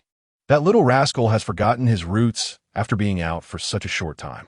That Meng Qingyao claims to be a healer, but I suspect her intentions are far from pure.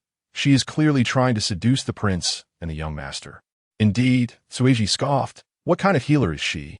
Using her supposed medical expertise as an excuse to get close to the prince and the young master.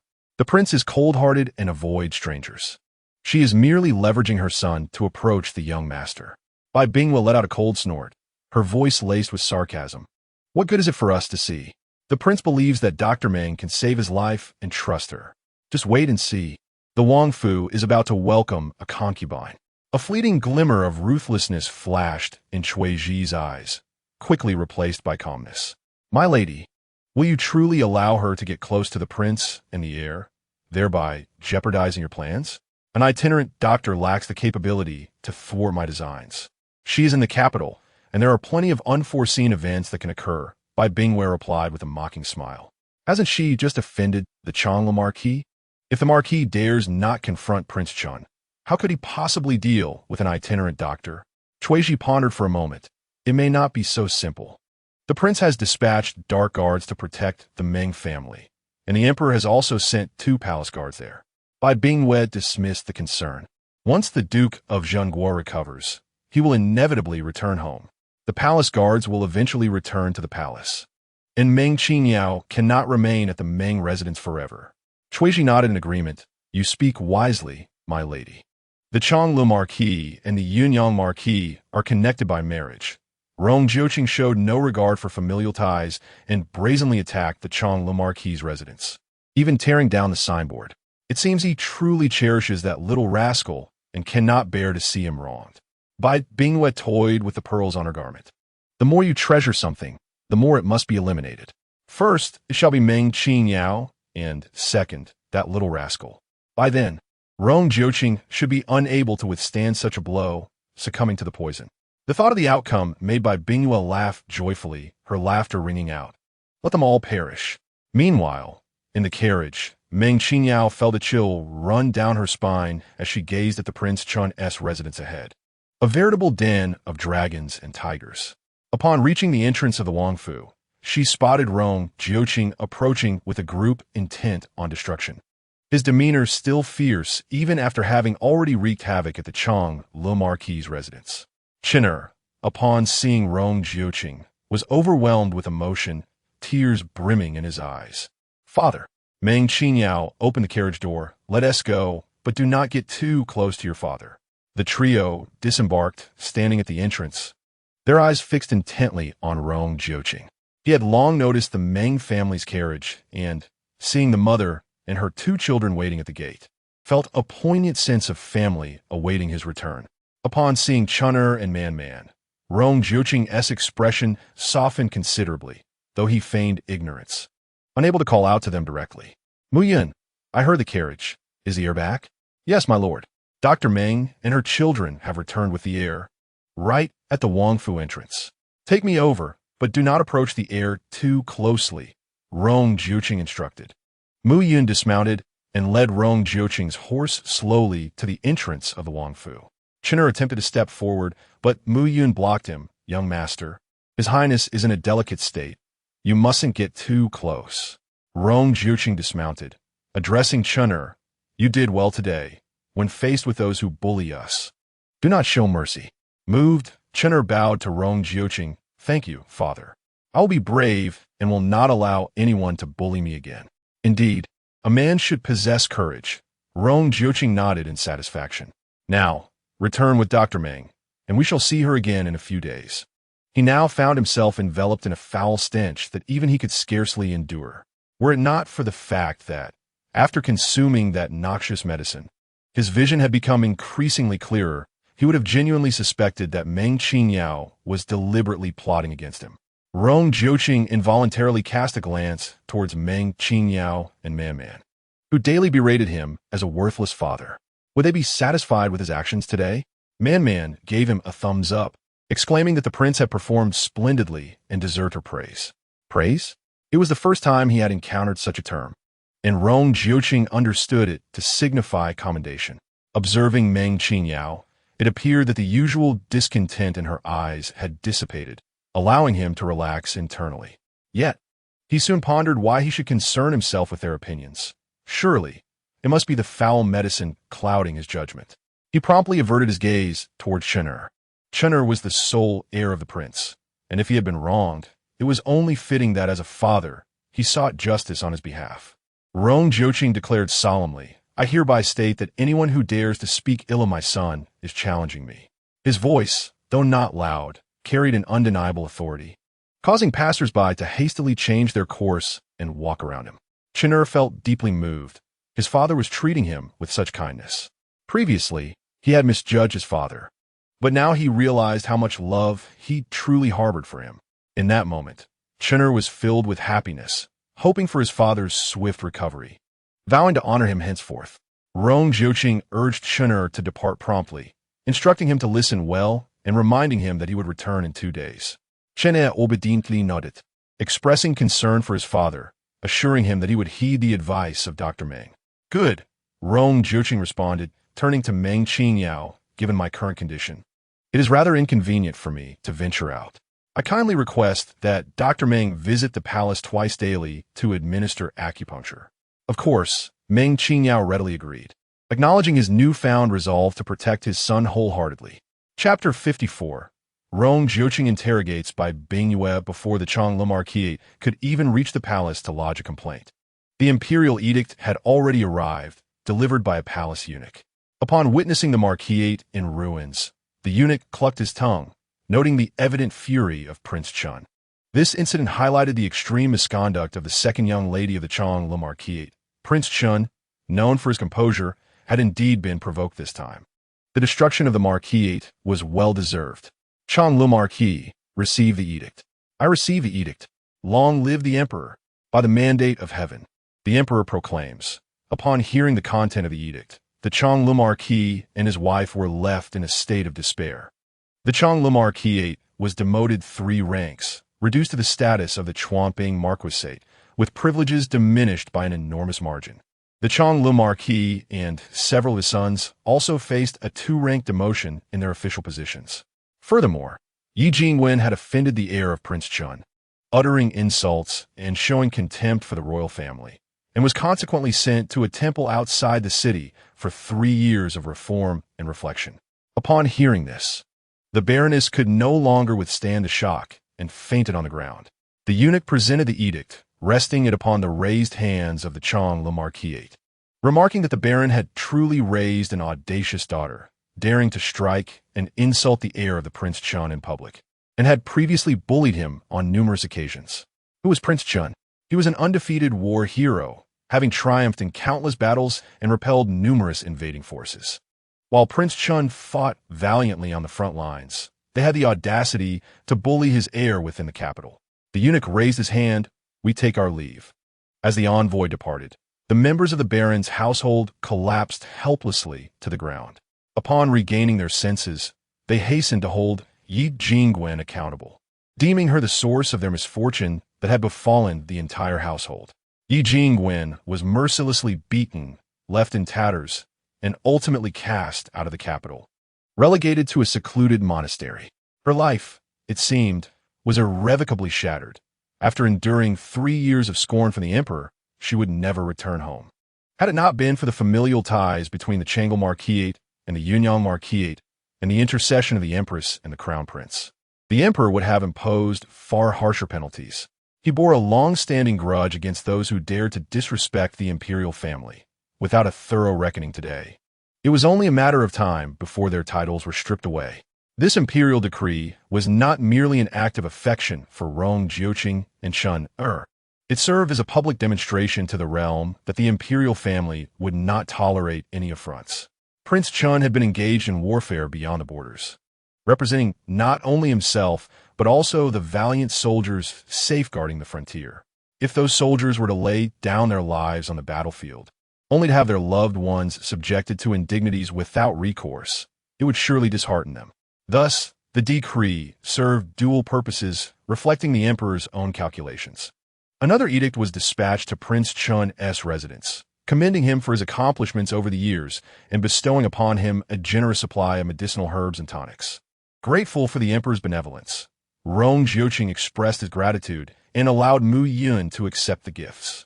As the decree was delivered, Bai Bingyue was aided in her approach, detecting a peculiar odor from a distance, which upon closer inspection emanated from Rong Jiuqing himself. Standing beside him, she felt overwhelmed by the stench, and after the courtier had departed, she discreetly stepped aside. Cui Ji, covering her nose with a handkerchief, remarked on the foulness of the scent, likening it to the stench of numerous rotten eggs. Bai Bingyue felt a sharp pain in her forehead and inquired, "Your Highness, what is this odor? Should I instruct them to prepare warm water for your bath?" "No need," he replied. "I am currently detoxifying. Bathing would be futile. Dr. Meng advised that my detoxification process is harmful to those nearby, so it would be prudent for you to maintain your distance." Bai Bingyue instinctively took 2 steps back. "Your Highness, I am not afraid. I am merely concerned about my ability to care for Chen Er." She glanced around, noting the absence of her child. "Where has that boy run off to?" "I have left Chen Er in Dr. Meng's care. He is meticulous with children, and I trust him implicitly." Rong Jiuqing continued without waiting for her response. "You should focus on your own health, my lady, and do not fret over Chen Er's affairs." "Your Highness, how could you say that?" Bai Bingyue retorted. Just then, a gust of wind swept from Rong Jiuqing's direction, causing her eyes to water and her throat to constrict, nearly robbing her of her sense of smell. After regaining her composure, she asserted, as Chen Er's mother, "How could I not worry about him being alone in an unfamiliar place?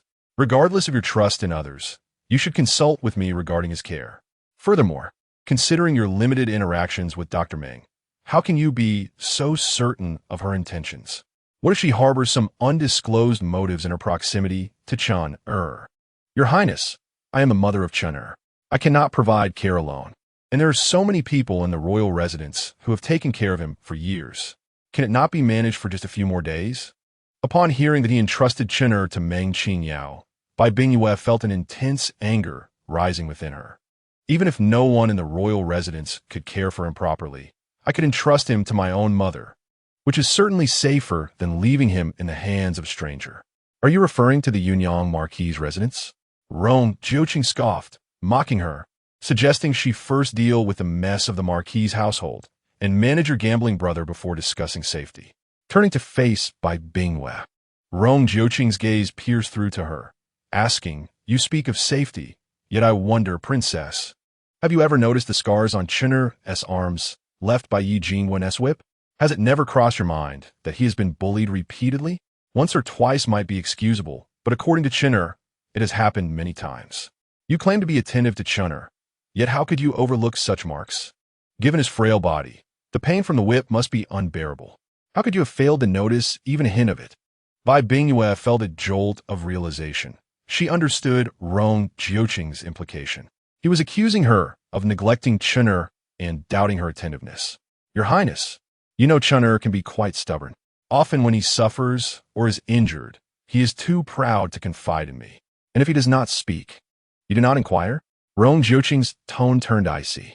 "You do not question when Yi Jingwen beats Chen Er, nor when he is bullied by Rong Jinghua and his peers at school. You allow your maid to change his bandages while you boil leaves and roots for him. Oomph. Tell me, Princess, is Chun'er truly safe in your care? Tears welled up in by Bingyue's eyes as she felt her composure crumble. Are you accusing me of failing to care for Chun'er? Do you believe I am indifferent to him as a mother? Is it not so? Rong Jiuqing replied coldly. Perhaps I once did not understand how a mother nurtures her child, but having witnessed it firsthand, I now know the essence of maternal love. Rong Jiuqing turned away, leaving Bai Bingyue to reflect deeply upon her actions. Consider this carefully, he said, and with a flick of his sleeve, he stormed off. Chapter 55. Seeking Death, Your Highness. This was the first time Bai Bingyue had faced such treatment from Rong Jiuqing. Even devoid of affection for her, he would typically afford her the respect she deserved, both within the royal residence and beyond. Overwhelmed by the blow, Bai Bingyue cried out in despair, Your Highness, do you truly not trust me? You speak such callous words for the sake of stranger. Or have you grown fond of Meng Qingyao, wishing to be a father to her child?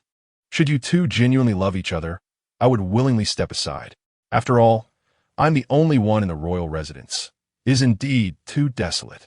Cease this nonsense. I do not wish to hear such words again. Do not unjustly tarnish the reputation of an innocent woman. Rong Jiuqing deemed Bai Bingyue's outburst unreasonable. With a swift motion, he unleashed a gust of energy towards her, its distinct scent striking her forehead, causing her to involuntarily retch. As she vomited, Bai Bingyue's face turned pale, streaked with tears. She was genuinely crying. The scent was unbearable for Cui Ji, who assisted Bai Bingyue, offering her a handkerchief to wipe away the filth. Your Highness, let us return to the courtyard. The prince's words were merely spoken in anger. Do not take them to heart. The voice of Rong Jiuqing emerged coldly from within. You need not concern yourself, Chun'er. Focus on recuperating first. Bai Bingyue felt a tumult in her stomach, realizing that lingering in this place was intolerable. She had no desire to argue with Rong Jiuqing and allowed Cui Ji to support her as they departed the main courtyard. As they neared Zixia Courtyard, a semblance of comfort returned, yet she pondered the potent concoction prescribed by Meng Qingyao. Its overpowering aroma was truly unbearable. Where was Meng Feiyang? Was he not tasked with providing assistance? How could he possibly appear? He has just managed to usurp the position of the head of the courtyard. And surely he and his father are preoccupied with their newfound authority. Cui Ji expressed her indignation with a frown. It is utterly detestable. At that moment, Bai Bingyue had little inclination to dwell on Meng Feiyang. The trust Rong Jiuqing placed in Meng Qingyao was evident in his entrusting of Chun'er to her care. Meng Qingyao is intent on disrupting my plans. She must be eliminated. Upon entering the courtyard, Bai Bingyue's expression darkened as she clenched her teeth with determination, immediately arranging for Meng Qingyao's demise. Yes, Cui Ji replied, a cold smirk forming within her.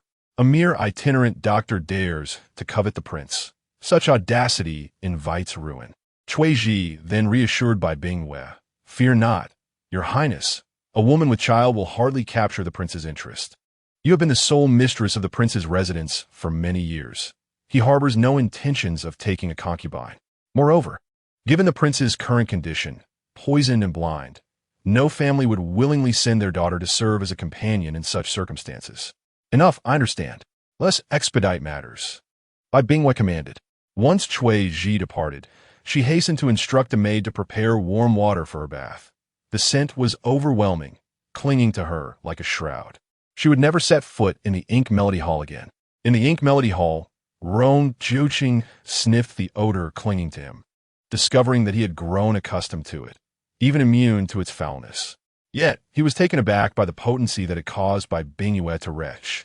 When he learned of her distress, he felt a mix of embarrassment and irritation. How could he face the world after having made her ill with such a stench? Reflecting on the effectiveness of the potion, he resolved to endure the discomfort for a fortnight in hopes of alleviating the poison. Now, with his vision obscured and his father showing compassion by relieving him of official duties for a month, the sudden absence of responsibility left him at a loss. Accustomed to constant busyness, he found himself unsure of how to occupy his time, especially with his son absent. Rong Jiuqing remained seated in the courtyard, eyes closed in meditation. When he suddenly inquired of Mu Yun, Was my demeanor towards the princess overly harsh? Muyin paused for a moment before respectfully responding, "My lord, you and the princess are spouses. Your words pertain to familial matters, all for the sake of the young master in your household. Such disagreements are entirely normal. I believe the princess will come to understand your good intentions." He continued, "If you feel your tone was too severe, perhaps a small gift for the princess might ease the tension." Muyin remarked that the princess consort had diligently managed the royal residence and cared for the young heir over the past 5 years, enduring hardships even without accolades. Upon hearing this, Rong Jiuqing fell into a contemplative silence. After a considerable pause, he uttered, "Let it be. My belongings are rather unsavory. Do not bring them forth, lest they taint the princess consort." He pondered, if this were Meng Qingyao, how would she have handled such a situation? No, she would have tended to the child with utmost care, preventing such occurrences. The love between her and her husband was profound. Had he been alive, none of this would have transpired. What does it mean for two lovers to share their existence? What feelings do they harbor for one another? Rong Jiuqing had never loved a woman. He was oblivious to the essence of affection and the art of comforting a lady. The thought of soothing by Bingyue filled him with aversion and discomfort. He would not bestow gifts upon her. The current state of their relationship, with its maintained distance, suited him well. Meng Qingyao possessed a refreshing candor, akin to the warm sun in winter, making her company exceedingly pleasant, especially when she tenderly engaged with the children. She seemed to radiate a luminous aura. Furrowing his brows, Rong Jiuqing questioned why Meng Qingyao perpetually occupied his thoughts. What kind of person was she, and what relevance did she hold in his life? Surely, some poison had infiltrated his mind, causing this folly. Meanwhile, Meng Qingyao embraced her 2 sons as they made their way home. With a smile, she inquired of Chun, "Do you feel that your father appears even more imposing now? Seeing him brings a sense of security, does it not?" Chen nodded, expressing concern. Meng Qinyi, "Father will surely recover, will he not?" "Of course," she reassured him. "You must have faith in my medical abilities." Gently patting Chun's head, she acknowledged his apprehension. "Fear not, for I shall restore your father's health." Chun, nestled in her embrace, confessed, "Meng Qinyi, I trust you, but I still worry. Please do not be angry. I understand. It is only natural to feel concern. Voicing your troubles will bring you comfort," Meng Qingyao tenderly replied. "How could I be angry? Your honesty shows that you do not regard me as a stranger." Man reached out to grasp Chun's hand, assuring him, "Brother, do not fret. Everything will turn out well." It seemed he was conveying that their mother had once endured a similar poison, and if she could heal herself, she could certainly heal their father. Yet, he could not disclose this. It was a family secret, meant to be shared only after reconciling with his brother. Chun reciprocated Man's grip, feeling fortunate to have met her and to know Meng Qinyi. For aside from their father, they were genuinely concerned for his well-being, offering unconditional support. He resolved to recover swiftly and grow stronger, so he could protect those he cherished, his father, Meng Qinyi, and Man. Chapter 56. She touched him upon returning home. The trio was met by Cui Shi, who hurried over to inquire about their experiences in the streets. Seeing them all in good spirits, she felt relieved. Cui Shi remarked, "This time, Prince Chun has acted rightly. The Duke of Chonglu's household has been excessively brazen, allowing Miss Yi to bully Prince Chun's heir for years. How could a young lady in her teens dare to torment a child of 4 or 5? With heartfelt sincerity, Cui Shi addressed Chun, "My dear heir, should you ever feel wronged, you must confide in an adult. You are still young and cannot protect yourself just yet. You must seek help from your father. Have you heard the saying that the child who cries will receive milk?" Madame Siegwagong, Chen'er has taken note. Chen'er is modest and courteous, expressing gratitude for the concern shown by the Cui family. Inside, Lord Jinghua heard the return of the 2 children and called for them. The brothers hurried into converse with Lord Jinghua. Chen'er spoke little, quietly sitting to the side, while Man animatedly recounted the events from the street, including the incident involving their disreputable father and the destruction of the residence of the Marquis of Chang'e. Listening to Man's enthusiastic description, Cui shook her head with a smile, saying, "Qingyao, you truly are an exceptional mother, raising Man so splendidly. If the heir had a mother like you, he would be most fortunate. What a pity. It is lamentable that such a young child has been bullied by Yi Jingwen. As the consort of the crown prince, does Bai Bingyue truly remain unaware? Having been neighbors with the crown princess residence for so many years, Lord Jinghua and his wife were quite aware of many happenings there. However, as it concerned another's family, they felt it inappropriate to interfere. Now, witnessing Meng Qingyao's kindness towards Chinner, Cui could not help but reflect that this exemplifies true motherhood, in stark contrast to Bai Bingyue's actions, which are even more cruel than those of a stepmother. Privately, Cui had mentioned to Lord Jinghua multiple times that Bai Bingyue could not be Chinner's biological mother. Otherwise, how could she be so harsh towards her own child? A mother should be the warmest presence in a child's life, yet she is colder than the ice shards of winter, raising profound doubts. Lord Jinghua advised her not to meddle, remarking that the disappearance of their daughter is inextricably linked to the Marquis of Yunyang, and that their feelings towards the crown prince's residence were quite complicated. After all, the affairs of one's enemies are of little consequence. Yet, after spending time with Chinner, Cui felt a pang of sympathy for the child. Previously, he always bore a cold expression and appeared unwell. But now he seemed so joyful and vibrant. Cui had many thoughts bottled up inside, but found it inappropriate to share them with Meng Qingyao. Fearing it might bring her trouble, she merely cautioned her, saying, "The crown princess is not to be underestimated. When you attend to the crown prince's ailments at the royal residence, you will inevitably have to interact with her, so be careful." Worried that Meng Qingyao might not fully grasp the gravity of her warning, Cui whispered, Bai Bingyue's temperament is quite extreme. Her actions can sometimes be unpredictable. In her childhood, she often harmed cats, dogs, and rabbits. Such individuals can be quite terrifying as they mature. Thank you for the reminder, madam. I shall remember that. It is no wonder she perceived an unsettling chill emanating from Bai Bingyue. It appears her heart has been warped since childhood. Chinner has spent 5 years under her care, and just the thought sends shivers down her spine. It is imperative to reunite with her son and ensure that Chinner does not fall back in her grasp. That evening, as Meng Qingyao prepared to administer acupuncture to Rong Jiuqing, she crafted a dinner menu consisting of dishes her 2 sons adored, instructing the kitchen to prepare them slightly earlier. While the brothers accompanied Lord Jinghua in a game of chess, Meng Qingyao entered her space to retrieve the sewing machine, beginning to make garments for her children. After completing 2 sets of clothing, she presented them to Banksia and Bankyu. Lacking embroidery skills, she opted for patterned fabrics. Banksia, enchanted by the adorable designs, exclaimed, "Madam, I am on night duty tonight. I will begin embroidering the heirs' clothing first." "Thank you for your assistance," Meng Qingyao replied. Bankyu then asked, "Madam, will the young master and the heir wear the same pattern?" "Yes, they both adore Neza." Meng Qingyao eagerly anticipated how the brothers would look in their new attire. After sharing dinner with the brothers, twilight began to settle in. Before departing, Meng Qingyao took out a set of light blue pajamas made of pure cotton, adorned with delightful embroidery. "You must first bathe with Man and change into your pajamas. If you do not sleep, at least wear a robe outside to avoid catching a chill. Do not worry, mother. I will take good care of brother."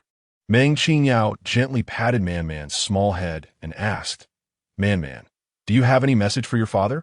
Please inform father through Dr. Meng that I'm doing well here, eating and sleeping soundly, and that he should not worry and take good care of himself." Meng Qingyao embraced Man and carried the medicine box onto the carriage. As it was her first visit to the Prince of Qin's residence, Meng Qingyao felt an involuntary sense of nervousness. Uncertain of where the fragrance of Buddha's hand was emanating from within the numerous courtyards. In no time, the carriage halted at the entrance of the prince's residence, and the iron box explained their purpose. The guard at the entrance promptly led Meng Qingyao to the Myn Hall, walking along the pathways of the royal residence. Surrounded by pavilions, towers, and flowing water, everything felt unfamiliar, confirming that the original owner had never visited this place.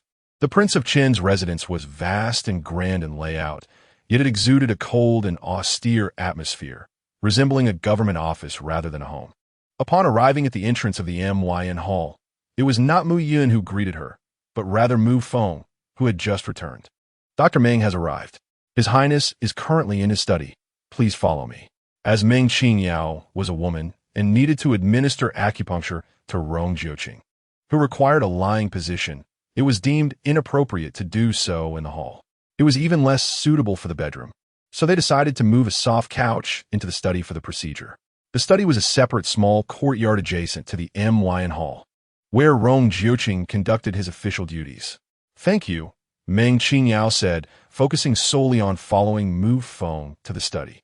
Upon entering the courtyard, she looked up to see Rong Jiuqing, clad in a deep blue robe, bathed in light, exuding an elegant and handsome demeanor. The wind lifted the corners of his garment, presenting a strikingly graceful figure. Hearing the footsteps, Rong Jiuqing turned to see the poised and graceful Meng Qingyao approaching him, her large, glistening eyes fixed upon him as she held the medicine box. For reasons unknown, her enchanting gaze reminded him of another young woman. He quickly averted his eyes, suppressing the errant thoughts that surged within. "Your Highness, Dr. Meng has arrived."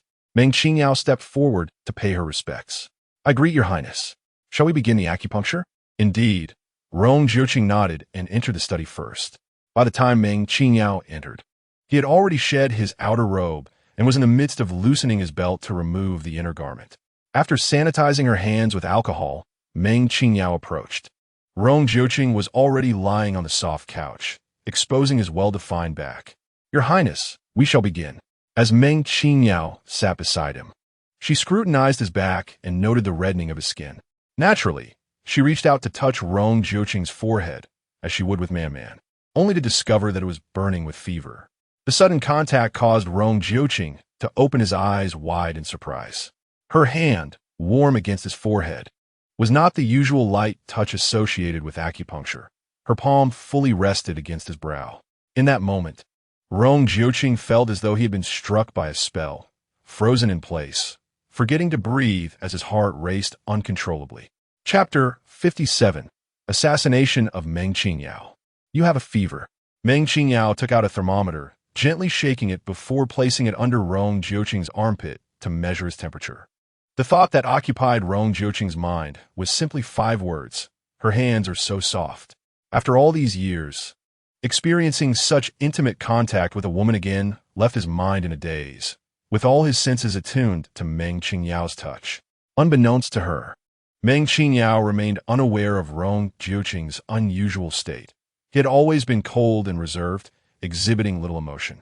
She draped a coat over his waist, where he had not been treated, and casually took his pulse, reminding him to be cautious during this period, as his body was weak while detoxifying, making him susceptible to colds.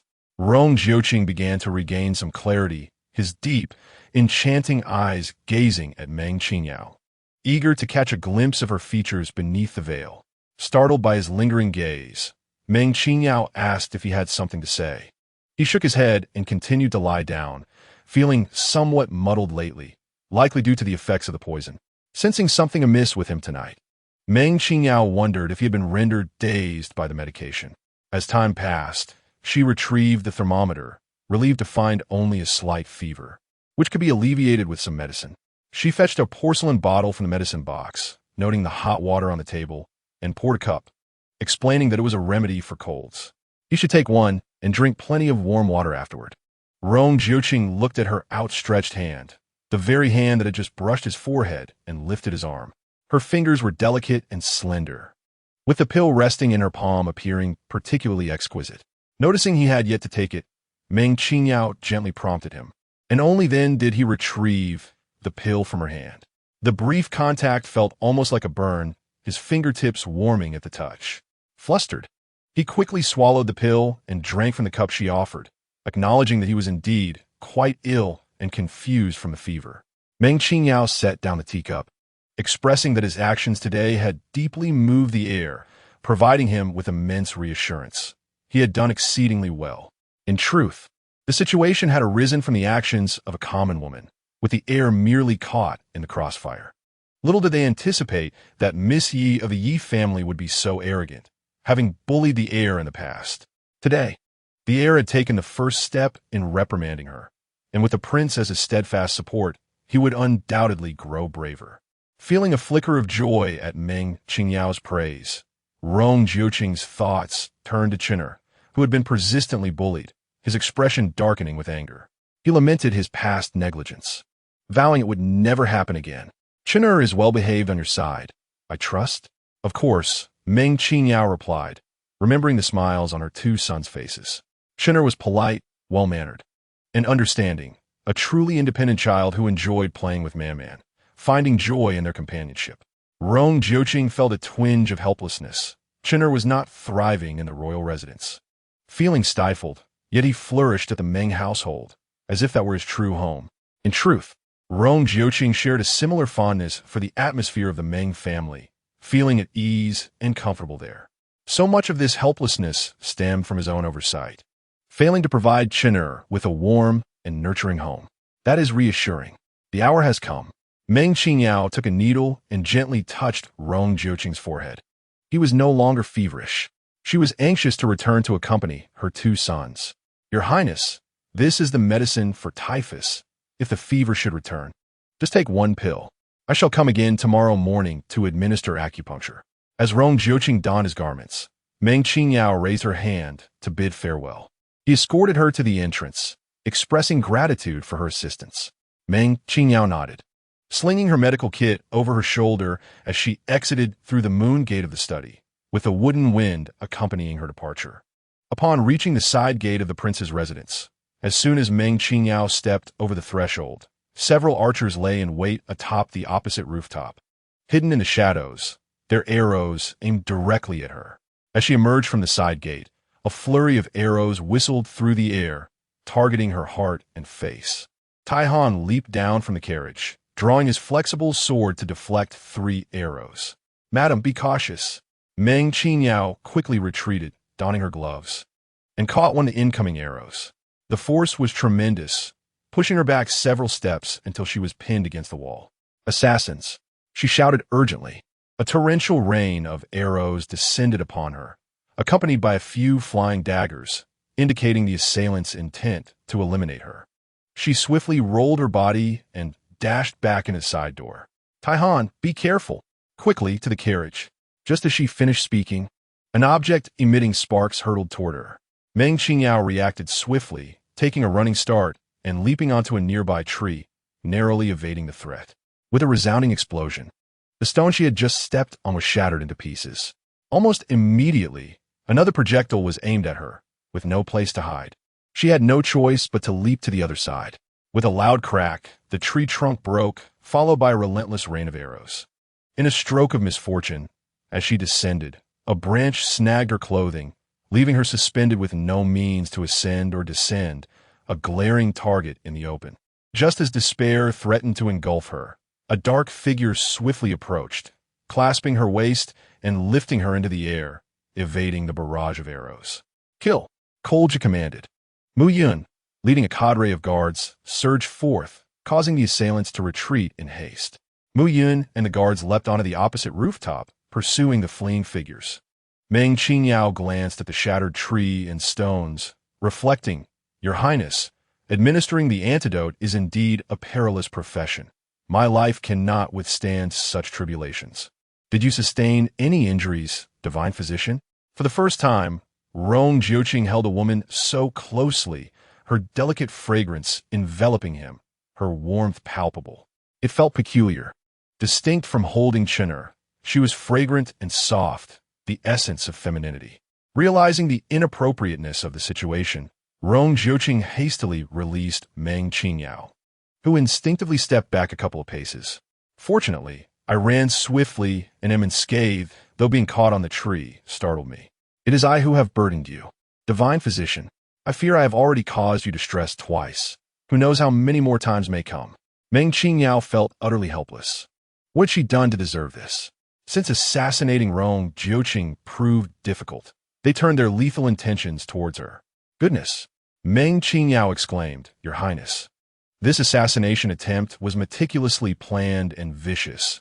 You must investigate thoroughly, or I may not survive until you can completely detoxify me. Rong Jiuqing's expression darkened. Rest assured. Lady Meng, I shall provide you with an explanation. Chapter 58. Rong Jiuqing awakened to dare commit murder at the gates of the royal residence was to show utter contempt for him. Rong Jiuqing. He chuckled coldly, wondering if he had truly become so ineffectual. Soon, Mu Yun returned, reporting, "Your Highness, they have escaped." "I see." Rong Jiuqing commanded. "Mu Yun, escort Lady Meng back, ensuring her safety." "Yes." After bidding farewell at the royal palace, Meng Qingyao departed, with Taihan concealed in the carriage, having evaded the rain of arrows and scathe. "Madam, are you unharmed?" "I am fine. Let us return," she replied. The matter of identifying the assailant she entrusted to Rong Jiuqing, though she already harbored suspicions towards by Bingwei. Casting a final glance at the damaged side gate of the Chun Wangfu, Meng Qingyao climbed into the carriage. Meanwhile, Rong Jiuqing returned to his study with Mu Feng. Sitting by the window, he tapped his fingers thoughtfully on the table. After a protracted silence, he inquired, "Who do you believe is behind this?" "The archers are highly trained assassins, certainly not from the Chuanping Nanfu. They lack the means to cultivate such skilled assassins," Mu Feng replied. "Having clashed with the Shou Wang for many years, we are well acquainted with his disposition. It doesn't seem like his underlings would act so recklessly." Regarding the last assassination attempt on the Duke of Jinghua, the emperor dispatched the Jinhui commander to investigate. They wouldn't be foolish enough to strike now. "Your analysis is astute," Rong Jiuqing acknowledged, recognizing these archers as familiar figures who presumed him blind and had grown brazen enough to employ gunpowder. He found it hard to believe, yet had no choice but to accept the truth. With a wave of his hand, he dismissed Mu Feng. "You may leave." As his subordinate exited, Rong Jiuqing extinguished 2 lamps, plunging the study into darkness, his figure cloaked in shadow. There were matters he was aware of, but chose to ignore. Once his father, seeing him of age, intended to arrange a marriage. Coincidentally, the Duke of Jinghua had returned to the capital, wishing to betroth his only daughter to him. Being a prince born of a palace maid, he harbored no ambition, and his father felt reassured in marrying him to the Duke's daughter. However, the Duke's daughter subsequently went missing. He had heard the rumors. Meng Feiyong had relayed to him that some claimed he brought misfortune to mother and wife alike. Eventually, the empress arranged for him to wed by Bingwei. After investigating her, he understood the empress's and his elder brother's intentions. He held no aspirations for the throne. Perhaps, as a prince, his assertion would not be believed, yet it was true. His dream lay in the battlefield, safeguarding the realm's security. Thus, he was willing to marry by Bingwei if it meant placating the empress and his elder brother. But why could they not accept him? In retrospect, the misfortune befalling his son seemed a deliberate act to create a fade of harm against Chenair. Mu Yun is most familiar with his own skills. There are few who can escape from those he pursues, yet tonight, he has failed to catch his quarry. Additionally, an archer concealed a token at his waist, a mere glimpse sufficing for recognition. Rong Jiuqing chuckled self-deprecatingly. Aside from Mu Feng and Qin He, who else could he truly trust? Since they so desperately seek his demise, he shall live to defy them. Their fear of him ascending to power only fuels his resolve to stir the tempest and claim his rightful place. He does not desire conflict, yet they refuse to relent, poisoning him and mistreating his son, while innocents also suffer. At this moment, he comprehends that mere forbearance will only endanger those around him, leading him to an irretrievable abyss. Thus, let it come. This prince shall engage to the very end. Rong Jiuqing waved his hand before him. Having lost his sight, he seemed to perceive with greater clarity. He rose and called for Mu Feng, instructing him to bring the remnants of the gunpowder and accompany him into the palace. Indeed, regulations regarding gunpowder in the sealed kingdom are stringent, and the artillery is exceedingly rare and precious, typically inaccessible to common folk. Having utilized 2 rounds tonight, he must report to the emperor and request the Jinhui Wei to continue their investigation. As anticipated, upon learning that the assailants at the Prince of Qin's residence had employed gunpowder, the emperor slammed his hand upon the table in fury, demanding to know who possessed the audacity to utilize the gunpowder from the imperial treasury. Only a select few have access to the treasury keys, making the investigation straightforward. The emperor commanded find out. In an instant, the crown prince, Prince Shou, and several other princes began to scheme against one another. The crown prince suspected that Prince Shou and the others conspired against him, thus resorting to gunpowder to obliterate the Prince of Qin's residence. Conversely, Prince Shou and the other princes believed the crown prince's tactic was a clever one, with the Prince of Qin now blinded and rendered of little utility. It would be wiser to eliminate him, framing the other princes and allowing him to serve his final purpose. The following morning, gossip surfaced from an unknown source, claiming that the eldest daughter of the Duke of Jinghua had gone missing with ties to the Prince of Chun. It was said that a wandering Taoist once prophesied that she possessed the fate of a mother to the nation. Coincidentally, the emperor had intended to arrange a marriage between the Prince of Chun and Miss Meng, only for Miss Meng to subsequently vanish. This matter merits investigation. Who could harbor ill against Miss Meng is all too evident. Miss Meng's disappearance had remained buried for 11 years, her memory fading from many minds. Yet upon hearing the surrounding discussions, recollections of the past surfaced. There had indeed been such rumors, which eventually dissipated. In hindsight, it appears plausible that Miss Meng's disappearance was as suggested. Regardless of its veracity, the Empress would never permit the Crown Prince's position to be usurped by other princes. She had merely raised the Prince of Chun. He was not her blood, and thus could never rival the Crown Prince. Contemplating how the Prince of Chun later wed the Empress's niece, it becomes clear that this was a means of placing a loyalist beside him to monitor and impede his actions. Early in the morning, Granny Hua ventured out to procure ingredients, returning to relay the rumors to Meng Qingyao. Meng Qingyao furrowed her brow, her first thought being that Rong Jiuqing had discerned the underlying issues and intentionally spread the rumors to gauge reactions from various parties. This implies that Rong Jiuqing is already aware of who dispatched the assassins to eliminate her. Meng Qingyao is indeed curious as to how he came to such insights, especially knowing that his consort may also be entangled in this web. However, these rumors were akin to reopening old wounds for the Duke and Duchess of the state, causing their hearts to ache once more. Meng Qingyao felt a pang of concern and hurried to the guest quarters. Cui, on the other hand, was indifferent. The dissemination of such news could serve a purpose, revealing the reasons behind her daughter Yao Yao's disappearance. Who knows, the ensuing discussions might lead to the discovery of crucial clues. Hearing that the prince's residence was bombarded with explosives last night, she inquired about Meng Qingyao's safety. Madam Xie, I am unharmed, Meng Qingyao replied, noticing the two children approaching. The guards at the prince's estate were numerous, rendering any attempt at harm futile. The prince and his entourage had emerged unscathed, with only a few stones and a tree being destroyed. Shen'er and Man Man were already informed about last night's events, as Qinghe had told them early in the morning. They had been practicing in the courtyard and rushed over upon hearing the news to check if their mother was injured. Meng Qingyao turned around, stretching her arms and legs, reassuring them, "See, mother is truly unhurt." Yet, Man Man remained anxious. "Mother, let me accompany you next time. I will protect you." Shen'er gazed at Meng Qingyao with concern. "Dr. Meng, please ask father to assign more guards to protect you." "No need," she responded. "With Tai Han by my side, I am quite safe. He is an extraordinary expert, and besides, my carriage is sturdy, fortified against fire, blades, and arrows. That amount of gunpowder could not inflict any harm. Had we been closer to the carriage last night, it might not have been caught in the tree." Meng Qingyao led her brothers, comforting them. "Soon, we shall inquire with Rong Jiuqing at the princess residence to see if he has discerned the identity of the mastermind." Chapter 59, Collaboration in the Morning. Muyan arrived with the entourage to escort Meng Qingyao to the prince's residence.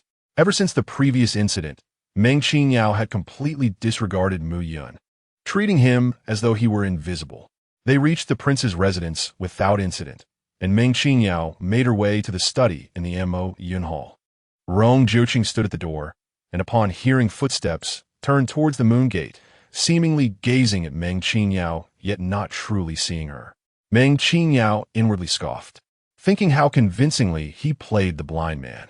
However, she did not reveal her thoughts and calmly approached Rong Jiuqing, raising her hand. A common woman pays her respects to His Royal Highness. "No need for formalities," Rong Jiuqing replied, his cold expression betraying no hint of emotion as he turned to enter the study. "Come in." The sky was overcast and the morning was chilly. Meng Qingyao had Mu Feng bring in a charcoal basin. During this delicate period, Rong Jiuqing's immunity was compromised, and he must not be exposed to the cold. Once Meng Qingyao set down her medicine box and retrieved her silver needles, she discovered that Rong Jiuqing had already removed his garments and reclined on the soft couch. Mu Feng brought in the charcoal basin and promptly exited, kindly closing the door behind him. Meng Qingyao first checked Rong Jiuqing's temperature, directly handing him the needle to place under his armpit. Rong Jiuqing regarded the peculiar glass needle with curiosity. He had anticipated it would be like the previous night. Yet it was not. Meng Qingyao did not touch him. For some reason, he felt a tinge of disappointment. Why was he feeling this way? It was perplexing. Rong Jiuqing dismissed the unusual sentiment, closing his eyes to meditate, striving to clear his mind. Meng Qingyao swiftly inserted the needle, sitting beside him to check his pulse, then retrieved the thermometer. There was no fever, but she advised, "Your Highness should be cautious of temperature fluctuations. It can easily lead to chills." MHM. Rong Jiuqing's voice bore no warmth, and he remained silent. Meng Qingyao found the events of the previous night rather perplexing. The prince's residence might not even be safe. She pulled out a sticky note and inscribed a question upon it. Can the prince ascertain who attempted the assassination last night? Once finished, she gently tapped Rong Jiuqing's arm with the other end of her pen, presenting the note before his eyes. Rong Jiuqing opened his eyes, and the first thing he beheld was Meng Qingyao's elegant handwriting. Upon reading her inquiry, he nodded, yet his gaze shifted to the pen in her hand. It was an oddly delicate instrument, finer than the smallest brush, with a nib that appeared to be crafted from metal, exquisitely designed, something unseen in the sealed kingdom, or even across the entire continent. Meng Qingyao continued to write. What are your thoughts on the rumors circulating in the streets? Rong Jiuqing watched her with curiosity as she penned her words, the strokes distinctively refined and orderly. The little booklet she held contained paper unlike any ordinary kind. He felt compelled to try it for himself, extending his hands towards her. She handed him the pen and demonstrated how to hold it. Like this, my prince. With an exceptional memory and remarkable intelligence, Rong Jiuqing grasped the technique at a glance. He wrote, I shall allow this to spread and observe the reactions from all sides. I will not remain idle. Meng Shini, do not fret. The matters that follow will require your cooperation. Initially, his writing was slow, but as he adapted to the grip, he found his rhythm. When Meng Qingyao beheld his script for the second time, it flowed with an elegant vigor, resonating with the saying that one's handwriting reflects one's character. Indeed, it held true. Very well, she responded. How does the prince wish for the common folk to assist? Quite simply, he replied, the world must know that the poison within me can be cured, yet the damage to my eyes is severe and hope for restoration appears bleak. Meng Qingyao regarded him thoughtfully. A blind warrior bore little threat. She nodded in agreement, stating, I shall return and explain to Chun to alleviate his worries. Thank you. Meng Shini, he continued to write, I shall uphold the terms I promised you, and they remain in effect. She would not forget the conditions, of course. Curiosity piqued. She asked, why does the prince place such trust in me? What if I am here to harm you? Rong Jiuqing shook his head. You would not. Why is that? Fortunat? Meng Qingyao smiled. He had seen through her. Rong Jiuqing then inscribed, you and I are now akin to grasshoppers on the same vine. Cooperation is our best course. Were it not for the two children, your fate would hold no significance for me. They yearn for paternal love, and thus, your life must be preserved. Meng Qingyao inquired, who is behind this? The crown prince and the empress. Rong Jiuqing revealed without hesitation. Are you afraid? Meng Qingyao had never known fear, save for the thought of them harming the two children. Her priority was their protection. Rong Jiuqing's sharp brows twitched with intensity. For all he did was for Chun with his own interests considered thereafter. As Meng Qingyao pondered, if the crown prince and the empress sought his demise, then surely they had their own agents nearby. How many others could be trusted? She proposed, do not place your trust in anyone, not even your consort, guards, or friends. Rong Jiuqing regarded her with a considerable degree of wariness, acutely aware that she perceived him merely as a temporary ally and likely harbored similar reservations towards him. She spoke the truth. At present, there were few individuals in his circle whom he could trust. The needle had been prepared, and the aroma of the concoction simmering outside wafted in, proving quite unbearable. Meng Qingyao rose, placing the silver needle into the medicinal box, followed by sticky notes and a pen. She feigned ignorance of Rong Jiuqing's eager gaze and meticulously enclosed them, sealing off his line of sight. Your Highness must take the 2 doses of medicine on schedule. I shall return at dusk to administer the acupuncture, Meng Qingyao declared emphatically. Your Highness's eyes must not be rushed. If they do not heal within 3 months, it may take half a year, but there will eventually be a day of recovery.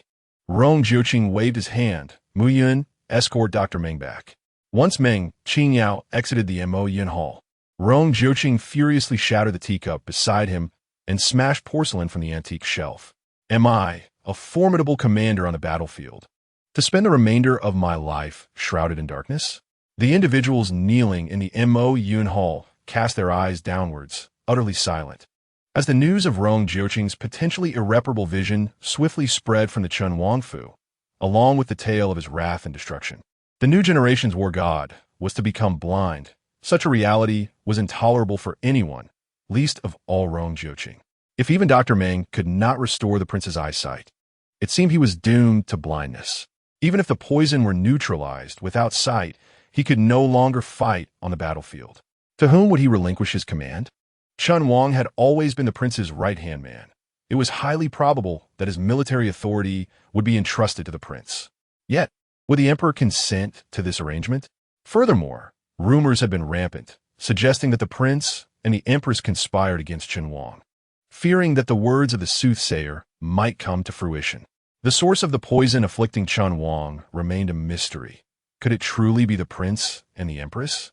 After all, Chun Wang had always been cautious and reclusive, allowing only the prince and the empress to approach him. Over the years, they likely placed numerous spies in close proximity to him. Even the princess consort was likely one of their own, a near certainty. Chapter 60. The astute Chinner Meng Qingyao was undoubtedly eager to collaborate with Rong Jiuqing. She wished to demonstrate to the world that Chinner was not the child of Bai Bingwei. She vowed that, apart from her, Chinner would not endure the cruelty of a wicked woman. To her surprise, Rong Jiuqing placed such trust in her. If he were aware that she intended to vie for Chinner, he would surely wish to tear her apart. Chinner was too frail, and the current situation posed a risk of harm to both children. She needed to devise concealed weapons and protective armor for them. Despite the rumors outside, Chinner remained steadfast in his belief that Dr. Meng would surely heal his father's eyes. He felt assured that when his father looked at him, his gaze was focused. Those eyes were far from blind. Meng Qingyao crouched down and asked, "Are you not worried at all?" "Dr. Meng will undoubtedly heal my father," Chinner whispered in her ear. "Dr. Meng, did you and father conspire to use this news to confuse our enemies?" Meng Qingyao stared at Chinner in astonishment. The child was remarkably clever and perceptive, already deducing their strategy. "Indeed, you are correct," she replied, intrigued by how Chinner had come to such a conclusion. "Chinner vispiret softly. Firstly, I have faith in Dr. Meng. If you say he can heal, I believe there is no doubt. Secondly, my father gazes at me differently. I perceive that he can see, albeit perhaps not clearly. In order to discern me better, he squints slightly. The movement is subtle and swift, yet I noticed it. Hence I trust that my father can indeed see." Chinner, filled with joy, remarked, "He is merely pretending." He turned to Man, who nodded in understanding. "Isn't that right?" Man approached, apologizing. "Brother, I am truly sorry. It was not my intention to keep this from you." "Do not worry. I understand that you all are striving to capture the villains," Chinner replied calmly. "Dr. Meng, rest assured, the rumors outside cannot harm me." This time, he referred to other rumors. Meng Qingyao embraced him gently, saying, "Chinner, with Man and I by your side, we shall be your family. You can rely on us without hesitation." Chinner nodded, longing to call her mother. The warmth that Dr. Meng exuded felt akin to maternal love, a sentiment he had never experienced before. In the Chun Wangfu, at the Zixia courtyard, Chuiji entered, instructing the maidservants to withdraw, and conveyed the malicious gossip to Bai Bingwei. "Your Highness, do you think those words may have originated from the prince's people? He suspects our involvement." "Never," Bai Bingwei replied with conviction. She was certain that Rong Jiuqing would not doubt her. Gossip was not new. 6 years prior, when I married the prince, rumors swirled incessantly. Yet the prince paid them no heed. Despite his perpetually cold demeanor, he harbored a warm heart, longing for affection. His aunt had rescued him from a desolate existence and nurtured him, and he held gratitude toward her, as well as to the crown prince for his assistance. How could he ever suspect those who had shown him kindness, especially when I married him with the support of his aunt and the crown prince, who regarded him as family? Bai Bingwei reassured Cui Ji, "Yesterday, I instructed you to claim that an assassination attempt occurred at the gates of the Wangfu. Regardless of its success or failure, the prince will not suspect us. Who would be foolish enough to attempt an assassination on guests right at their own doorstep? No one would think to implicate us. Regrettably, last night presented such a splendid opportunity, yet we failed to eliminate Meng Qingyao. Her life is indeed tenacious." Bai Bingwei seethed through gritted teeth, questioning the truth behind the rumors of the prince's deteriorating eyesight. Cui Ji replied, "The rumors circulating sound credible, and moreover, after Meng Qingyao left this morning, the prince shattered several antiques in a fit of rage. It seems likely to be true. A blind god of war, how intriguing." Bai Bingwei chuckled cruelly. For Rong Jiuqing, living in such a state would be worse than death. Previously in the palace, Meng Qingyao had claimed she could cure the poison afflicting the prince, yet now she asserts she cannot heal his eyesight. Is this not contradictory? Bai Bingwei rose, declaring, "I must indeed check on the prince. This evening, you shall wait at the entrance. I will inquire with Meng Qingyao." Understood. Cui Ji had already devised a plan to trouble Meng Qingyao. In recent days, that shameless woman had spent time alone with the prince in the study. The mere thought of their possible intimate moments ignited Cui Ji's resentment. A widow, utterly shameless. Bai Bingwei cast a glance at Cui Ji before approaching the mirror and unveiling the bandage from her forehead. "Do you think this scar will remain?" Cui Ji collected her thoughts, assuring the princess that the medicine prescribed by the esteemed physician of the Marquis's residence, personally delivered by the Marquis's wife, was indeed reliable. The princess need not worry, there would be no scarring. Today, the wound began to itch, and Bai Bingwei resisted the urge to scratch it, confident that it would soon form a scab and heal. Suddenly, a thought struck her. The princess of Huainan should be returning to the capital soon. Wouldn't she? Cui Ji, aware of this, pondered what the princess intended to do. She would inform the princess in detail about the close interaction between Dr. Meng and the prince, urging her to hasten her return to the capital. Unable to eliminate Meng Qingyao herself, there were certainly others capable of dealing with her. The Princess Yin of Huainan had harbored feelings for Rong Jiuqing since childhood. If she learned of a widow's nefarious designs upon him, she would undoubtedly rush back to the capital. Princess Yan's mother, Princess Ronghua, the emperor's own sister, had rendered immense service to the crown, earning the emperor's deep gratitude and showering her daughter with affection. Raised in such an environment, Princess Yin was headstrong and unruly, her temperament fierce, with no one daring to provoke her, surpassing even Yi Jingwen in audacity, were it not for the familial ties between her and Rong Jiuqing. The position of the current crown princess would not belong to Bai Bingwei. Even though she could not unite with him, Princess Yin had married, though her husband tragically passed away last year, leaving her a new widow. Unable to forget Rong Jiuqing, she would certainly not tolerate another widow's presence now. Bai Bingwei's plans were meticulously crafted, and she felt a surge of triumph. After a satisfying lunch, she indulged in a restful afternoon nap. Upon awakening, she felt an unsettling sensation on her face, akin to insects crawling upon her skin. Upon touching it, her hand was met with damp, warm blood. "Help! Someone, quickly!" Bai Bingwei cried in terror, disregarding her outer garments as she dashed barefoot to the mirror. The reflection revealed a horrific sight. Her face was smeared with blood, the bandage atop her head askew, and the wound was oozing profusely. Seeing such a ghastly visage, Bai Bingwei screamed in fear, covering her eyes with trembling hands. Cui Ji and the others rushed in, horrified to find Bai Bingwei's face and hands drenched in blood. The wound that was once the size of a fingernail now enlarged to that of a coin.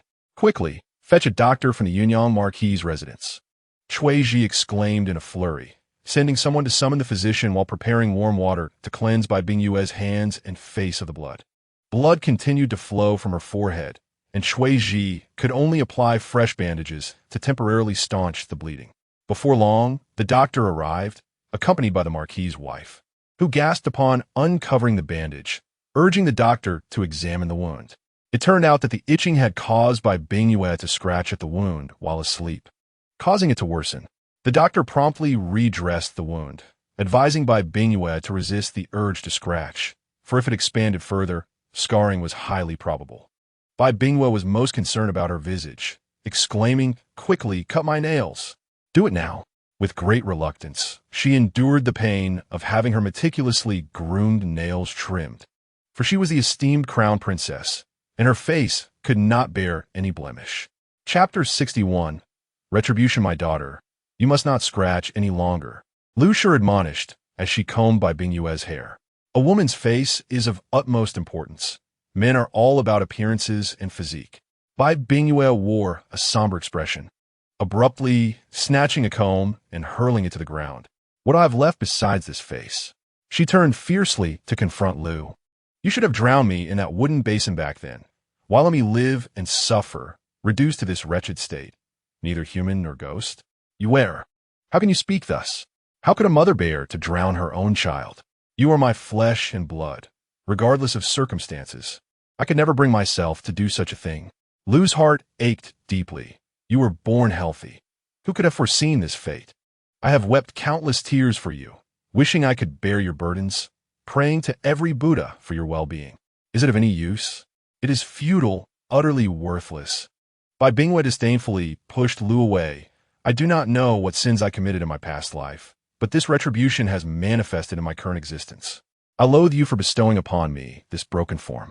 Lu lamented, indeed, I would rather endure the suffering myself to see you healthy and happy with your own family. You err, Lu softly advised, given your condition, it would be wise to cherish your life with Prince Chun. Treat that child well. He regards you as his true mother and will surely honor you in return. Her voice grew faint, but I feel you should prioritize your own well-being. Some things are unreliable. If Prince Chun loses his sight and power, he will merely become a languid lord, and you can endure life together. Bai Bingyue scoffed coldly. When you arranged my marriage to Rong Zhouqing, you did not express such sentiments. Now, you pity me and urge me to think of myself. Do you not find it too late? You are too tender-hearted, allowing a concubine to usurp authority over you. Your indecisiveness, obeying men, has led to a lifetime of suffering. I refuse to be like you. Bai Bingyue declared vehemently. Having reached this point, a resolution must be found. I cannot live as a conventional woman, nor will I raise another's child. Return home. My affairs are none of your concern.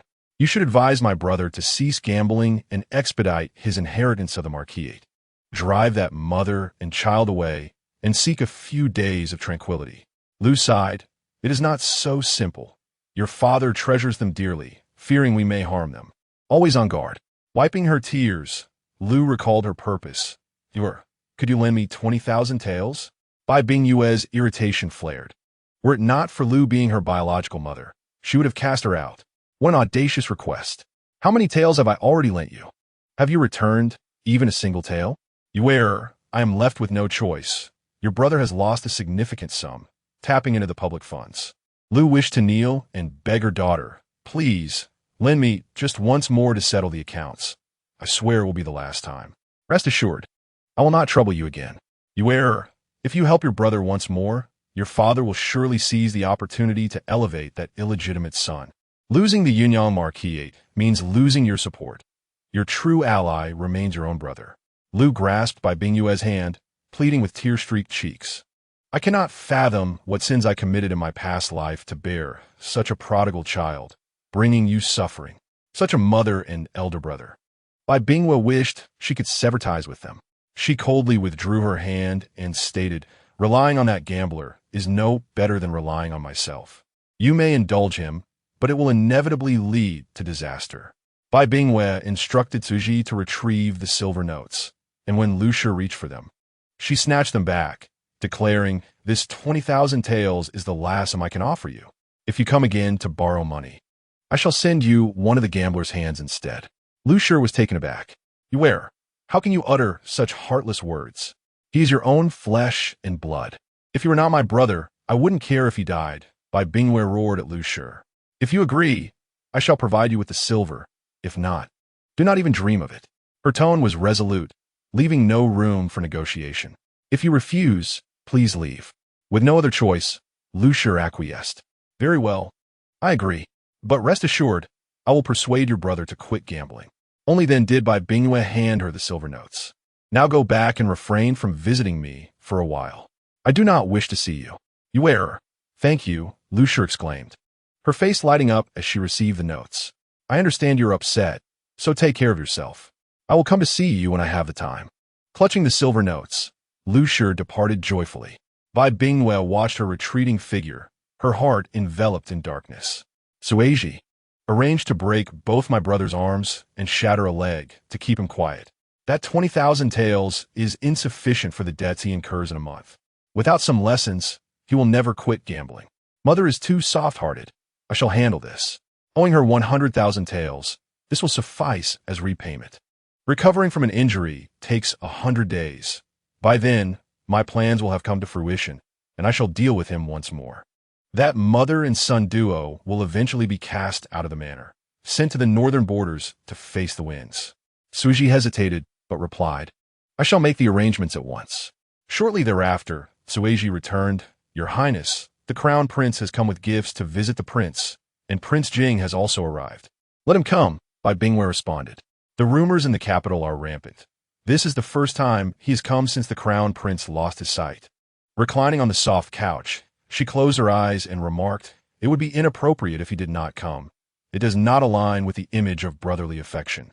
Prince Jing, known for his frivolous pursuits, was often seen playing with cats and dogs, priding himself on his charm and infamy. Despite having no ties with the crown prince, he chose to visit him. Bai Bingyue, since there was more to this than met the eye. Has the sun risen in the west? That good-for-nothing, who languishes in the flowers and revelry daily, now desires to wade into these murky waters. Or perhaps, the facade he presents masks a deeper ambition. Bai Bingyue commanded, Send someone to observe and report every detail of the conversation between the crown prince and Prince Jing to me. Understood. Bai Bingyue was troubled by Lu Shi's incessant nagging, compounded by the throbbing wound on her forehead, which only heightened her distress. Lying on the soft couch, she found no solace. It felt as though insects were writhing within her wound, the itching unbearable. This sensation spread from the injury across her face, leaving every inch agitated. On the brink of despair, Bai Bingyue sat up restlessly, rubbing her face, only to discover several unsightly bumps had emerged. She nervously rushed to the bronze mirror, and upon seeing her reflection, let out a terrified scream. Her face was covered in red bumps that were still spreading. Within moments, they had overtaken her entire visage, even creeping on her neck. Chapter 62. The Illusion of Brotherhood. The incessant itching from the red bumps became unbearable, and Bai Bingyue uncontrollably began to scratch at her skin. In less than the time it takes to brew a cup of tea, her face was raw and bleeding, with yellowish fluid oozing from the lesions, spreading further and causing new welts to emerge wherever it flowed. Now, not only her face and neck were afflicted, her hands and arms also began to itch, sprouting clusters of red bumps. Driven to madness by the torment, Bai Bingyue cried out for a physician, convinced she had been poisoned. For such an eruption of bumps could not occur without reason. She scratched frantically, but Cui Ji and the others seized her hands. In a sudden surge of strength, she easily threw them off. Cui Ji suddenly had a thought. Your Highness, could it be that the prince was detoxifying? After we visited, the injury on your forehead could have allowed the poison from him to infect you, resulting in this rash. Bai Bingyue was pacing wildly in the room. The agony was unbearable. Go fetch Meng Qingyao. If she cannot cure my face, I shall take her life. Yes, this servant will go at once.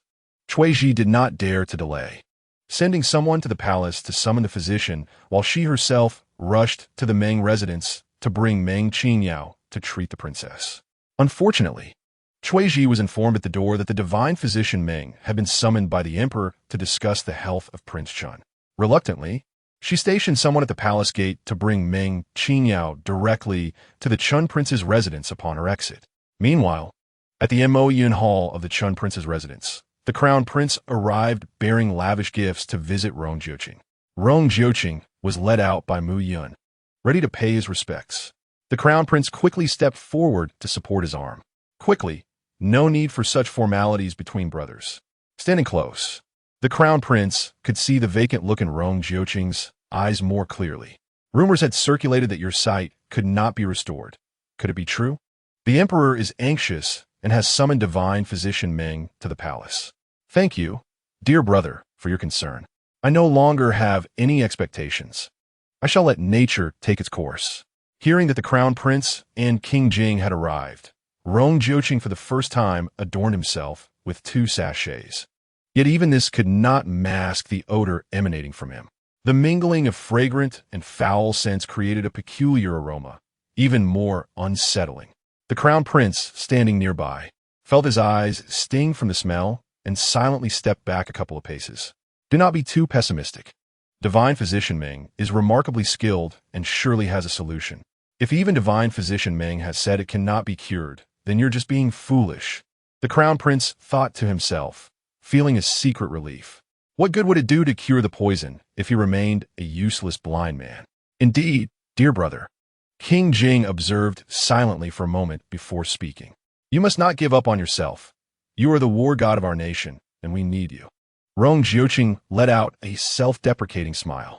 A blind war god, you say? The crown prince quickly interjected, Please, dear brother, do not lose hope.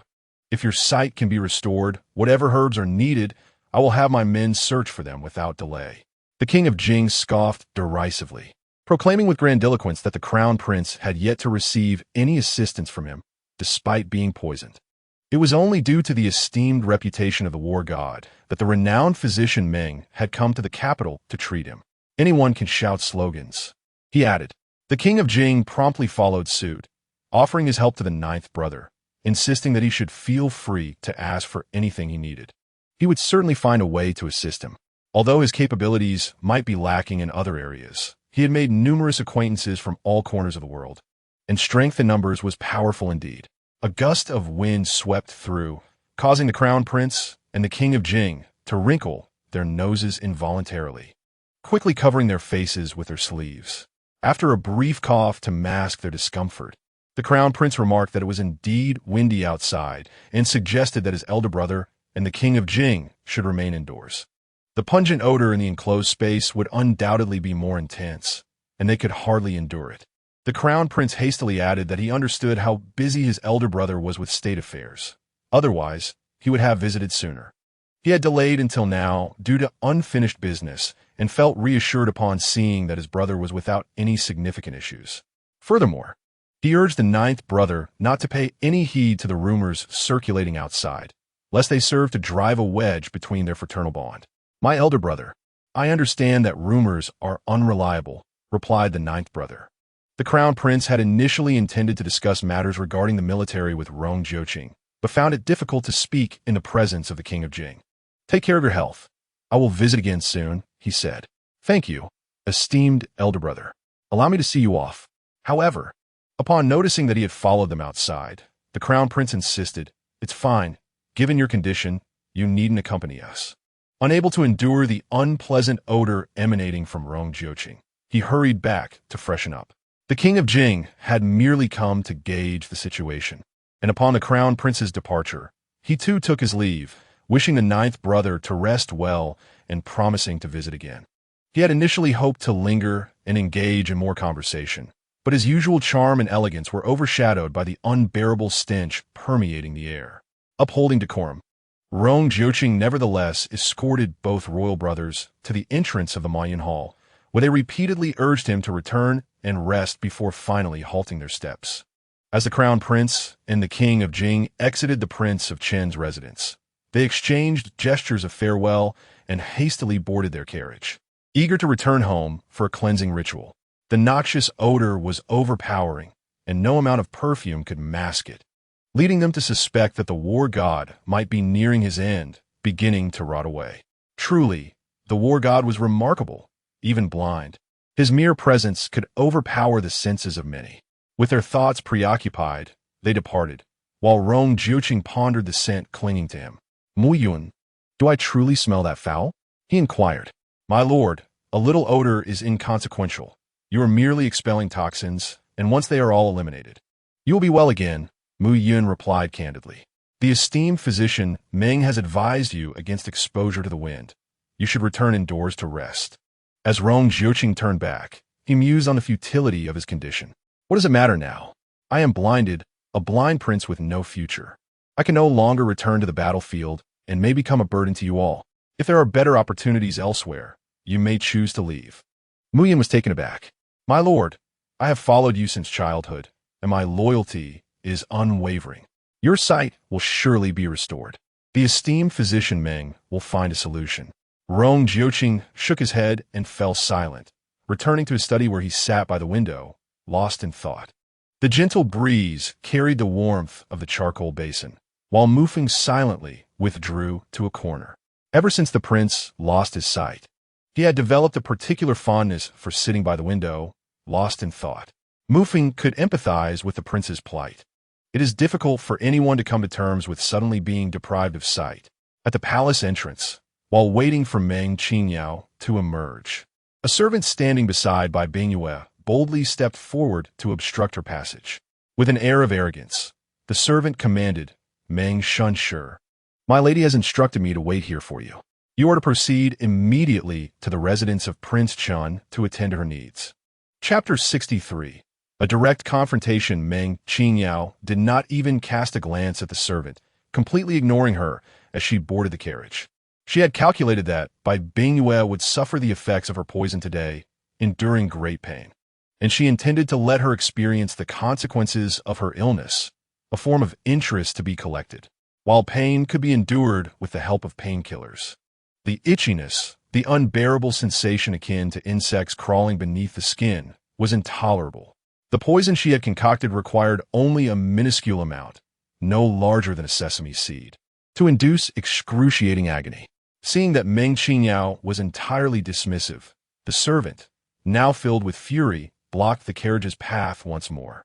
Meng Qingyao, you truly believe yourself to be important just because I address you as a divine physician? My lady has summoned you for her well-being. Do not mistake her kindness for weakness. Iron Han, upon hearing this, was ready to crack his whip, but Meng Qingyao stopped him. Recognizing the noble status of the Princess of Chun, she, a mere commoner from the mountains, would refrain from confronting someone of such elevated stature. As for the face that the princess had offered, Meng Qingyao had no intention of accepting it. Let the princess keep it for herself. Iron Han, let us leave. Should anyone dare to obstruct our carriage again, do not hesitate, Meng Qingyao declared. The lapdogs of the aristocracy are nothing more than sycophants, deluding themselves into thinking they are worthy of respect. Receiving her command, Iron Han cracked the whip with a sharp sound, and even the most obstinate of servants dared not remain in front of the carriage.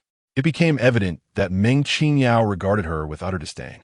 As the carriage passed by, Iron Han deliberately snapped the whip close to her feet, startling the servants so much that she leapt in fright, exclaiming in pain. Once Meng Qingyao's carriage had moved on, the servant began to curse, You wretched creature! When I call for you, you refuse to come. Mark my words. I will tell the princess, and you'll be dragged back here. Suddenly, her knees buckled, and she fell forward, crashing her mouth against the yoke of the carriage. Oh dear, are you all right? The coachman, alarmed, rushed to help her up.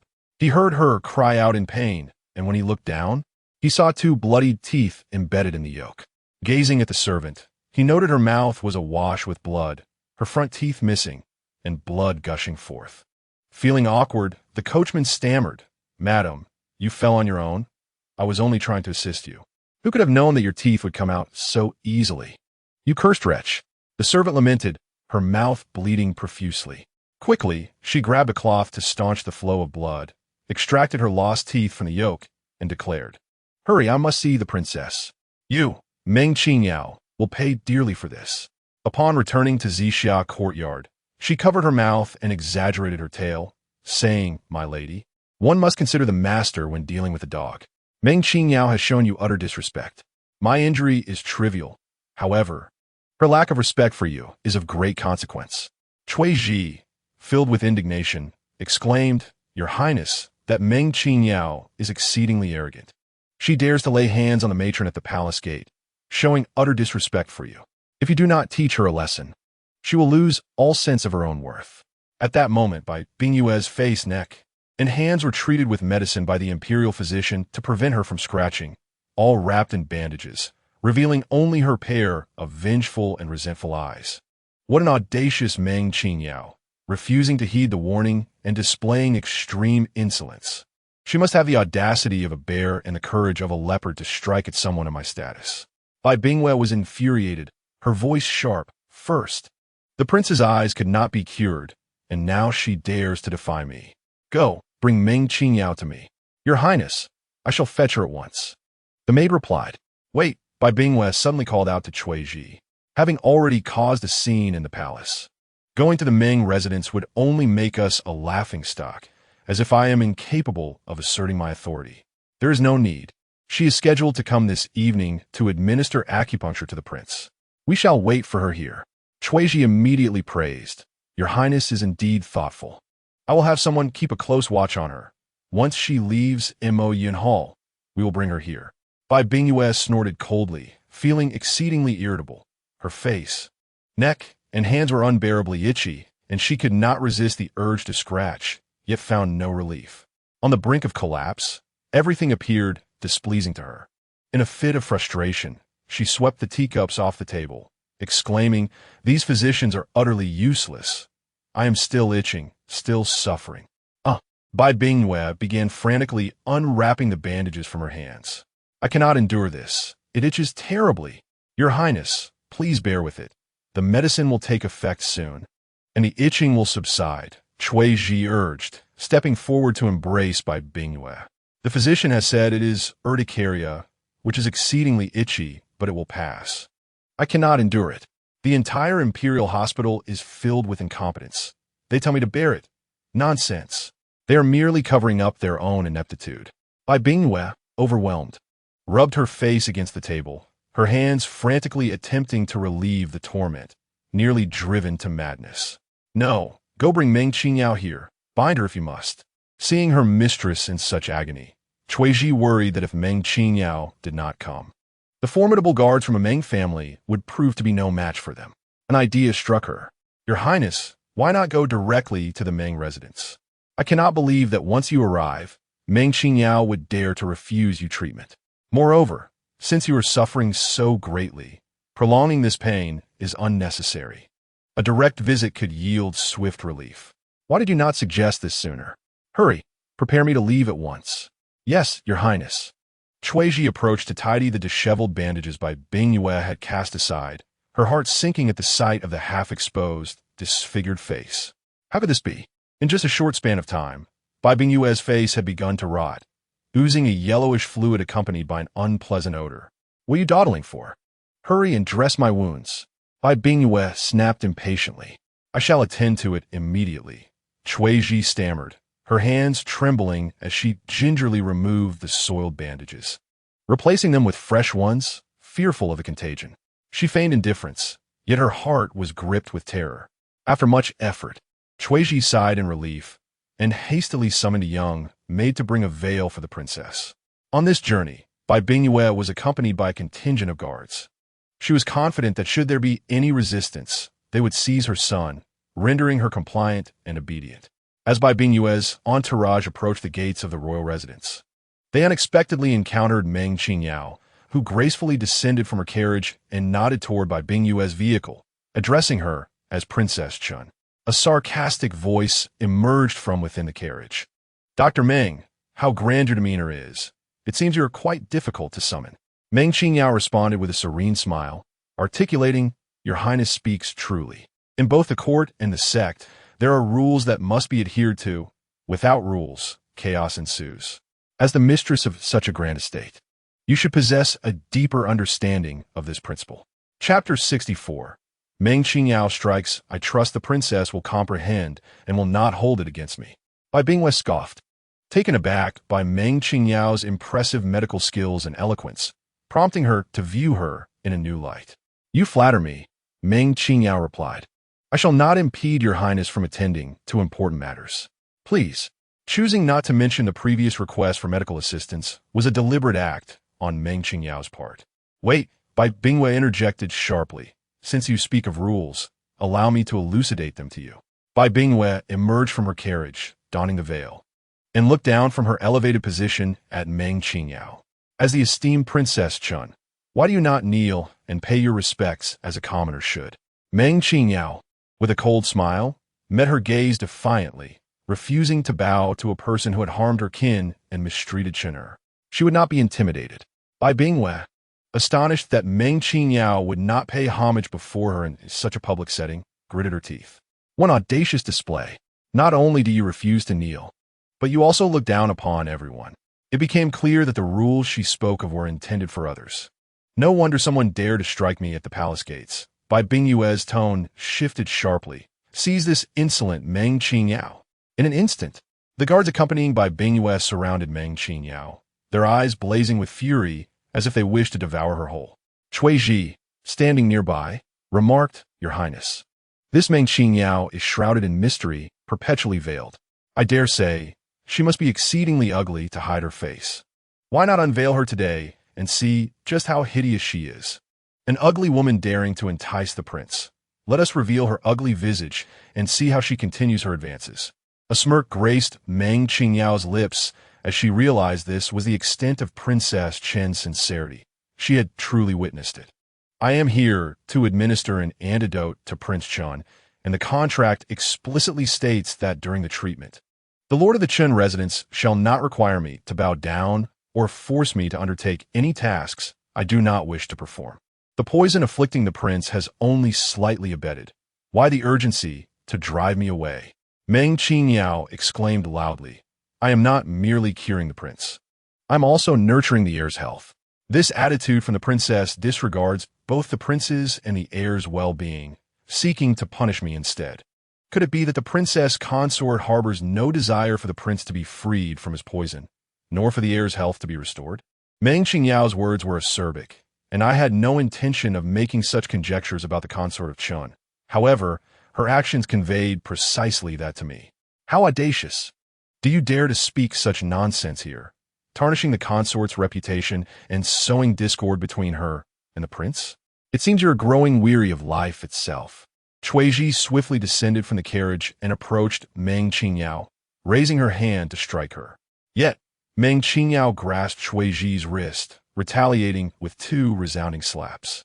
Rendering Cuizi momentarily incapacitated. Releasing her grip, Meng Qingyao spoke coldly. At the palace gates, a servant of the princess consort presumes to command me. I surmise that such brazen behavior cannot be attributed to the consort herself, hence I chose to ignore her. Who could have foreseen that her numerous misdeeds would befall me? Observing the consort's conduct alongside this young lady's malice, I am inclined to believe that this insolent servant is indeed close to the consort.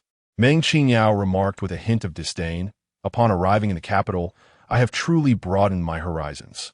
She then struck Cui Ji once more, knocking her to the ground.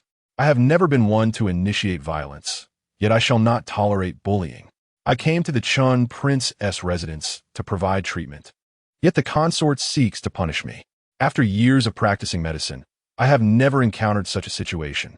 White Bingwe, witnessing Meng Qingyao's arrogance, refusing to pay her respects and even striking her attendant, was incensed. Cui Ji, being her cherished maid, bore the brunt of the slap, thus striking at White Bingyue's pride. Seize this wretch, regardless of the consequences, she commanded furiously. Indeed, the guards rushed forth with swords drawn. Just as the iron fist was about to descend, a figure darted out from within the princess residence, swiftly incapacitating the guards. At the entrance, Muyin supported Rong Jiuqing as he emerged. The doorman, upon entering to inform Rong Jiuqing, had already heard White Bingyue's murderous intent towards Meng Qingyao. His eyes darkened with anger as he bellowed, Consort, what is the meaning of attempting to slay my chief physician at the gates of the residence?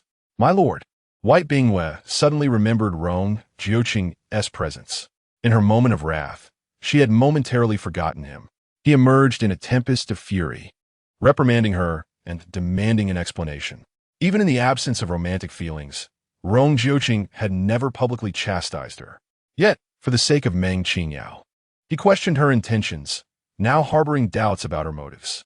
Without granting White Bingyue an opportunity to defend herself, Rong Jiuqing narrowed his eyes. Does the consort wish for my demise? My lord, how can you say such hurtful words? It grieves me deeply. White Bingyue immediately feigned vulnerability. For so many years, I have managed the affairs of the residents alone. This is my home. You are my support. How could I wish for your death? Please, do not let anyone instigate discord between us. Allow me to explain. With a tone full of feigned grievance, she recounted the entire sequence of events. However, Rong Jiuqing, already aware of the situation, had no interest in her empty words. His gaze remained unfocused ahead, yet his peripheral vision involuntarily drifted towards Meng Qingyao. Rong Jiuqing was aware that today, Meng Qingyao had deliberately provoked by Bingwei. When a person is engulfed in anger, their emotions become uncontrollable, leading to primal reactions devoid of careful contemplation. Bai Bingwei presented an image to the world as virtuous and independent, shouldering the significant responsibilities of the Chen Wangfu.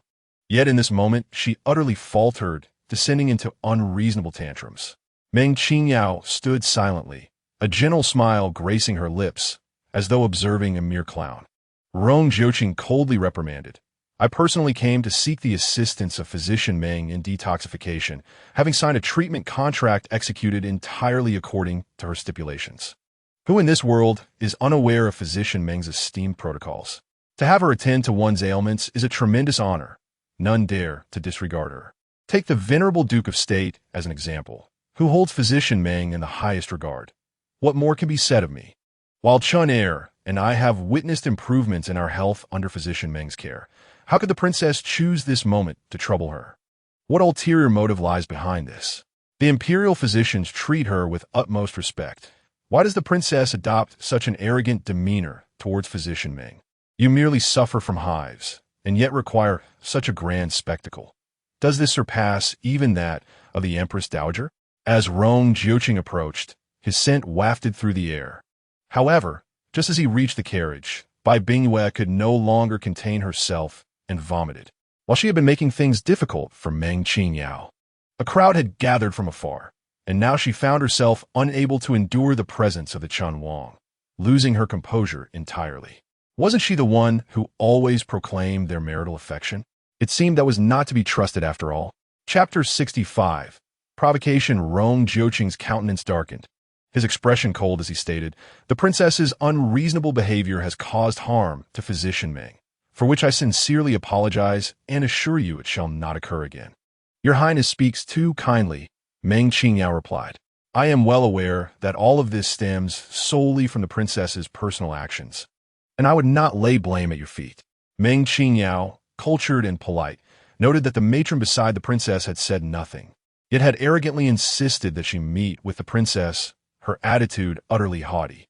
Not wishing to stir trouble, Meng Qingyao had chosen to leave the palace gates. Unexpectedly, she found herself the target of unfounded accusations, which was infuriating. It seemed that ladies and servants in the capital took pleasure in slapping faces. It was a new revelation for her. Meng Qingyao inquired of Rong Jiuqing, Your Highness would not hold it against me for retaliating against the princess's maid, would you? Rong Jiuqing returned to the entrance, asserting the matron was disrespectful from the outset. Physician Meng was justified in her response. Chuiji looked at Rong Jiuqing in disbelief, unable to fathom how he could utter such callous words for the sake of a mere commoner. For the sake of this commoner, he showed no consideration for the princess, chastising her openly at the gates of the Wangfu, clearly siding with this lowly woman. Sitting on the cold ground, Chuiji, humiliated by Meng Qingyao today, swore she would not let it slide easily. Should she fall into her hands, it would be a matter of life and death. Meng Qingyao paid no heed to Chuiji's venomous expression. She instructed Tai Han to present an imperial edict regarding the matter of treating the princess. I regret to inform you that I am unable to assist. The emperor has decreed that during my detoxification and recuperation of the Chun Wang and young master, I must devote my full efforts and may refuse any further consultations. Meng Qingyao addressed Tai Han, instructing him to read the edict aloud for all present to hear, thereby preventing any future misunderstandings. Yes, my lady, Tai Han responded, his voice resonating as he recited the decree, which essentially mandated that Meng Qingyao must swiftly discover a remedy for Prince Chen's eyesight. During this period, Should anyone attempt to forcibly compel her to seek treatment for ailments that do not pose an immediate threat to life, they would be apprehended under the charge of conspiring to murder the prince. The edict further stated that this rule was to be strictly enforced, regardless of the offender's status. Meng Qingyao instructed Tai Han to put away the edict, noting that the princess consort spoke robustly, indicating that her condition was not life-threatening, and suggested that the imperial physician continue his treatment. Rong Jiuqing had Mu Feng seize a maidservant attending by Bingwei, questioning the nature of the princess consort's illness that required such a considerable display of resources. What ailment afflicts the princess consort? The maid, trembling under the pressure of the seasoned warrior's gaze, stammered that the princess consort has urticaria? Speak louder, Rong Jiuqing commanded. The princess consort has urticaria. The maid squeaked, on the verge of tears, repeatedly bowing and pleading for mercy. Onlookers were astounded to learn that the princess consort suffered from urticaria, yet sought the assistance of the already overwhelmed Meng Qingyao, despite the imperial hospital having already reached a conclusion and prescribed medication. This seemed a deliberate provocation against Meng Qingyao, and should she refuse to provide an antidote, it could endanger Prince Chen's life. Did the princess consort truly wish to withhold healing from the prince? The crowd buzzed with speculation, while Bai Bingyue appeared pale and nauseated, trembling as she swayed precariously atop her carriage. Beneath her veil, she glared menacingly at Meng Qingyao, vowing to ensure her demise for daring to challenge her. Meng Qingyao sensed the intense animosity directed at her. Since her arrival in the capital, Bai Bingyue had already attempted to assassinate her twice. It seemed prudent to confront her directly, for should any misfortune befall Meng Qingyao, others would inevitably connect the incident to today as confrontation, casting suspicion upon Bai Bingyue. With her head held high, Meng Qingyao approached Rong Jiuqing. My lord, the hour grows late. Please, let us retire inside where I may attend to your needs. Meng Qingyao, please, he replied, and together they entered the royal residence, leaving Bai Bingyue and her maidservant to endure the chill outside. Rong Jiuqing did not spare a glance for Bai Bingyue. Besieged by discomfort and frustration, Bai Bingyue felt her skin itch intolerably, her anger escalating until she could no longer contain herself. Return to the estate, she shouted, before retreating into her carriage. Initially, she had intended to reprimand Meng Qingyao for her perceived disrespect, yet found herself outmaneuvered and ridiculed, with Rong Jiuqing siding with Meng. She felt completely humiliated, having lost both her dignity and her composure. Meng Qingyao's bold defiance in front of so many had undoubtedly enraged Bai Bingyue. And if any harm were to befall Meng Qingyao in the future, she would be the prime suspect. Bai Bingyue could have revealed the emperor's edict at the outset, but chose to unveil it at the last moment, a blatant act of provocation. Very well. You think this will deter me? You are mistaken. The more agitated she became, the more her skin itched, leaving her to contemplate the repercussions of her humiliation. Upon returning to the Zixia courtyard, Bai Bingyue shattered everything within her reach, frantically screaming and howling like a madwoman. Chuiji stepped forward in a bid to console her, but was met with two vicious slaps, the disdainful words of Bai Bingyue ringing in her ears. Useless wretch. Incapable of managing even a common woman. Bai Bingyue seized Chuiji by the throat, demanding to know if she was deliberately trying to humiliate her, to incite the prince's disdain, and to make the world perceive her as unreasonable and malicious, harboring ill intentions aimed at usurping her position. Chuiji fervently denied the accusation, struggling to breathe, yet too fearful to resist. The princess was akin to a deity to her, and she dared not entertain any rebellious thoughts. Yet, the very act of her submission hinted at the existence of such thoughts. Bai Bingyue pushed Kuiziaowei, observing her, as she clutched her throat and coughed violently, feeling a sense of relief wash over her. She was aware of Chuiji's intentions. After all, she was merely a servant. How could Rong Jiuqing ever take a liking to her? Better to abandon such aspirations sooner rather than later. Bai Bingyue reached out to caress Chuiji's face, causing the latter to shudder in horror, as if the touch were that of a venomous serpent poised to strike. Fear not, I have no intention of taking your life, she sneered. Suddenly, Bai Bingyue unraveled the bandage on her hand, wiping the oozing, foul-smelling liquid upon Cui Ji's face. What I cannot possess, you shall not covet either. Cui Ji trembled uncontrollably as the repugnant liquid smeared across her visage. Unable to endure the humiliation, she fainted. Useless wretch, Bai Bingyue scoffed, retracting her hand and casting a disdainful glance at the fallen Cui Ji. If a rash akin to mine were to appear on your face, I shall inform the prince that Meng Qingyao poisoned you during your confrontation. Inside the room, the young maidservants remained silent, quaking in fear of incurring Bai Bingyue's wrath, knowing full well that they could be the next victims of her malice. Meanwhile, Meng Qingyao trailed behind Rong Jiuqing to the study in the Moyen Hall. She knelt before him, expressing her profound gratitude for his timely intervention on behalf of a mere woman. "You are too kind, Meng Qinyi," he replied. "The princess was being unreasonable, and I merely acted to uphold justice rather than favor." Rong Jiuqing sat down, appreciative of Meng Qingyao's prowess, which had evidently earned the emperor's decree, a gesture that truly impressed him. "Your grace is too generous," Meng Qingyao responded humbly. "The emperor's concern for your health is commendable. He desires your swift recovery so that I may devote myself to your healing." Indeed, securing the emperor's decree was a stroke of fortune attributed to Rong Jiuqing. News of his irreparable vision reached the palace, arousing the emperor's suspicion. After all, Meng Qingyao had previously claimed that she could cure the Prince of Qin's affliction and restore his sight with time. How could such rumors suddenly arise? To ascertain the truth and demonstrate his concern, the emperor summoned Meng Qingyao to the palace for clarification. Upon her arrival, Meng Qingyao promptly recounted the harrowing experience of nearly being blown to bits the previous night. "Your Majesty, my demise would be inconsequential, but the materials I was using to treat the prince's eyesight were lost in the explosion." She knelt, trembling as she spoke. "Since my arrival in the capital, I have encountered 2 assassination attempts, an experience unprecedented in my medical practice. The Prince of Qin valiantly defends our homeland, and I aspire to aid him in regaining his health through my efforts. Previously, the assassination attempts on Duke Jinghua and Dr. Meng, combined with the events that transpired last night at the residence of Prince Chun, have led the emperor to a profound realization. While these attacks ostensibly targeted Dr. Meng, their true aim was, in fact, to eliminate Rong Jiuqing. The emperor, not lacking in wisdom, would not have maintained his position for so many years without insight. Last night, when Prince Chun entered the palace and elucidated the occurrences at his residence, it became evident that there are those who wish for his demise.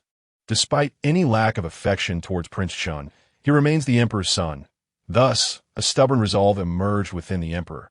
The more one desires his death, the more determined he becomes to ensure his survival. Turning his gaze toward Meng Qingyao, who knelt before him, the emperor understood that she was merely a victim caught in the crossfire. Given Prince Qin's precarious situation, he could not protect her.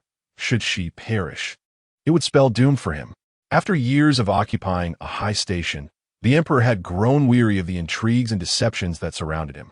Enraged, he immediately issued a decree to safeguard Meng Qingyao's well-being. Furthermore, he bestowed upon her a golden token of immunity from death, which she refrained from utilizing that day, believing that such resources must be deployed judiciously. Throughout the day, Rong Jiuqing had kept a watchful eye on Zixia courtyard, aware of Bai Bingyue's circumstances and her attempts to seek out Meng Qingyao, leading to the latter's misfortune and embellishment of events. Bai Bingyue, accustomed to her status as the prince's consort, had grown brazen in her authority within both the prince's and the Yunyang Marquis's residences. It was inconceivable for her to tolerate the disdainful attitude exhibited by Meng Qingyao.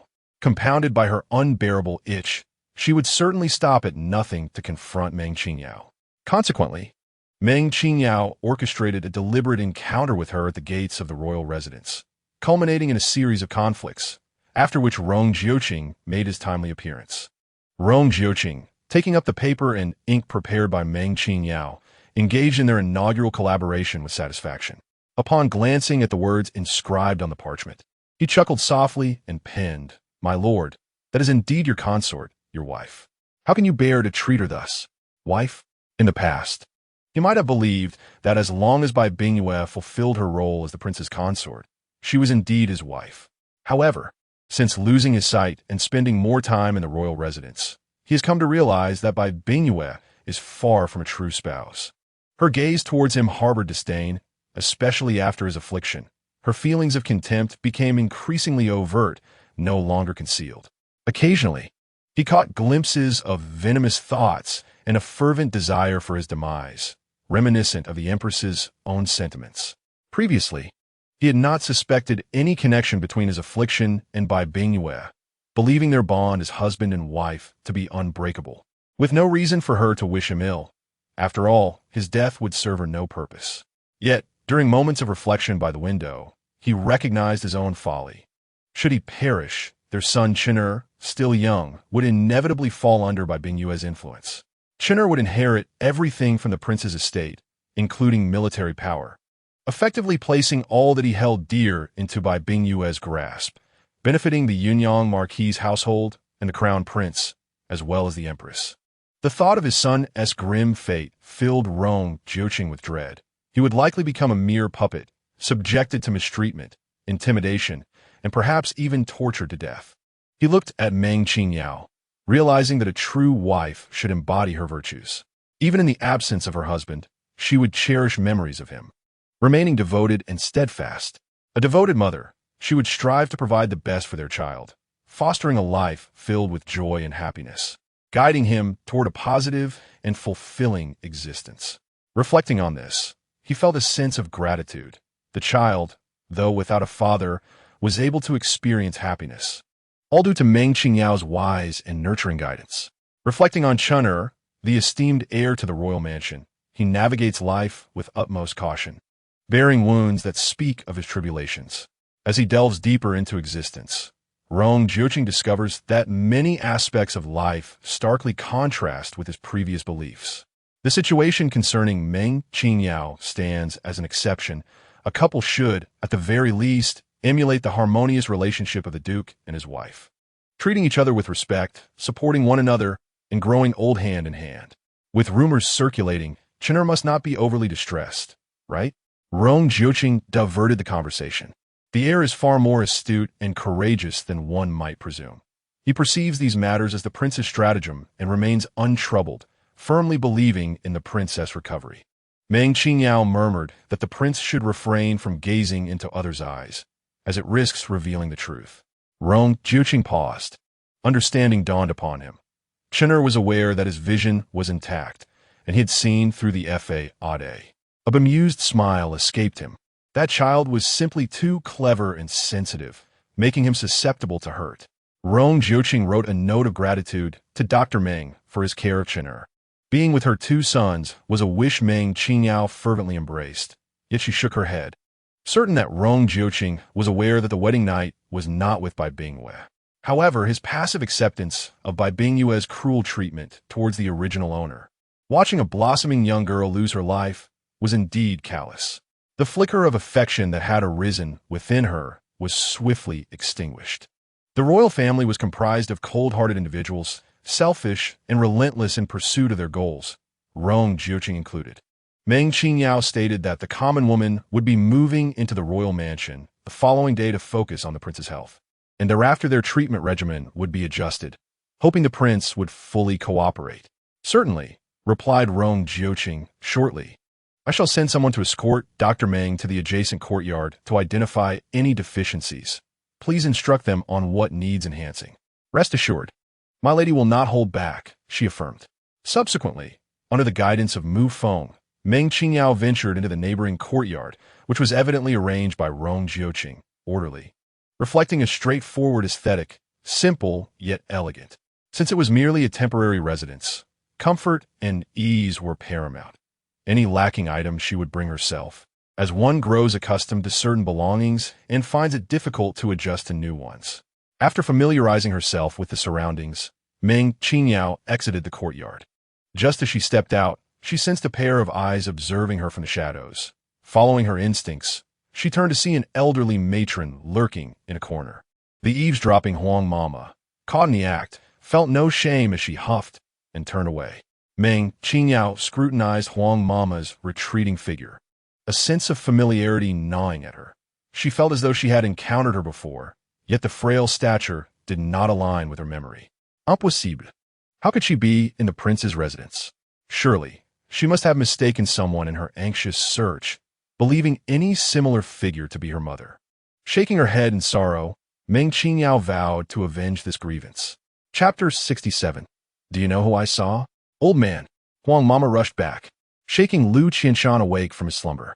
You nearly scared me to death just now. Lu Qianshan, sitting up in bed, responded nonchalantly in the royal mansion. Aside from the master, who would dare frighten you? If you could be scared to death, I suspect many others would have already perished. What are you saying?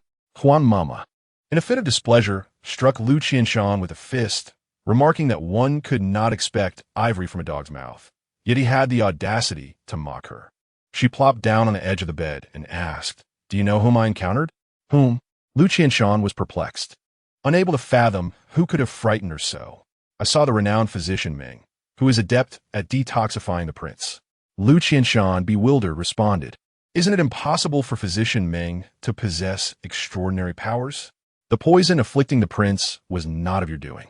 You know nothing, Huang Mama retorted, pressing her hand against her heart. Physician Meng wore a veil, yet the pair of brows and eyes visible were strikingly similar to that wretched girl. Upon hearing this, Lu Qianshan's mind became clear. Hesitantly, he stammered, You mean that girl? Indeed, that wretched girl. Huang Mama recalled the piercing gaze that seemed capable of seeing through her very soul, instilling a sense of dread. Is it possible that girl did not perish all those years ago? Lu Qianshan inquired, recalling how she had been declared dead when they had sent her from the prince's residence. Yes, I personally confirmed her demise. She was carried out in a bloodied state. Huang Mama reflected, but that girl was a simpleton. It is inconceivable that she could possess such a fierce gaze or become a physician. Moreover, physician Meng stands half a head taller than that girl. It cannot be her. It must not be her. Huang Mama convinced herself that she must have been mistaken.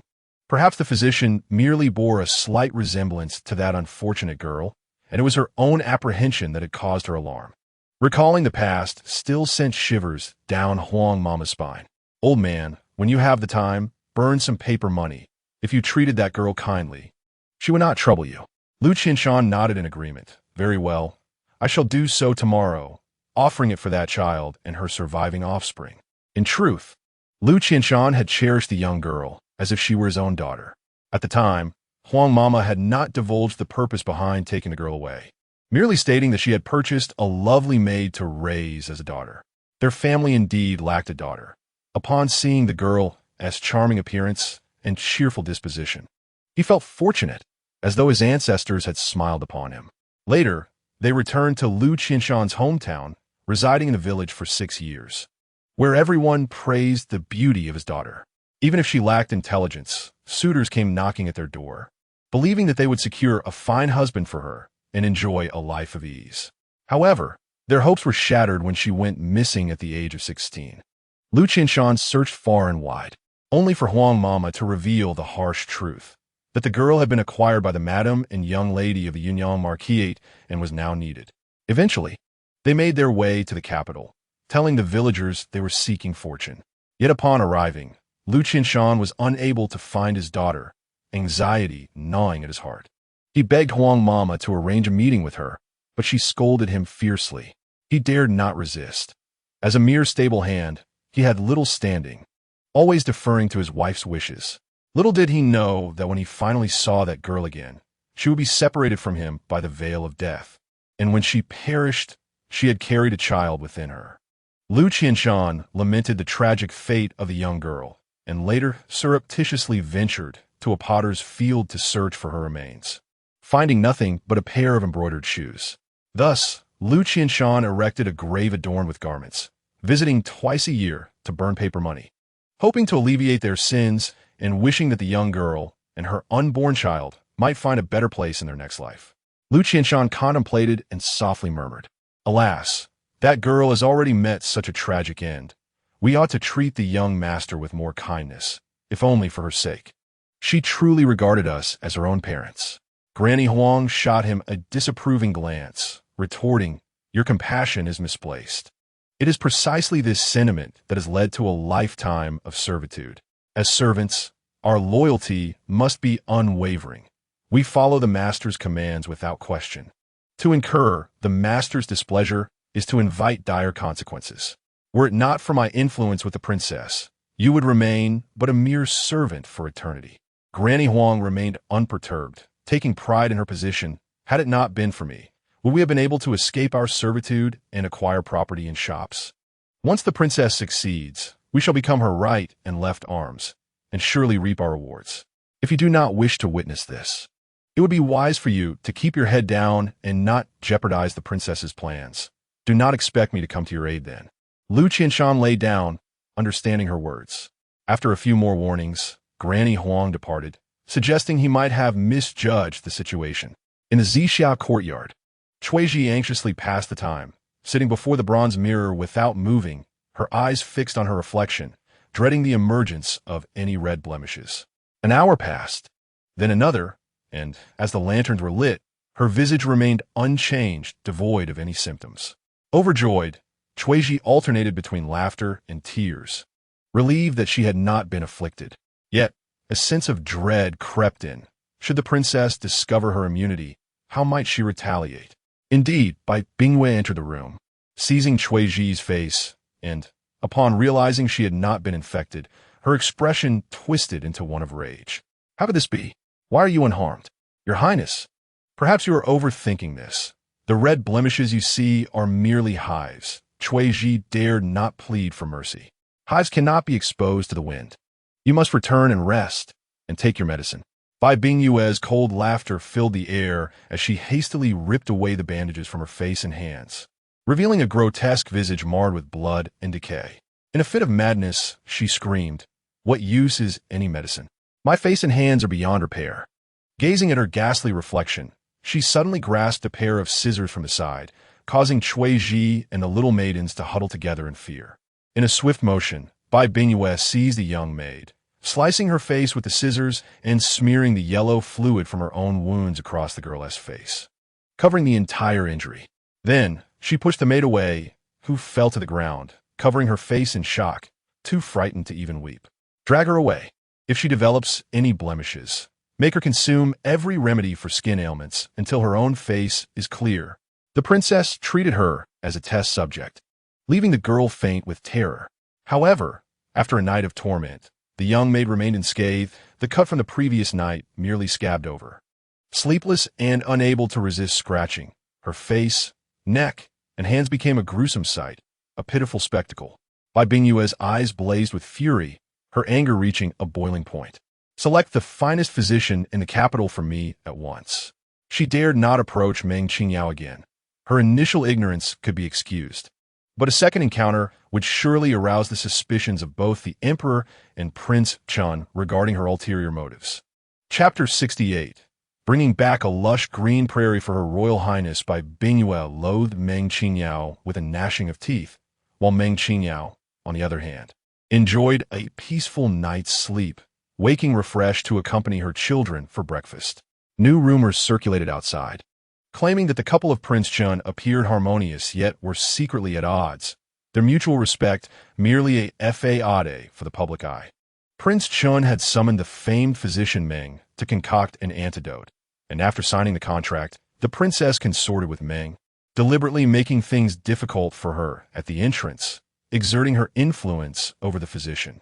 This blatant display was an obvious attempt to embarrass Prince Chun and risk defending Meng. Should she refuse to provide the antidote, it would leave Prince Chun in a perilous position. The princess, who had always been regarded as virtuous and amiable, exhibited behavior starkly different from her former self. After their marriage, the couple had only one heir and no other children. Prince Chun was perpetually away at war, while the princess managed the affairs of the estate, caring for their son. Their infrequent reunions, coupled with Prince Chun's cold demeanor, led to speculation that the princess might harbor other intentions. In light of recent events, the possibility seemed increasingly plausible. Yet, such gossip was seldom voiced openly, relegated instead to hushed whispers in private circles.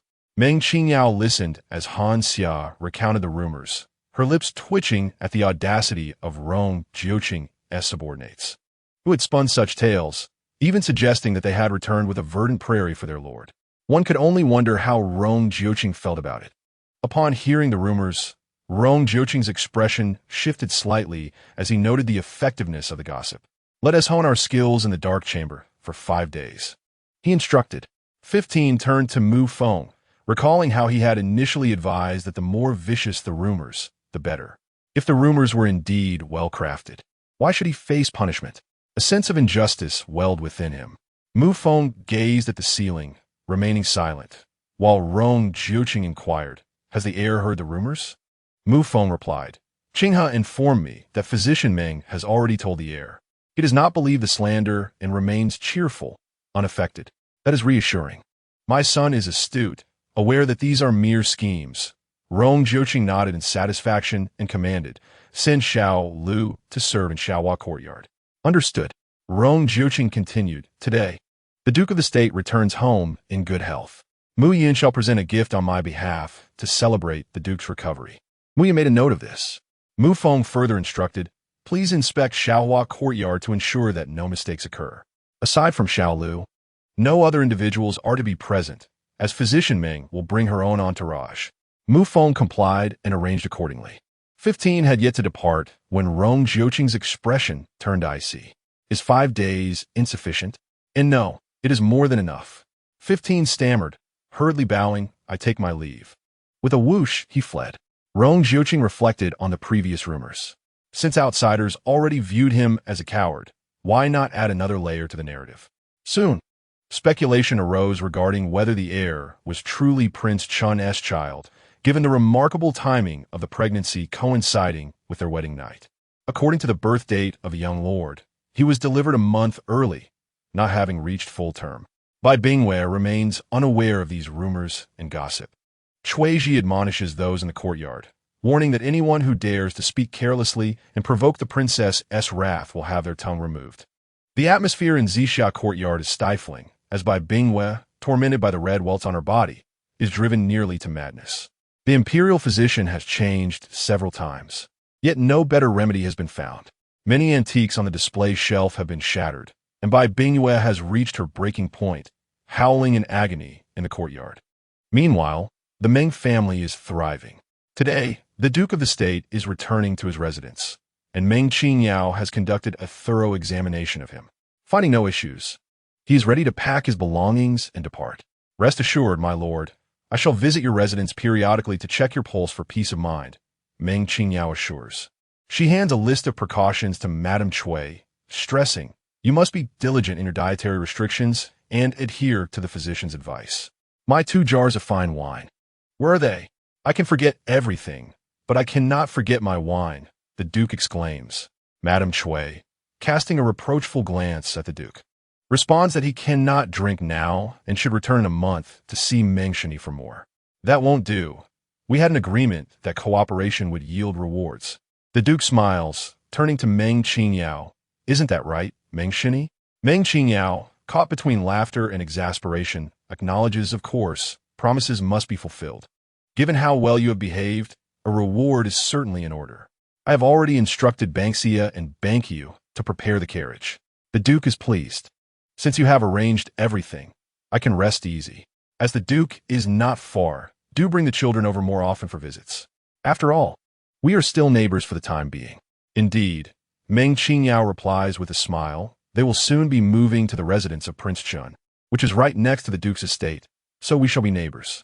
Ah, as long as the Duke does not mind their noise. I will often bring them to disturb you and your lady, she adds. Madame Cui interjects, we would welcome it. Our household is small, with most members stationed at the borders. Your family will bring some liveliness to our home, and at our age, we do appreciate a bit of cheer. The Duke looks outside, where Chun'er and Man-Man. I am about to leave, and these 2 brothers have not come to bid me farewell. How could that be, grandfather?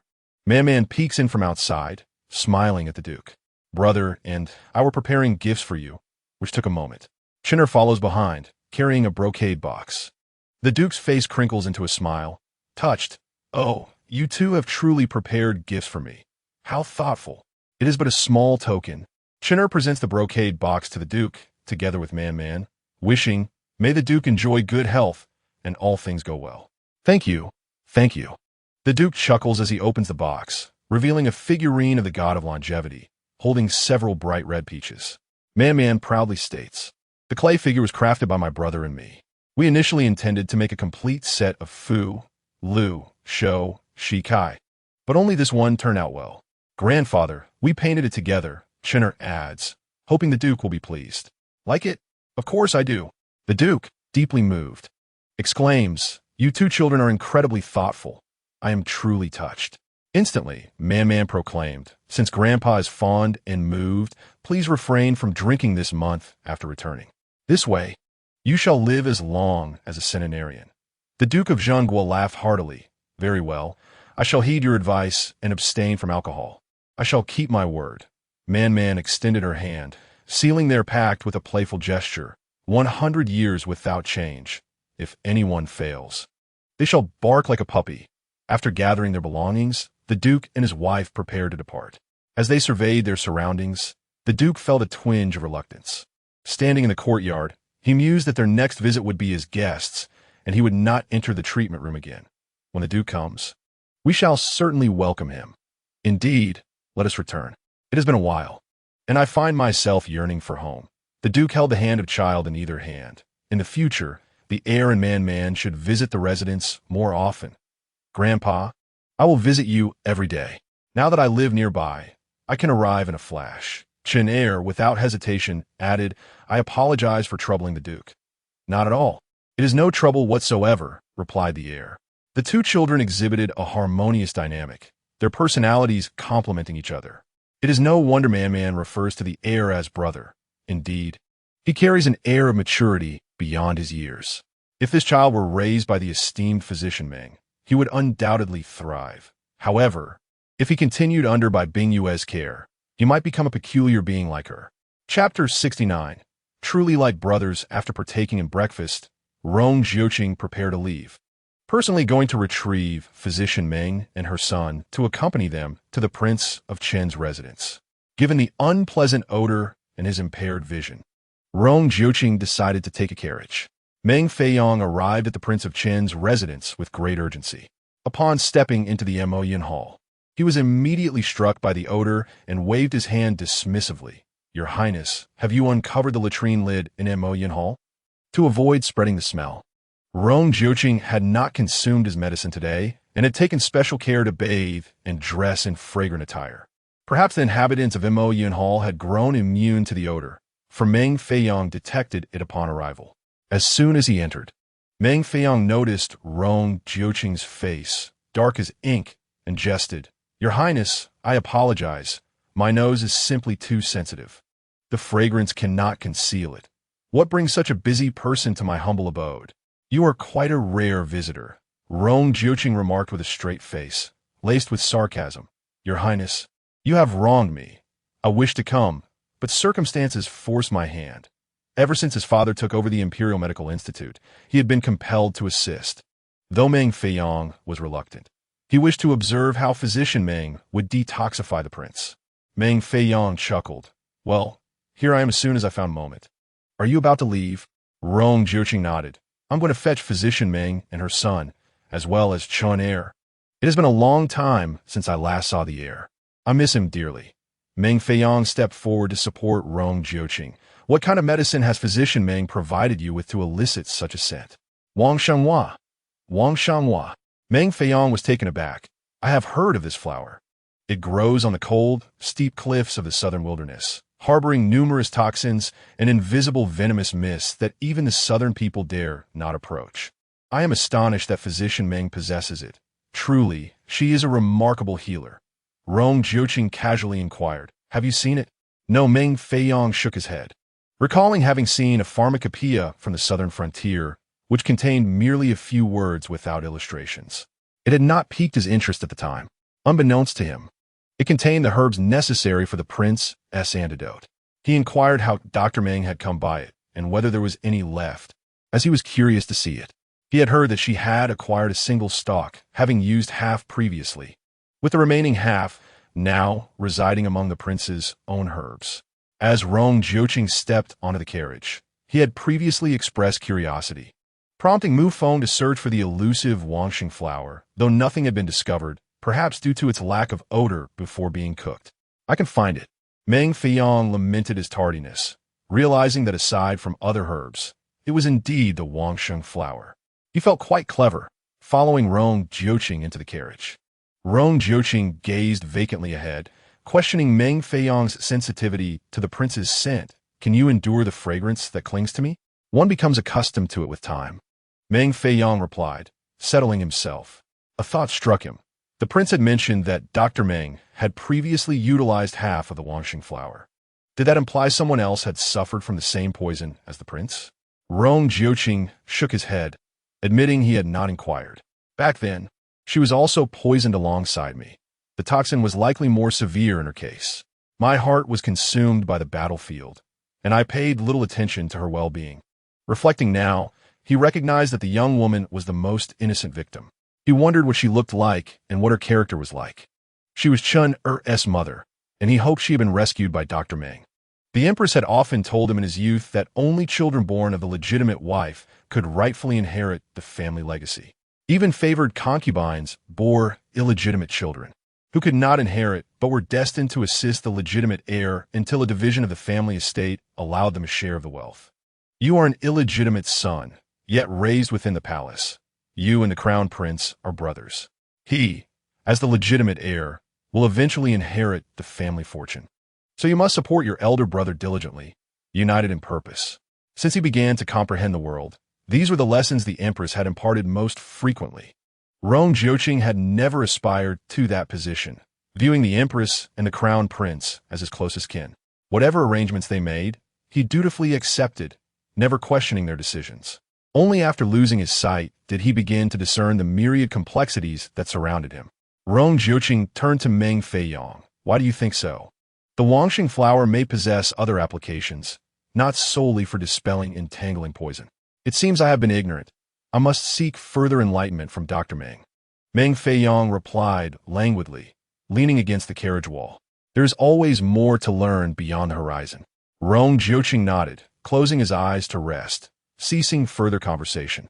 Familiar with the interior of the carriage, Meng Qingyao retrieved a water jug from a concealed compartment, pouring himself a drink and taking some snacks. Having risen late and missed breakfast, he had arrived at the prince's residence quite famished. With a smile, he remarked, "The prince wouldn't mind, would he? If I did, you would have already been thrown from the carriage," came the prince's reply. Meng Qingyao nodded, finishing his meal and tidying the table just as the carriage came to an abrupt halt. "Your Highness, ahead is the carriage of the Duke of State. Pull the carriage to the side," Rong Jiuqing instructed, rising as Meng Qingyao followed him outside. The Duke of Zhenghua emerged with a steady gait. Raising his hand to greet Prince Chun, "Congratulations on the Duke's recovery and return home." Rong Jiuqing returned the gesture. "Seeing you in such radiant health, I am greatly relieved. It is all thanks to the superb medical skills of Dr. Meng. Relying on the Imperial Medical Department would have been dire."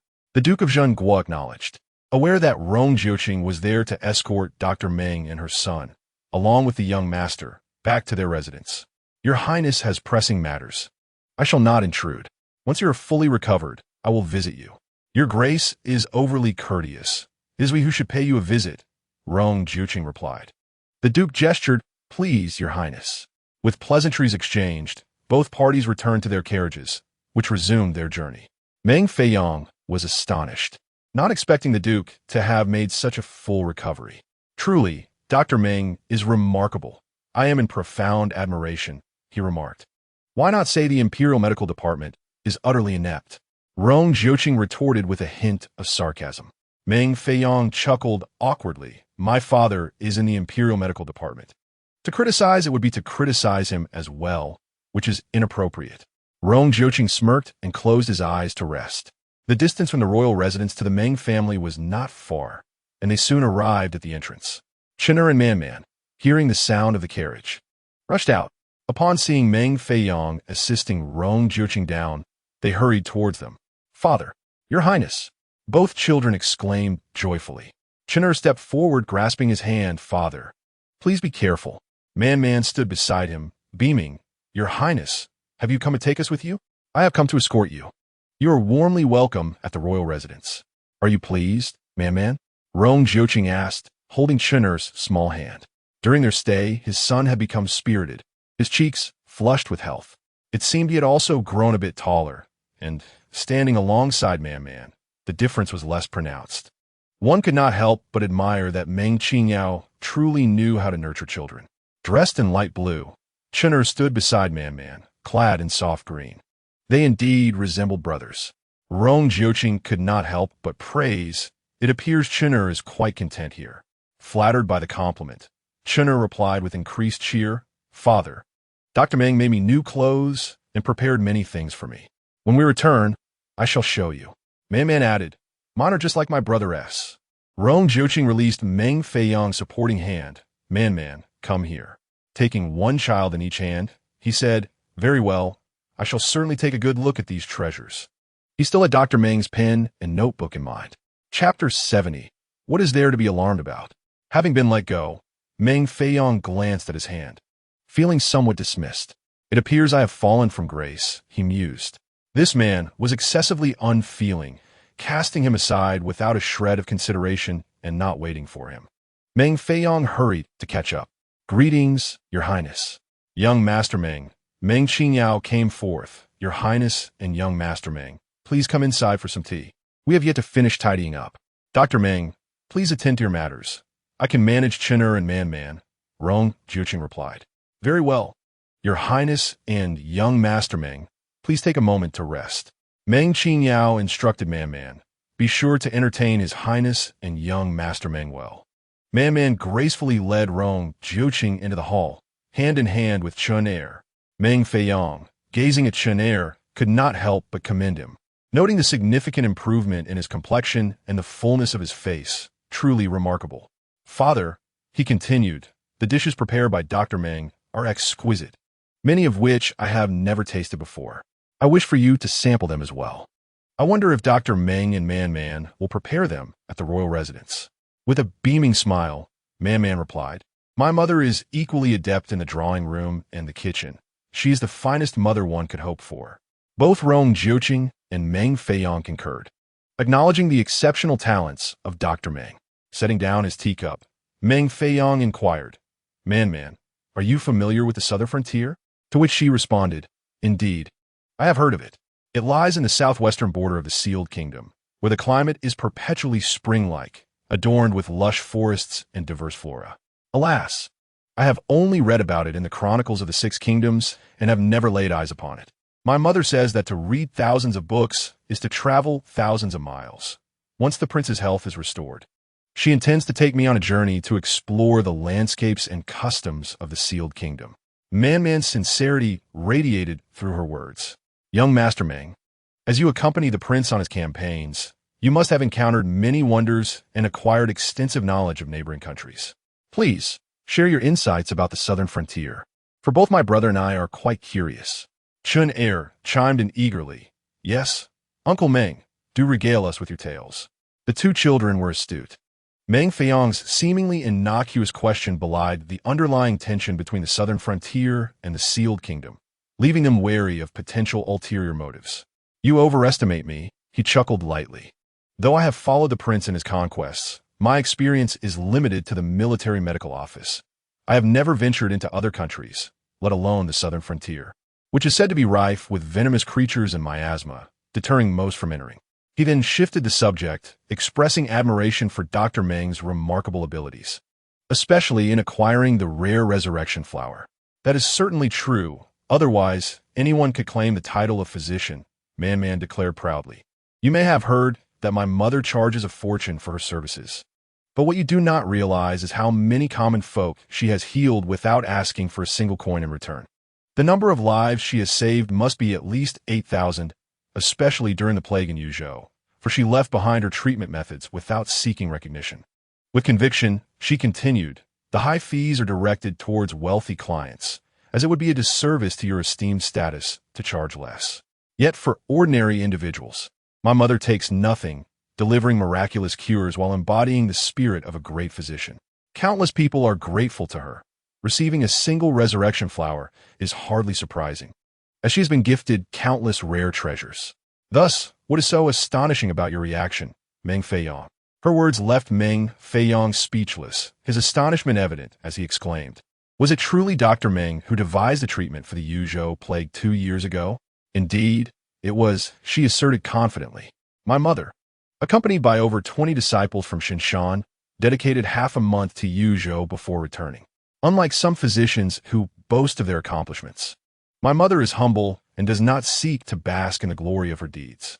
With a disdainful curl of her lip, she remarked that her mother truly embodied the spirit of a great physician, using the wealth acquired from those who deemed themselves precious to assist those in dire need. Chen Er had never comprehended this until he heard her speak, and he felt a profound respect for Dr. Meng, who was indeed a benevolent soul. Rong Jiuqing recalled the time when she escorted the imperial physicians to Yuzhou and aided the local officials in maintaining order. She had witnessed firsthand the dire circumstances they faced. In Yuzhou, alongside the imperial physicians, there existed a team of local doctors striving to heal the ailing populace. She had overheard the imperial physicians discussing a group of these local practitioners, criticizing their arrogance for advocating isolation, the wearing of masks, and the disinfection of patient areas with lime and alcohol. Initially dismissive, the imperial physicians eventually sought their counsel as the situation improved, leading to the acquisition of remedies that stabilized the epidemic in Yuzhou. She remembered observing a frail male doctor from a distance, who, in hindsight, was likely Meng Qingyao disguised and accompanied by others. Rong Jiuqing recalled that Meng Qingyao had glanced at her amidst her busy schedule, furrowing her brow before continuing to tend to the sick. Later, she received a new assignment and departed for the frontier, only to learn that the plague in Yuzhou was under control with minimal fatalities among the populace, and the imperial hospital had received accolades. Rong Jiuqing smirked sarcastically, realizing that others had usurped the credit, accolades that they themselves deemed unworthy. Curiosity piqued. She wondered how much silver the Duke of the State had paid. Her grandfather, a hero safeguarding the frontier for the nation and its people, was deeply admired by both her mother and herself, and, of course, he received no compensation. Without hesitation, she asserted that such heroes deserved adoration, with her mother stating that it was her honor to treat him.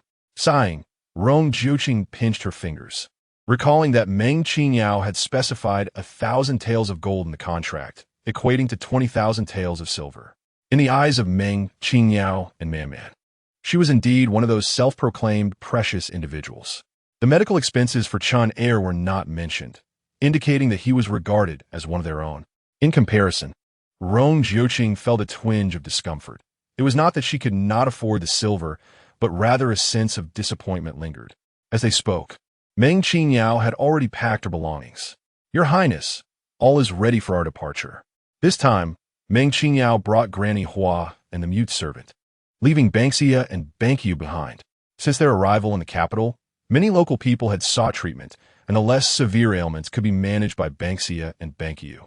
De Huang and Kai Yin wished to accompany them, but considering the dangers lurking within the prince's residence, where both masters and guests were of high status, they feared causing alarm, which could be fatal. For the sake of De Huang and Kai Yin's safety, despite their reluctance to part, Meng Qingyao and Man firmly disagreed. Meng Qingyao traveled light, carrying only toiletries, daily necessities, a couple of changes of clothes, and the medicine prepared for Rong Jiuqing. Observing that the two children had packed similar amounts, she recalled that she had not brought anything for Chen Er at the outset. Meng Qingyao had instructed Qing He to inform her that there was no need for him to send anything, as she had everything covered, treating both children equally. It was no wonder that Chen Er's smile had broadened. Here, he truly lived joyfully. For reasons unknown, a sense of anticipation arose within Rong Jiuqing, as she yearned for the days when Meng Qingyao and her two children would reside in the royal residence. In Chapter 71, he has changed. Within the carriage of Prince Chun, Meng Feiyong gently nudged Rong Jiuqing with his elbow. His mischievous demeanor caused her to frown. The prince's allure was indeed boundless. Meng Feiyong, with a thumb raised in approval and a glint of gossip in his eyes, remarked that Meng, the divine healer, had always shunned the mansions of noble families. Even the Duke of the State came to her for treatment, yet only the prince could bring her into the royal abode. Could it be that she had taken a fancy to the prince? It seemed that the prince's regard for her was anything but ordinary. Their proximity was suggestive.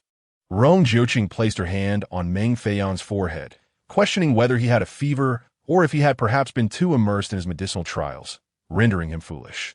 "You may jest," she said. Unfazed, Meng Feiyang remained convinced that their relationship was not so simple. The way Meng, the healer, cared for Chen Er was akin to that of a mother to her own child. Such affection could not arise without reason.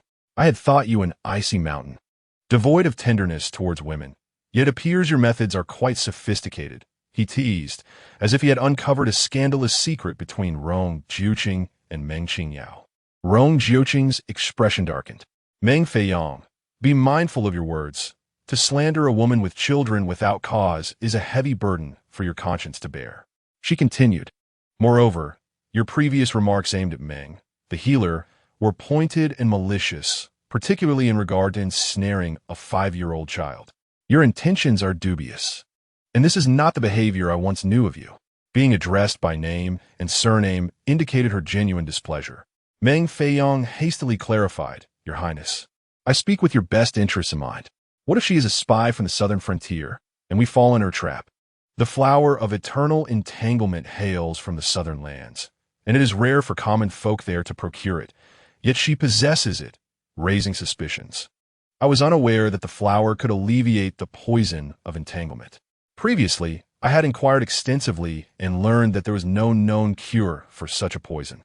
Yet she claims to possess the means. There are always greater forces at play, and your ignorance does not imply that others share it," Rong Jiuqing replied coolly. "From now on, choose your words with care. I do not wish to hear such talk again." Suddenly, she felt a resemblance between Meng Feiyang and Bai Bingwe, both delighting in creating trouble, which sparked a flicker of discontent in her heart. Sensing the shift in Rong Jiuqing's demeanor, Meng Feiyang fell silent, aware that he had spoken too freely today.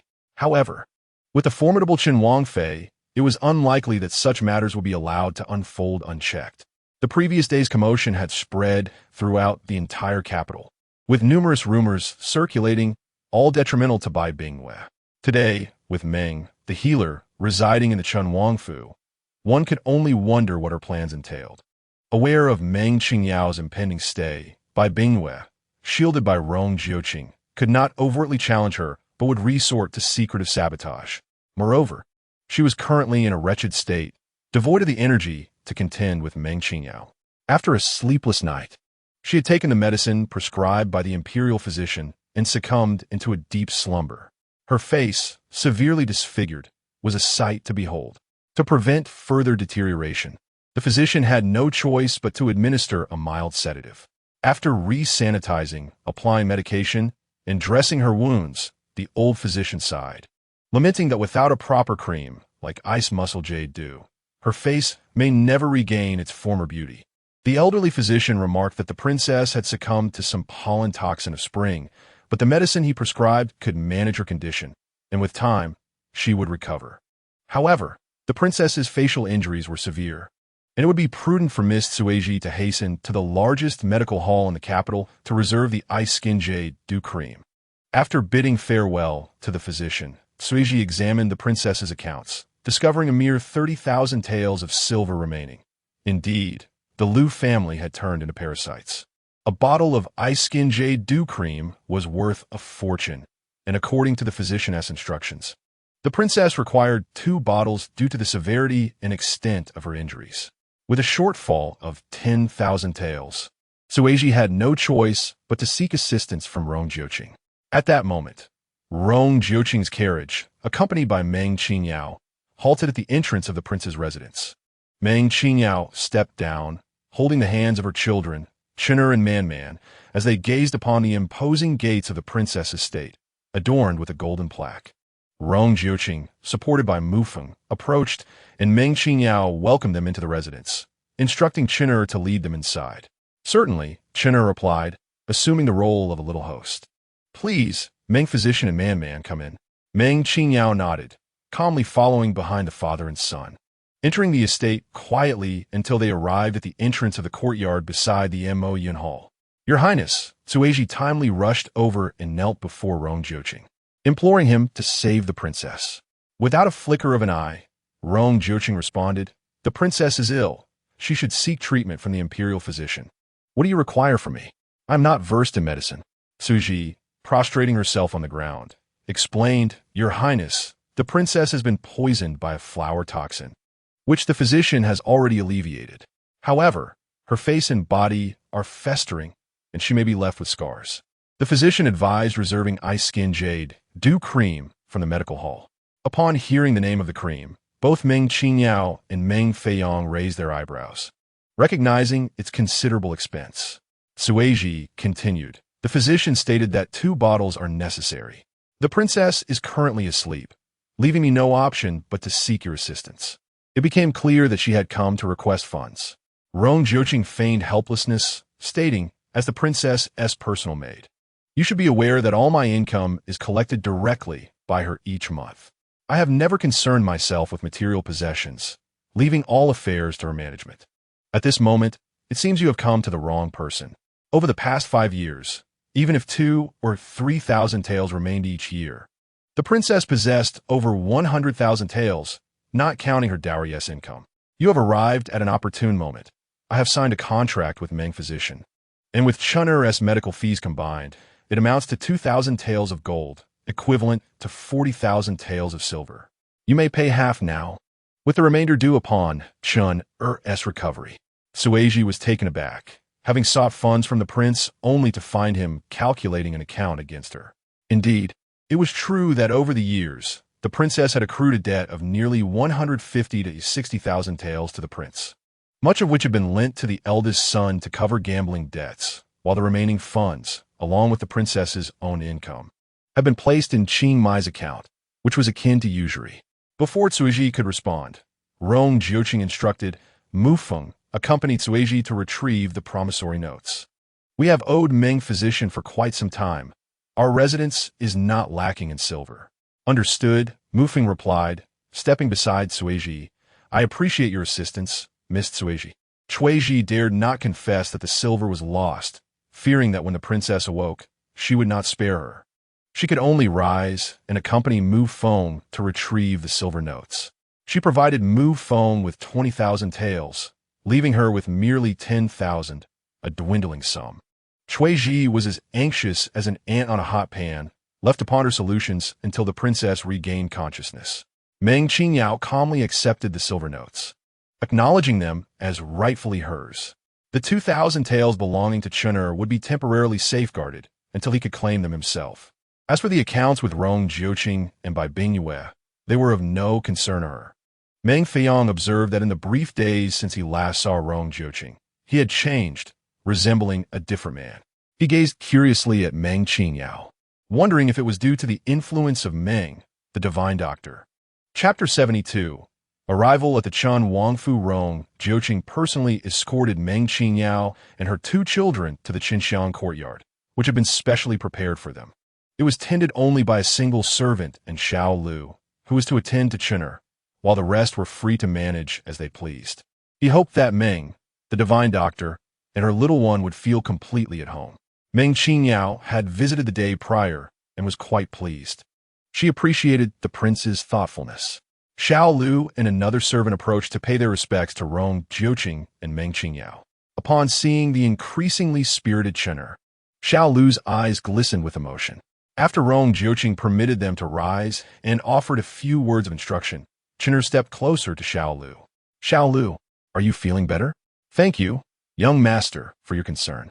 I am quite resilient, and, with such excellent wound medicine, I shall recover swiftly. Xiao Lu knelt and bowed to Chun'er, expressing gratitude. The young master truly cared for him, procuring such fine medicine and bringing him to the front courtyard. Please rise. Chun'er assisted him up and introduced him to Man-Man.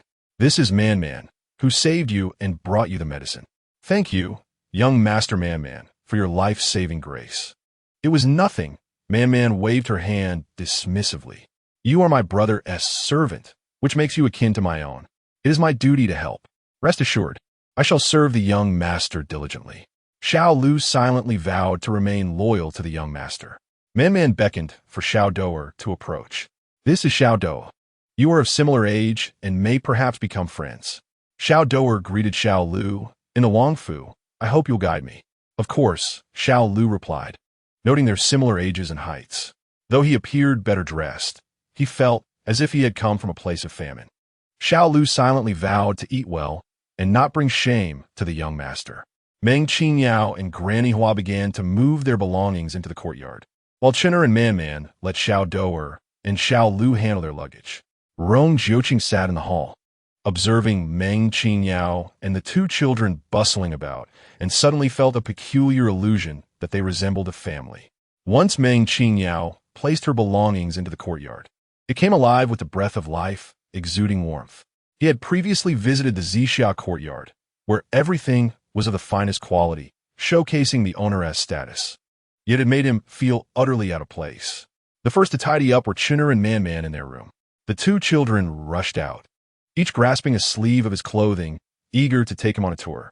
The outer area was where Xiao Doer and Xiao Lu resided, while the interior housed a small hall, a space for the children to read, write, and play with toys. Chinner closed the door, and Man Man whispered, "Prince, with the doors and windows secured, you may wander freely and explore." Rong Jiuqing lowered his gaze towards Chinner, who smiled and nodded in affirmation. Rong Jiuqing allowed the two children to lead him on a tour, curious to discover the wonders within. He was first taken aback by the dazzling array of toys, most of which were unfamiliar to him, and he had never played with any of them. The writing implements and stationery of the two children were utterly charming, a testament to Meng Qingyao's meticulous preparations.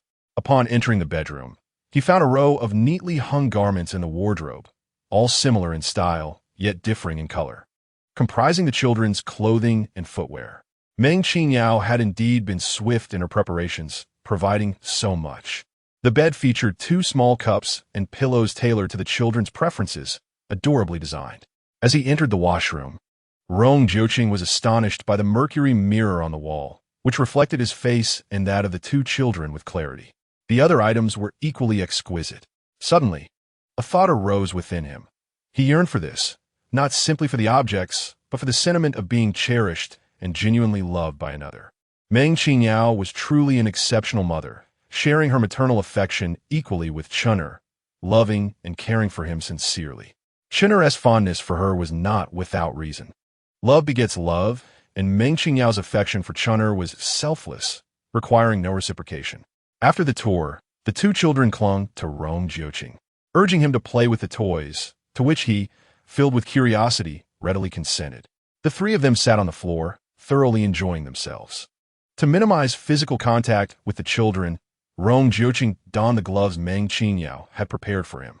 Outside, Meng Feiyong waited for a considerable time without seeing Rong Jiuqing emerge and contemplated entering to have a look. However, this was the Qinxiang courtyard, not the Moyan Hall, and it would be inappropriate to enter uninvited. The mute servant had previously overheard Meng Feiyong's sarcastic remarks and held no favorable impression of him. Seeing him standing at the entrance, he chose to ignore him and busied himself with his tasks. After tidying the room, Meng Qingyao and Granny Hua proceeded to the small kitchen of the Qinxiang courtyard. They would prepare their own meals henceforth, sparing the royal kitchen from the burden. This arrangement had been previously agreed upon with Rong Jiuqing. The small kitchen was spotless, with grains and vegetables neatly prepared. However, for dishes and utensils, Meng Qingyao preferred to use her own. Once finished, Meng Qingyao emerged to find Mu Feng holding medicine at the door. She took it from him, saying, "Allow me to deliver this." "Thank you, divine physician Meng." Carrying the medicine, she made her way to the children's room, where she could hear the joyous laughter of Man Man rolling about, the more reserved chuckle of Chinner, and Rong Jiuqing's playful banter. The children were delightfully happy in his company, and she had not anticipated that Rong Jiuqing would sit down to engage in games with them. Meng Qingyao couldn't help but smile and called out from the doorway, "Your Highness, it will soon be time for the medicine." Upon catching a whiff of the familiar scent, Rong Jiuqing frowned and replied, "Father will drink the medicine first." To avoid revealing their intentions, Chin Er and Man Man led him to the door, watching as he gulped down the foul-smelling medicine without flinching, earning their admiration for his fortitude. After consuming the concoction, Rong Jiuqing felt a surge of warmth emanating from within, a familiar scent wafting into the air. He instinctively stepped back, creating distance between himself and the two children, deciding not to intrude further. Chen Er continued to entrust him to the care of physician Meng. Your Highness, it would be prudent to rest. Starting today, you should partake in an additional medicinal bath each afternoon, and a large tub should be prepared solely for you. Meng Qingyao suggested. At noon, I shall personally prepare a meal to bring to your Highness, or would you prefer to join us? Noticing the hopeful glances of the two children, Rong Jiuqing inquired, will my scent be too much for you? It is advised against prolonged contact with children during the detoxification process. We can dine separately, Meng Qingyao replied, understanding the children's desire to share a meal with Rong Jiuqing. Given the pleasant weather today, let's set the table in the courtyard for lunch. Rong Jiuqing nodded in agreement. Excellent. I shall defer to physician Meng's arrangements. Chapter 73. What she cannot obtain, others shall not. Either Cui Ji retracted her prying gaze, her eyes ablaze with envy. What a pretentious physician, she thought, merely using the guise of a healer to draw closer to the prince. The cleverest aspect of Meng Qingyao was her approach. Rather than seeking proximity to the prince first, she endeavored to win the heir's favor, presenting herself as harmless and kind. It was no surprise to see them now, standing together, engaged in light-hearted conversation. They would even share a meal together at noon, resembling a family in their camaraderie. Cui Ji seethed with jealousy. Having been captivated by Rong Jiuqing's appearance and demeanor from the very first moment she laid eyes on him. When she learned that her mistress was to marry him as his principal consort, she secretly rejoiced for quite some time. She was acutely aware of her mistress's situation. Eventually, she and Cui Ping would serve as accompanying maids, and she would inevitably become the prince's possession. However, all her hopes crumbled to dust. What her mistress could not attain, they too would not. Cui Ji understood that her aspirations to become the prince's favored concubine were futile, as the princess would never permit it, and the prince harbored no such intentions toward her. If she could not win his affection, what right did any other woman have to hope for it? Cui Ji's frustration contorted her features, particularly when she beheld Meng Qingyao's exquisite brows and eyes peeking out from beneath her veil, undeniably beautiful like a crystal-clear spring. Her tall, alluring figure drew the gaze of all, accentuating every desirable curve. Though she vocally dismissed Meng Qingyao as an ugly duckling, she could not help but envy her striking looks, each feature appealing to a man's aesthetic. She discerned the prince's particular fondness for Meng Qingyao, which was not merely attributed to her ability to alleviate his affliction. It was the admiration of a man for a woman. He would not defend her otherwise. Otherwise, what man would confront a principal consort on behalf of another woman? The princess's inability to comprehend matters of the heart was clear to Cui Ji, who perceived the truth with clarity. This Meng Qingyao could not be allowed to remain. Returning to Zixia courtyard, Cui Ji found Bai Bingyue just awakening, her head heavy as if burdened by 1,000 pounds. Upon seeing Cui Ji enter, she sarcastically remarked, "Am I to believe that I am so unwell that you rush to curry favor with the prince, hoping to offer yourself to him and become his woman?" Cui Ji knelt by the bedside and said, "Your Highness, you misunderstand me. I went to visit the young master. He has been staying at the Qinxiang courtyard with Dr. Meng and has yet to emerge. As his mother, you are ill. He should come to see you and pay his filial respects. I have waited a long time, yet he has not appeared, and Dr. Meng has stationed a mute at the door, preventing my entry. Alas, if I summon the young master, the prince might suspect I wish to harm him." Bai Bingyue scoffed, "That boy is surely lost in his own world and would hardly remember that I am his mother. Let him enjoy his freedom for a few days. Given my current frailty, I have no inclination to concern myself with him." Meng Qingyao, too, had not come to see me since moving into the royal residence, clearly disregarding my presence. Bai Bingyue continued, "I must not be discourteous.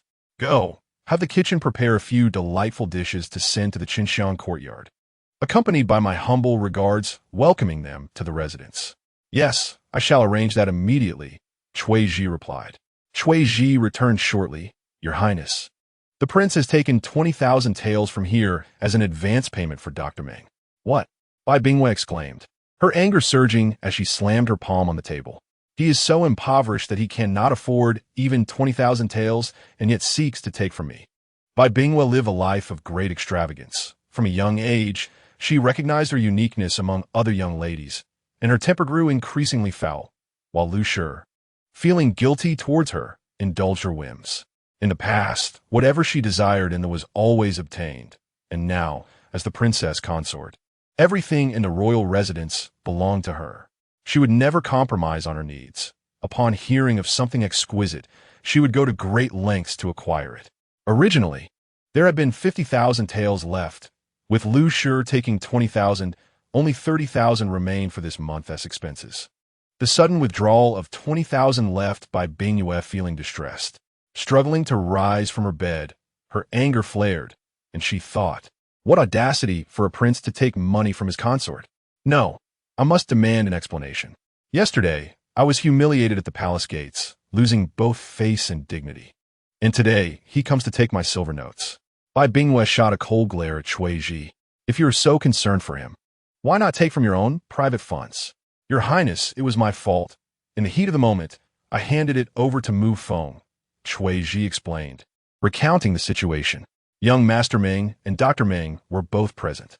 Many unfavorable rumors about you have circulated recently, and I feared they would speak ill of you. Hence I felt compelled to produce the silver notes. Cui Ji anxiously added, Your Highness, the Bingshi Tang's Ice Muscle Jade, Dew Cream, must be reserved half a month in advance, and we still lack 30,000 taels. You must think of a solution swiftly. Bai Bingwei knew the silver could not be reclaimed. Though the royal residence's income was indeed under her control, she was aware that Rong Jiuqing must possess private funds. At this moment, he showed no regard for appearances, boldly asking her for money without fear of seeming penurious. She disdainfully snorted, her distress over the silver only intensifying her hatred for Meng Qingyao. 40,000 taels for medical fees. What an outrageous demand. Bai Bingwei found herself unable to produce the 30,000 taels of silver immediately. She decided to retrieve the rewards bestowed upon the Prince of Chun from the warehouse, for they lay dormant, gathering dust. Selling them for a bit of silver seemed a prudent choice. However, she reminded herself to first create replicas before parting with the genuine articles. She was reluctant to touch the silver she had already put forth, especially with the prospect of her wealth doubling by the year's end. Having tasted success last year, she eagerly anticipated a bountiful return this year. Cui Ji's face lit up with realization. How could she have forgotten this? The maid hastened to take action. Meanwhile, in the Qinxiang courtyard, Meng Qingyao and Granny Hua quickly prepared lunch, calling for the two children to wash their hands and join the meal. Upon hearing Meng Qingyao's voice from the adjacent room, Rong Jiuqing tidied his attire and strolled leisurely in that direction. Meng Feiyang, wishing to follow, hesitated as he was not explicitly invited. He pretended to escort Rong Jiuqing, but alas, upon reaching the entrance of the Qinxiang courtyard, the mute servant, with a stern expression, ushered the prince inside and barred Meng Feiyang from entering. Rong Jiuqing, feeling displeased with Meng Feiyang's lack of decorum, entered without further ado. As for the dishes prepared by Meng Qingyao, Meng Feiyang could not help but feel envious. Uninvited, he could not force his way in and thus returned to Mayan Hall, feeling rather sour. Once inside the courtyard, Rong Jiuqing observed Chen'er and Man busily rearranging tables and chairs. Man informed him that they would handle the meal preparations, as they were not skilled in cooking but would contribute in ways within their capabilities. Chen'er, now accustomed to this way of life, busied himself with great enthusiasm. His cheeks flushed, a clear sign of his improved health. At that moment, Meng Qingyao and Granny Hua approached, each carrying a tray laden with dishes, the enticing aroma wafting through the air, making one's mouth water. As the food was laid upon the table, the two children continued to assist with the utensils. Meng Qingyao gestured for Rong Jiuqing to take a seat, assuring him that there were no strict formalities in their humble abode, although they resided in the royal mansion. Within the Qinxiang courtyard, he was free to dictate the customs, and the prince was more than welcome to partake in their simple hospitality. Rong Jiuqing relished this atmosphere, a smile curling at the corners of his lips. His only regret was not being able to share the table with them. In Chapter 74, Retrieve Granny Huang for Me, it was evident that Meng Qingyao's culinary skills, while not on par with those of the imperial chefs, were filled with heart and soul. Rong Jiuqing particularly enjoyed the plate of spicy and sour shredded potatoes, a taste he had never encountered before. both tangy and piquant, perfectly complementing the meal. The meatballs and blood sausage were delectable, while the braised pig trotters were tender and not at all greasy. The bean sprouts were fresh and crisp, and the pork rib soup was exquisitely flavored. In summary, every dish was to Rong Jiuqing's liking. He glanced at Chun, and Man, who were relishing their meal, occasionally offering food to Meng Qingyao. His heart warmed at how considerate and affectionate Chun had become, all thanks to Meng Qingyao. The arrangement of the dining table was cleverly designed, with him seated in a position where the wind would not disturb the two children. He realized it would take several days for his scent to dissipate, and he chuckled at the thought of Meng Qingyao mentioning that the last day would be the most pungent, wondering if it would overwhelm the entire room. Man and Chun noticed the smile on his lips and exchanged glances, marveling at how charming their father looked when he smiled. Meng Qingyao also observed this. His handsome features, when adorned with a rare smile, shone like a gentle spring breeze, as if 1,000 peach blossoms had bloomed. Rong Jiuqing became aware that the three of them were gazing at him, and he reined in his smile, turning his attention toward them. Chun returned his father's smile, tilting his head in a playful manner, believing that his father ought to smile more often, as his amiability was most endearing when he did. Meng Qingyao had already averted her gaze, diligently consuming her meal, perceiving him as nothing more than a peacock, fearing that he might misconstrue her admiration for his looks. At that moment, the voice of Cui Ji echoed from the entrance. "Dr. Meng, the princess has specially requested some dishes from the kitchen to welcome you to the residence of Prince Chun." As they had nearly completed their meal, the timing of this delivery was evidently insincere. Rong Jiuqing wiped his mouth and coldly replied, "The esteemed Dr. Meng and I have already dined. Please take the dishes meant for the princess to the neighboring Mo Yun Hall. Master Meng Feiyong has yet to eat."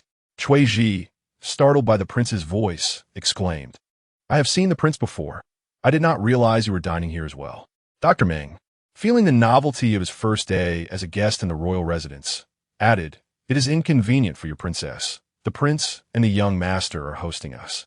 Rong Jiuqing, with his back to the entrance, did not turn around as he instructed, "Kindly inform your princess that if she wishes to send more dishes, she should do so earlier, rather than waiting until we are full."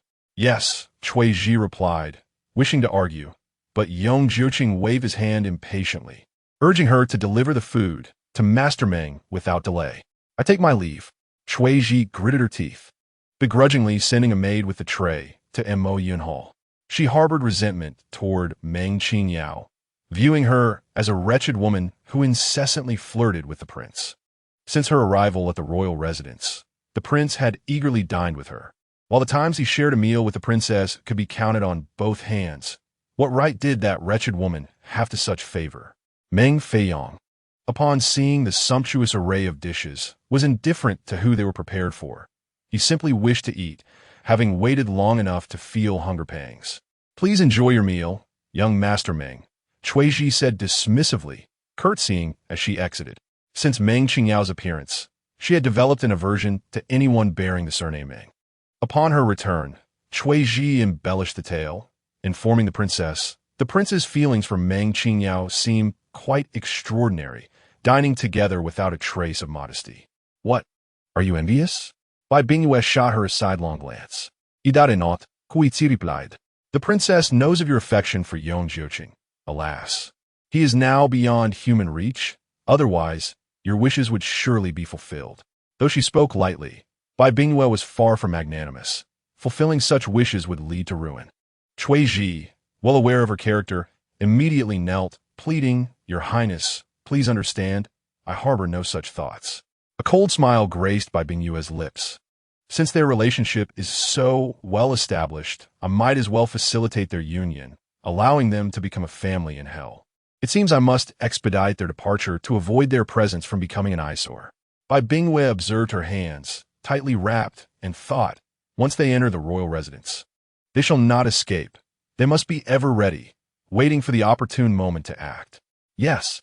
Furthermore, is it not already known that Meng Qingyao possesses the herbs to detoxify Rong Jiuqing? Let him find an opportunity to switch the herbs or to incorporate those that counteract one another.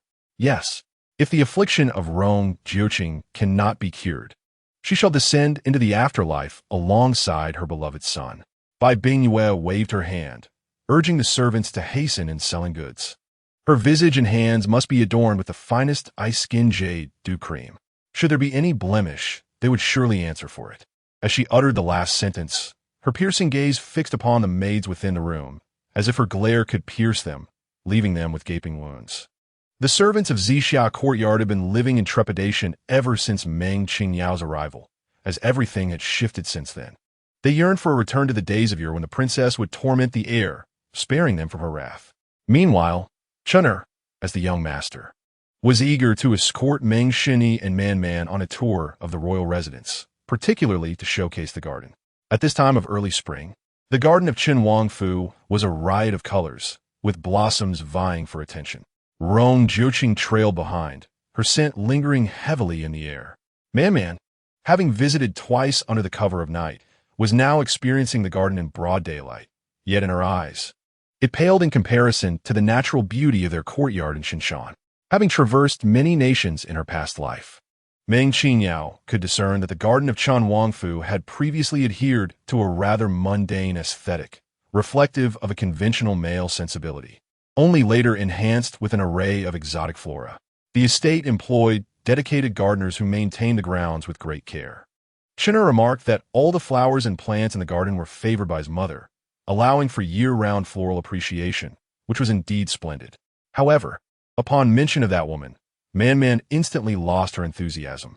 Brother, we have seen the garden. Please take us to your Luocheng courtyard. Mother, and I wish to see the place where you resided as a child. Luocheng courtyard, that cold abode, was not a place Chun'er wished to visit. Yet, as Meng Qinyi and Man expressed their desire to see it, he had no choice but to lead them there, concealing any signs of reluctance. Luocheng courtyard lay beyond the garden, nestled behind a bamboo grove. Little Six also harbored an aversion to that place, filled with painful memories that stung his heart. Following Chun'er's lead, Meng Qingyao and Man swiftly traversed the garden and bamboo thicket to arrive at the entrance of Luocheng courtyard. Chun'er introduced it. This is the Luocheng courtyard where I reside, a location deemed suitable by my mother after consulting a geomancer. It was peculiar for a prince's heir to inhabit such an isolated space. By tradition, he ought to reside in the Qinshan courtyard. Bai Bingyue was truly calculating, treating a child so cruelly. They lingered at the entrance for some time, yet no one emerged despite the conversations within. Meng Qingyao turned to Rong Jiuqing. Is this truly your royal residence? Rong Jiuqing's expression was frigid. Mu Feng, summon Huang Mama to appear before me. Chapter 75. He was gravely mistaken. Mu Feng rushed inside, but did not bring forth Huang Mama. Instead, he returned with a trembling young servant who cowered at Rong Jiuqing's feet, repeatedly bowing in fear. I have seen the prince and the young master, the servant stammered. Although he appeared to be a mere cleaner of Luocheng courtyard, he was, in truth, a servant attending to Huang Mama. Rong Jiuqing did not spare him a glance. Is there only you in Luocheng courtyard? Where are the others? The servant replied, My lord, Huang Mama is ill and has taken leave from the princess to seek a physician. She will return tomorrow. It turns out that Huang Mama has committed a grave misdeed. After encountering Meng Qingyao yesterday, she attempted to console herself, yet by nightfall, she was plagued by a series of nightmares. Awakening in the morning with eyes resembling those of a panda and a heavy, foggy head, she felt an ominous presence from that girl, as if she had come to claim her life, instilling within her a profound fear. Thus, she feigned illness to excuse herself from the manor and sought solace in a temple, praying fervently for divine protection. She later returned to the mausoleum, cursing at it for daring to bring her misfortune, and even went so far as to dig at the site. Upon returning to the capital, Huang Mama did not return to the Wang residence, since the young one no longer required her supervision. She decided to visit her son and daughter-in-law to see her grandchild instead. The young servant trembled in fear, having finally seized the opportunity to rest with Huang Mama absent. But he inadvertently fell asleep and failed to notice the arrival of others outside. Recognizing his dereliction of duty, he prostrated himself on the ground, terrified that the prince would be enraged and take his life. Rong Jiuqing instructed Mu Yun to take him away, asserting that he would not resort to violence in front of the child. Chun'er, Please invite Dr. Meng and Man inside, he said. Yes, father, the young boy replied, hastily rushing to open the hall doors. The courtyard of Luo-chan was indeed spacious, impeccably maintained, adorned with several potted plants and surrounded by trees. Upon observing it, Meng Qingyao felt a striking resemblance to the servants' quarters of the Chen Wangfu, rather than a place befitting a young lord. In comparison to the abode of Man, which, though smaller, radiated warmth, Chen'er had lived here in solitude for 5 long years. Meng Qingyao's heart ached profoundly, realizing that Bingyue had essentially abandoned Chen'er to fend for himself. Upon entering the main room where Chen'er resided, Meng Qingyao noted the antiquities displayed on the shelves. However, she discerned that aside from a few items gifted from the palace, most held little value. The 2 paintings in the study were mere replicas. She did not concern herself with their authenticity, but rather with Bingyue's negligence. Over the years, she had only put forth minimal effort to ensure Chen'er's survival. Yet, Chen'er bore no resentment towards her, instead believing he had not done enough to warrant her affection. As they proceeded to the bedroom, Meng Qingyao's discomfort deepened. Man too furrowed her small brows. Chen'er had never perceived his living conditions as desolate or impoverished until he had experienced better. Only then did he recognize the stark absence of warmth in his previous home. The magnitude of this disparity weighed heavily on his heart, leaving him bewildered as to why his mother despised him. Was it because she nearly perished during his birth that she harbored such animosity? Rong Jiuqing observed Meng Qingyao's reactions intently. Despite her efforts to suppress her emotions, she could not contain her sorrow and distress. He could empathize with her pain for Chen'er, realizing just how difficult his past had been, which only deepened his own sense of guilt for failing to care for and protect him adequately. But why was she so heartbroken? She had done nothing to wrong Chen'er.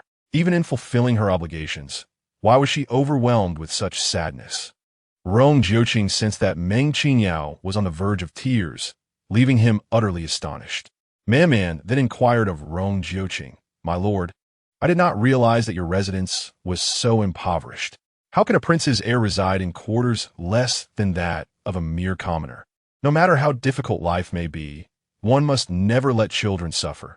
No matter how impoverished one may be, education must never be neglected." Full of pity for her elder brother, she expressed her dissatisfaction with Rong Jiuqing, indicating that he had shown little concern for him in the past. It seemed all too fitting to call him a worthless father. After saying this, she turned her head away, unwilling to cast another glance in his direction. Chen'er hastily came to defend his father, saying, "Sister, this courtyard was arranged by Mother Empress so that I could recuperate in peace. It was specifically designed as per the advice of a practitioner, all for my well-being. It has nothing to do with father." Mian gazed at her foolish brother, sighing inwardly. "Humph." Rong Jiuqing acknowledged Mian's disdain. He admitted that he had indeed fallen short in the past and vowed to make amends to Chen'er. Once Chen'er regained his health, he would allow him to choose a courtyard for himself, arranging it as he wished. "Father, I wish to be closer to you," Chen'er expressed, his intent clear. He had a fondness for the Qinxiang courtyard, which had been arranged so warmly by Dr. Meng. He longed for both Dr. Meng and Mian to reside with him indefinitely. Rong Jiuqing understood this, responding, "All right, if you like the Qinxiang courtyard, then you shall remain there." "Thank you, father," Chen'er replied, feeling reassured. He discreetly glanced at Meng Qingyao and Mian, wishing they would never leave the palace. Meng Qingyao felt a pang of guilt, contemplating whether to reveal the truth to Chen'er now, yet fearing he might find it too difficult to bear. "I will wait a little longer, until Chen'er is in better health, before disclosing the reality." Rong Jiuqing was acutely aware that since the last incident, Chen'er had been harboring unresolved feelings. Otherwise, being the dutiful son that he was, he would have certainly visited the princess consort upon settling back into the palace. This time, however, he did not even mention her, as if he had forgotten. Though young, the child's heart was sensitive. He understood everything, yet could not fathom why he was treated this way. Rong Jiuqing looked at his son, contemplating whether to tell him that the princess consort was not his true mother, and that his biological mother's fate was unknown. He worried about whether Chen'er could accept such a truth, given that he had already endured so much recently. After revealing this, how would he face Bingyue? As long as she remained the princess consort, They would inevitably encounter each other. Being a son of a concubine would bring no benefit to Qin'er. He could not afford to confront Bai Bingyue openly. She was the queen and the heir's consort, and direct conflict with them would be unwise. He decided to wait a little longer. It would not be long now. Little Luer's grandmother had already sent someone from Meng Qingyao's side to Shinshan, and little Luer, knowing his grandmother had safely departed, shared everything that had transpired over the years with Rong Jiuqing. As Rong Jiuqing listened to all that Qin'er had endured, his heart ached. It was all his fault for believing those around him, allowing Qin'er to live in suffering and torment for 5 long years. On the battlefield, he would think of home, think of his son. Muyin would send news from the palace twice a month, assuring him that Qin'er was well, albeit with a frail constitution and a stubborn temperament. Meng Feiyang reassured him, saying, "What mother does not love her child? Focus on your battles and earn more dowry for Qin'er. Women are inherently emotional, even if the child is not their own. Seeing a soft and tender child evokes an overflowing maternal instinct, compelling them to care for the child." He even recounted tales of a mother dog nurturing a little tiger. He was contemplating that he was not the son of the Empress Mother. Her unwavering devotion to him, coupled with the knowledge that Bai Bingyue could never bear children, led him to believe she would similarly cherish Qin'er, pouring her heart and soul into him. He was gravely mistaken. Chapter 76. The intruder within. Since returning from his visit to Luoqin courtyard, Rong Jiuqing had noticed a marked chill in the demeanor of Meng Qingyao and Man towards him. Upon arriving back at Xinxiang courtyard, Meng Qingyao directly issued an eviction order. "Your Highness, it's time to return. After a tiring morning, I must attend to the children's afternoon rest." Rong Jiuqing understood that Meng Qingyao and Man were deeply concerned for Qin'er and held significant grievances against him. "Then I shall not intrude upon your respite." As he turned to leave, the courtyard gate was promptly shut behind him. Muyin exclaimed in frustration, "Your Highness, you are far too lenient with Dr. Meng. How can she treat guests in such a manner, entirely oblivious to her own status? I have already witnessed Dr. Meng's temperament upon our first encounter. It is quite natural for those of true skill to possess an eccentric disposition," Rong Jiuqing replied, unfazed. "If you find her intolerable, then refrain from visiting here in the future. Remain at Mayan Hall instead." Mu Yun felt disgruntled, asserting, "I only speak for your benefit. You have already received 2 cold shoulders from her on my account." Casting a glance towards Xinxiang courtyard, he begrudgingly followed Rong Jiuqing back to Mayan Hall. "Your Highness, I anticipated your return," Meng Feiyang announced, approaching with a bowl of peculiar-smelling medicinal soup. "I have personally concocted this remedy for you. Please sit and partake." Once Rong Jiuqing was seated, Meng Feiyang placed the bowl in his hands. "I have grown accustomed to brewing medicine. It feels reminiscent of my days in the military." As Rong Jiuqing gulped down the concoction, Meng Feiyang offered him a cup for rinsing. After spitting out the water, Rong Jiuqing inquired, "Why do you remain in the palace? Do you not have other matters to attend to?" "No longer," Meng Feiyang replied with a smile. "I will come to the palace daily to brew medicine for you, as the emperor has commanded me to assist Dr. Meng. Having neglected my duties in recent days, I must fulfill my responsibilities henceforth." Meng Feiyang leaned closer, asking, "Your Highness, would you prefer I be assigned another courtyard, or shall I reside in Moyan Hall?" "That would be inconvenient. Return to your own residence," Rong Jiuqing decisively refused. "I am weary today and wish to take an afternoon rest. Young Master Meng, please take your leave." With that, he stood and made his way toward the bedroom. Observing Rong Jiuqing's faltering steps, Meng Feiyang found it hard to reconcile this state with the image of a war god. He turned to Mu Feng and asked, "Has our prince's health deteriorated to such an extent recently? He never used to take naps." "Young Master Meng, during the detoxification process, the effects of the medication have left His Highness considerably weakened. Dr. Meng indicated that this condition will persist for some time, and only after the complete detoxification and subsequent recuperation will he fully recover. I understand, but I am astonished at the severity of his condition." Having martial prowess, Meng Feiyang could discern that Rong Jiuqing's internal energy had significantly diminished. Given time, would he not become akin to an ordinary person? "Very well, I comprehend. Please ensure that your prince rests well. I shall take my leave now." "Young Master Meng, travel safely." Mu Feng bid farewell, as he quietly entered the bedroom, standing guard at the doorway to protect Rong Jiuqing's afternoon slumber. At that moment, Cui Ji retrieved the key to the royal treasury, accompanied by several young attendants, and entered the storage room. She selected a few ornamental pieces that had been there for years, placing them into a large wooden chest, and quietly transported them out through the back door. Her first destination was a small porcelain workshop in the eastern suburbs. After presenting the items to them, she left behind sketches for their reference. Cui Ji deposited 200 taels of silver, promising delivery within 3 days. The young artisans assured her that they would fulfill the order promptly. The 6 pieces of porcelain would be quick to fire, with the crucial part being the later coloring. Having collaborated successfully once before, Cui Ji felt relatively satisfied with their work. Without further ado, she departed with the authentic pieces and hurried to the black market to exchange them for silver. By the time she reached the black market, dusk had fallen.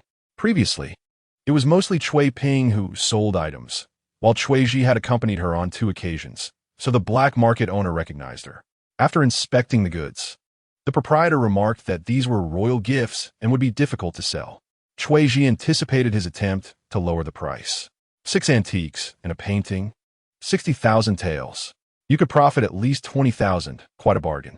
Items from the palace were sourced from all corners, crafted by skilled artisans, hence their considerable value. The painting, being a significant masterpiece, held an immeasurable worth. In the end, Cui Ji secured 60,000 taels, instructing the black market owner to publicly declare it as 50,000. She intended to give the 5,000 to the princess, pocketing the remaining 1,000 for herself. Cui Ping had been fiercely loyal to the princess, ultimately meeting a tragic end, stained with infamy. The recent madness of Bai Bingyue had tormented her. Instilling fiat inquizi, she needed to think of her own future. Unlike Cui Ping, who was a legitimate child, she was merely a purchase made without any leverage held by the lady or the princess. She sensed that she would eventually meet her demise at the hands of the princess, which frightened her, prompting her to make plans. Furthermore, she felt that the prince had changed. The princess's previous facade of virtue and charm no longer seemed effective. Should the need arise to feign illness in hopes of being released by the princess, she would resort to faking her death to escape. Cui Ji carefully separated the silver tickets, but as she exited the black market, she collided with a well-dressed young gentleman. The handsome young man raised his hand in apology, saying, "I beg your pardon, miss. I did not mean to bump into you. Are you unharmed?" "I am fine. Just be more careful in the future," Cui Ji replied, blushing at his striking appearance, and glanced back several times as she walked away. Once she boarded the carriage, she felt her pocket empty. "Where are my silver tickets?" she thought. The 2 separate portions had vanished, along with the small silver coin she had carried with her.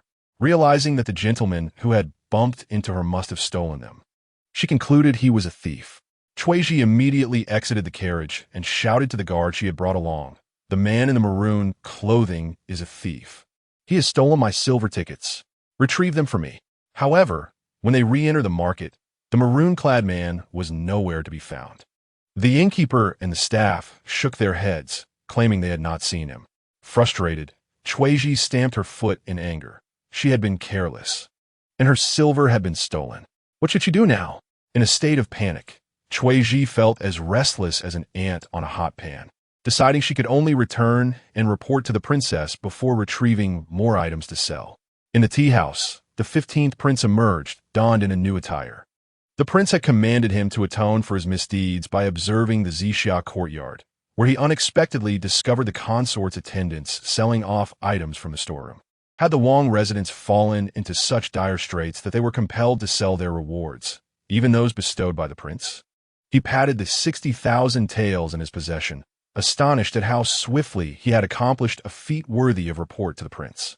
Upon receiving the 15th prince's report, Rong Jiuqing glanced at the 60,000 taels on the table and couldn't help but sneer. Was the Wang residents so destitute that they resorted to selling rewards to make ends meet? Or was it a case of treachery from within? With both parties contained, I shall inquire of the consort to discern the truth of the matter.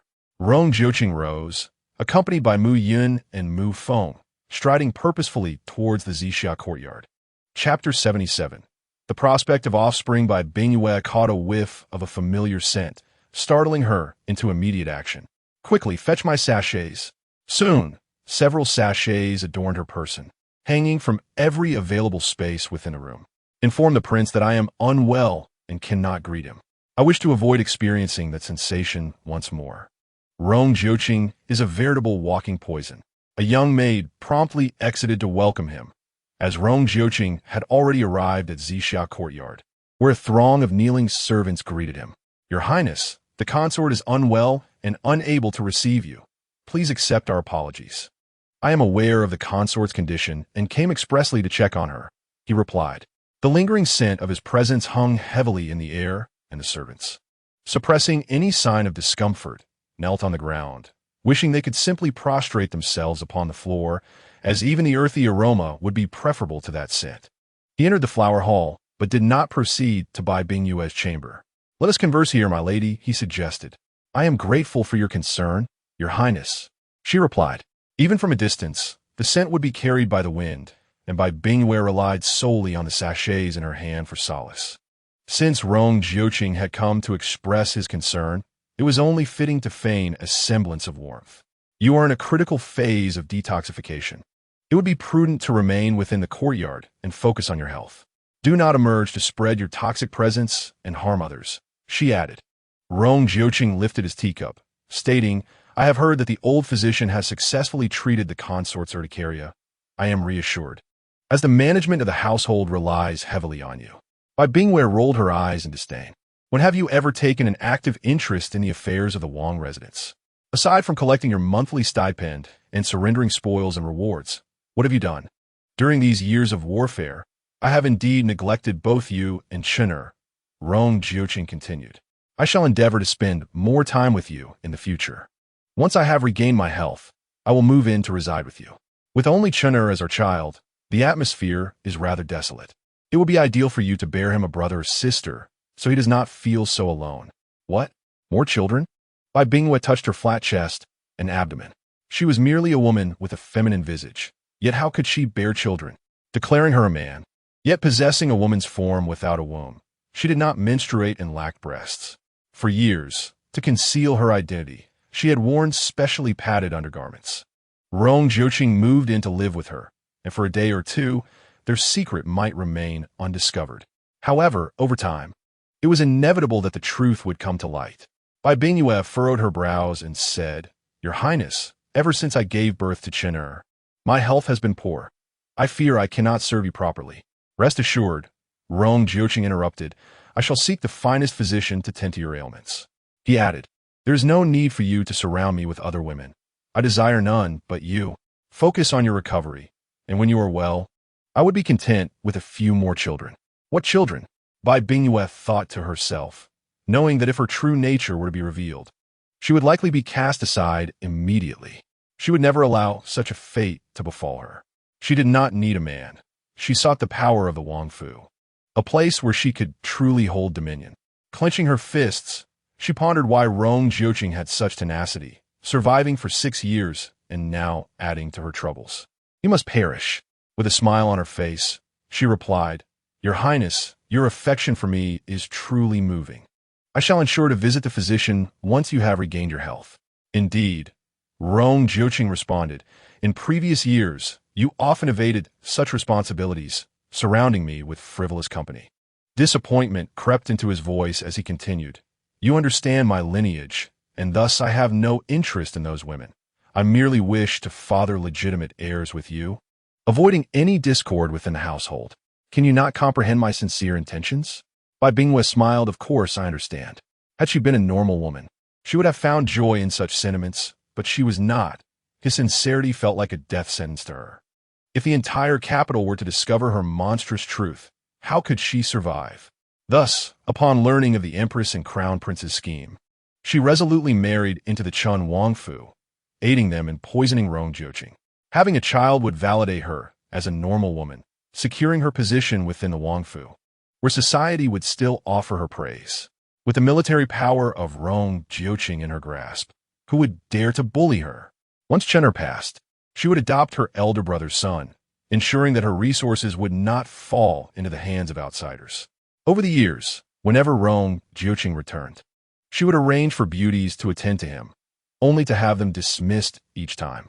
Bai Bingyue was fully aware of Rong Jiuqing's intentions and had made it clear, "Your Highness, even if they are illegitimate children, I will raise them as my own." In truth, those beauties had already been drugged before attending to him, ensuring they could not conceive. Yet, Rong Jiuqing remained obstinate, unwilling to settle for anything less than legitimate heirs. This was his unwavering principle. Bai Bingyue found this man truly vexing. Why could not indulge in the pleasures of multiple wives like other men? She wished he would stay away, or better yet, perish outside. "That is good." Rong Jiuqing sighed with relief. "I am pleased that you have come to terms with this." Bai Bingyue gritted her teeth in frustration. Rong Jiuqing continued, "Today, I took 20,000 taels from you to pay for Dr. Meng's fees. You know that I entrust all my affairs to you. I possess no silver. It is only right for your Highness to seek my assistance." "You should have mentioned it sooner. I would have delivered it personally," she replied. Bai Bingyue, feigning ignorance while fully aware, knew that Meng Qingyao required half of the consultation fee up front, with the remaining balance due upon commencement of treatment. Rong Jiuqing, lacking in funds, had only managed to pay half thus far. As for the subsequent 20,000 taels, the princess shall provide that to this prince today. It would be inappropriate to default on the medical fees, lest others think our royal household impoverished, he declared. "Dr. Meng still requires expensive medicinal materials for my eyes. Every facet necessitates silver." Upon hearing about the silver, Bai Bingyue's smile faded. "Your Highness, this month we possess merely 30,000 taels, having previously withdrawn 20,000. We are left with only 10,000. This is insufficient, especially since it has all gone to Dr. Meng. What about the expenses of the entire household? Only 10,000 remains? Is there nothing left from this month's salary?" Rong Jiuqing inquired, astonished.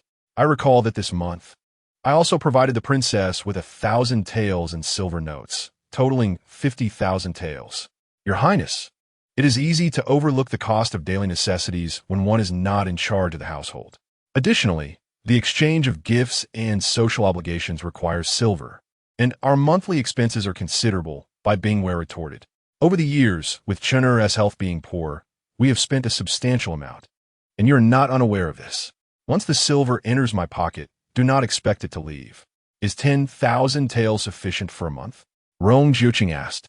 Throughout the years, he had never inquired about the household expenditures, yet Bai Bingyue was unperturbed by his inquiry.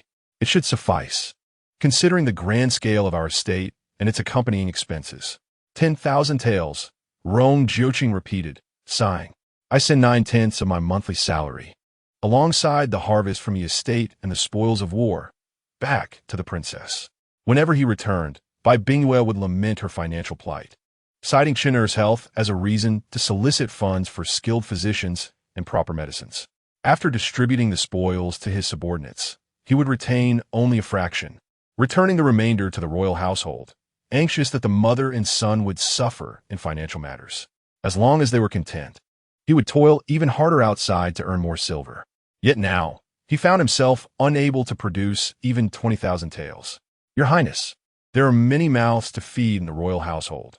We must also provide monthly stipends and rewards during festivals, all requiring silver," Bai Bingyue expressed with displeasure. "If you believe I am frivolously spending, then take away the stewardship. I would prefer to worry less and feel lighter. Indeed, the princess is in frail health, and managing the household is arduous," Rong Jiuqing conceded. "Since I currently have free time, I shall assist the princess in managing affairs for a period." Bai Bingyue chuckled, realizing that after all this talk, he was seeking the authority of the steward, a grown man wishing to take charge of household matters. "I find it hard to believe you can manage well. You were trained by the Empress and Crown Prince solely for the battlefield, lacking the wit to oversee domestic affairs. Since your Highness is considerate of my situation, how could I disregard your kind intentions?" Bai Bingyue called for Cui Ji, hand over the keys to the prince, along with the account books. Rong Jiuqing instructed Mu Yun to retrieve the keys, while Mu Feng had already taken people to the accounting office. The ledgers were currently being reconciled. The princess should focus on her recovery, he assured. Mu Yun, present the transaction contract that was delivered earlier to the princess.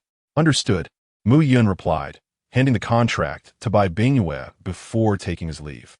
With the support of Mu Yun, Rong Jiuqing prepared to depart from Zixia courtyard. Upon reaching the entrance, he suddenly halted. Recently, Chun Er's health required recuperation. To prevent him from being reminded of Cui Ping and to safeguard his spirits, it was decided that he would refrain from visiting the princess until he fully recovered. Physician Meng had advised that Chun Er's mental well-being also needed nurturing and should not be subjected to any further agitation. The decision for him not to pay his respects to the princess was mine. I trust she will comprehend this and not hold it against Chun Er. How could she? The prince acts in Chun Er's best interest. Naturally, I support him, Bai Bingyue replied, her eyes filled with fury. May you tread carefully, my lord. Indeed, Rong Jiuqing strode away with purpose. Bai Bingyue, seething with rage, contemplated the idea of eliminating Rong Jiuqing on the spot, yet she lacked the capability to do so. Taking a deep breath to quell her anger, she unfurled the contract she had previously crumpled in her grasp. Gazing at the document, she raised her hand and delivered a resounding slap to Cui Ji. Wretched girl, did you not claim to have purchased something for 70,000 taels? It is clearly stated here as 60,000. You dare to swindle my silver. Cui Ji, too terrified to cover her face, fell to her knees and pleaded, Your Highness, spare my life. I shall never dare again. You fool. Bai Bingyue kicked Cui Ji to the ground, exclaiming, You can't even manage a simple transaction without involving Rong Jiuqing. You were caught red-handed. Why is it not you that perished, but Cui Ping instead? In her frustration, she stomped on Cui Ji several times to vent her ire. No wonder Rong Jiuqing had suddenly appeared at Zixia courtyard. No wonder he had reclaimed the authority of the steward. Did he believe that a thief within the household was harder to guard against?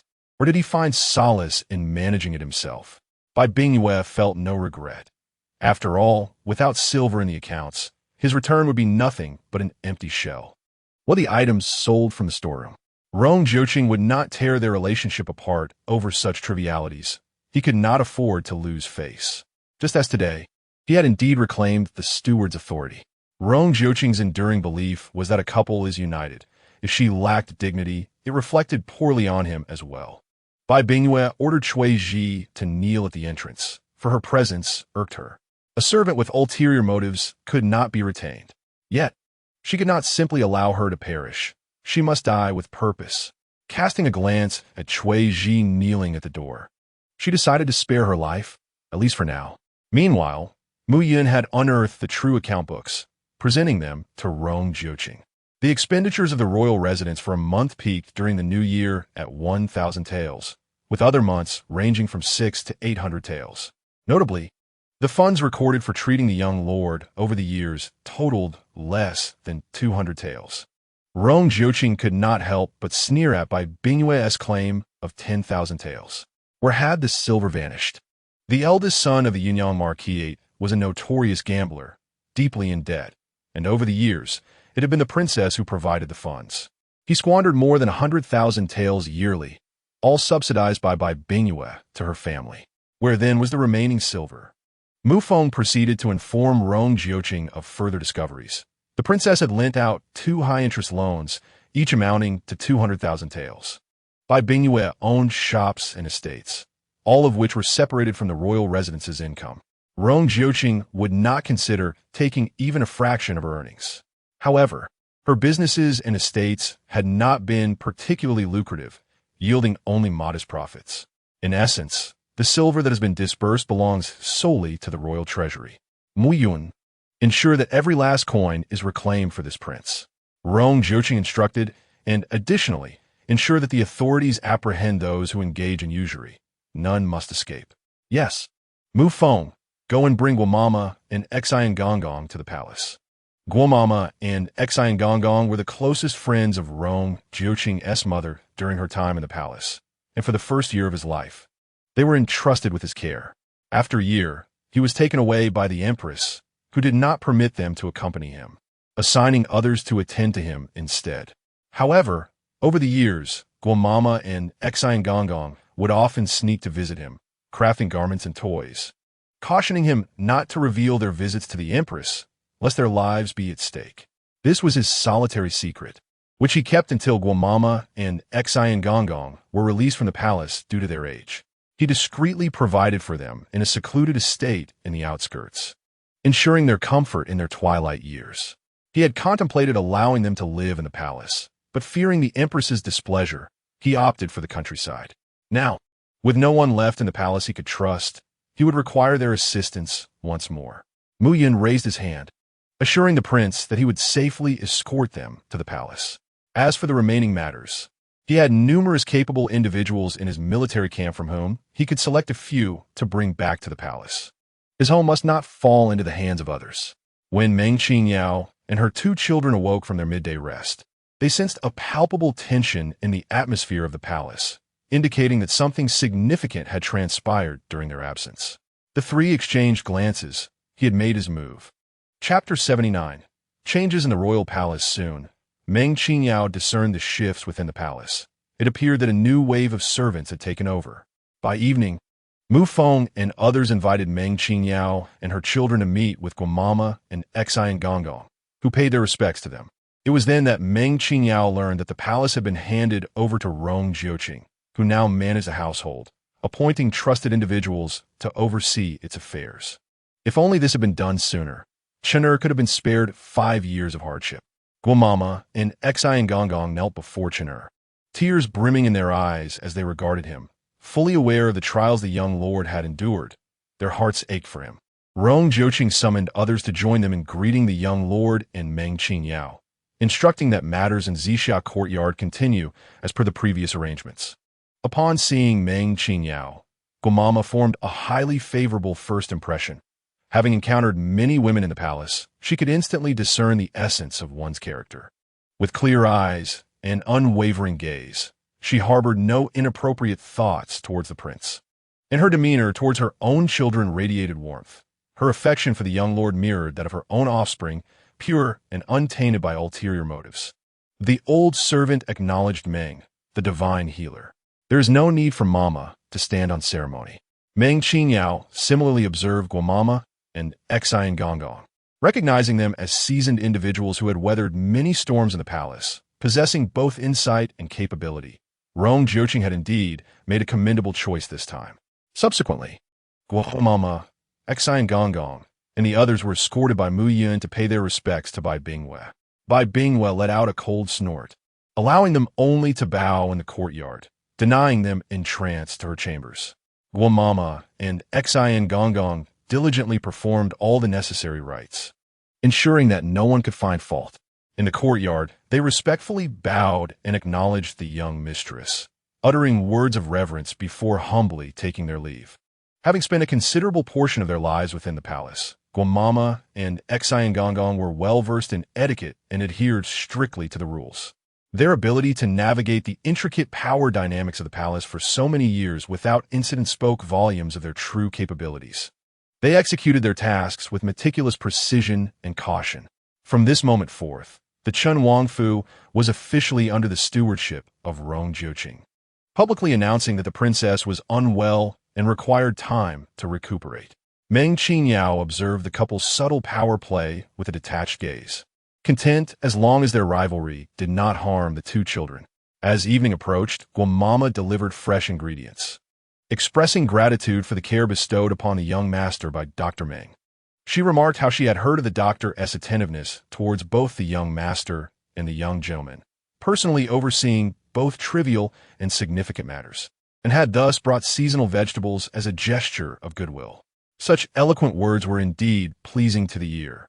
Meng Qingyao instructed Granny Hua to take the vegetables away, suggesting that in the future, Guamama should simply inform her, and she would send the mute servant and Xiao Dou to collect them.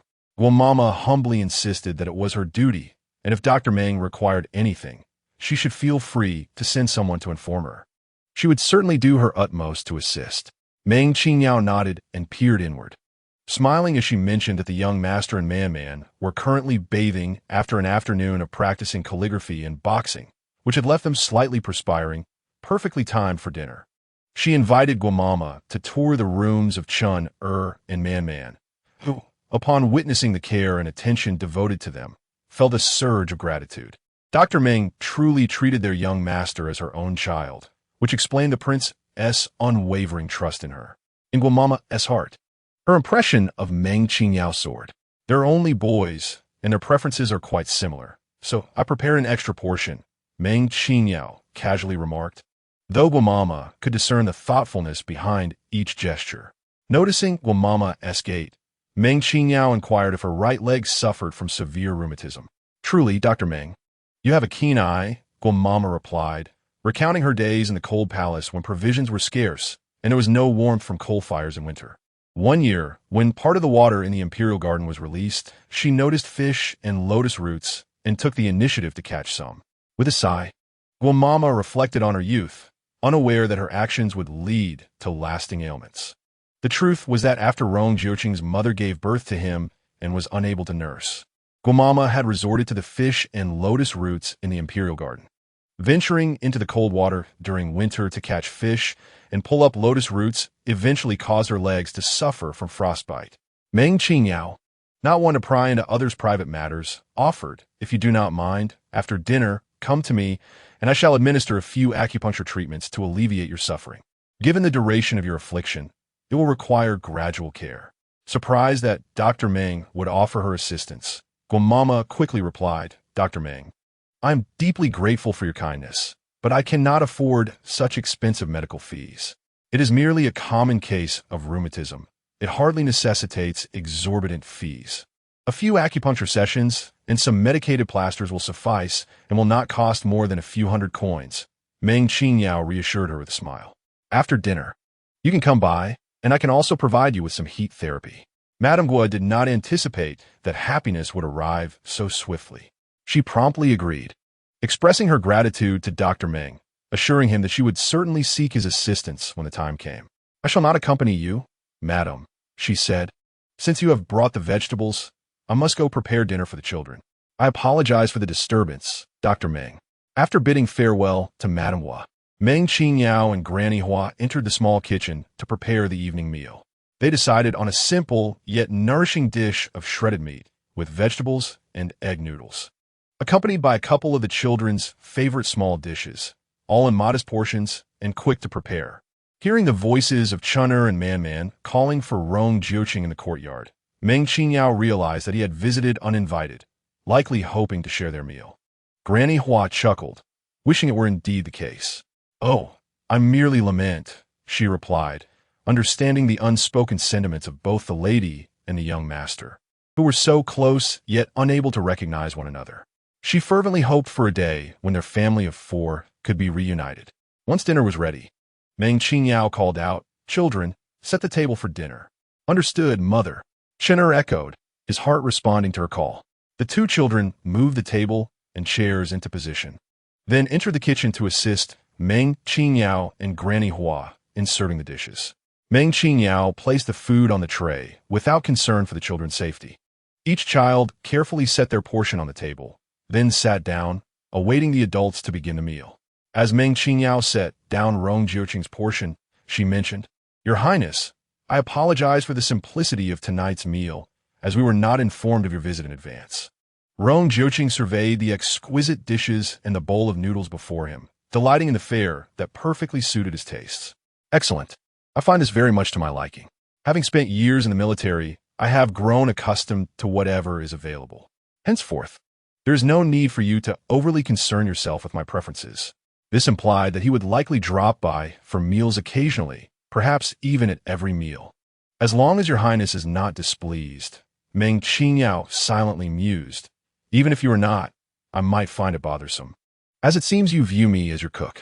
After dinner, Meng Qingyao took a packet of medicinal herbs and accompanied Rong Jiuqing to the Yin Hall. The prince instructed his attendants to steep the herbs in hot water for a bath, which could be taken after cooling for 15 minutes. Perfect timing for his acupuncture treatment, thus saving time. At that moment, Yin took the herbs away to prepare water for Rong Jiuqing. Soon after, Meng Feiyong entered with a steaming bowl of medicine. Your Highness, I keep my word. I will come daily to prepare your medicine. Your efforts are much appreciated, young Master Meng, Rong Jiuqing replied graciously. Meng Feiyong did not leave, but rather seated himself nearby, watching as Meng Qingyao administered the needles to Rong Jiuqing. Observing her deft movements, he noted how swiftly she worked. Meng Qingyao was unperturbed by the possibility of him learning from her. The ghost doctor's 13 needles were ever-evolving, essential for effective detoxification. Yet, with him present, it felt inconvenient for her to converse with Rong Jiuqing. Glancing at the medicine on the table, Meng Qingyao advised, "Your Highness, taking this medicine in conjunction with the herbal bath will yield even better results." Rong Jiuqing nodded, reclining on the soft couch to rest. Meng Feiyong wished to inquire further from Meng Qingyao, recognizing that she was likely aware of their previous conversation at the Meng residence. Her apparent coldness towards him suggested a lingering discomfort, leading him to regret his candidness that had inadvertently offended her. Meng Qingyao took out a medical book to read, allowing Meng Feiyong no opportunity to speak. When the time came, she swiftly prepared the acupuncture needles. "Your Highness, please proceed with your medicinal bath. I shall return later to provide a massage for your head." "I appreciate your efforts, Dr. Meng." Rong Jiuqing sat up, exposing his well-defined abs. Meng Qingyao averted her gaze, performing a respectful bow before withdrawing. Just as she reached the door, she heard Rong Jiuqing dismissing Meng Feiyong. "I am about to take my medicinal bath. Please take your leave, Meng Gongzi. I cannot help with the acupuncture. I prefer to bathe without anyone watching, especially a man." Meng Feiyong attempted to follow, but Rong Jiuqing waved his hand, and the door to the washroom slammed shut, nearly colliding with his nose. All right, I want to look. You're not a woman. There's nothing to see," he muttered, reluctantly retreating while reminding Rong Jiuqing to take his medicine. On her way back, Meng Qingyao's mind was filled with thoughts of the well-built, attractive man with abs, an undeniable allure. She shook off the impression, reminding herself of her purpose for being there and to not be distracted by male beauty, especially not Rong Jiuqing. Her impression of Meng Feiyong was far from favorable. Rong Jiuqing's discerning gaze was rarely kind, and it was no surprise that he associated with such individuals. Considering Rong Jiuqing's upbringing, indoctrinated from a young age, it was inevitable he turn out this way. Regardless of his flaws, her concern was for Chun's healthy growth.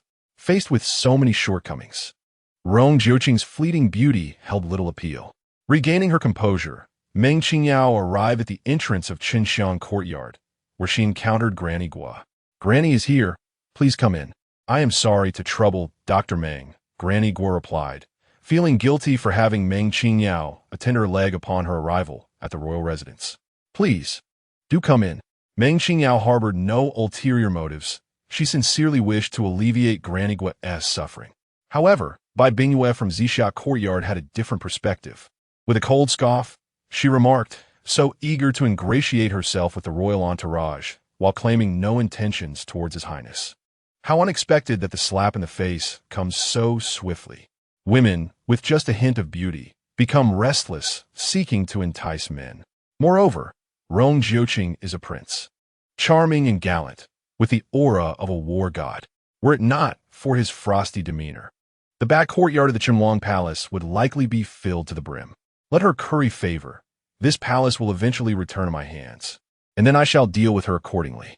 Bai Bingyue regarded Meng Qingyao and Granny Guo with disdain, having held dominion over the palace for 5 years.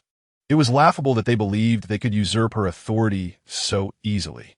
At that moment, Muyin arrived with several pieces of porcelain and a receipt. "Your Highness, these imitations have been placed here for you," His Highness said to present them for your enjoyment. Bai Bingyue could hardly tolerate such mockery. Her eyes nearly bulged with rage as she coldly dismissed Muyin. "I see. You may leave. Your prince is overly considerate." Without waiting for Muyin to depart, Bai Bingyue instructed her subordinates to retrieve jars and bottles and headed directly to the back courtyard, where Cui Ji had been kneeling all afternoon. In the beginning, kneeling in the front yard, Bai Bingyue felt a surge of irritation upon seeing her. She ordered her to crawl to the backyard to kneel instead. Such a disloyal servant deserved death, and it would have been too lenient had she not dealt with her immediately. "Your actions have caused me to lose face before the prince." Bai Bingyue approached and kicked Cui Ji, then pressed her foot against her face, grinding into the ground. Cui Ji felt pain in her knees, her body ached, and her face burned fiercely. She cried out in desperation, "Your Highness, I was wrong. I shall never do it again. I beg you to spare me this once." Having been judged once, there would surely be countless times thereafter. Were it not for the fact that you had been by my side since childhood, I would have already ended your life. Bai Bingyue, seething with anger, pressed down harder, reminding Cui Ji of the consequences of betrayal. "Bring me the porcelain. Let Miss Cui admire it properly. 100,000 taels." Bai Bingyue retracted her foot, and several young servants and maids brought the porcelain to her, preparing to smash it over the foolish girl's head. They were ordered to hold back their strength, lest they shatter it too soon. The servants, fearing Bai Bingyue's wrath, complied, raising the porcelain high before bringing it down with force. "No, please, Your Highness, spare me." Cui Ji's pleas were drowned out by the sounds of porcelain crashing against her skull, producing a cacophony of clinks and shatters. After 2 pieces struck her, blood streamed from her head, and she lost consciousness. "Smash it. Continue smashing it," Bai Bingyue commanded. "I have shown mercy to this disloyal dog. Should I discover further treachery, I shall not be so lenient." The wolfhounds raised at the manor relished devouring disloyal servants. The young servants and maids trembled at her words, their hands relentless as they continued to strike Cui Ji. Lying on the ground, bloodied and barely breathing, Cui Ji was a pitiful sight. Bai Bingyue, dismissive, averted her gaze. "How bold you are, yet your life is not so resilient. 100,000 taels. Let's hope you live long enough to enjoy it." She lamented silently, wishing it had been Cui Ji who had perished instead. The moment she realized Cui Ji had an affinity for Rong Jiuqing, she should have eliminated her to prevent future troubles. "Take her away. Her fate is sealed." Bai Bingyue did not cast another glance at the fallen Cui Ji and strode away with her head held high. The servants of Zixia courtyard were on high alert. After all, Cui Ji had grown up alongside the princess, and her fate served as a grim warning. They feared that offending the princess could lead to a similarly gruesome end. Each month, 1 or 2 servants disappeared from Zixia courtyard, and they dreaded becoming the next victims. Bai Bingyue was quite satisfied with her servants' performance. These lowly beings were like dogs, unaware of their place unless shown the consequences. "Rong Jiuqing, do you truly believe you will prevail? Why desire? I shall undoubtedly obtain. Just wait and see." Chapter 81. Young Master. I am Granny Huang. When Granny Huang and her husband returned from outside, they discovered that the manor had undergone a drastic transformation.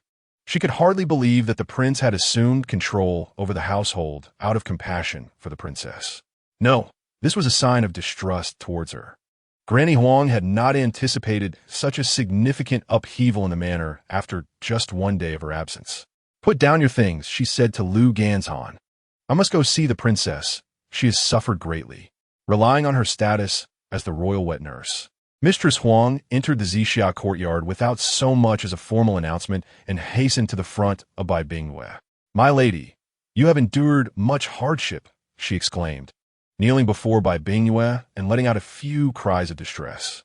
Bai Bingyue frowned slightly, expressing her displeasure. "There is no need for such concern. I am quite at ease. Please rise, Mistress Huang." Observing Huang, Bai Bingyue noted how her prolonged residence in the countryside had imbued her with the habits of a rustic woman, diminishing her former grace. "How is your health now?" "Thank you for your concern, my lady. I have seen a physician, and I am much improved," Huang replied. Noticing that Bai Bingyue was still heavily bundled like a rice dumpling, she inquired, "Is your urticaria any better? It must not be itching now." "The old physician's skills are commendable. It has indeed healed," Bai Bingyue remarked. "You have arrived at an opportune moment. Please retrieve 50,000 taels of silver that Nai Nai has released for me, as I have pressing needs." Each month, a portion of the silver was allocated to Bai Bingyue, with 20% finding its way into Huang Sun's pockets. "Very well. I shall leave the residence shortly and inform De Ji to expedite the retrieval of the 50,000 taels. The lady has urgent requirements." Mistress Huang understood that Bai Bingyue was a woman of her word, and it was best to comply without question. Without delay, Mistress Huang exited the royal residence to find her son, De Ji. "The lady requires 50,000 taels of silver. You must swiftly devise a means to procure it, as she has urgent needs." "How can this be accomplished?" "High-interest loans require at least a month. Where am I to procure the silver on such short notice? Despite their modest abode, Deji was surrounded by servants, and he had even taken a concubine, living quite comfortably. Reluctant to part with 50,000 taels, Deji lamented the loss of several hundred taels in income this month, a significant blow. The lady presided over a vast royal estate. Surely, she could manage to find a silver from somewhere. The prince has inexplicably removed the stewardess authority, leaving the lady with no choice, Mistress Huang said bitterly. Do not waste time. Hurry and fetch the silver. I await your return to report back. Deji casually remarked, what else could be the cause? He must have taken a fancy to another woman. He himself had demonstrated such behavior, favoring concubines over his wife. This reminder sparked a realization in Mistress Huang. Ever since that so-called Dr. Meng arrived in the capital, the prince had undergone a transformation. It appeared that there was an ambiguous relationship between Dr. Meng and the prince. Surely, she must have whispered sweet nothings in his ear. Otherwise, how could he suddenly desire to assume control of the steward's responsibilities? He had always placed his trust in the lady, never questioning her. With this thought in mind, Mistress Huang hastened to urge her son to procure the silver, planning to alert the lady upon her return and perhaps even meet with Dr. Meng. Deji had nearly all his funds tied up in gambling debts, making it easy for him to retrieve the silver. Mother, please inform the lady that if we withdraw the silver early, we shall forfeit this month's interest.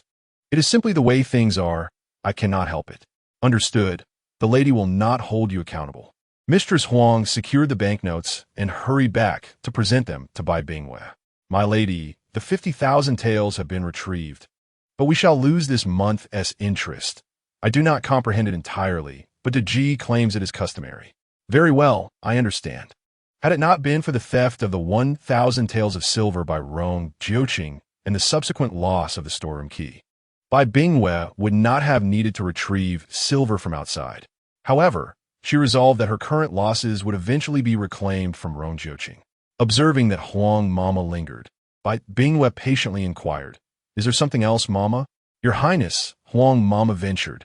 I cannot help but wonder if the sudden change in the prince is due to the presence of a favored woman. He was not like this before. She discreetly scrutinized Bai Bingwe's reaction and continued, I have a bold conjecture that it must be related to the esteemed physician Meng. Bai Bingwe smirked with sarcasm, noting that it was common knowledge that the prince was excessively protective of physician Meng. This is a case of no silver here, yet it remains unspoken.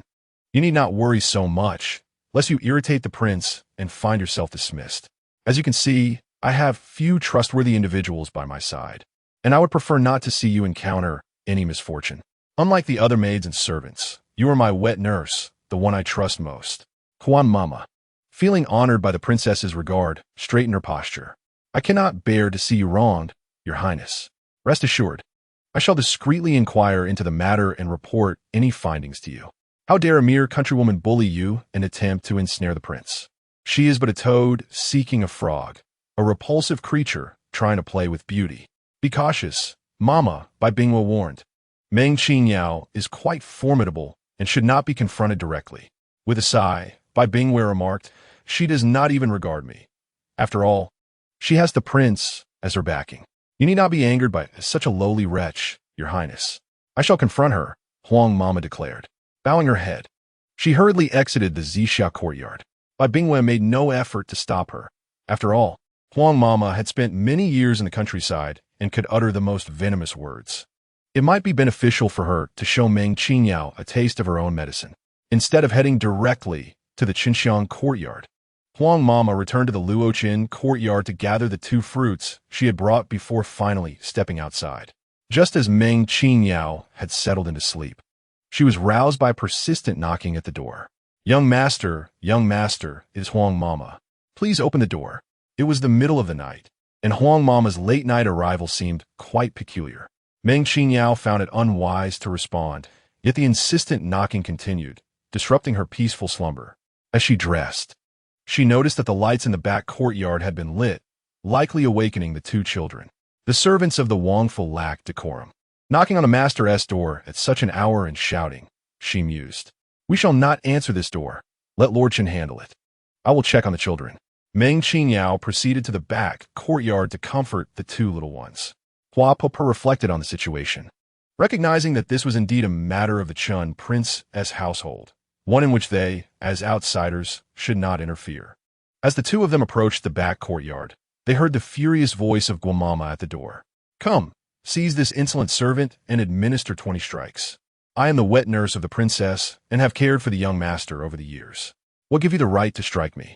Madame Huang raised her chin disdainfully, casting a contemptuous glance at Madame Gua. "I returned from outside bearing some delicacies for the young master, as I am genuinely concerned for his well-being." Chapter 82. Madame Huang faces retribution. "Oh, I am quite eager to see what treasures the princess's wet nurse has brought for the young master," Madame Gua retorted, snatching the food box from Madame Huang's hands. Upon opening it, a mocking smile graced her lips. It contained mere remnants of poorly shaped, inexpensive pastries, hastily delivered for the young master. Consuming such hard confections at this late hour would surely be detrimental to his health. Indeed, Madame Huang displayed great affection for the young master, offering him food she herself would not touch. It was evident to any discerning observer that these fruits and pastries were intended for sacrificial offerings, typically unfit for consumption, crafted in a hasty and crude manner. Presenting sacrificial pastries to the young master and disturbing his rest at such an hour was, quite frankly, a novel display of misguided affection in my many years within the palace. Madame Gua handed the food box to a nearby maid, remarking, "Yes, Madame Huang is the princess's wet nurse. I lack the authority to discipline you. I shall present this matter to the princess for her judgment." Meanwhile, efforts were made to silence Madame Huang, who was becoming increasingly vocal. At that moment, Rong Jiuqing was stirred from his slumber, displeased by the ruckus. "What is the meaning of this commotion at such a late hour?" Madame Gua stepped forward to elucidate the situation, assuring him, "Rest assured, my lord, I shall handle this matter appropriately. Mu Yun, strike her as you see fit. Should I not command you to cease, continue?"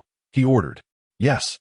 Mu Yun advanced, delivering swift and stinging blows, rendering Madame Huang unable to voice her protests. Tears streamed down her face as she wept in agony. Accustomed to ruling the manor with an iron fist, she had only ever been the one to strike others, never having faced retribution herself. In the past, the Lord had extended her a modicum of leniency, for she was the princess's wet nurse. Unexpectedly, this time the Lord directly retaliated against her, and the young master's absence was undoubtedly influenced by Meng Qingyao's manipulations. Madame Huang's face swelled.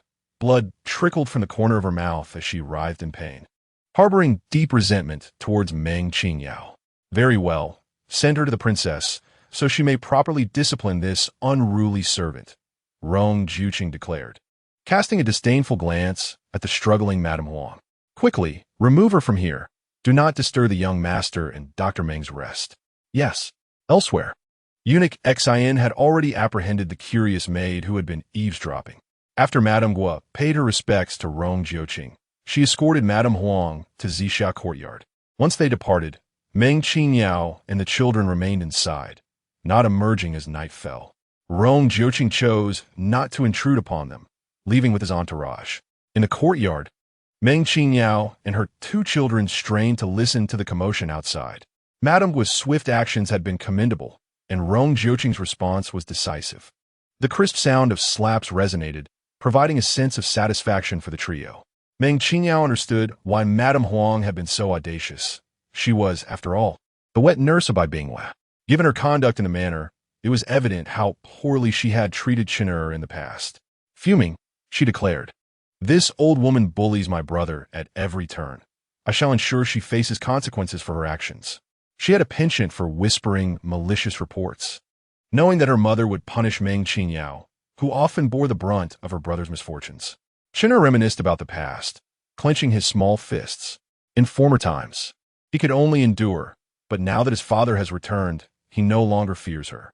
He nodded vigorously. "Brother, tonight, Mama will surely punish her. If she comes to plead with you, you must not show mercy. She must be taught a lesson." "I will not," Chin'er replied, harboring only disdain for Huang Mama. Every festive season, the gifts bestowed upon him by the palace, as well as those prepared by his father, ultimately found their way into Huang Mama's pockets. In the falling Chan courtyard, while Chinner appeared to be the heir, it was Huang Mama and her husband who acted as the true masters, barking orders at both Chinner and Little Six, and resorting to violence at the slightest provocation. Meng Qingyao was all too aware of the true nature of the individuals under Bai Bingyue's command. They understood that Chinner was not Bai Bingyue's child. Her attitude towards him reflected theirs, taking pleasure in bullying Chinner to curry favor with Bai Bingyue. Such subservience is truly contemptible. Meanwhile, Guo Mama escorted the unconscious Huang Mama to the Zixia courtyard, where she knocked on the door. "Princess, this servant has urgent matters to discuss." It was the dead of night, and the princess had already retired for the evening. "Come back when the princess wakes, naturally tomorrow. I have urgent matters to discuss. I kindly ask you to inform her," Guo Mama insisted. "This servant cannot decide without the princess's directive." "Just wait," the maid inside reported, emerging impatiently to say. "The princess said that whatever matters concern you, Mama should decide for herself. The prince's residence has its own rules, and matters should be handled accordingly. If necessary, consult the prince. He is currently in charge." Guo Mama smiled. "In that case, I shall proceed according to the rules." Once Guo Mama left with her entourage, Bai Bingyue sneered. "So soon there are matters they cannot handle. I have no time to clean up their mess. Just wait. Soon Rong Jiuqing will be forced to relinquish his authority over the estate. What the princess says must be done. They ought to be troubled for a time, so that the prince may understand how arduous these years have been for the princess."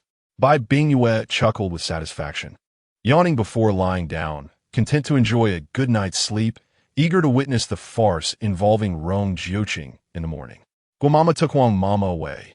Adhering to the rules of the residence, Huang Mama had overstepped her bounds, showing blatant disrespect by disturbing the heir's rest in the middle of the night.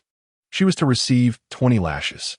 2 strong matrons restrained Huang Mama and forced her over a large bench, pulling down her trousers. The sound of the lashes echoed as Huang Mama cried out in despair. Once the punishment was administered, Guo Mama instructed the 2 matrons to escort Huang Mama to the falling Chun courtyard, arriving at her quarters. Inside, the opulence was evident, with tables and chairs crafted from the finest Wangwali wood, adorned with gold and silver ornaments that were unmistakably of imperial origin. "You insolent servant, acting like a master here," Guo Mama seethed, directly binding Lu Ganzhan and Huang Mama, daring to consume the heir's possessions and boldly turning them over to the prince for disposition. Soon, Eunuch Xin notified Rong Jiuqing, who arrived with Mu Yun and Mu Feng, and upon witnessing the lavish decor in Huang Mama's courtyard and residence, he was filled with rage, demanding, "Search this place." Huang Mama wailed with a foul mouth, "Your Highness, these are all gifts from the princess, and other items are also given to me by the young master. I do not want them. He insists on sending them, and I can only temporarily keep them, not claim them as my own." Rong Jiuqing, indifferent to her pleas, silenced her, for her incessant noise was giving him a headache. Lu Ganzhan, trembling with fear, knelt on the ground, repeatedly bowing to Rong Jiuqing. "Your Highness, spare me. I beg you." Soon, a substantial amount of gold, silver, and jewels, along with a considerable number of banknotes, was discovered in Huang Mama's quarters. Eunuch Xin stepped forward to report, "Your Highness, Huang Mama's son possesses a courtyard outside the palace. We must search there as well." "Search thoroughly." Rong Jiuqing seethed with fury. As a prince, he should not be unable to discipline a few cunning servants. Chapter 83. Bai Bingyue nearly faints from anger. Rong Jiuqing stood in the night breeze, as cold as ice. Mu Feng retrieved the complete list of gifts bestowed by the emperor over the years, as well as those I presented to the young master. His subordinate immediately set off to fetch it. Huang Mama, kneeling on the ground, began to tremble. She had not anticipated that the prince would possess such a list.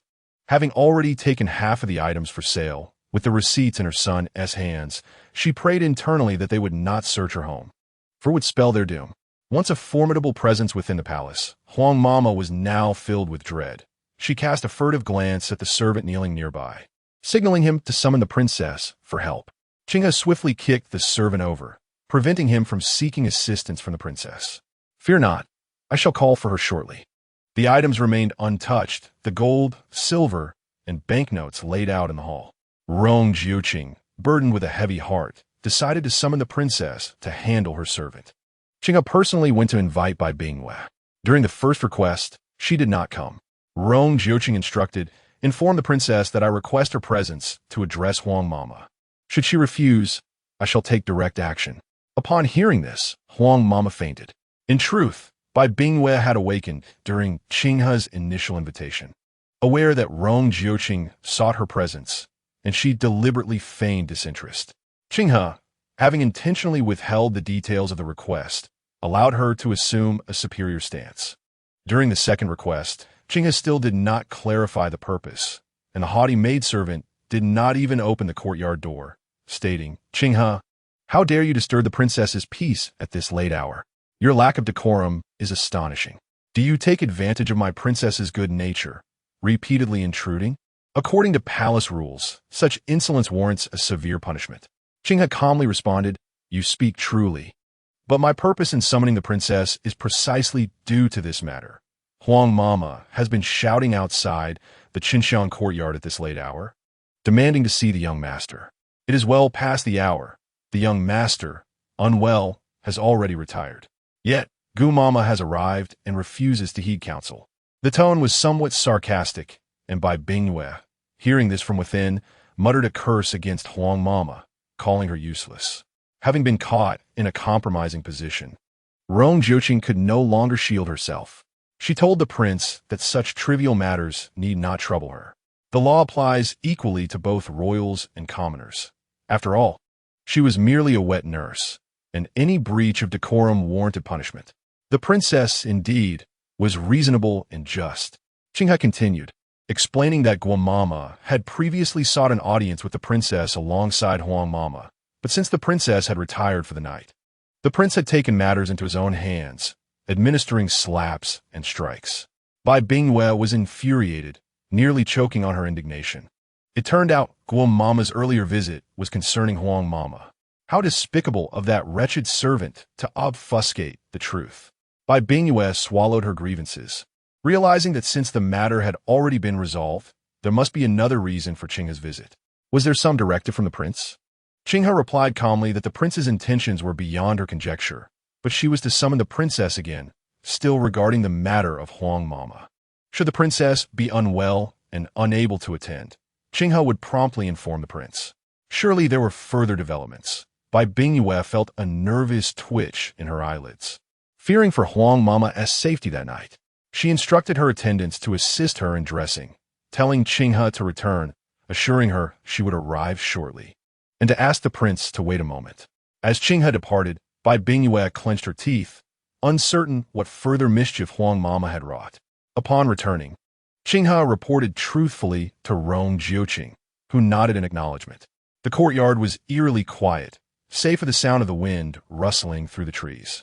After a while, Bai Bingwei arrived, adorned with a veil, and bowed gracefully, addressing the prince. Rong Jiuqing did not deign to glance at her, but coldly instructed her to enter and assess the situation. Bai Bingwei glanced at Huang Mama and Lu Ganzhan, hoping to glean some insight from them regarding the unfolding events, but the guards obstructed her view entirely. With no other choice, Bai Bingwei stepped in a hall, and upon witnessing the disarray within, she finally comprehended the gravity of the situation, mentally cursing the foolishness surrounding her. Emerging from the hall, she approached Rong Jiuqing and declared, "Your Highness, these items indeed belong to Qin'er, and Huang Mama merely safeguarded them without ulterior motives." Rong Jiuqing gestured for a chair, advising Bai Bingwei not to hastily defend her incompetent servant and to take a seat. Soon, Mufeng returned with the guards, reporting, "Your Highness, Your Grace, half of the items are missing." Rong Jiuqing nodded and handed the list to the princess for her review. Indeed, Mufeng respectfully presented the list to Bai Bingwei, urging her to examine it closely. As Bai Bingwei scrutinized the inventory, astonishment washed over her. How could Rong Jiuqing, who typically disdained meddling in household affairs, have compiled such a detailed list? Mufeng explained, "Your Grace, the items marked with red circles are those found in the hall. Everything else remains unaccounted for." This revelation was a slap in the face to Bai Bingwei, who had just claimed to be safeguarding Qin'er's belongings. "Your Highness, It is entirely my failure and oversight that allowed these servants to exploit the situation. Regardless, she is my own wet nurse. I cannot permit Rong Jiuqing to punish her. Rest assured, I shall impose a severe reprimand upon her. The princess acknowledges her misstep, for in truth, servants who steal from their masters deserve the harshest retribution. The value of these items amounts to 60,000 taels. Should she repay that sum, her life may yet be spared. Your Highness, please save me. These items were not stolen by the servants. They were entrusted to me for safekeeping on behalf of the young master. The other items that were sold were gifts from the young master, who stated that I could dispose of them as I pleased. Huang Mama cried out desperately, "Young master, please help me. Save me. When have I ever rewarded you with anything?" Chen Er stood at the doorway, casting a scornful glance at Huang Mama. "Did you not seize everything I received?" He strode into the room, followed closely by Meng Qingyao, Man Man, and Xiao Lu. Standing before Huang Mama, Chen Er looked down upon her, asserting, "You take advantage of my youth, not only stealing my belongings but also striking both me and Xiao Lu when you are displeased. You are nothing but a malicious and cunning servant." With disdain, Chen Er turned his gaze away and approached Rong Jiuqing and Bai Bingwei. "Father, mother, I implore you to uphold justice for your son and impose strict punishment upon this wicked servant." Bai Bingwei glared at Chen Er, her eyes filled with venomous rage. "Chen Er, Huang Mama has been by your side since your birth, caring for you with utmost dedication. How can you be so ungrateful as to slander her?" "Mother." Chen Er stood resolute, his back straightened.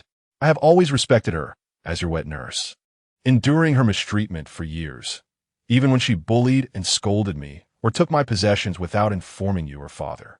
Through various experiences, such as the recent incident with Chui Ping, he had come to understand a crucial lesson."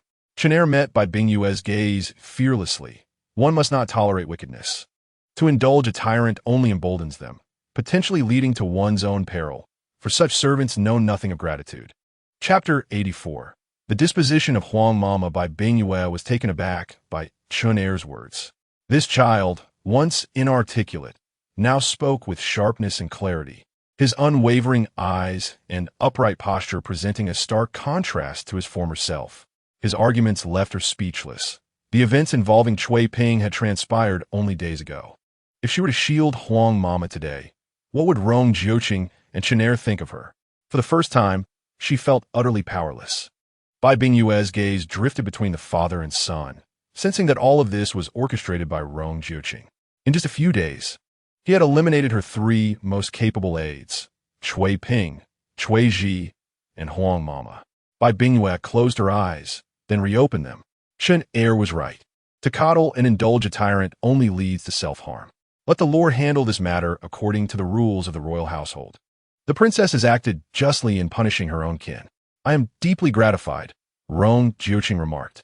In that case, I must impose severe punishment upon Huang Mama to serve as a warning to all the servants in the manor. With a commanding voice, Rong Jiuqing declared, "Bring her forth."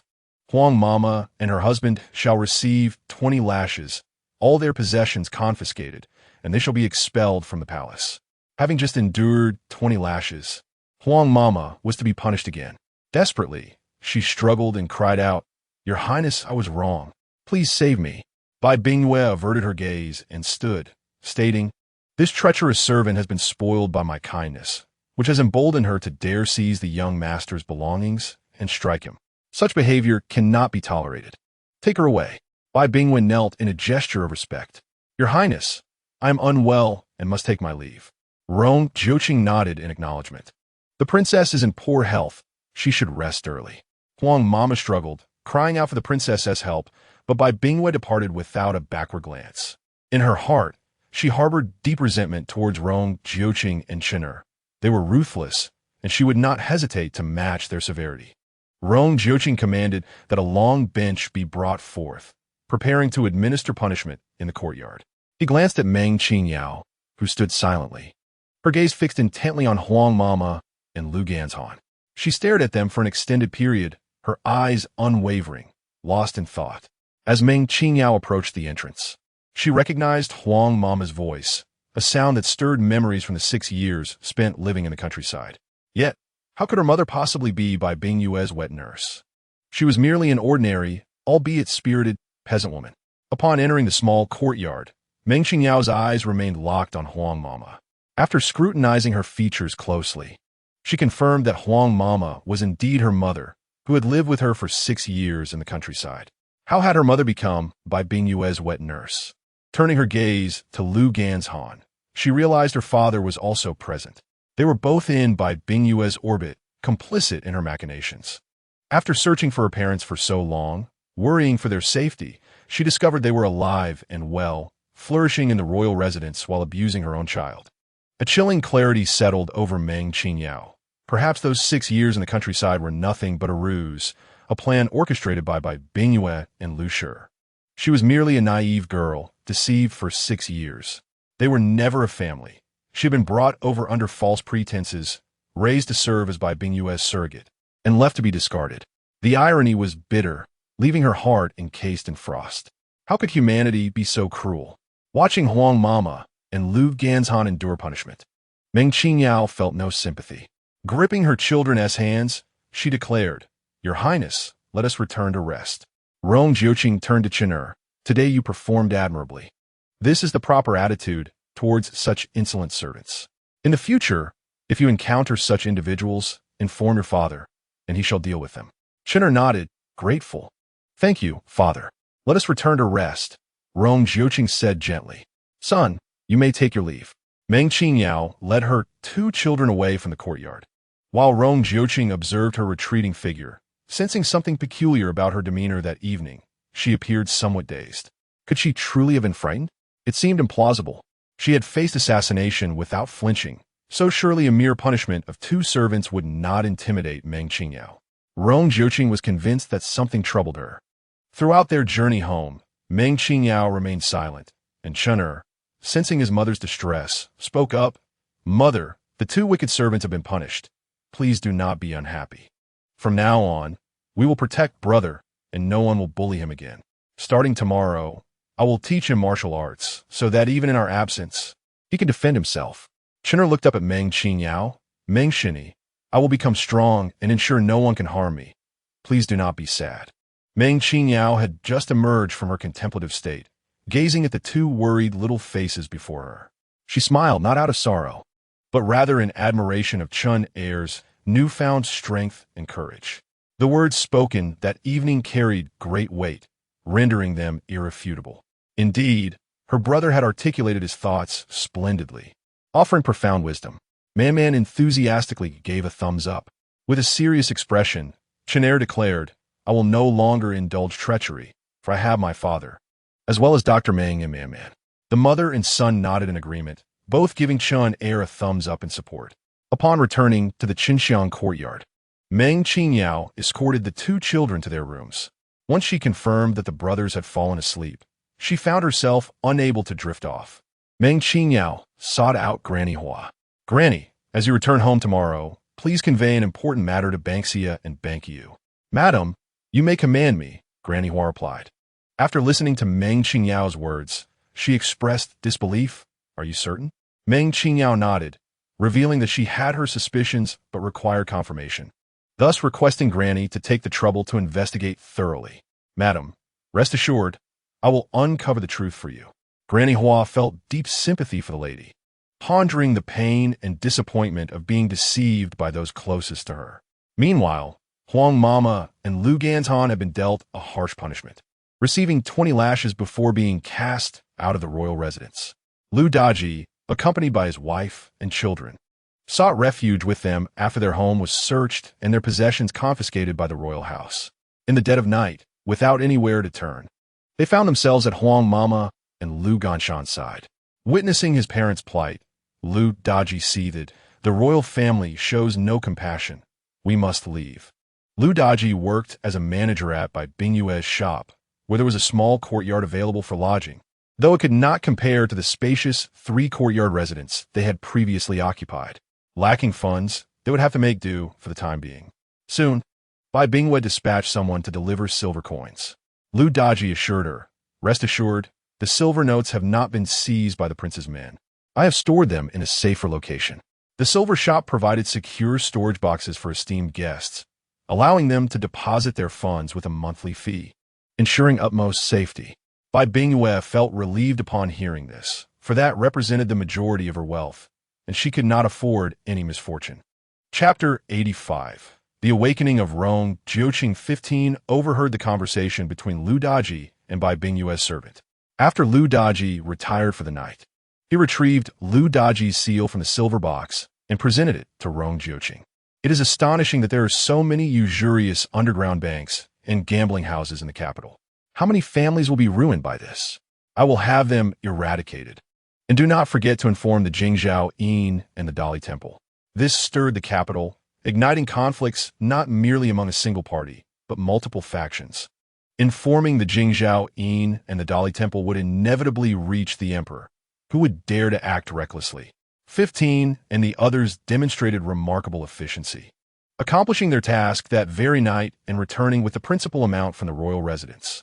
Your Highness, most underground banks and gambling houses are affiliated with the Crown Prince, and the maternal relatives of the Crown Princess are also involved. Rong Jiuqing, holding the silver notes, remained impassive, unmasking the truth to his father. Indeed, once everyone departed, Rong Jiuqing extinguished the candle with a swift motion, sitting by the bedside, his gaze fixed upon the mahogany box brimming with silver notes. In times past, he would have unhesitatingly concealed any unfavorable matters regarding the Crown Prince. During his childhood, whenever the Crown Prince sought to bully others, he would always be the first to step forward, ultimately bearing the brunt of the punishment, which led to his father's growing disappointment in him. Following each reprimand, his mother and the Crown Prince would bestow upon him small gifts, praising him as a good younger brother who alleviated his brother's burdens and commending his bravery. Perhaps it was for that affection that, amidst the entire royal family in the capital, the Empress and the Crown Prince were the sole sources of warmth for him. When other princes, palace maids, and eunuchs tormented him, it was they who extended a helping hand, offering even the slightest glimmer of solace. He could choose to disregard any attempts to incite discord between them. They could take his life, but he had long existed in solitude, helplessness, and indifference. However, Qin'er was his bottom line. They ought not to treat him with such cruelty. This was merely the beginning. The following day, Rong Jiuqing was roused from his slumber by the innocent laughter echoing from the neighboring courtyard. He glanced toward the darkened window, wondering what time it was. Your Highness, it is just past the hour of the rabbit, came the reply from Mu Feng, who hurried in to attend to him. Young master has been running laps around the Wangfu with the young heir and is now teaching him to spar. Rong Jiuqing had always wished to teach Qin'er martial arts, but had never found the opportunity. To his surprise, that spirited child had taken the initiative and begun. Unconsciously, a smile tugged at the corners of Rong Jiuqing's lips. Qin'er needed to strengthen his physique, as he was too frail. As he donned his attire and made his way to the Qinxiang courtyard, he was greeted by the sight of two children, one clad in blue and the other in green, dressed in short attire with matching headbands tied high, their expressions resolute as they threw punches. It was evident that Man was well-trained, delivering powerful strikes with seamless movements. Qin'er, just beginning his training, was quick to grasp the techniques due to his innate intelligence. Though he lacked the requisite strength, he followed Man, imitating his actions with earnest enthusiasm. Perhaps it was the striking similarity in their movements and demeanor that led Rong Jiuqing to a fleeting illusion that these two children were siblings. They bore an uncanny resemblance to one another, especially now that Qin'er had grown a bit stronger and taller. Standing alongside Man, they appeared almost indistinguishable. Of course, their personalities diverged. Qin'er was not as animated as Man, presenting himself more like a miniature adult. Rong Jiuqing's gaze lingered on the mask adorning Man's face, and curiosity stirred within him about the visage concealed beneath it, as well as the features hidden behind Meng Qingyao's veil. Just then, Meng Qingyao appeared before him, her gentle, water-like eyes observing the two children before she approached. Your Highness, good morning. Good morning. Those clear, bright eyes bore an uncanny resemblance to the girl from that fateful night. And an audacious thought crossed Rong Jiuqing's mind. Could it be that Meng Qingyao was indeed that very girl? Perhaps, years ago, she had borne two children and had not perished but instead had given birth to another child. Rong Jiuqing was taken aback by this revelation. Casting his gaze toward the two children still sparring. No wonder they looked so alike. They were indeed siblings. It made sense why Meng Qingyao had regarded him with such disdain. It was due to his failure to care for Chen'er. No wonder she was so affectionate toward Chen'er. He was her child. It was clear why she harbored such deep concern for Chen'er and harbored animosity toward him, as well as by Bingwa. It is no wonder that Man called Chen'er brother upon their first meeting. He has persistently referred to Chen'er as such, yet has shown him little affection, labeling himself a worthless father. Man is aware that he is Chen'er's father, and believes it is his failure to fulfill his responsibilities towards them that has engendered such disdain. In this world, love and hatred do not arise without cause. Everything has its roots, and he wonders why he has only now come to this realization. With this thought, all that seemed abnormal transforms into normalcy. A tempest brews within Rong Jiuqing as he casts a lingering glance at Meng Qingyao and then shifts his gaze to the two children sparring. He clutches his heart and turns to leave the Qinxiang courtyard. Meng Qingyao assumed that Rong Jiuqing had come to share a breakfast with them, but his sudden change in demeanor left her bewildered. Has he always been so capricious? Perhaps it is for the best that he departed, sparing her the need to prepare an additional meal. Upon returning to his study, he closed the door, uncertain of how to articulate his current feelings. Man is indeed his son, a boy of remarkable skill, intelligence, and tenacity, who aspires to become a legendary general. He once thought it would be ideal for Man to remain by Chen'er's side. Now that the brothers have yet to recognize one another, he understands that since Meng Qingyao has brought Man to the capital to seek Chen'er, she will not leave his side. What methods will she employ to stay close to Chen'er? Will she reveal the truth to him? And when might that occur? And what of him? In Meng Qingyao and Man's plans, how will he be regarded? A bitter smile escapes Rong Jiuqing. He is so inadequate that it is clear Meng Qingyao and Man would not want him. He has indeed failed them, disappointing both the children and Meng Qingyao. He regrets not having intervened when he knew of her plight at the hands of Bai Bingyue, allowing her to suffer without assistance. Does he still have time to atone? He has not shown enough concern for Chen'er, and his presumptive thinking has led to the boy's suffering. If Meng Qingyao intends to leave with the children, what should he do? Compete for their custody or let them go? Meng Qingyao cherishes the children so deeply. Chen'er can only find joy and happiness in her presence. Clutching his heart, he realizes he should let go.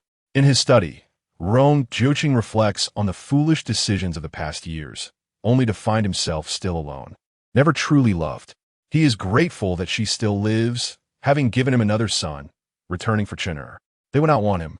It dawns on Rong Jiuqing that his 24 years have been a complete failure.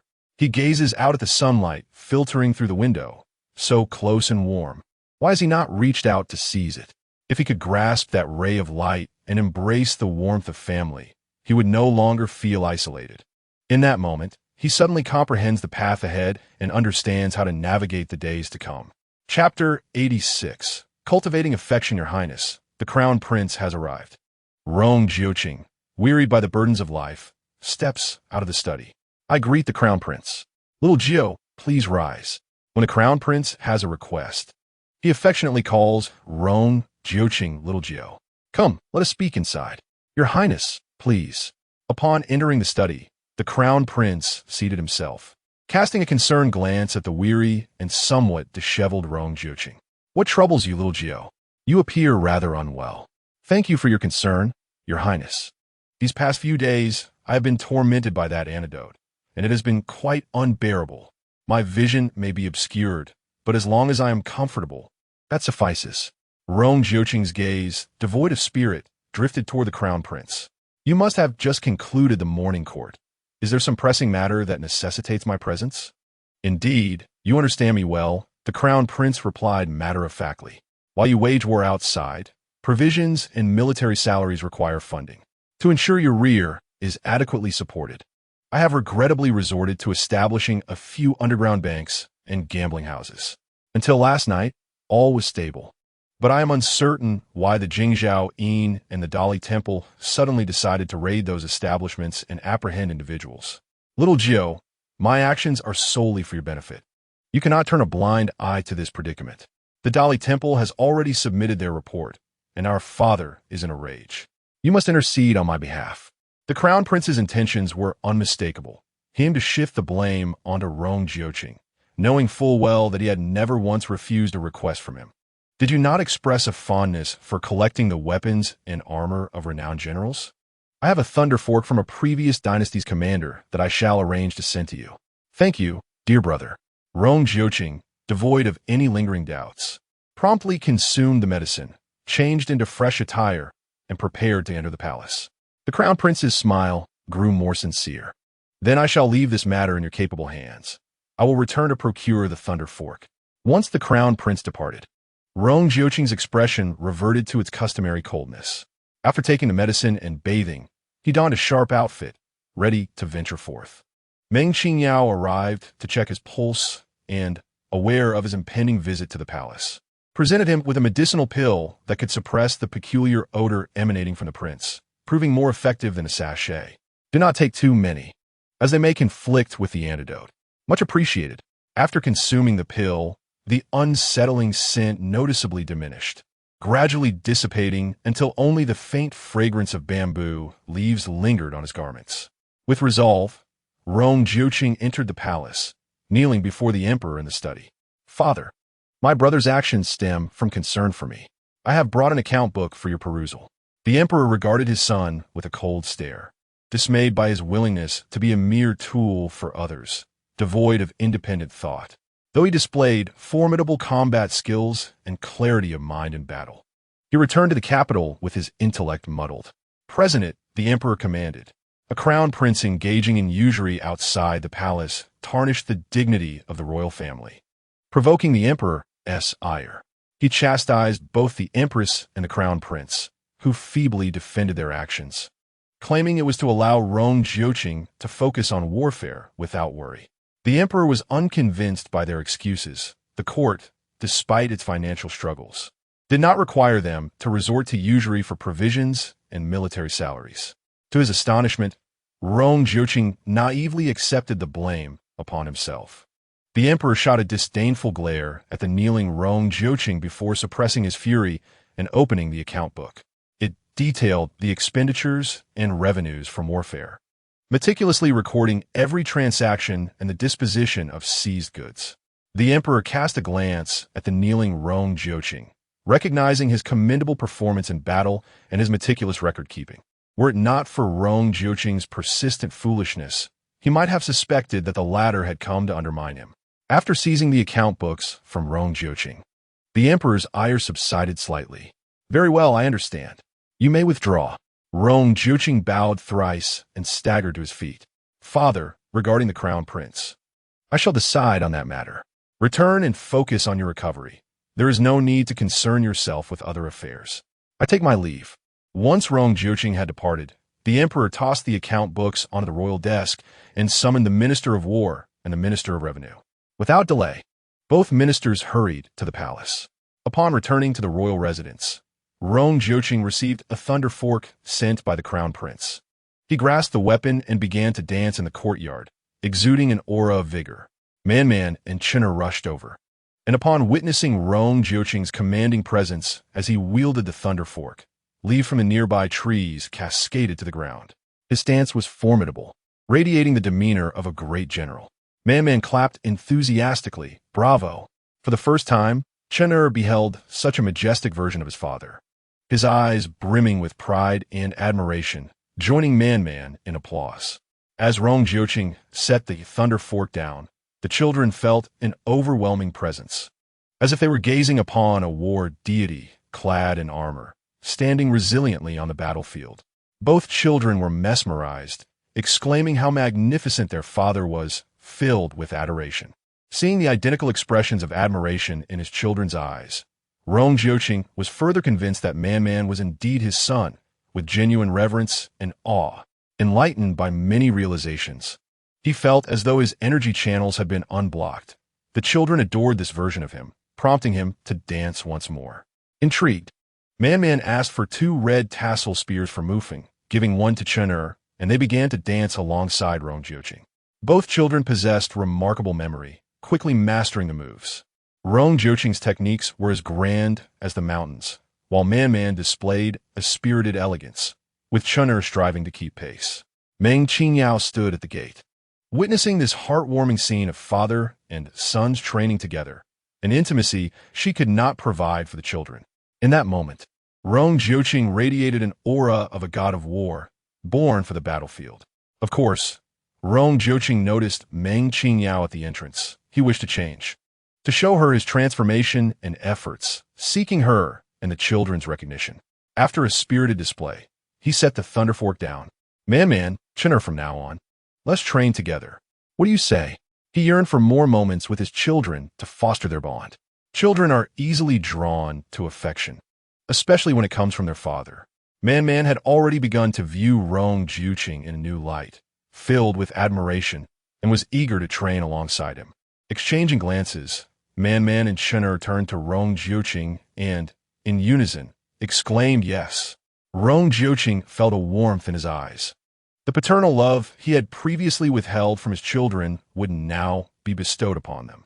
He was grateful that they were willing to grant him this opportunity. He longed to embrace them, but remembering the detoxification process he was undergoing, he hesitated. Yet, Man and Chun'er dashed forward, wrapping their arms around his waist. Rong Jiuqing felt a surge of emotion, glancing at Meng Qingyao with a hint of concern. Meng Qingyao shook her head, reassuring him that everything would be fine as long as there was no physical contact. Relieved, Rong Jiuqing turned to the doorway, only to find that Meng Qingyao had already departed, leaving behind a message that she would return for dinner shortly. A smile graced Rong Jiuqing's face, yet as he smiled, he felt his eyes moisten. Chapter 87. The truth appears within reach in Qinxiang Courtyard. The atmosphere was harmonious, while in Zixia Courtyard, Bai Bingyue was consumed by fury. What? The Ji has been captured? She exclaimed. What about the silver? Where's the silver? Your Highness, came the response. The Dali Temple has uncovered the seal at the silver warehouse and apprehended those involved in usury, as well as the underground banks and gambling houses. All the silver has been confiscated and a report has been submitted to the Emperor. In other words, the silver had been expropriated and could not be reclaimed. 400,000 taels, just like that, were lost. Bai Bingyue, overwhelmed with rage, felt a rush of blood to her head, and with a violent cough, she spat out a mouthful of fresh blood, her vision darkening as she fainted. Your Highness,